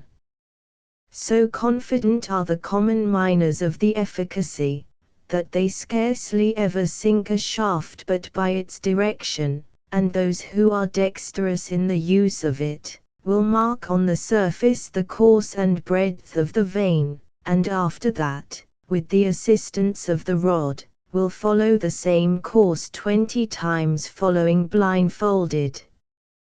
Anecdotes of the kind are very numerous, for there are few subjects in folklore concerning which more has been written than on the divining rod, one of the most exhaustive being that of Mr. Baring Gould in his Curious Myths of the Middle Ages. The literature, too, of the past is rich in allusions to this piece of superstition, and Swift in his Virtues of Cid Hamet the Magician's Rod, 1710, thus refers to it: "They tell us something strange and odd about a certain magic rod that, bending down its top, divines we near the soil has golden mines, where there are none, it stands erect, scorning to show the least respect. As ready was the wand of Cid to bend where golden mines were hid. In Scottish hills found precious ore, where none e'er looked for it before, and by a gentle bow divined, how well a culley's purse was lined, to a forlorn and broken rake, stood without motion like a stake. De Quincey has several amusing allusions to this fallacy, affirming that he had actually seen on more than one occasion the process applied with success, and declared that, in spite of all science or skepticism might say, most of the tea kettles in the Vale of Rington, North Somersetshire, are filled by rhabdomancy.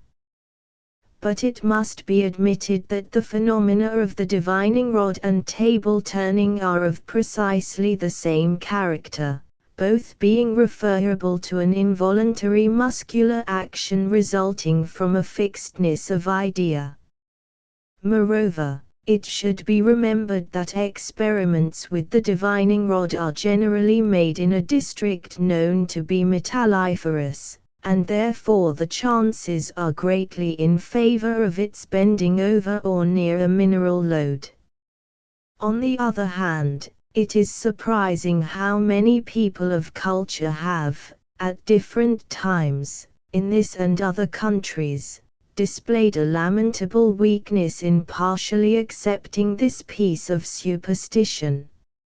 Of the many anecdotes related respecting it, we may quote an amusing one in connection with the celebrated botanist, Linnaeus, when he was on one of his voyages, hearing his secretary highly extol the virtues of his divining wand, he was willing to convince him of its insufficiency, and for that purpose concealed a purse of 100 ducats under a ranunculus, which grew up by itself in a meadow, and bid the secretary find it if he could.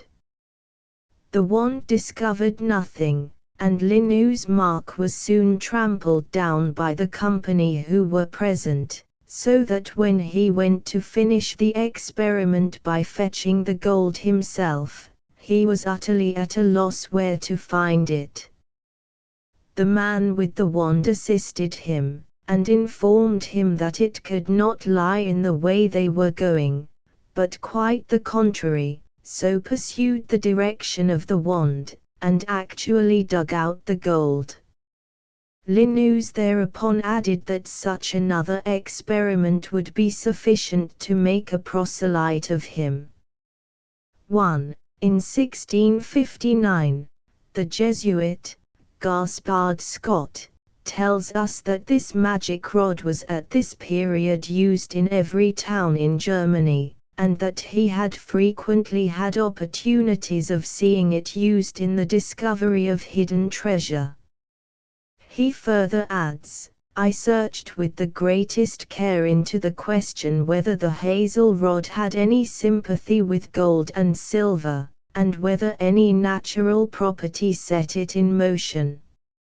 In like manner, I tried whether a ring of metal, held suspended by a thread in the midst of a tumbler, and which strikes the hours, is moved by any similar force. But many of the mysterious effects of these so-called divining rods were no doubt due to clever imposture. In the year 1790, Plunet, a native of Dauphine, claimed a power over the divining rod which attracted considerable attention in Italy. But when carefully tested by scientific men in Padua, his attempts to discover buried metals completely failed, and at Florence he was detected trying to find out by night what he had secreted to test his powers on the morrow. The astrologer Lilly made sundry experiments with the divining rod, but was not always successful, and the Jesuit, Kircher, tried the powers of certain rods which were said to have sympathetic influences for particular metals, but they never turned on the approach of these.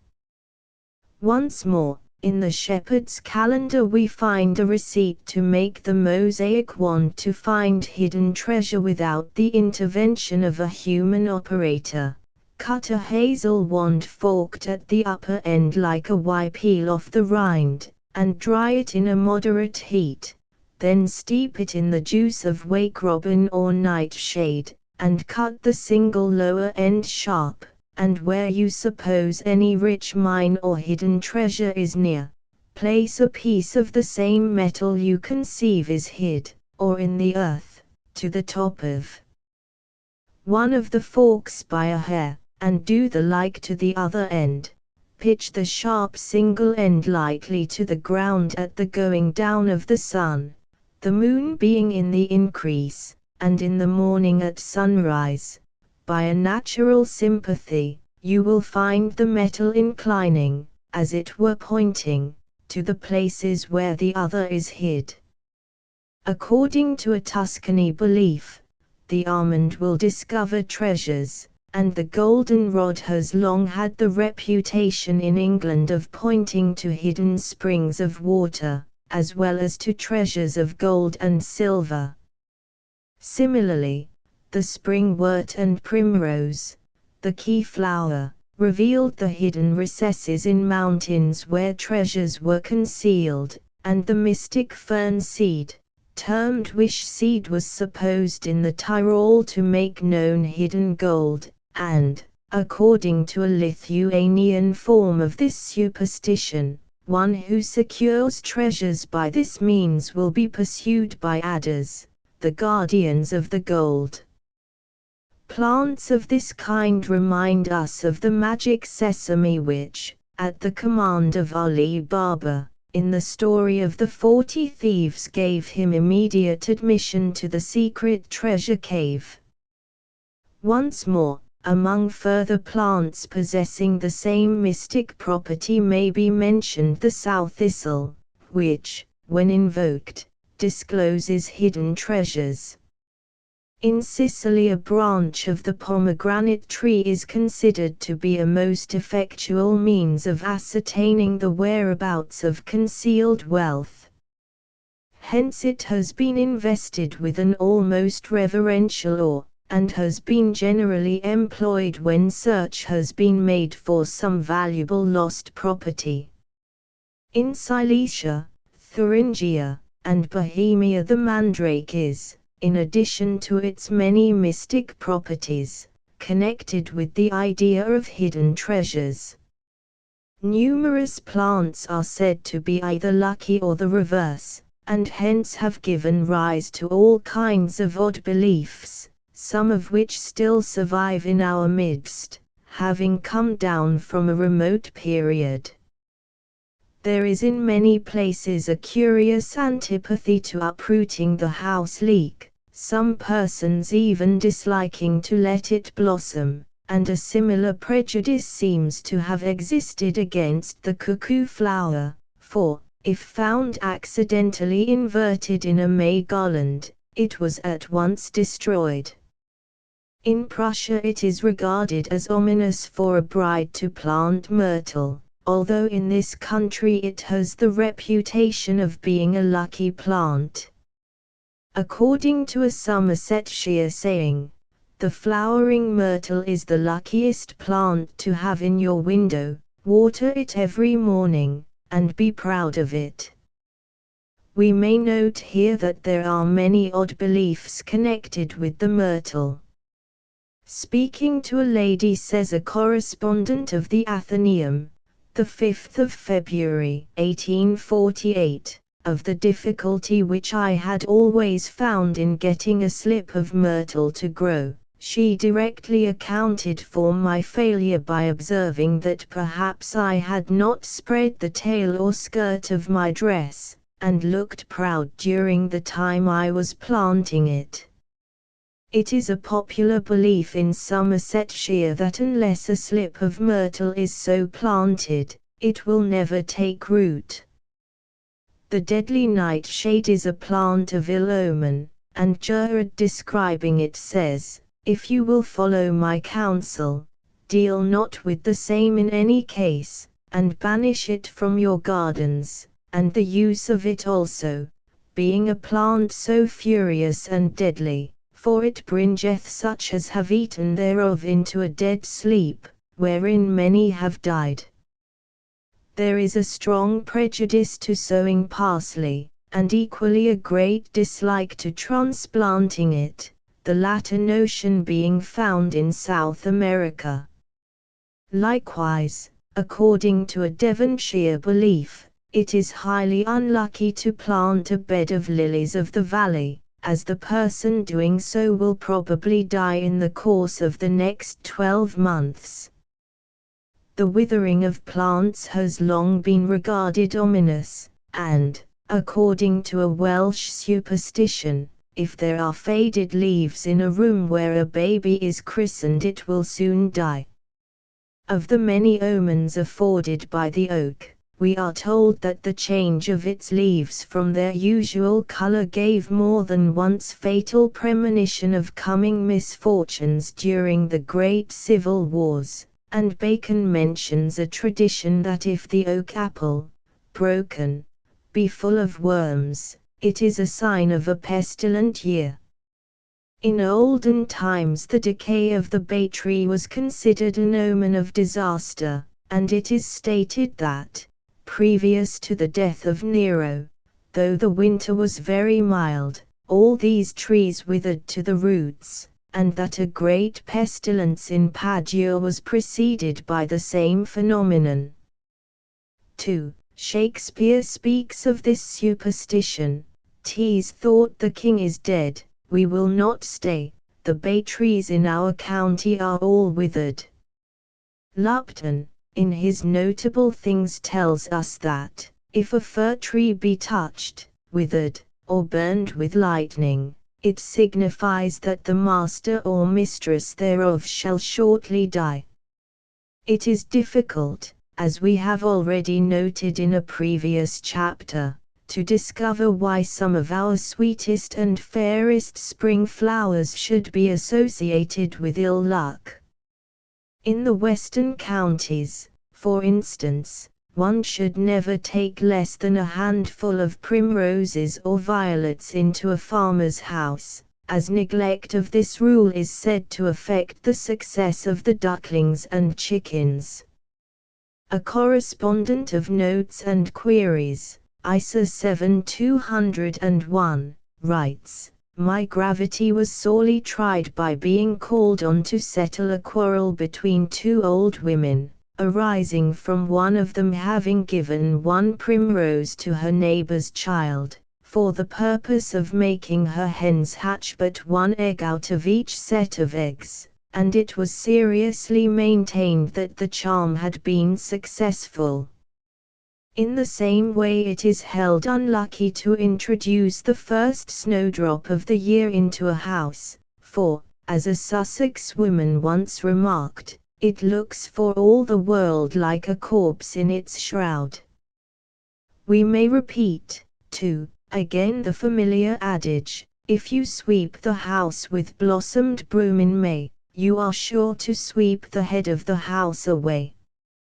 And there is the common superstition that where roses and violets bloom in autumn, it is indicative of some epidemic in the following year, whereas, if a white rose put forth unexpectedly, it is believed in Germany to be a sign of death in the nearest house, and in some parts of Essex there is a current belief that sickness or death will inevitably ensue if blossoms of the white thorn be brought into a house, the idea in Norfolk being that no one will be married from the house during the year. Another ominous sign is that of plants shedding their leaves, or of their blossoms falling to pieces.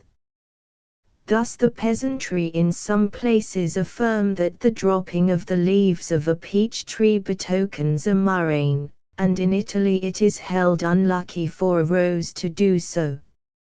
A well-known illustration of this superstition occurred many years ago in the case of the unfortunate Miss Bay, who was murdered at the piazza entrance of Covent Garden by hackman, April 1779. The following account of which we quote from the Life and Correspondence of M. G. Lewis: "When the carriage was announced, and she was adjusting her dress, Mr. Lewis happened to make some remark on a beautiful rose which Miss K. wore in her bosom. Just as the words were uttered, the flower fell to the ground. She immediately stooped to regain it, but as she picked it up, the red leaves scattered themselves on the carpet, and the stalk alone remained in her hand. The poor girl, who had been depressed in spirits before, was evidently affected by this incident, and said, in a slightly faltering voice, "I trust I am not to consider this as an evil omen." But soon rallying, she expressed to Mr. Lewis, in a cheerful tone, her hope that they would meet again after the theatre, a hope, alas, which it was decreed should not be realized. According to a German belief, one who throws a rose into a grave will waste away. There is a notion prevalent in Dorsetshire that a house wherein the plant bergamot is kept will never be free from sickness, and in Norfolk it is said to be unlucky to take into a house a bunch of the grass called maidenhair, or, as it is also termed, dudder grass. Among further plants of ill omen may be mentioned the bluebell, Campanula rotundifolia, which in certain parts of Scotland was called the all-man's bell and was regarded with a sort of dread, and commonly left unpulled. In Cumberland, about Cockermouth, the red campion, Lichnis diurna, is called mother dye, and young people believe that if plucked some misfortune will happen to their parents. A similar belief attaches to the herb Robert, Geranium robertianum, in West Cumberland, where it is nicknamed Death Come Quickly, and in certain parts of Yorkshire there is a notion that if a child gather the Germander speedwell, Veronica chamoedris, its mother will die during the year.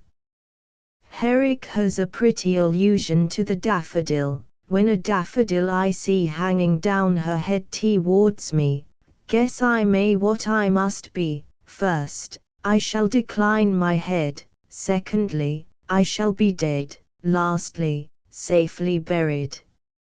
In Germany, the marigold is with the greatest care excluded from the flowers with which young women test their love affairs, and in Austria it is held unlucky to pluck the crocus, as it draws away the strength. An ash leaf is still frequently employed for invoking good luck, and in Cornwall we find the old popular formula still in use, even ash, I do thee pluck, hoping thus to meet good luck. If no good luck I get from thee, I shall wish thee on the tree. And there is the following well-known couplet: with a four-leaved clover, a double-leaved ash, and a green-topped leaf, you may go before the Queen's daughter without asking leave. But, on the other hand, the finder of the five-leaved clover, it is said, will have bad luck.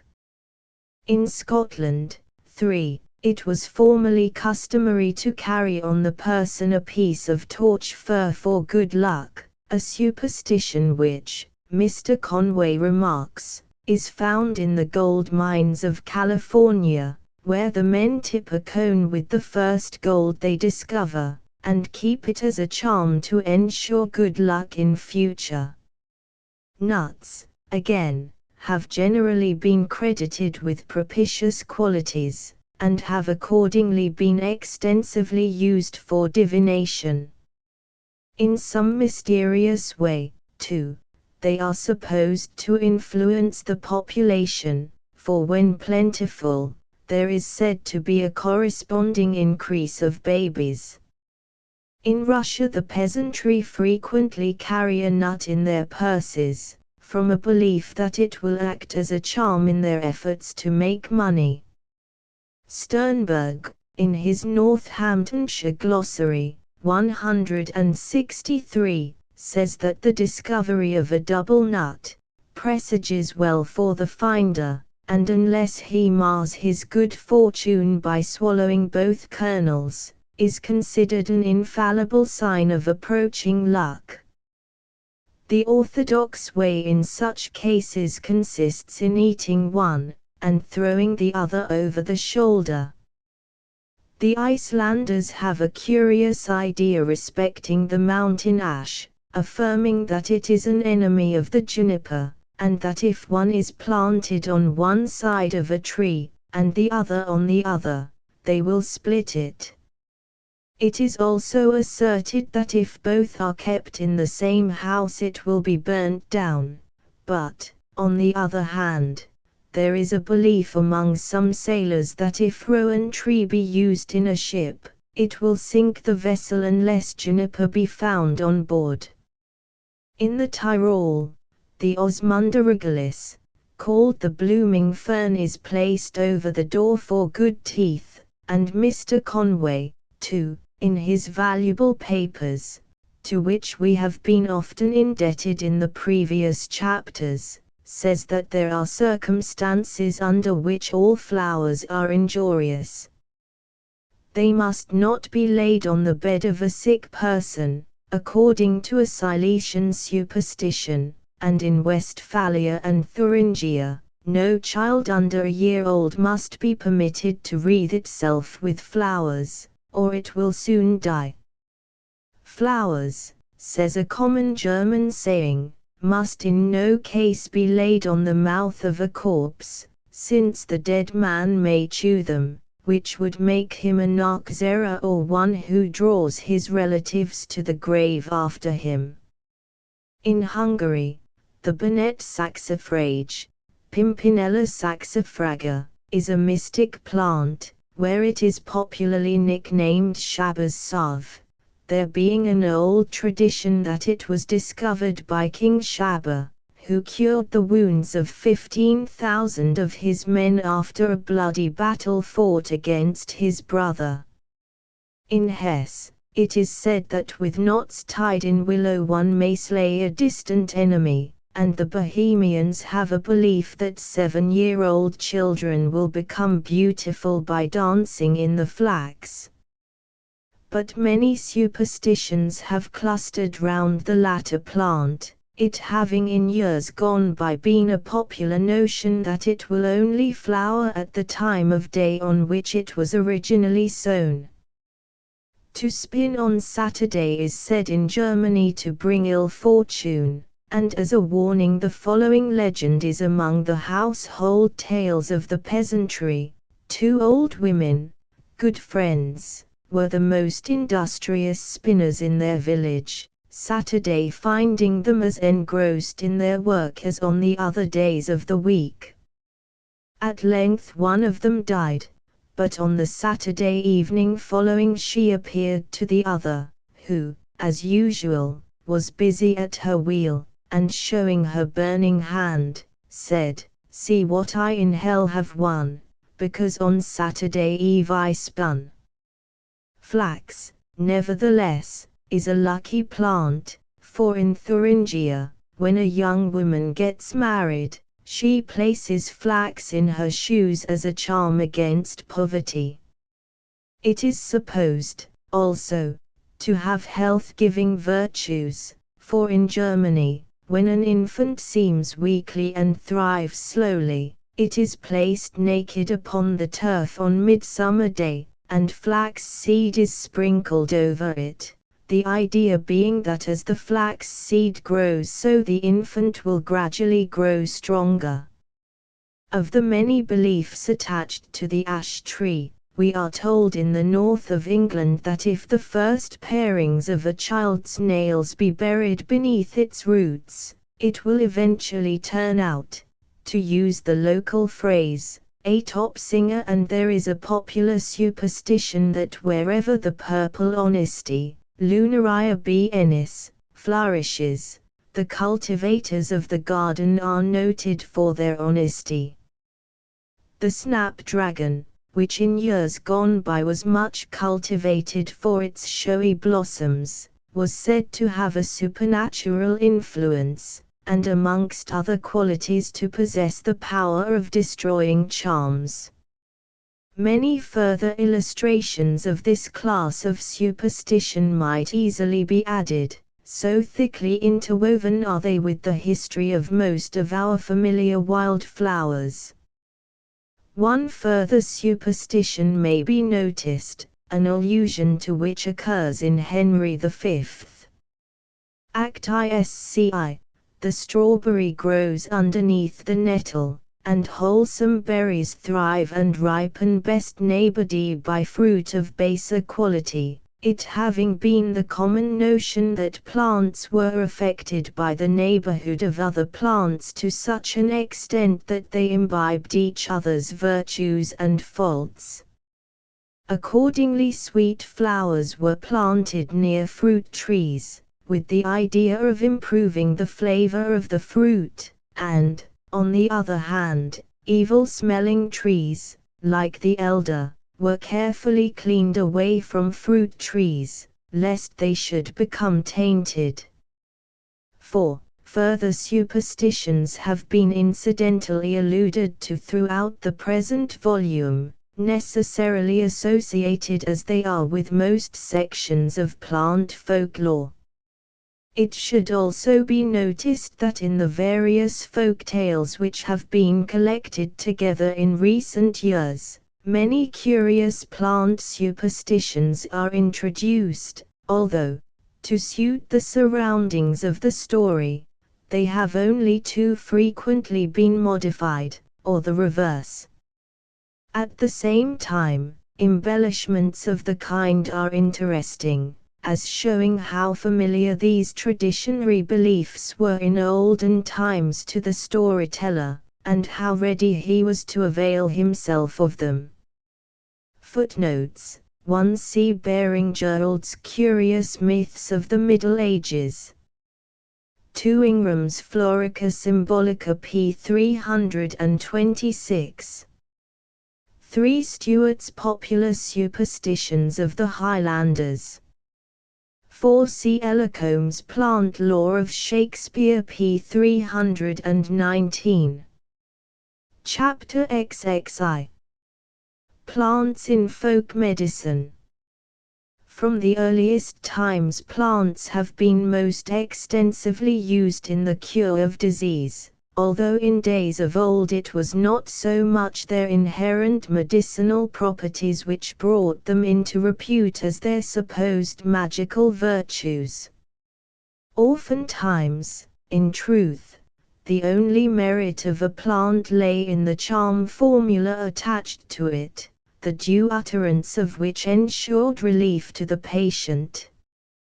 Originally there can be no doubt that such verbal forms were prayers, since dwindled into mystic sentences. 1. Again, before a plant could work its healing powers, due regard had to be paid to the planet under whose influence it was supposed to be. 2. For Aubrey mentions an old belief that if a plant be not gathered according to the rules of astrology, it hath little or no virtue in it. Hence, in accordance with this notion, we find numerous directions for the cutting and preparing of certain plants for medicinal purposes, a curious list of which occurs in Culpeper's British Herbal and Family Physician. This old herbalist, who was a strong believer in astrology, tells us that such as are of this way of thinking, and none else, are fit to be physicians.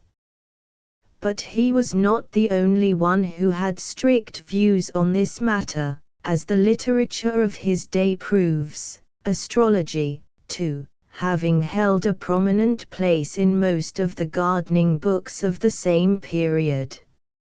Michael Drayton, who has chronicled so many of the credulities of his time, referring to the longevity of antediluvian men, writes, "Besides, in medicine, simples had the power that none need then the planetary hour to help their workinge, they so useful were.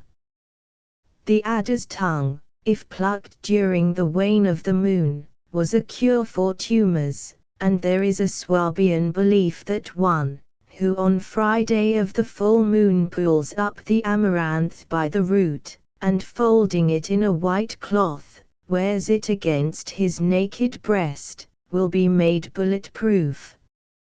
3.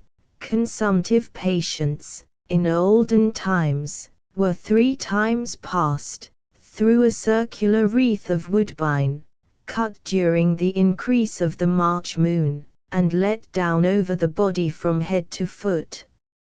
4. In France, too, at the present day, the vervain is gathered under the different changes of the moon, with secret incantations, after which it is said to possess remarkable curative properties.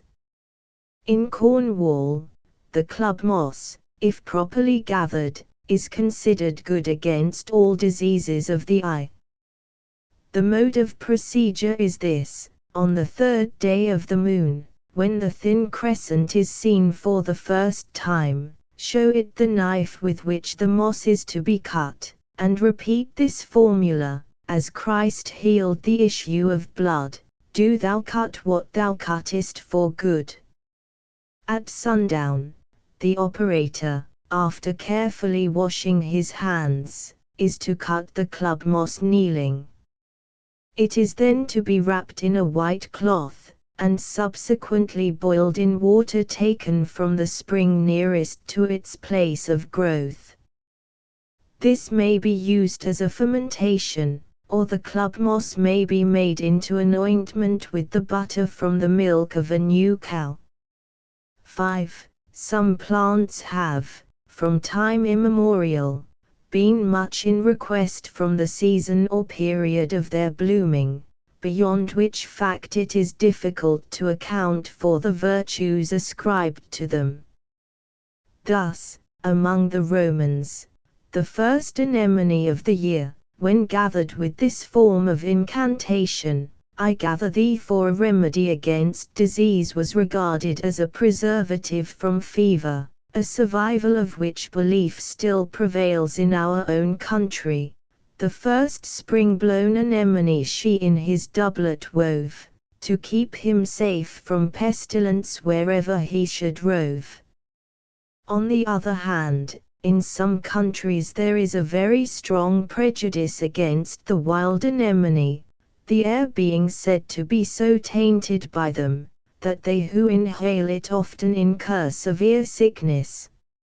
6. Similarly, we may compare the notion that flowers blooming out of season have a fatal significance, as we have noted elsewhere. The sacred associations attached to many plants have invested them, at all times, with a scientific repute in the healing art, instances of which may be traced up to a very early period. Thus, the peony, which, from its mythical divine origin, was an important flower in the primitive pharmacopoeia, has even in modern times retained its reputation, and to this day Sussex mothers put necklaces of beads turned from the peony root around their children's necks, to prevent convulsions and to assist them in their teething. When worn on the person, it was long considered, too, a most effectual remedy for insanity, and Culpeper speaks of its virtues in the cure of the falling sickness. 7. The thistle, sacred to Thor, is another plant of this kind, and indeed instances are very numerous. On the other hand, some plants, from their great virtues as all heals it would seem, had such names as Angelica and Archangel bestowed on them. 8. In later times many plants became connected with the name of Christ, and with the events of the crucifixion itself, facts which occasionally explain their mysterious virtues. Thus the vervain, known as the holy herb and which was one of the sacred plants of the Druids, has long been held in repute, the subjoined rhyme assigning as the reason, All hail, thou holy herb, vervin, growing on the ground. On the mount of Calvary there wast thou found. Thou helpest many a grief, and stanchest many a wound.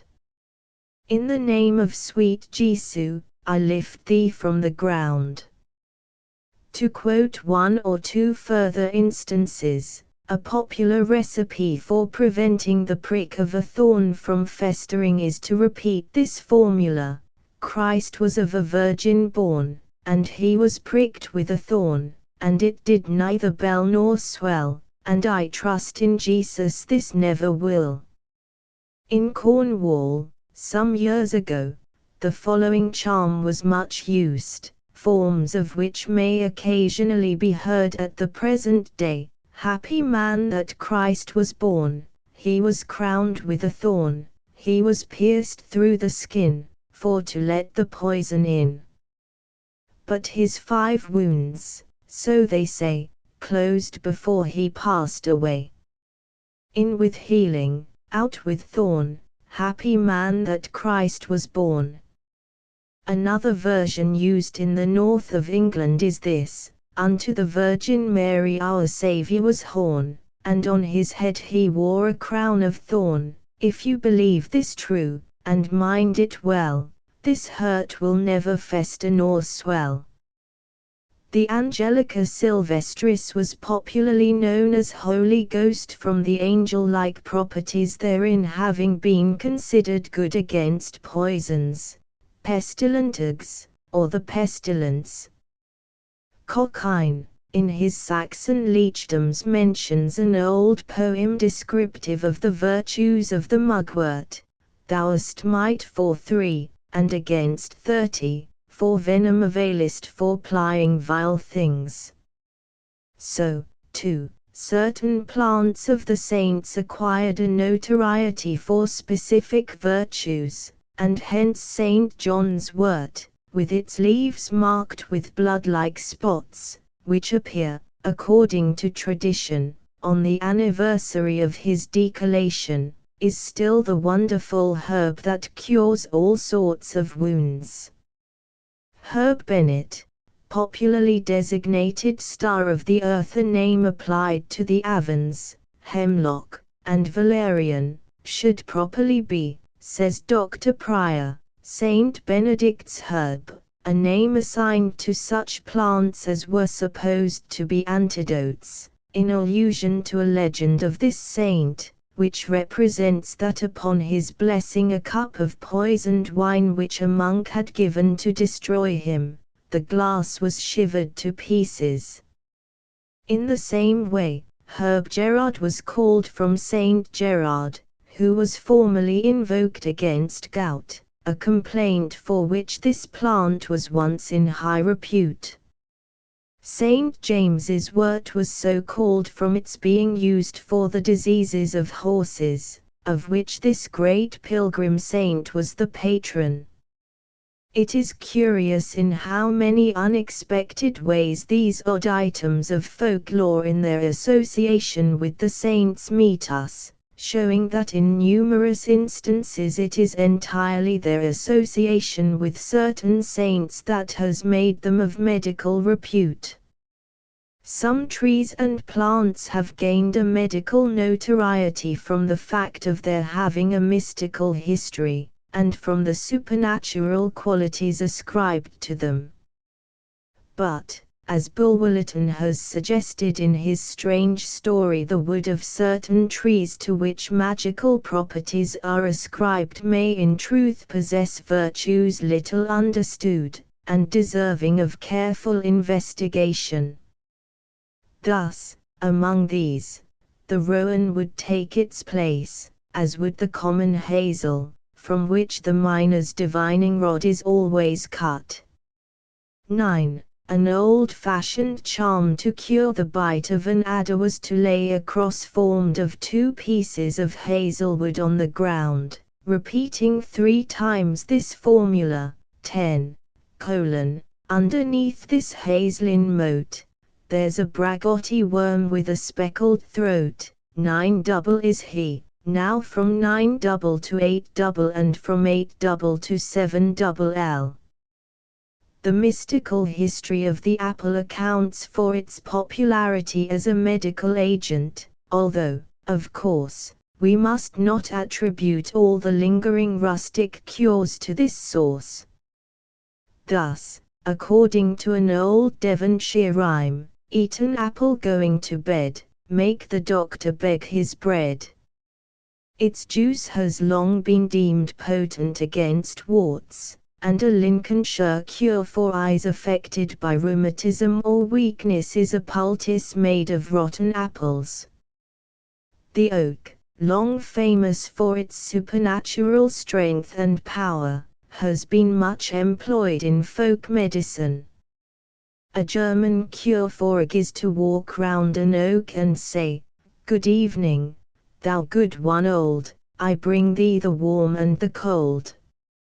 Similarly, in our own country, oak trees planted at the junction of crossroads were much resorted to by persons suffering from ague, for the purpose of transferring to them their complaint. 11. And elsewhere allusion has already been made to the practice of curing sickly children by passing through a split piece of oak.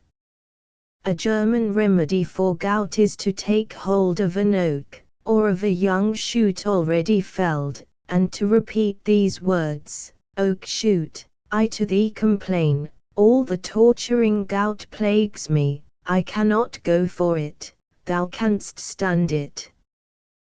The first bird that flies above thee, to him give it in his flight, let him take it with him in the air." Another plant, which from its mystic character has been used for various complaints, is the elder. In Bohemia, 3 spoonsful of the water which has been used to bathe an invalid are poured under an elder tree, and a Danish cure for toothache consists in placing an elder twig in the mouth, and then sticking it in a wall, saying, "Depart, thou evil spirit." The mysterious origin and surroundings of the mistletoe have invested it with a widespread importance in old folklore remedies, many of which are, even nowadays, firmly credited, a reputation, too, bestowed upon it by the Druids, who styled it all heal as being an antidote for all diseases. Culpeper speaks of it as good for the grief of the sinew, itch, sores, and toothache, the biting of mad dogs and venomous beasts, while Sir Thomas Browne alludes to its virtues in cases of epilepsy. In France, amulets formed of mistletoe were much worn, and in Sweden, a finger ring made of its wood is an antidote against sickness. The mandrake, as a mystic plant, was extensively sold for medicinal purposes, and in Kent may be occasionally found kept to cure barrenness. 12. And it may be remembered that La Fontaine's fable, La Mandragore, turns upon its supposed power of producing children. How potent its effects were formerly held may be gathered from the very many allusions to its mystic properties in the literature of bygone years. Columella, in his well-known lines, says, "Whose roots show half a man, whose juice with madness strikes." Shakespeare speaks of it as an opiate, and on the continent it was much used for amulets. Again, certain plants seem to have been specially in high repute in olden times from the marvelous influence they were credited with exercising over the human frame. Consequently they were much valued by both old and young, for who would not retain the vigor of his youth, and what woman would not desire to preserve the freshness of her beauty? One of the special virtues of rosemary, for instance, was its ability to make old folks young again. A story is told of a gouty and crooked old queen, who sighed with longing regret to think that her young dancing days were gone, so, of rosemary she took 6 poundy, and ground it well in a stoundy and then mixed it with water, in which she bathed 3 times a day, taking care to anoint her head with goat balm afterwards. In a very short time her old flesh fell away, and she became so young, tender, and fresh, that she began to look out for a husband. 13. The common fennel, Phoeniculum vulgare, was supposed to give strength to the constitution, and was regarded as highly restorative. Longfellow, in his Goblet of Life, apparently alludes to our fennel. Above the lowly plant it towers, the fennel, with its yellow flowers, and in an earlier age than ours was gifted with the wondrous powers lost vision to restore. It gave new strength and fearless mood, and gladiators, fierce and rude, mingled it in their daily food, and he who battled and subdued, the wreath of fennel wore.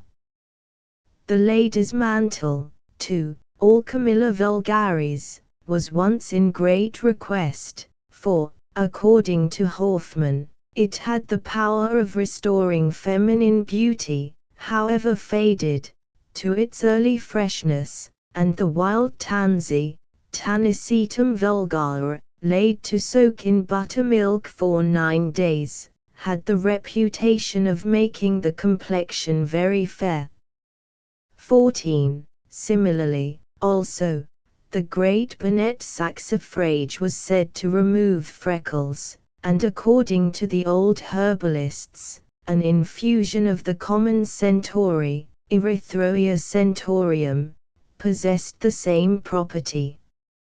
15. The hawthorn, too, was in repute among the fair sex, for, according to an old piece of proverbial lore, the fair maid who, the 1st of May, goes to the fields at break of day, and washes in dew from the hawthorn tree, will ever after handsome be, and the common fumitory, was used when gathered in wedding hours, and boiled in water, milk, and whey, as a wash for the complexion of rustic maids. 16. In some parts of France the water hemlock, Nanthe crocata, known with us as the dead tongue from its paralyzing effects on the organs of voice, was used to destroy moles, and the yellow-toed flax, Linaria vulgaris, is described as cleansing the skin wonderfully of all sorts of deformity. Another plant of popular renown was the knotted figwort, Scrofularia nodosa, for Gerard censures divers who do rashly teach that if it be hanged about the neck, or else carried about one, it keepeth a man in health. Coles, speaking of the mugwort, Artemisia vulgaris, says that, if a footman take mugwort and put it in his shoes in the morning, he may go 40 miles before noon and not be weary. But as far back as the time of Pliny its remarkable properties were known, for he says, the wayfaring man that hath the herb tied about him feeleth no weariness at all, and he can never be hurt by any poisonous medicine, by any wild beast, neither yet by the sun itself. The far-famed betony was long credited with marvelous medicinal properties, and hence the old saying which recommends a person when ill to sell his coat and buy betony. A species of thistle was once believed to have the curious virtue of driving away melancholy, and was hence termed the melancholy thistle. According to Dioscorides, the root borne about one doth expel melancholy and remove all diseases connected therewith, but it was to be taken in wine. On the other hand, certain plants have been credited at most periods with hurtful and injurious properties. Thus, there is a popular idea that during the flowering of the bean more cases of lunacy occur than at any other season. 17. It is curious to find the apple, such a widespread curative, regarded as a bane, an illustration of which is given by Mr. Conway. 18. In Swabia it is said that an apple plucked from a graft on the white thorn will, if eaten by a pregnant woman, increase her pains. On the continent, the elder, when used as a birch, is said to check boys' growth, a property ascribed to the knot grass, as in Beaumont and Fletcher's cockscomb, Act 2 Sc. 2, we want a boy extremely for this function, kept under for a year with milk and knot grass. The catmint, when chewed, created quarrelsomeness, a property said by the Italians to belong to the rampion. Occasionally much attention in folk medicine has been paid to lucky numbers, a remedy, in order to prove efficacious, having to be performed in accordance with certain numerical rules. In Devonshire, poultices must be made of 7 different kinds of herbs, and a cure for thrush is this: 3 rushes are taken from any running stream, passed separately through the mouth of the infant, and then thrown back into the water. As the current bears them away, so, it is believed, will the thrush leave the child. Similarly, in Brandenburg, if a person is afflicted with dizziness, he is recommended to run after sunset, naked, 3 times through a field of flax. After doing so, the flax will at once take the dizziness to itself. A Sussex cure for ague is to eat sage leaves, fasting, 9 mornings in succession, while Flemish folklore enjoins anyone who has the ague to go early in the morning to an old willow, make 3 knots in one of its branches, and say, "Good morrow, old one, I give thee the cold, good morrow, old one." A very common cure for warts is to tie as many knots on a hair as there are warts, and to throw the hair away, while an Irish charm is to give the patient 9 leaves of dandelion, 3 leaves being eaten on 3 successive mornings. Indeed, the efficacy of numbers is not confined to any one locality, and Mr. Folkard, 19, mentions an instance in Cuba where 13 cloves of garlic at the end of a cord, worn round the neck for 13 days, are considered a safeguard against jaundice.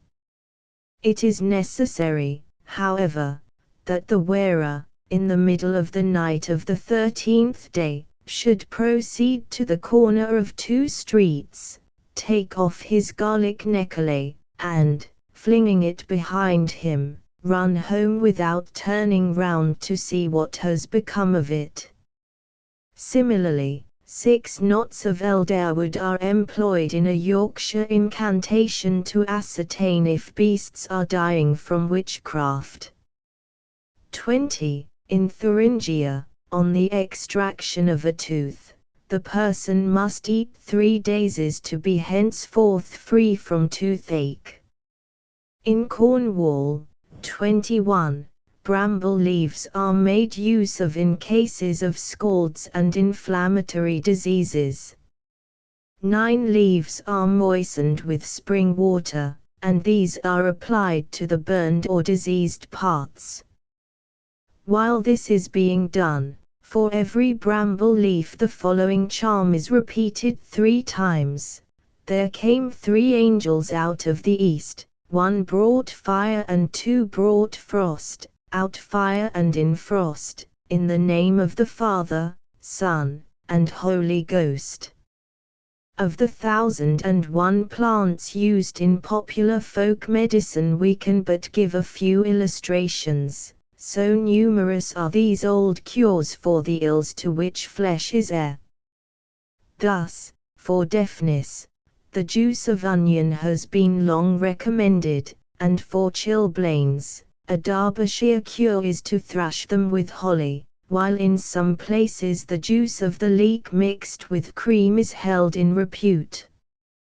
To exterminate warts a host of plants have been recommended, the juice of the dandelion being in favour in the Midland counties, whereas in the north, one has but to hang a snail on a thorn, and as the poor creature wastes away the warts will disappear. In Leicestershire the ash is employed, and in many places the elder is considered efficacious. Another old remedy is to prick the wart with a gooseberry thorn passed through a wedding ring, and according to a Cornish belief, the first blackberry seen will banish warts. Watercress laid against warts was formerly said to drive them away. A rustic specific for whooping cough in Hampshire is to drink new milk out of a cup made of the variegated holly, while in Sussex the excrescence found on the briar, and popularly known as robin redbreast's cushion, is in demand. In consumption and diseases of the lungs, St. Fabian's nettle, the crocus, the betony, and horehound have long been in request, and see southernwood or mugwort, occasionally corrupted into muggins, was once a favourite prescription in Scotland.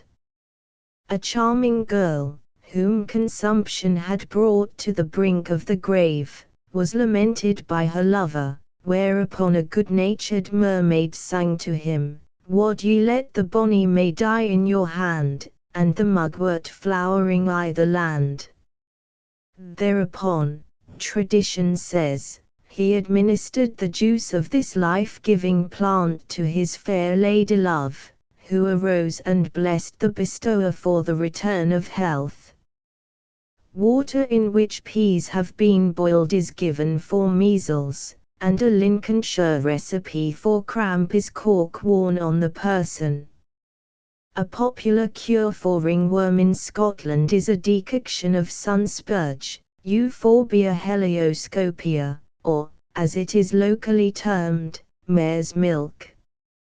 In the west of England, to bite the first fern seen in spring is an antidote for toothache, and in certain parts of Scotland the root of the yellow iris chopped up and chewed is said to afford relief. Some, again, recommend a double hazelnut to be carried in the pocket. 22, and the elder, as a Danish cure, has already been noticed. Various plants were, in days gone by, used for the bites of mad dogs and to cure hydrophobia. Angelica, mudworts, and several forms of lichens were favorite remedies.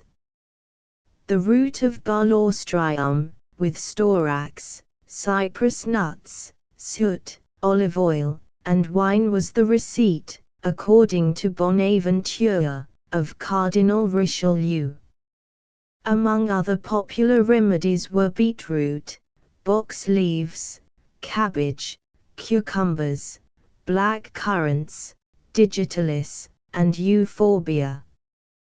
23. A Russian remedy was Genista centaurea, and in Greece rose leaves were used internally and externally as a poultice. Horseradish, crane's bill, strawberry, and herb gerard are old remedies for gout, and in Westphalia apple juice mixed with saffron is administered for jaundice, while an old remedy for boils is dock tea. Forage, sanquofoil and yarrow were recommended, and tansy leaves are worn in the shoe by the Sussex peasantry, and in some places common groundsel has been much used as a charm. Angelica was in olden times used as an antidote for poisons.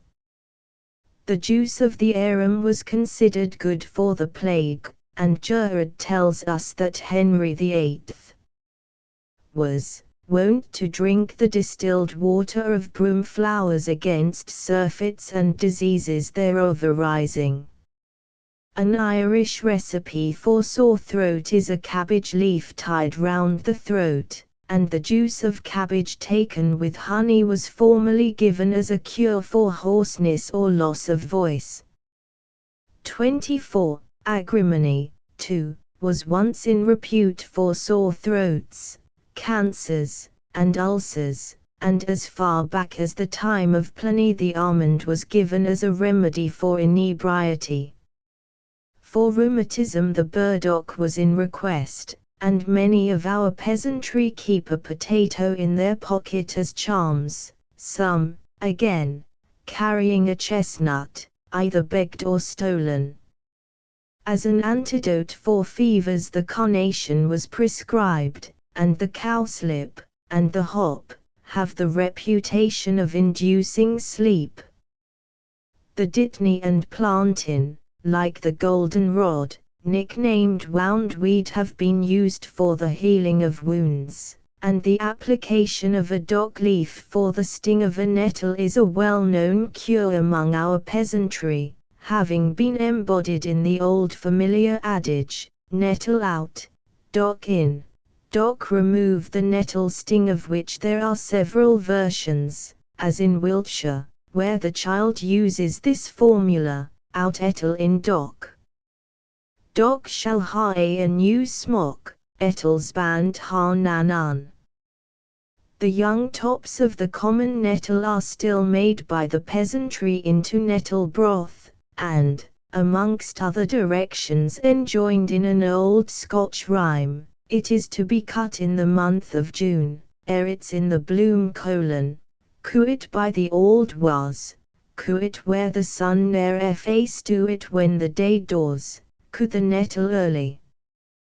The juice of fumitory is said to clear the sight, and the kennelwort was once a popular specific for the king's evil.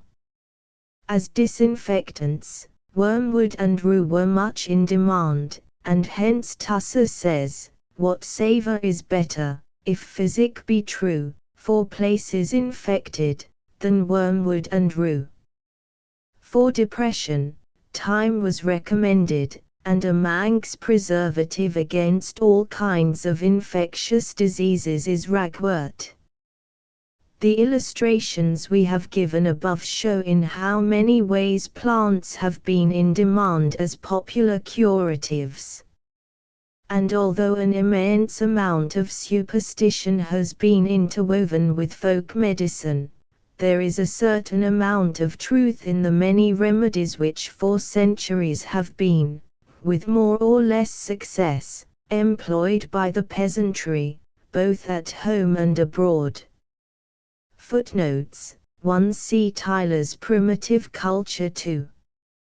2. See Folkard's Plant Lore Legends and Lyrics p. 164.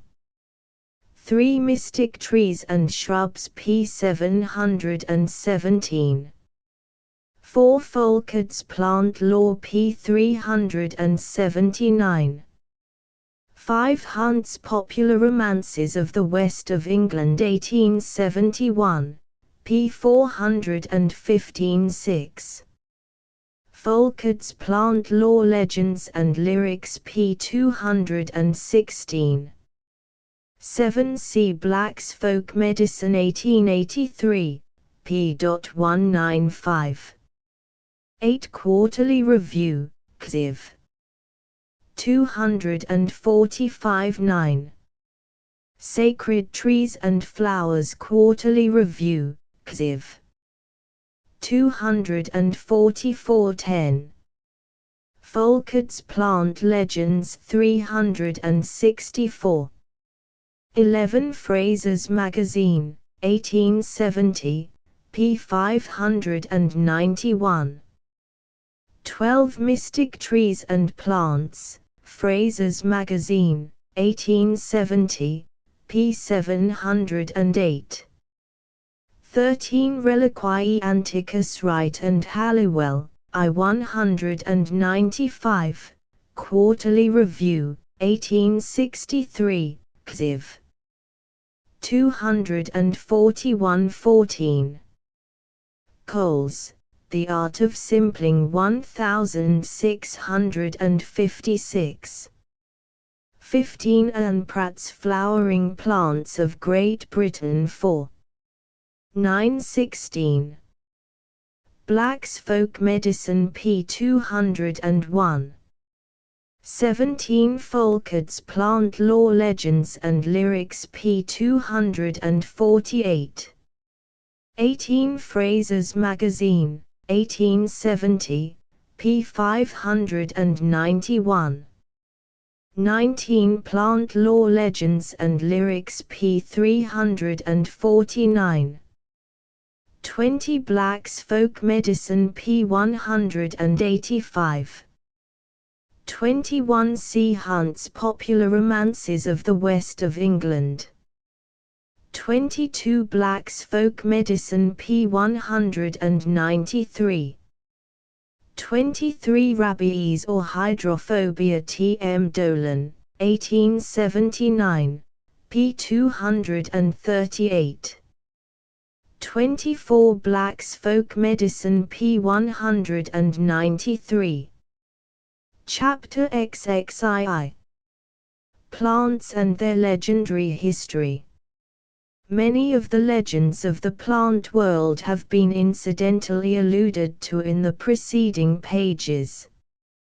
Whether we review their mythological history as embodied in the traditionary stories of primitive times, or turn to the existing legends of our own and other countries in modern times, it is clear that the imagination has at all times bestowed some of its richest and most beautiful fancies on trees and flowers. Even, too, the rude and ignorant savage has clothed with graceful conceptions many of the plants which, either for their grandeur or utility, have attracted his notice. The old idea, again, of metamorphosis, by which persons under certain peculiar cases were changed into plants, finds a place in many of the modern plant legends. Thus there is the well-known story of the wayside plantain, commonly termed waybread, which, on account of its so persistently haunting the track of man, has given rise to the German story that it was formerly a maiden who, whilst watching by the wayside for her lover, was transformed into this plant. But once in 7 years it becomes a bird, either the cuckoo, or the cuckoo's servant, the Dinnick as it is popularly called in Devonshire, the German Weidhopf, which is said to follow its master everywhere. This story of the plantain is almost identical with one told in Germany of the endive or succory. A patient girl, after waiting day by day for her betrothed for many a month, at last, worn out with watching, sank exhausted by the wayside and expired.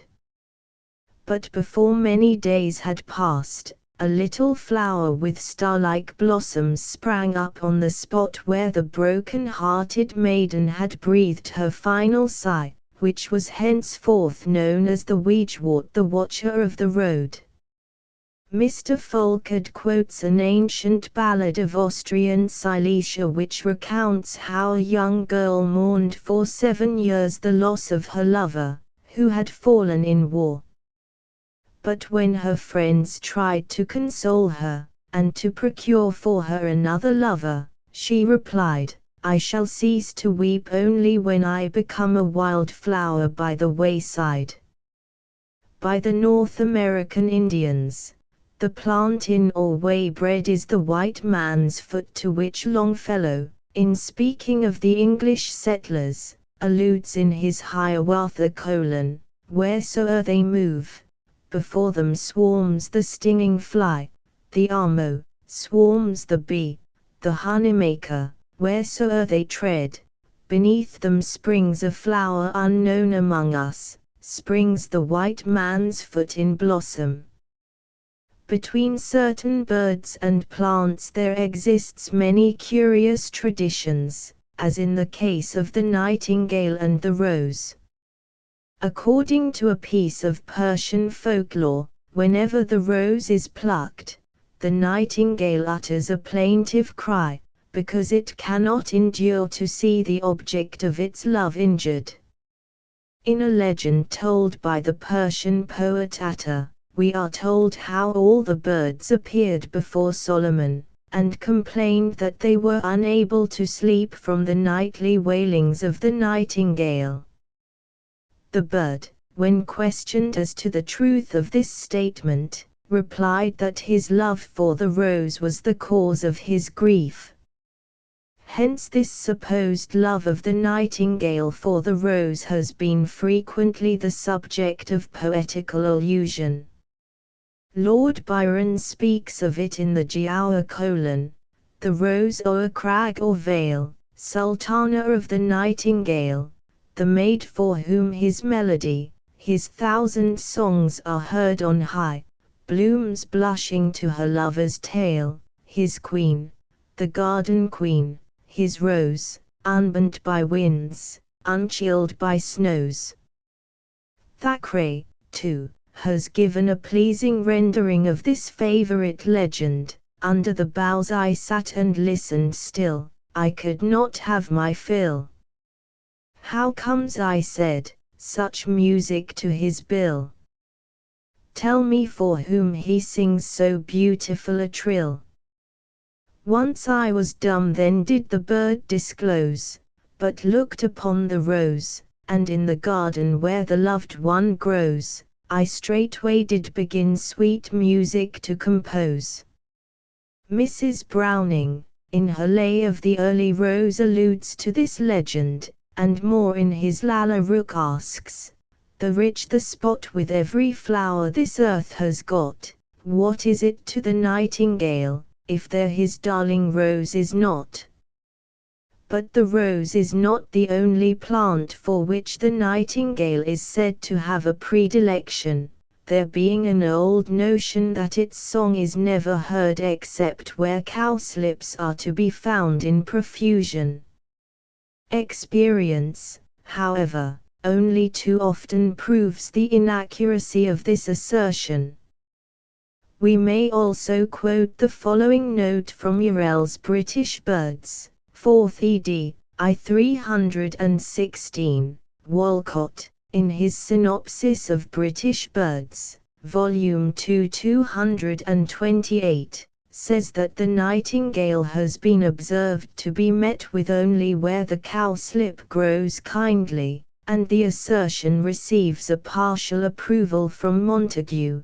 But whether the statement be true or false, its converse certainly cannot be maintained, for Mr. Watson gives the cowslip, Primula veris, as found in all the provinces into which he divides Great Britain, as far north as Caithness and Shetland, where we know that the nightingale does not occur. A correspondent of Notes and Queries, 5th 9 492, says that in East Sussex, on the borders of Kent, the cowslip is quite unknown, but nightingales are as common as blackberries there. A similar idea exists in connection with hops, and, according to a tradition current in Yorkshire, the nightingale made its first appearance in the neighbourhood of Doncaster when hops were planted. But this, of course, is purely imaginary, and in Hargrove's History of Knaresborough, 1832, we read, in the opposite wood, called Birken's Wood, opposite to the Abbey House, during the summer evenings, the nightingale sings darkling, and, in shadiest covert hid, tunes her nocturnal lay. Of the numerous stories connected with the origin of the mistletoe, one is noticed by Lord Bacon, to the effect that a certain bird, known as the mistlebird, fed upon a particular kind of seed, which, through its incapacity to digest, it evacuated whole, whereupon the seed, falling on the boughs of trees, vegetated and produced the mistletoe. The magic springwort, which reveals hidden treasures, has a mysterious connection with the woodpecker, to which we have already referred. Among further birds which are in some way or other connected with plants is the eagle, which plucks the wild lettuce, with the juice of which it smears its eyes to improve its vision, while the hawk was supposed, for the same purpose, to pluck the hawk-bit. Similarly, writes Mr. Folkard, 1. Pigeons and doves made use of vervain, which was termed pigeon's grass. Once more, the cuckoo, according to an old proverbial rhyme, must eat 3 meals of cherries before it ceases its song, and it was formerly said that orchids sprang from the seed of the thrush and the blackbird. Further illustrations might be added, whereas some of the many plants named after well-known birds are noticed elsewhere. An old Alsatian belief tells us that bats possessed the power of rendering the eggs of storks unfruitful. Accordingly, when once a stork's egg was touched by a bat, it became sterile, and in order to preserve it from the injurious influence, the stork placed in its nest some branches of the maple, which frightened away every intruding bat. 2. There is an amusing legend of the origin of the bramble. The cormorant was once a wool merchant. He entered into partnership with the bramble and the bat, and they freighted a large ship with wool. She was wrecked, and the firm became bankrupt. Since that disaster, the bat skulks about till midnight to avoid his creditors. The cormorant is forever diving into the deep to discover its foundered vessel, while the bramble seizes hold of every passing sheep to make up his loss by stealing the wool. Returning to the rose, we may quote 1 or 2 legendary stories relating to its origin. Thus Sir John Mandeville tells us how when a holy maiden of Bethlehem, blamed with wrong and slandered, was doomed to death by fire, she made her prayers to our Lord that he would help her, as she was not guilty of that sin, whereupon the fire was suddenly quenched, and the burning brands became red roses, and the brands that were not kindled became white roses full of roses. And these were the first roses and roses, both white and red, that ever any man sought. Henceforth, says Mr. King, 3, the rose became the flower of martyrs. It was a basket full of roses that the martyr Saint Dorothea sent to the notary of Theophilus from the Garden of Paradise, and roses, says the romance, sprang up all over the field of Roncesvalles, where Roland and the Dow's pears had stained the soil with their blood. The color of the rose has been explained by various legends, the Turks attributing its red color to the blood of Mohammed. Herrick, referring to one of the old classic stories of its divine origin, writes, "'Tis said, as Cupid danced among the gods, he down the nectar flung, which, on the white rose being shed, made it forever after red."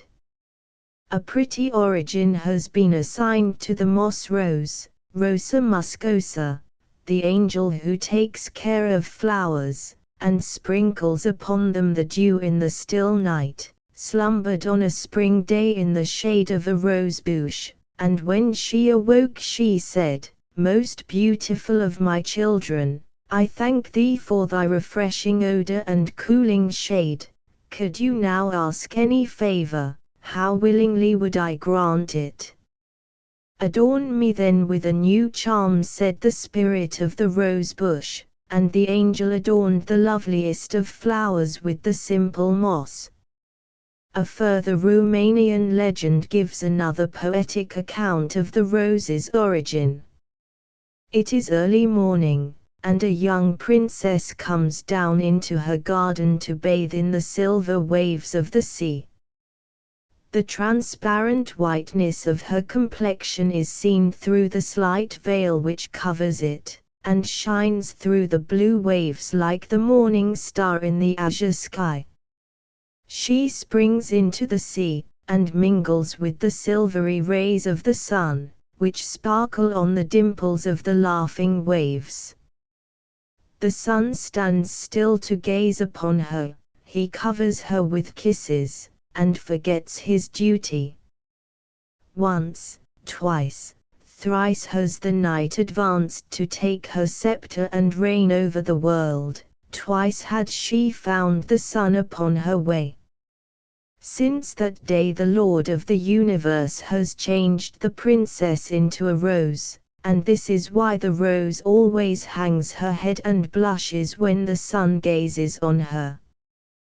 There are a variety of rose legends of this kind in different countries, the universal popularity of this favorite blossom having from the earliest times made it justly in repute, and according to the Hindu mythologists, Pagoda Sin, one of the wives of Vishnu, was discovered in a rose, a not inappropriate locality. Like the rose, many plants have been extensively associated with sacred legendary lore, a circumstance which frequently explains their origin. A pretty legend, for instance, tells us how an angel was sent to console Eve when mourning over the barren earth. Now, no flower grew in Eden, and the driving snow kept falling to form a pall for Earth's untimely funeral after the fall of man. But as the angel spoke, he caught a flake of falling snow, breathed on it, and bade it take a form, and bud and blow. Ere it reached the ground it had turned into a beautiful flower, which Eve prized more than all the other fair plants in paradise, for the angel said to her, "This is an earnest, Eve, to thee, that sun and summer soon shall be." The angel's mission ended, he departed, but where he had stood a ring of snowdrops formed a lovely posy. This legend reminds us of one told by the poet Shiraz, respecting the origin of the forget-me-not. It was in the golden morning of the early world, when an angel sat weeping outside the closed gates of Eden. He had fallen from his high estate through loving a daughter of earth, nor was he permitted to enter again until she whom he loved had planted the flowers of the forget-me-not in every corner of the world. He returned to earth and assisted her, and they went hand in hand over the world planting the forget-me-not. When their task was ended, they entered paradise together, for the fair woman, without tasting the bitterness of death, became immortal like the angel, whose love her beauty had won, when she sat by the river twining the forget-me-not in her hair.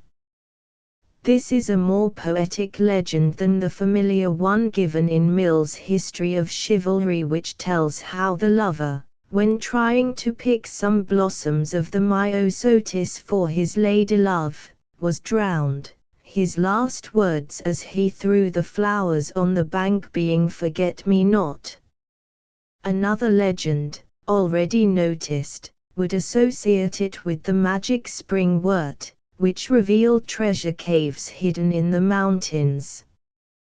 The traveler enters such an opening, but after filling his pockets with gold, pays no heed to the fairy's voice, forget not the best, i.e., the spring wort, and is severed in twain by the mountain clashing together.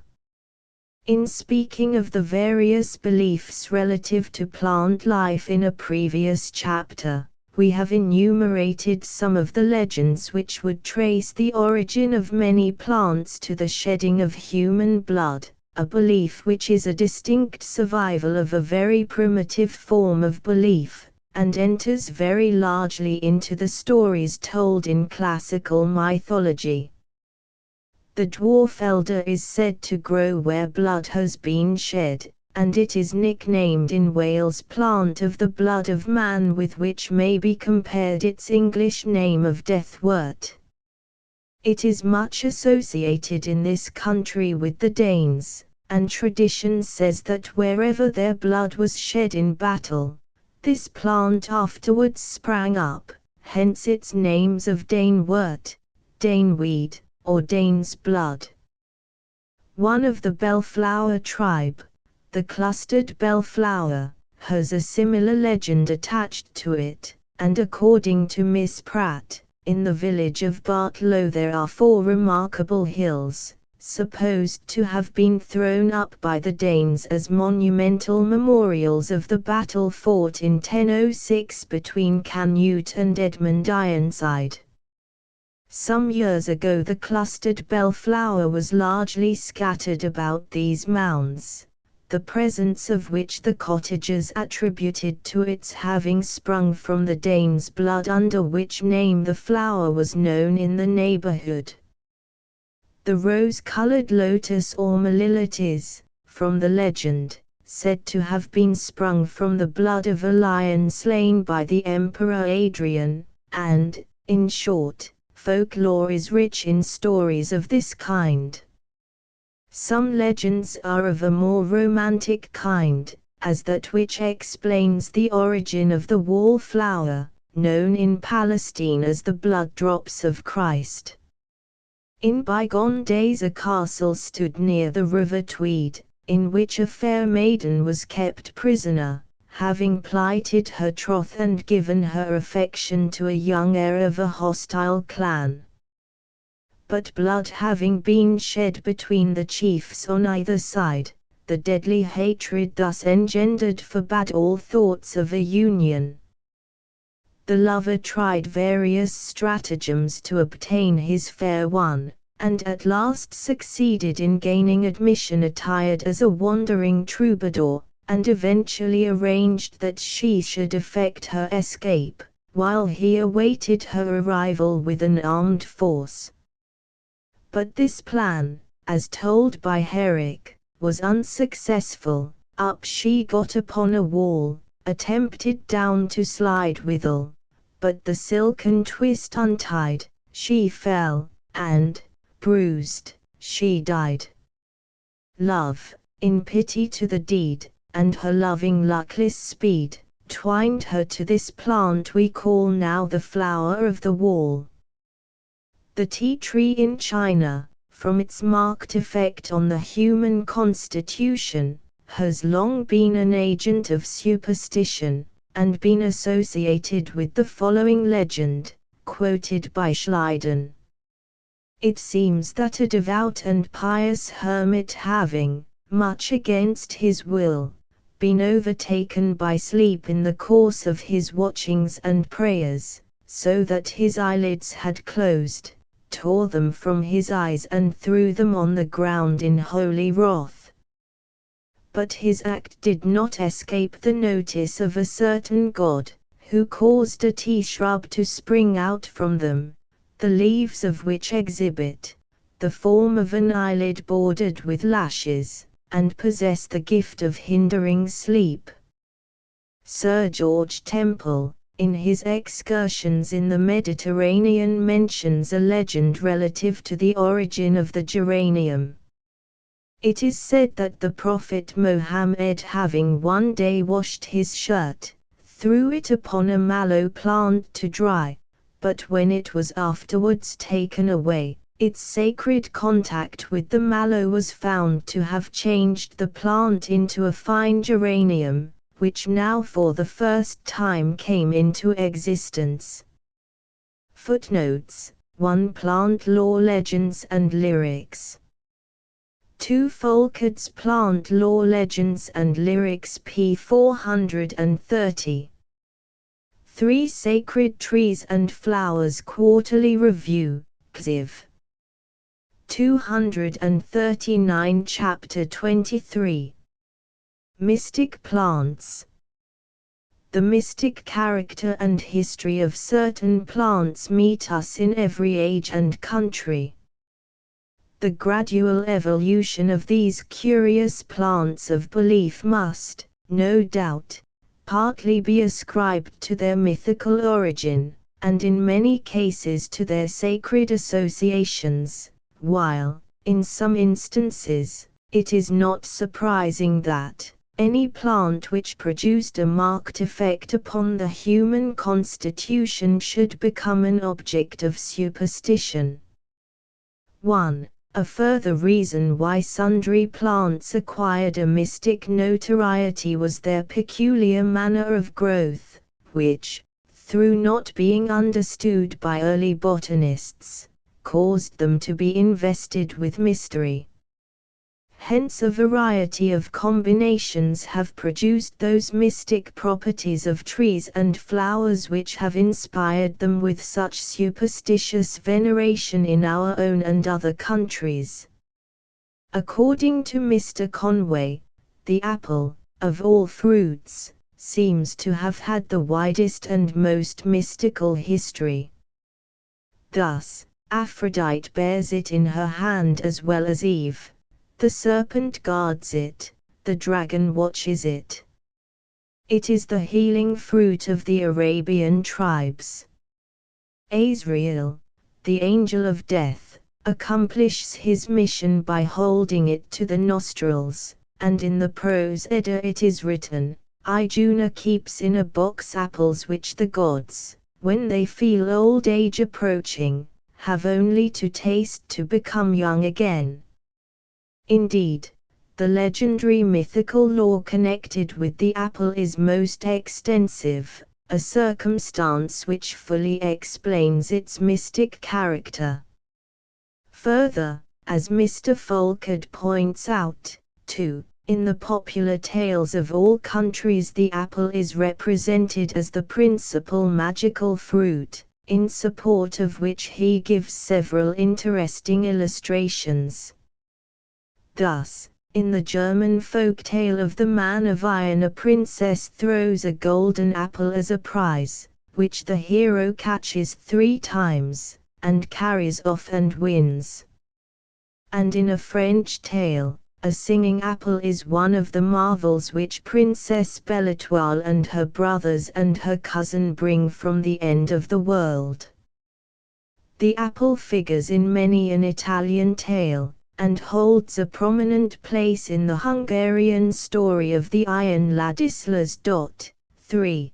But many of these so-called mystic trees and plants have been mentioned in the preceding pages in their association with lightning, witchcraft, demonology, and other branches of folklore, although numerous other curious instances are worthy of notice, some of which are collected together in the present chapter. Thus the nettle and milfoil, when carried about the person, were believed to drive away fear, and were, on this account, frequently worn in time of danger. The laurel preserved from misfortune, and in olden times we are told how the superstitious man, to be free from every chance of ill luck, was wont to carry a bay leaf in his mouth from morning till night. One of the remarkable virtues of the fruit of the balm was its prolonging the lives of those who partook of it to 400 or 500 years, and Albertus Magnus, summing up the mystic qualities of the heliotrope, gives this piece of advice: gather it in August, wrap it in a bay leaf with a wolf's tooth, and it will, if placed under the pillow, show a man who has been robbed where are his goods, and who has taken them.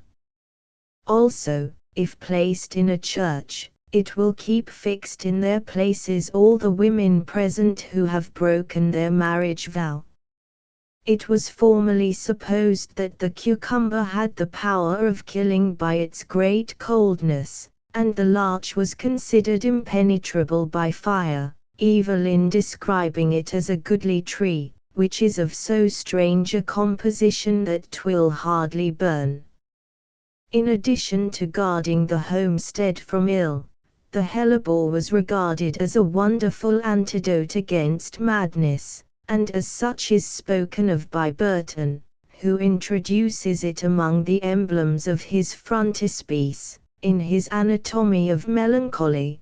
Burrage and hellebore fill two scenes, sovereign plants to purge the veins of melancholy, and cheer the heart of those black fumes which make it smart, to clear the brain of misty fogs, which dull our senses and soul clogs, the best medicine that e'er God made for this malady, if well assayed. But, as it has been observed, our forefathers, in strewing their floors with this plant, were introducing a real evil into their houses, instead of an imaginary one, the perfume having been considered highly pernicious to health. In the many curious tales related of the mystic henbane may be quoted one noticed by Gerard, who says, "The root boiled with vinegar, and the same holden hot in the mouth, easeth the pain of the teeth." The seed is used by mountebank tooth drawers, which run about the country, to cause worms to come forth of the teeth, by burning it in a chafing dish of coals, the party holding his mouth over the fume thereof. But some crafty companions, to gain money, convey small lute strings into the water, persuading the patient that those small creepers came out of his mouth or other parts which he intended to cure. Shakespeare, it may be remembered, alludes to this superstition in Much Ado About Nothing, Act 3 Sc. 2, where Lenato reproaches Don Pedro for sighing for the toothache, which he adds is but a tumor or a worm. The notion is still current in Germany, where the following incantation is employed: "Pear tree, I complain to thee, 3 worms sting me." The henbane, too, according to a German belief, is said to attract rain, and in olden times was thought to produce sterility. Some critics have suggested that it is the plant referred to in Macbeth by Banquo, Act Isc. 3, "Have we eaten of the insane root that takes the reason prisoner?" Although others think it is the hemlock. Anyhow, the henbane has long been in repute as a plant possessed of mysterious attributes, and Dowse quotes the subjoined passage: "Henbane, called insana, mad, for the use thereof is perilous, for if it be eat or drunk, it breedeth madness, or slow-likeness of sleep." In days gone by, when the mandrake was an object of superstitious veneration by reason of its supernatural character, the Germans made little idols of its root, which were consulted as oracles. Indeed, so much credence was attached to these images, that they were manufactured in very large quantities for exportation to various other countries, and realized good prices. Oftentimes substituted for the mandrake was the bryony, which designing people sold at a good profit. Gerard informs us, how the idle drones, that have little or nothing to do but eat and drink, have bestowed some of their time in carving the roots of bryony, forming them to the shape of men and women, which falsifying practice hath confirmed the error amongst the simple and unlearned people, who have taken them upon their report to be the true mandrakes. Oftentimes, too, the root of the bryony was trained to grow into certain eccentric shapes, which were used as charms. Speaking of the mandrake, we may note that in France it was regarded as a species of elf, and nicknamed main de gloire, in connection with which Saint Palais describes a curious superstition. When I asked a peasant one day why he was gathering mistletoe, he told me that at the foot of the oaks on which the mistletoe grew he had a mandrake, that this mandrake had lived in the earth from whence the mistletoe sprang, that he was a kind of mole, that he who found him was obliged to give him food, bread, meat, and some other nourishment, and that he who had once given him food was obliged to give it every day, and in the same quantity, without which the mandrake would assuredly cause the forgetful one to die. 2 of his countrymen, whom he named to me, had, he said, lost their lives, but, as a recompense, this main de gloire returned on the morrow double what he had received the previous day. If one paid cash for the main de gloire's food one day, he would find double the amount the following, and so with anything else. A certain countryman, whom he mentioned as still living, and who had become very rich, was believed to have owed his wealth to the fact that he had found one of these mains de gloire.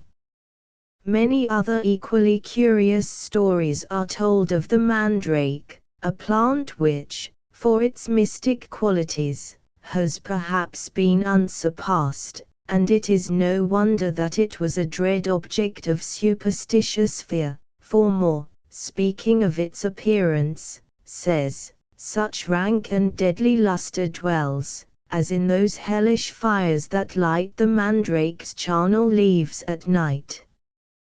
But these mandrake fables are mostly of foreign extraction and of very ancient date. Dr. Daubney, in his Roman Husbandry, has given a curious drawing from the Vienna MS of Dioscorides in the 5th century, representing the goddess of discovery presenting to Dioscorides the root of the mandrake, of thoroughly human shape, which she has just pulled up, while the unfortunate dog which had been employed for that purpose is depicted in the agonies of death. Basil, writes Lord Bacon in his Natural History, if exposed too much to the sun, changes into wild thyme, and a Bavarian piece of folklore tells us that the person who, during an eclipse of the sun, throws an offering of palm with crumbs on the fire, will never be harmed by the sun. In Hesse, it is affirmed that with knots tied in willow one may slay a distant enemy, and according to a belief current in Iceland, the Calta palestris, if taken with certain ceremonies and carried about, will prevent the bearer from having an angry word spoken to him. The virtues of the dittany were famous as far back as Plutarch's time, and Gerard speaks of its marvelous efficacy in drawing forth splinters of wood, and and in the healing of wounds, especially those made with envenomed weapons, arrows shot out of guns, and such like. Then there is the old tradition to the effect that if boughs of oak be put into the earth, they will bring forth wild vines, and among the supernatural qualities of the holly recorded by Pliny, we are told that its flowers cause water to freeze, that it repels lightning, and that if a staff of its wood be thrown at any animal, even if it fall short of touching it, the animal will be so subdued by its influence as to return and lie down by it. Speaking, 2, of the virtues of the peony, he thus writes, "It hath been long received, and confirmed by divers trials, that the root of the male peony dried, tied to the neck, doth help the falling sickness, and likewise the incubus, which we call the mare. The cause of both these diseases, and especially of the epilepsy from the stomach, is the grossness of the vapors, which rise and enter into the cells of the brain, and therefore the working is by extreme and subtle alternation which that simpleth."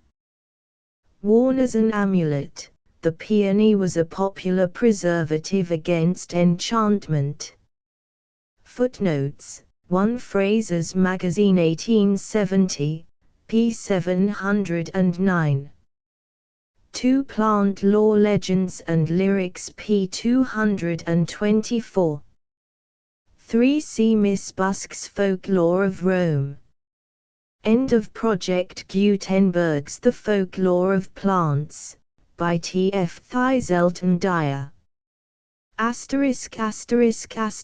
End of the Project Gutenberg ebook The Folklore of Plants *****.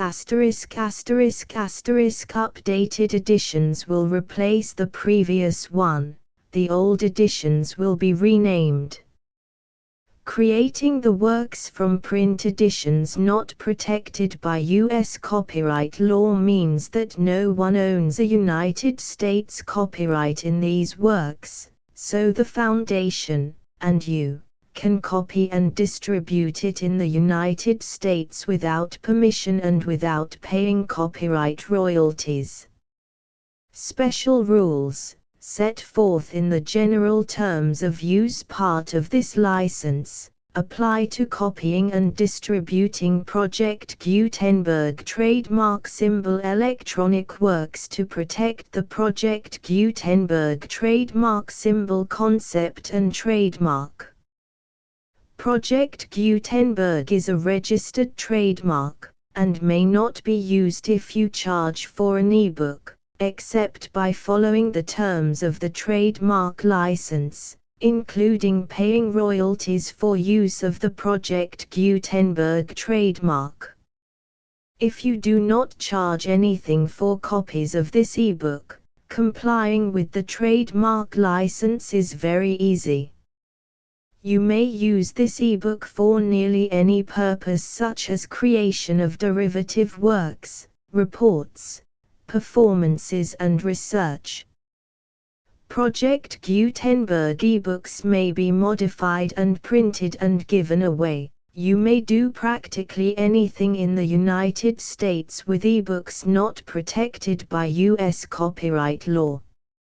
Redistribution is subject to the trademark license, especially commercial redistribution. Start. Full license. The full Project Gutenberg license. Please read this before you distribute or use this work to protect the Project Gutenberg trademark symbol mission of promoting the free distribution of electronic works. By using or distributing this work, or any other work associated in any way with the phrase Project Gutenberg, you agree to comply with all the terms of the full Project Gutenberg trademark symbol license available with this file or online at www.gutenberg.org/license. Section 1. General Terms of Use and Redistributing Project Gutenberg Trademark Symbol Electronic Works 1.0. By reading or using any part of this Project Gutenberg trademark symbol electronic work, you indicate that you have read, understand, agree to and accept all the terms of this license and intellectual property, trademark/copyright, agreement. If you do not agree to abide by all the terms of this agreement, you must cease using and return or destroy all copies of Project Gutenberg trademark symbol electronic works in your possession. If you paid a fee for obtaining a copy of or access to a Project Gutenberg trademark symbol electronic work and you do not agree to be bound by the terms of this agreement, you may obtain a refund from the person or entity to whom you paid the fee as set forth in paragraph 1.e.8. 1.b Project Gutenberg is a registered trademark. It may only be used on or associated in any way with an electronic work by people who agree to be bound by the terms of this agreement. There are a few things that you can do with most Project Gutenberg trademark symbol electronic works even without complying with the full terms of this agreement. See paragraph 1.c below. There are a lot of things you can do with Project Gutenberg trademark symbol electronic works if you follow the terms of this agreement and help preserve free future access to Project Gutenberg trademark symbol electronic works. See paragraph 1.e below. 1.c The Project Gutenberg Literary Archive Foundation, the Foundation or PGLAF, owns a compilation copyright in the collection of Project Gutenberg trademark symbol electronic works. Nearly all the individual works in the collection are in the public domain in the United States.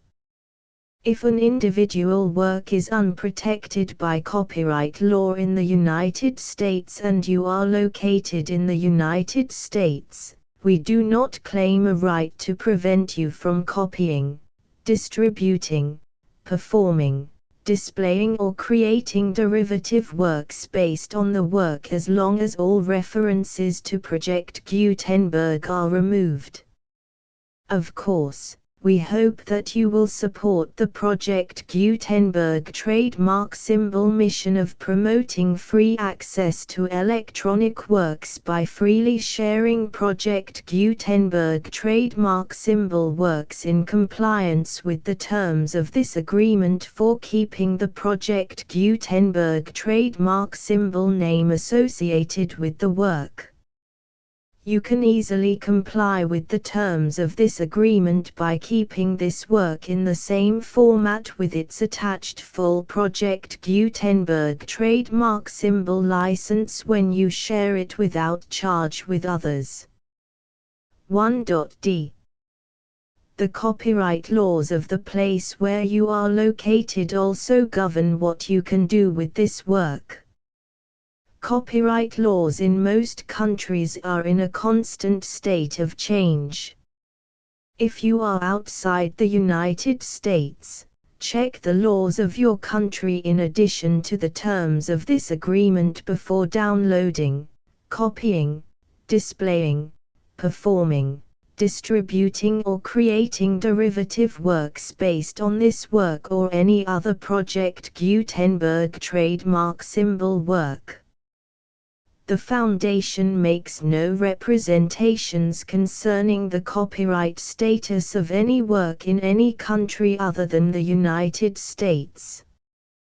1.e Unless you have removed all references to Project Gutenberg. 1.e.1 The following sentence, with active links to, or other immediate access to, the full Project Gutenberg trademark symbol license must appear prominently whenever any copy of a Project Gutenberg trademark symbol work, any work on which the phrase Project Gutenberg appears, or with which the phrase Project Gutenberg is associated, is accessed, displayed, performed, viewed, copied or distributed.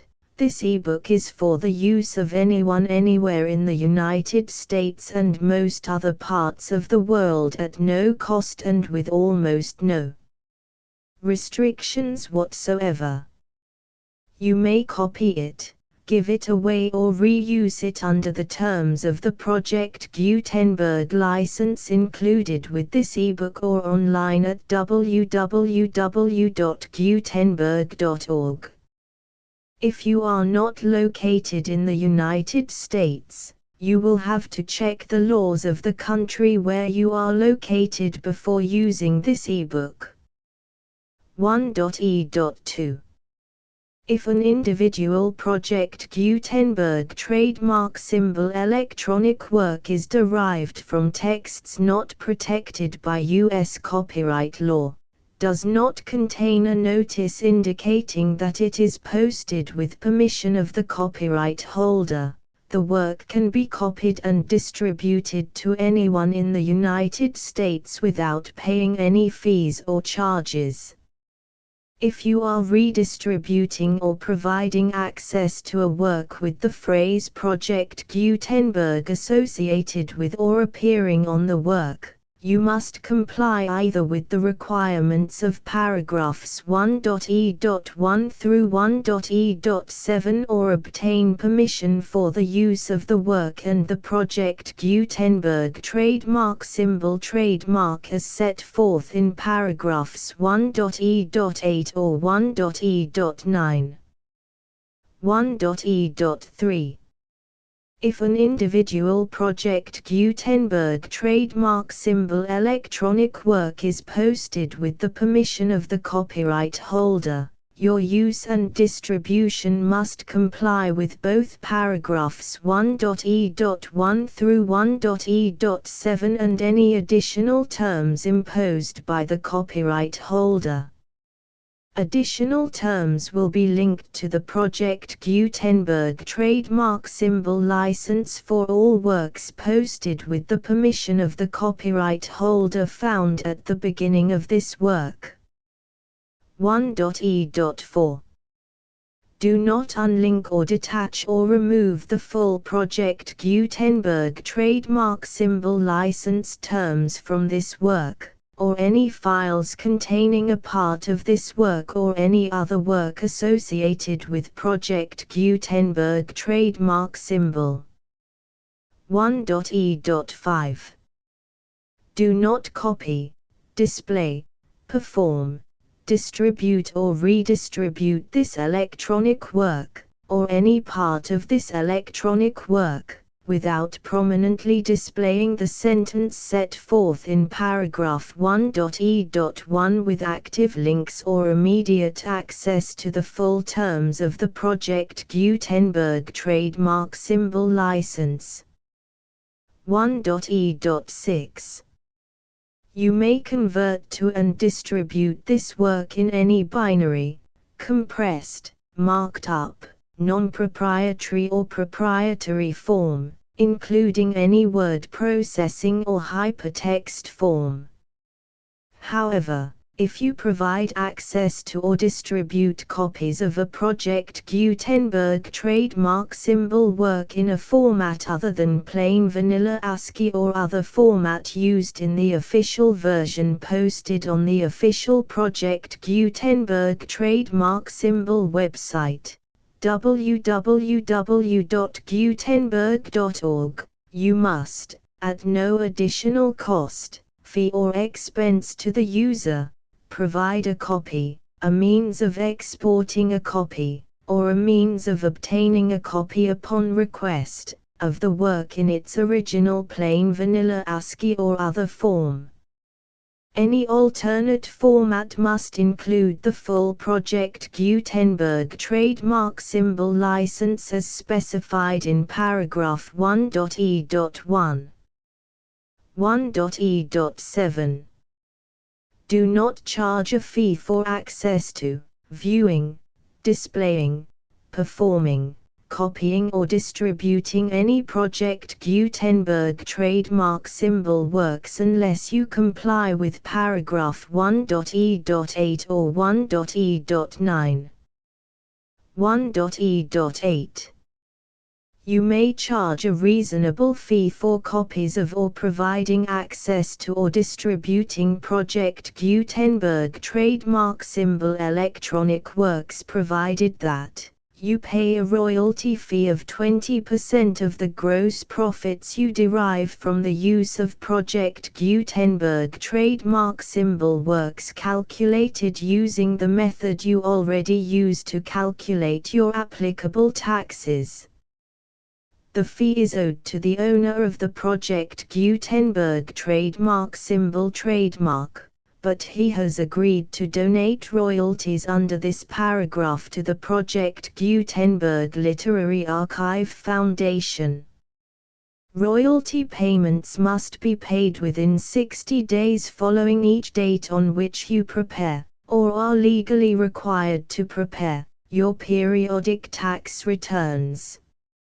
Royalty payments should be clearly marked as such and sent to the Project Gutenberg Literary Archive Foundation at the address specified in Section 4. Information about donations to the Project Gutenberg Literary Archive Foundation. You provide a full refund of any money paid by a user who notifies you in writing, or by email, within 30 days of receipt that he does not agree to the terms of the full Project Gutenberg trademark symbol license. You must require such a user to return or destroy all copies of the works possessed in a physical medium and discontinue all use of and all access to other copies of Project Gutenberg trademark symbol works. You provide, in accordance with paragraph 1.f.3, a full refund of any money paid for a work or a replacement copy, if a defect in the electronic work is discovered and reported to you within 90 days of receipt of the work. You comply with all other terms of this agreement for free distribution of Project Gutenberg trademark symbol works. 1.e.9. If you wish to charge a fee or distribute a Project Gutenberg trademark symbol electronic work or group of works on different terms than are set forth in this agreement, you must obtain permission in writing from the Project Gutenberg Literary Archive Foundation, the manager of the Project Gutenberg trademark symbol trademark. Contact the Foundation as set forth in Section 3 below. 1.f1.f.1. Project Gutenberg volunteers and employees expend considerable effort to identify, do copyright research on, transcribe and proofread works not protected by U.S. copyright law in creating the Project Gutenberg trademark symbol collection. Despite these efforts, Project Gutenberg trademark symbol electronic works, and the medium on which they may be stored, may contain defects such as, but not limited to, incomplete, inaccurate or corrupt data, transcription errors, a copyright or other intellectual property infringement, a defective or damaged disk or other medium, a computer virus, or computer codes that damage or cannot be read by your equipment. 1.f.2.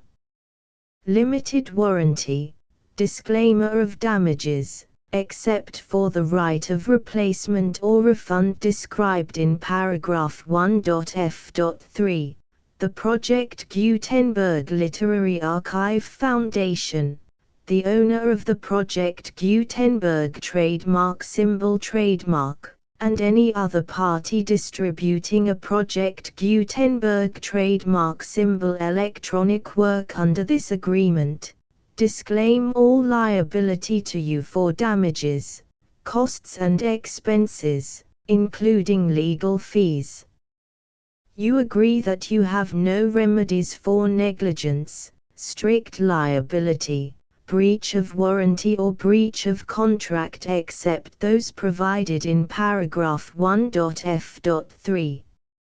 You agree that the Foundation, the trademark owner, and any distributor under this agreement will not be liable to you for actual, direct, indirect, consequential, punitive or incidental damages even if you give notice of the possibility of such damage.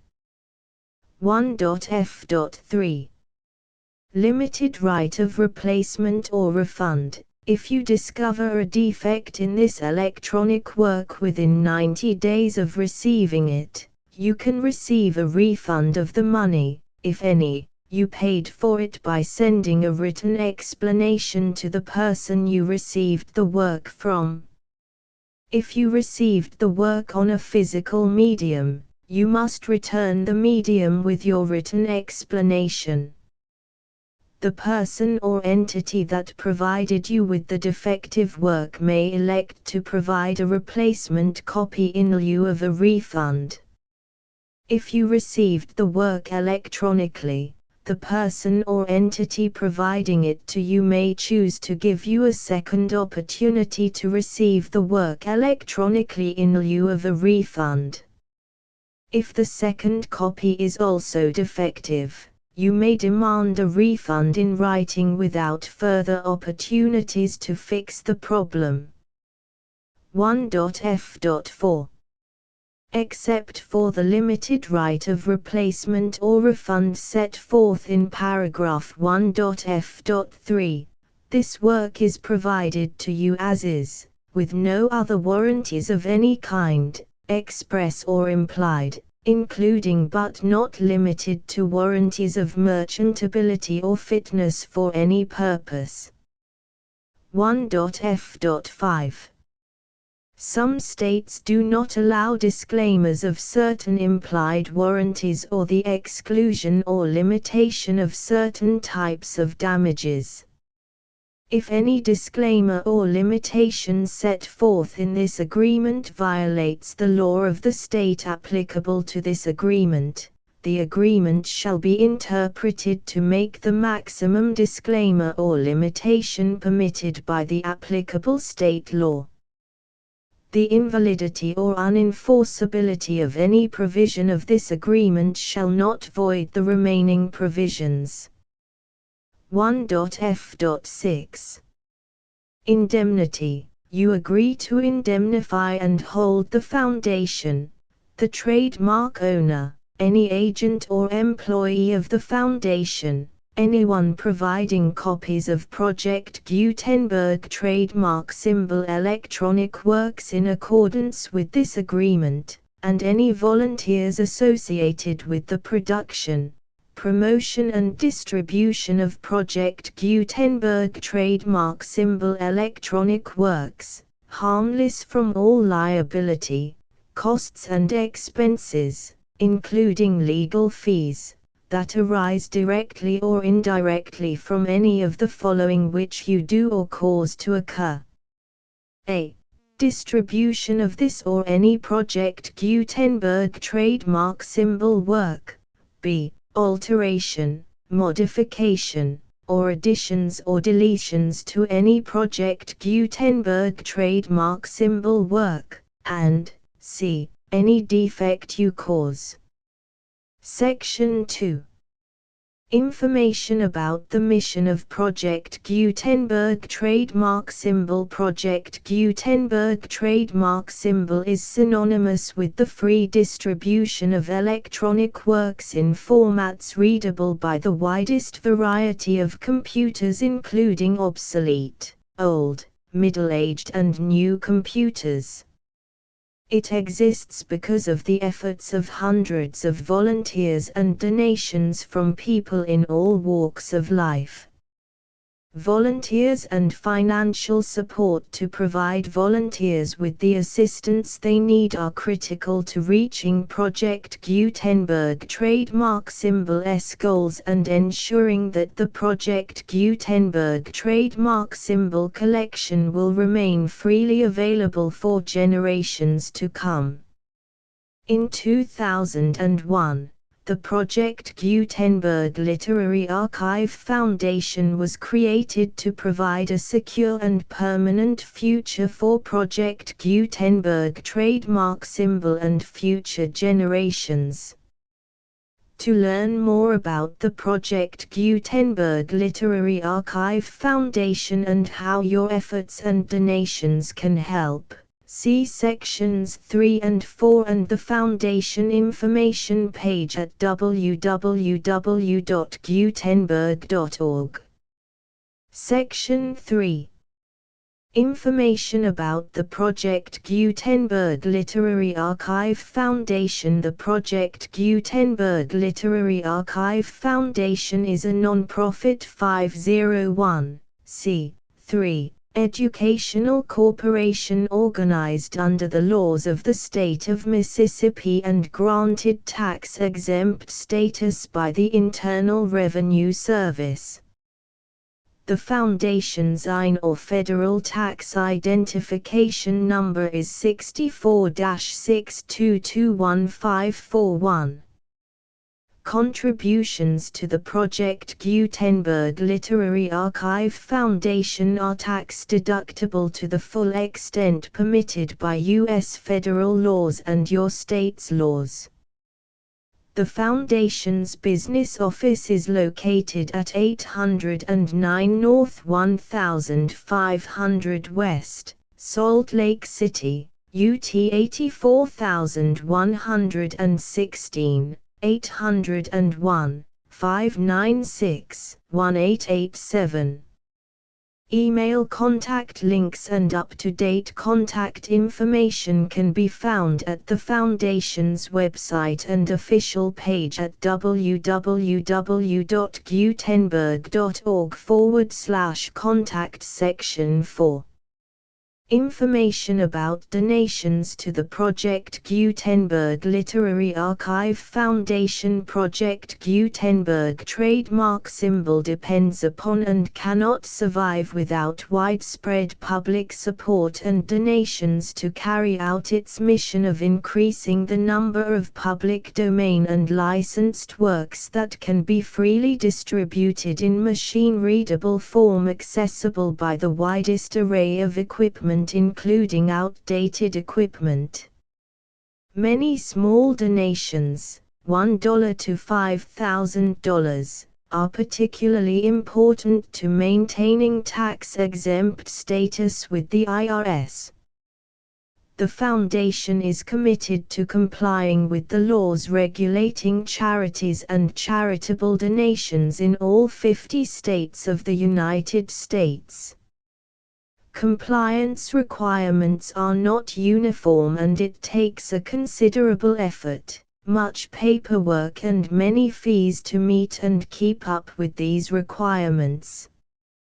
We do not solicit donations in locations where we have not received written confirmation of compliance. To send donations or determine the status of compliance for any particular state, visit www.gutenberg.org/donate. While we cannot and do not solicit contributions from states where we have not met the solicitation requirements, we know of no prohibition against accepting unsolicited donations from donors in such states who approach us with offers to donate. International donations are gratefully accepted, but we cannot make any statements concerning tax treatment of donations received from outside the United States. U.S. laws alone swamp our small staff. Please check the Project Gutenberg web pages for current donation methods and addresses. Donations are accepted in a number of other ways including checks, online payments and credit card donations. To donate, please visit www.gutenberg.org/donate. Section 5. General information about Project Gutenberg trademark symbol electronic works. Professor Michael S. Hart was the originator of the Project Gutenberg trademark symbol concept of a library of electronic works that could be freely shared with anyone. For 40 years, he produced and distributed Project Gutenberg trademark symbol ebooks with only a loose network of volunteer support. Project Gutenberg trademark symbol ebooks are often created from several printed editions, all of which are confirmed as not protected by copyright in the US unless a copyright notice is included. Thus, we do not necessarily keep ebooks in compliance with any particular paper edition. Most people start at our website, which has the main PG search facility, www.gutenberg.org.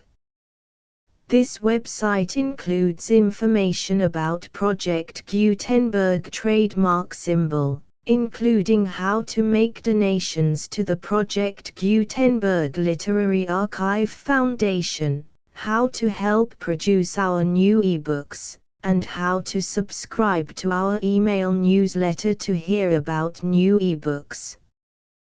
The Folklore of Plants Preface. T.F. Thiselton-Dyer. Contents. Chapter I, Chapter 2. Chapter 3. Chapter 4. Chapter V, Chapter 6. Chapter 7. Chapter 8. Chapter 9. Chapter X, Chapter 11, Chapter 12. Chapter 13. Chapter 14. Chapter 15. Chapter 16. Chapter 17. Chapter 18. Chapter 19. Chapter XX. Chapter XXI. Chapter XXII. Chapter 23. The full Project Gutenberg license.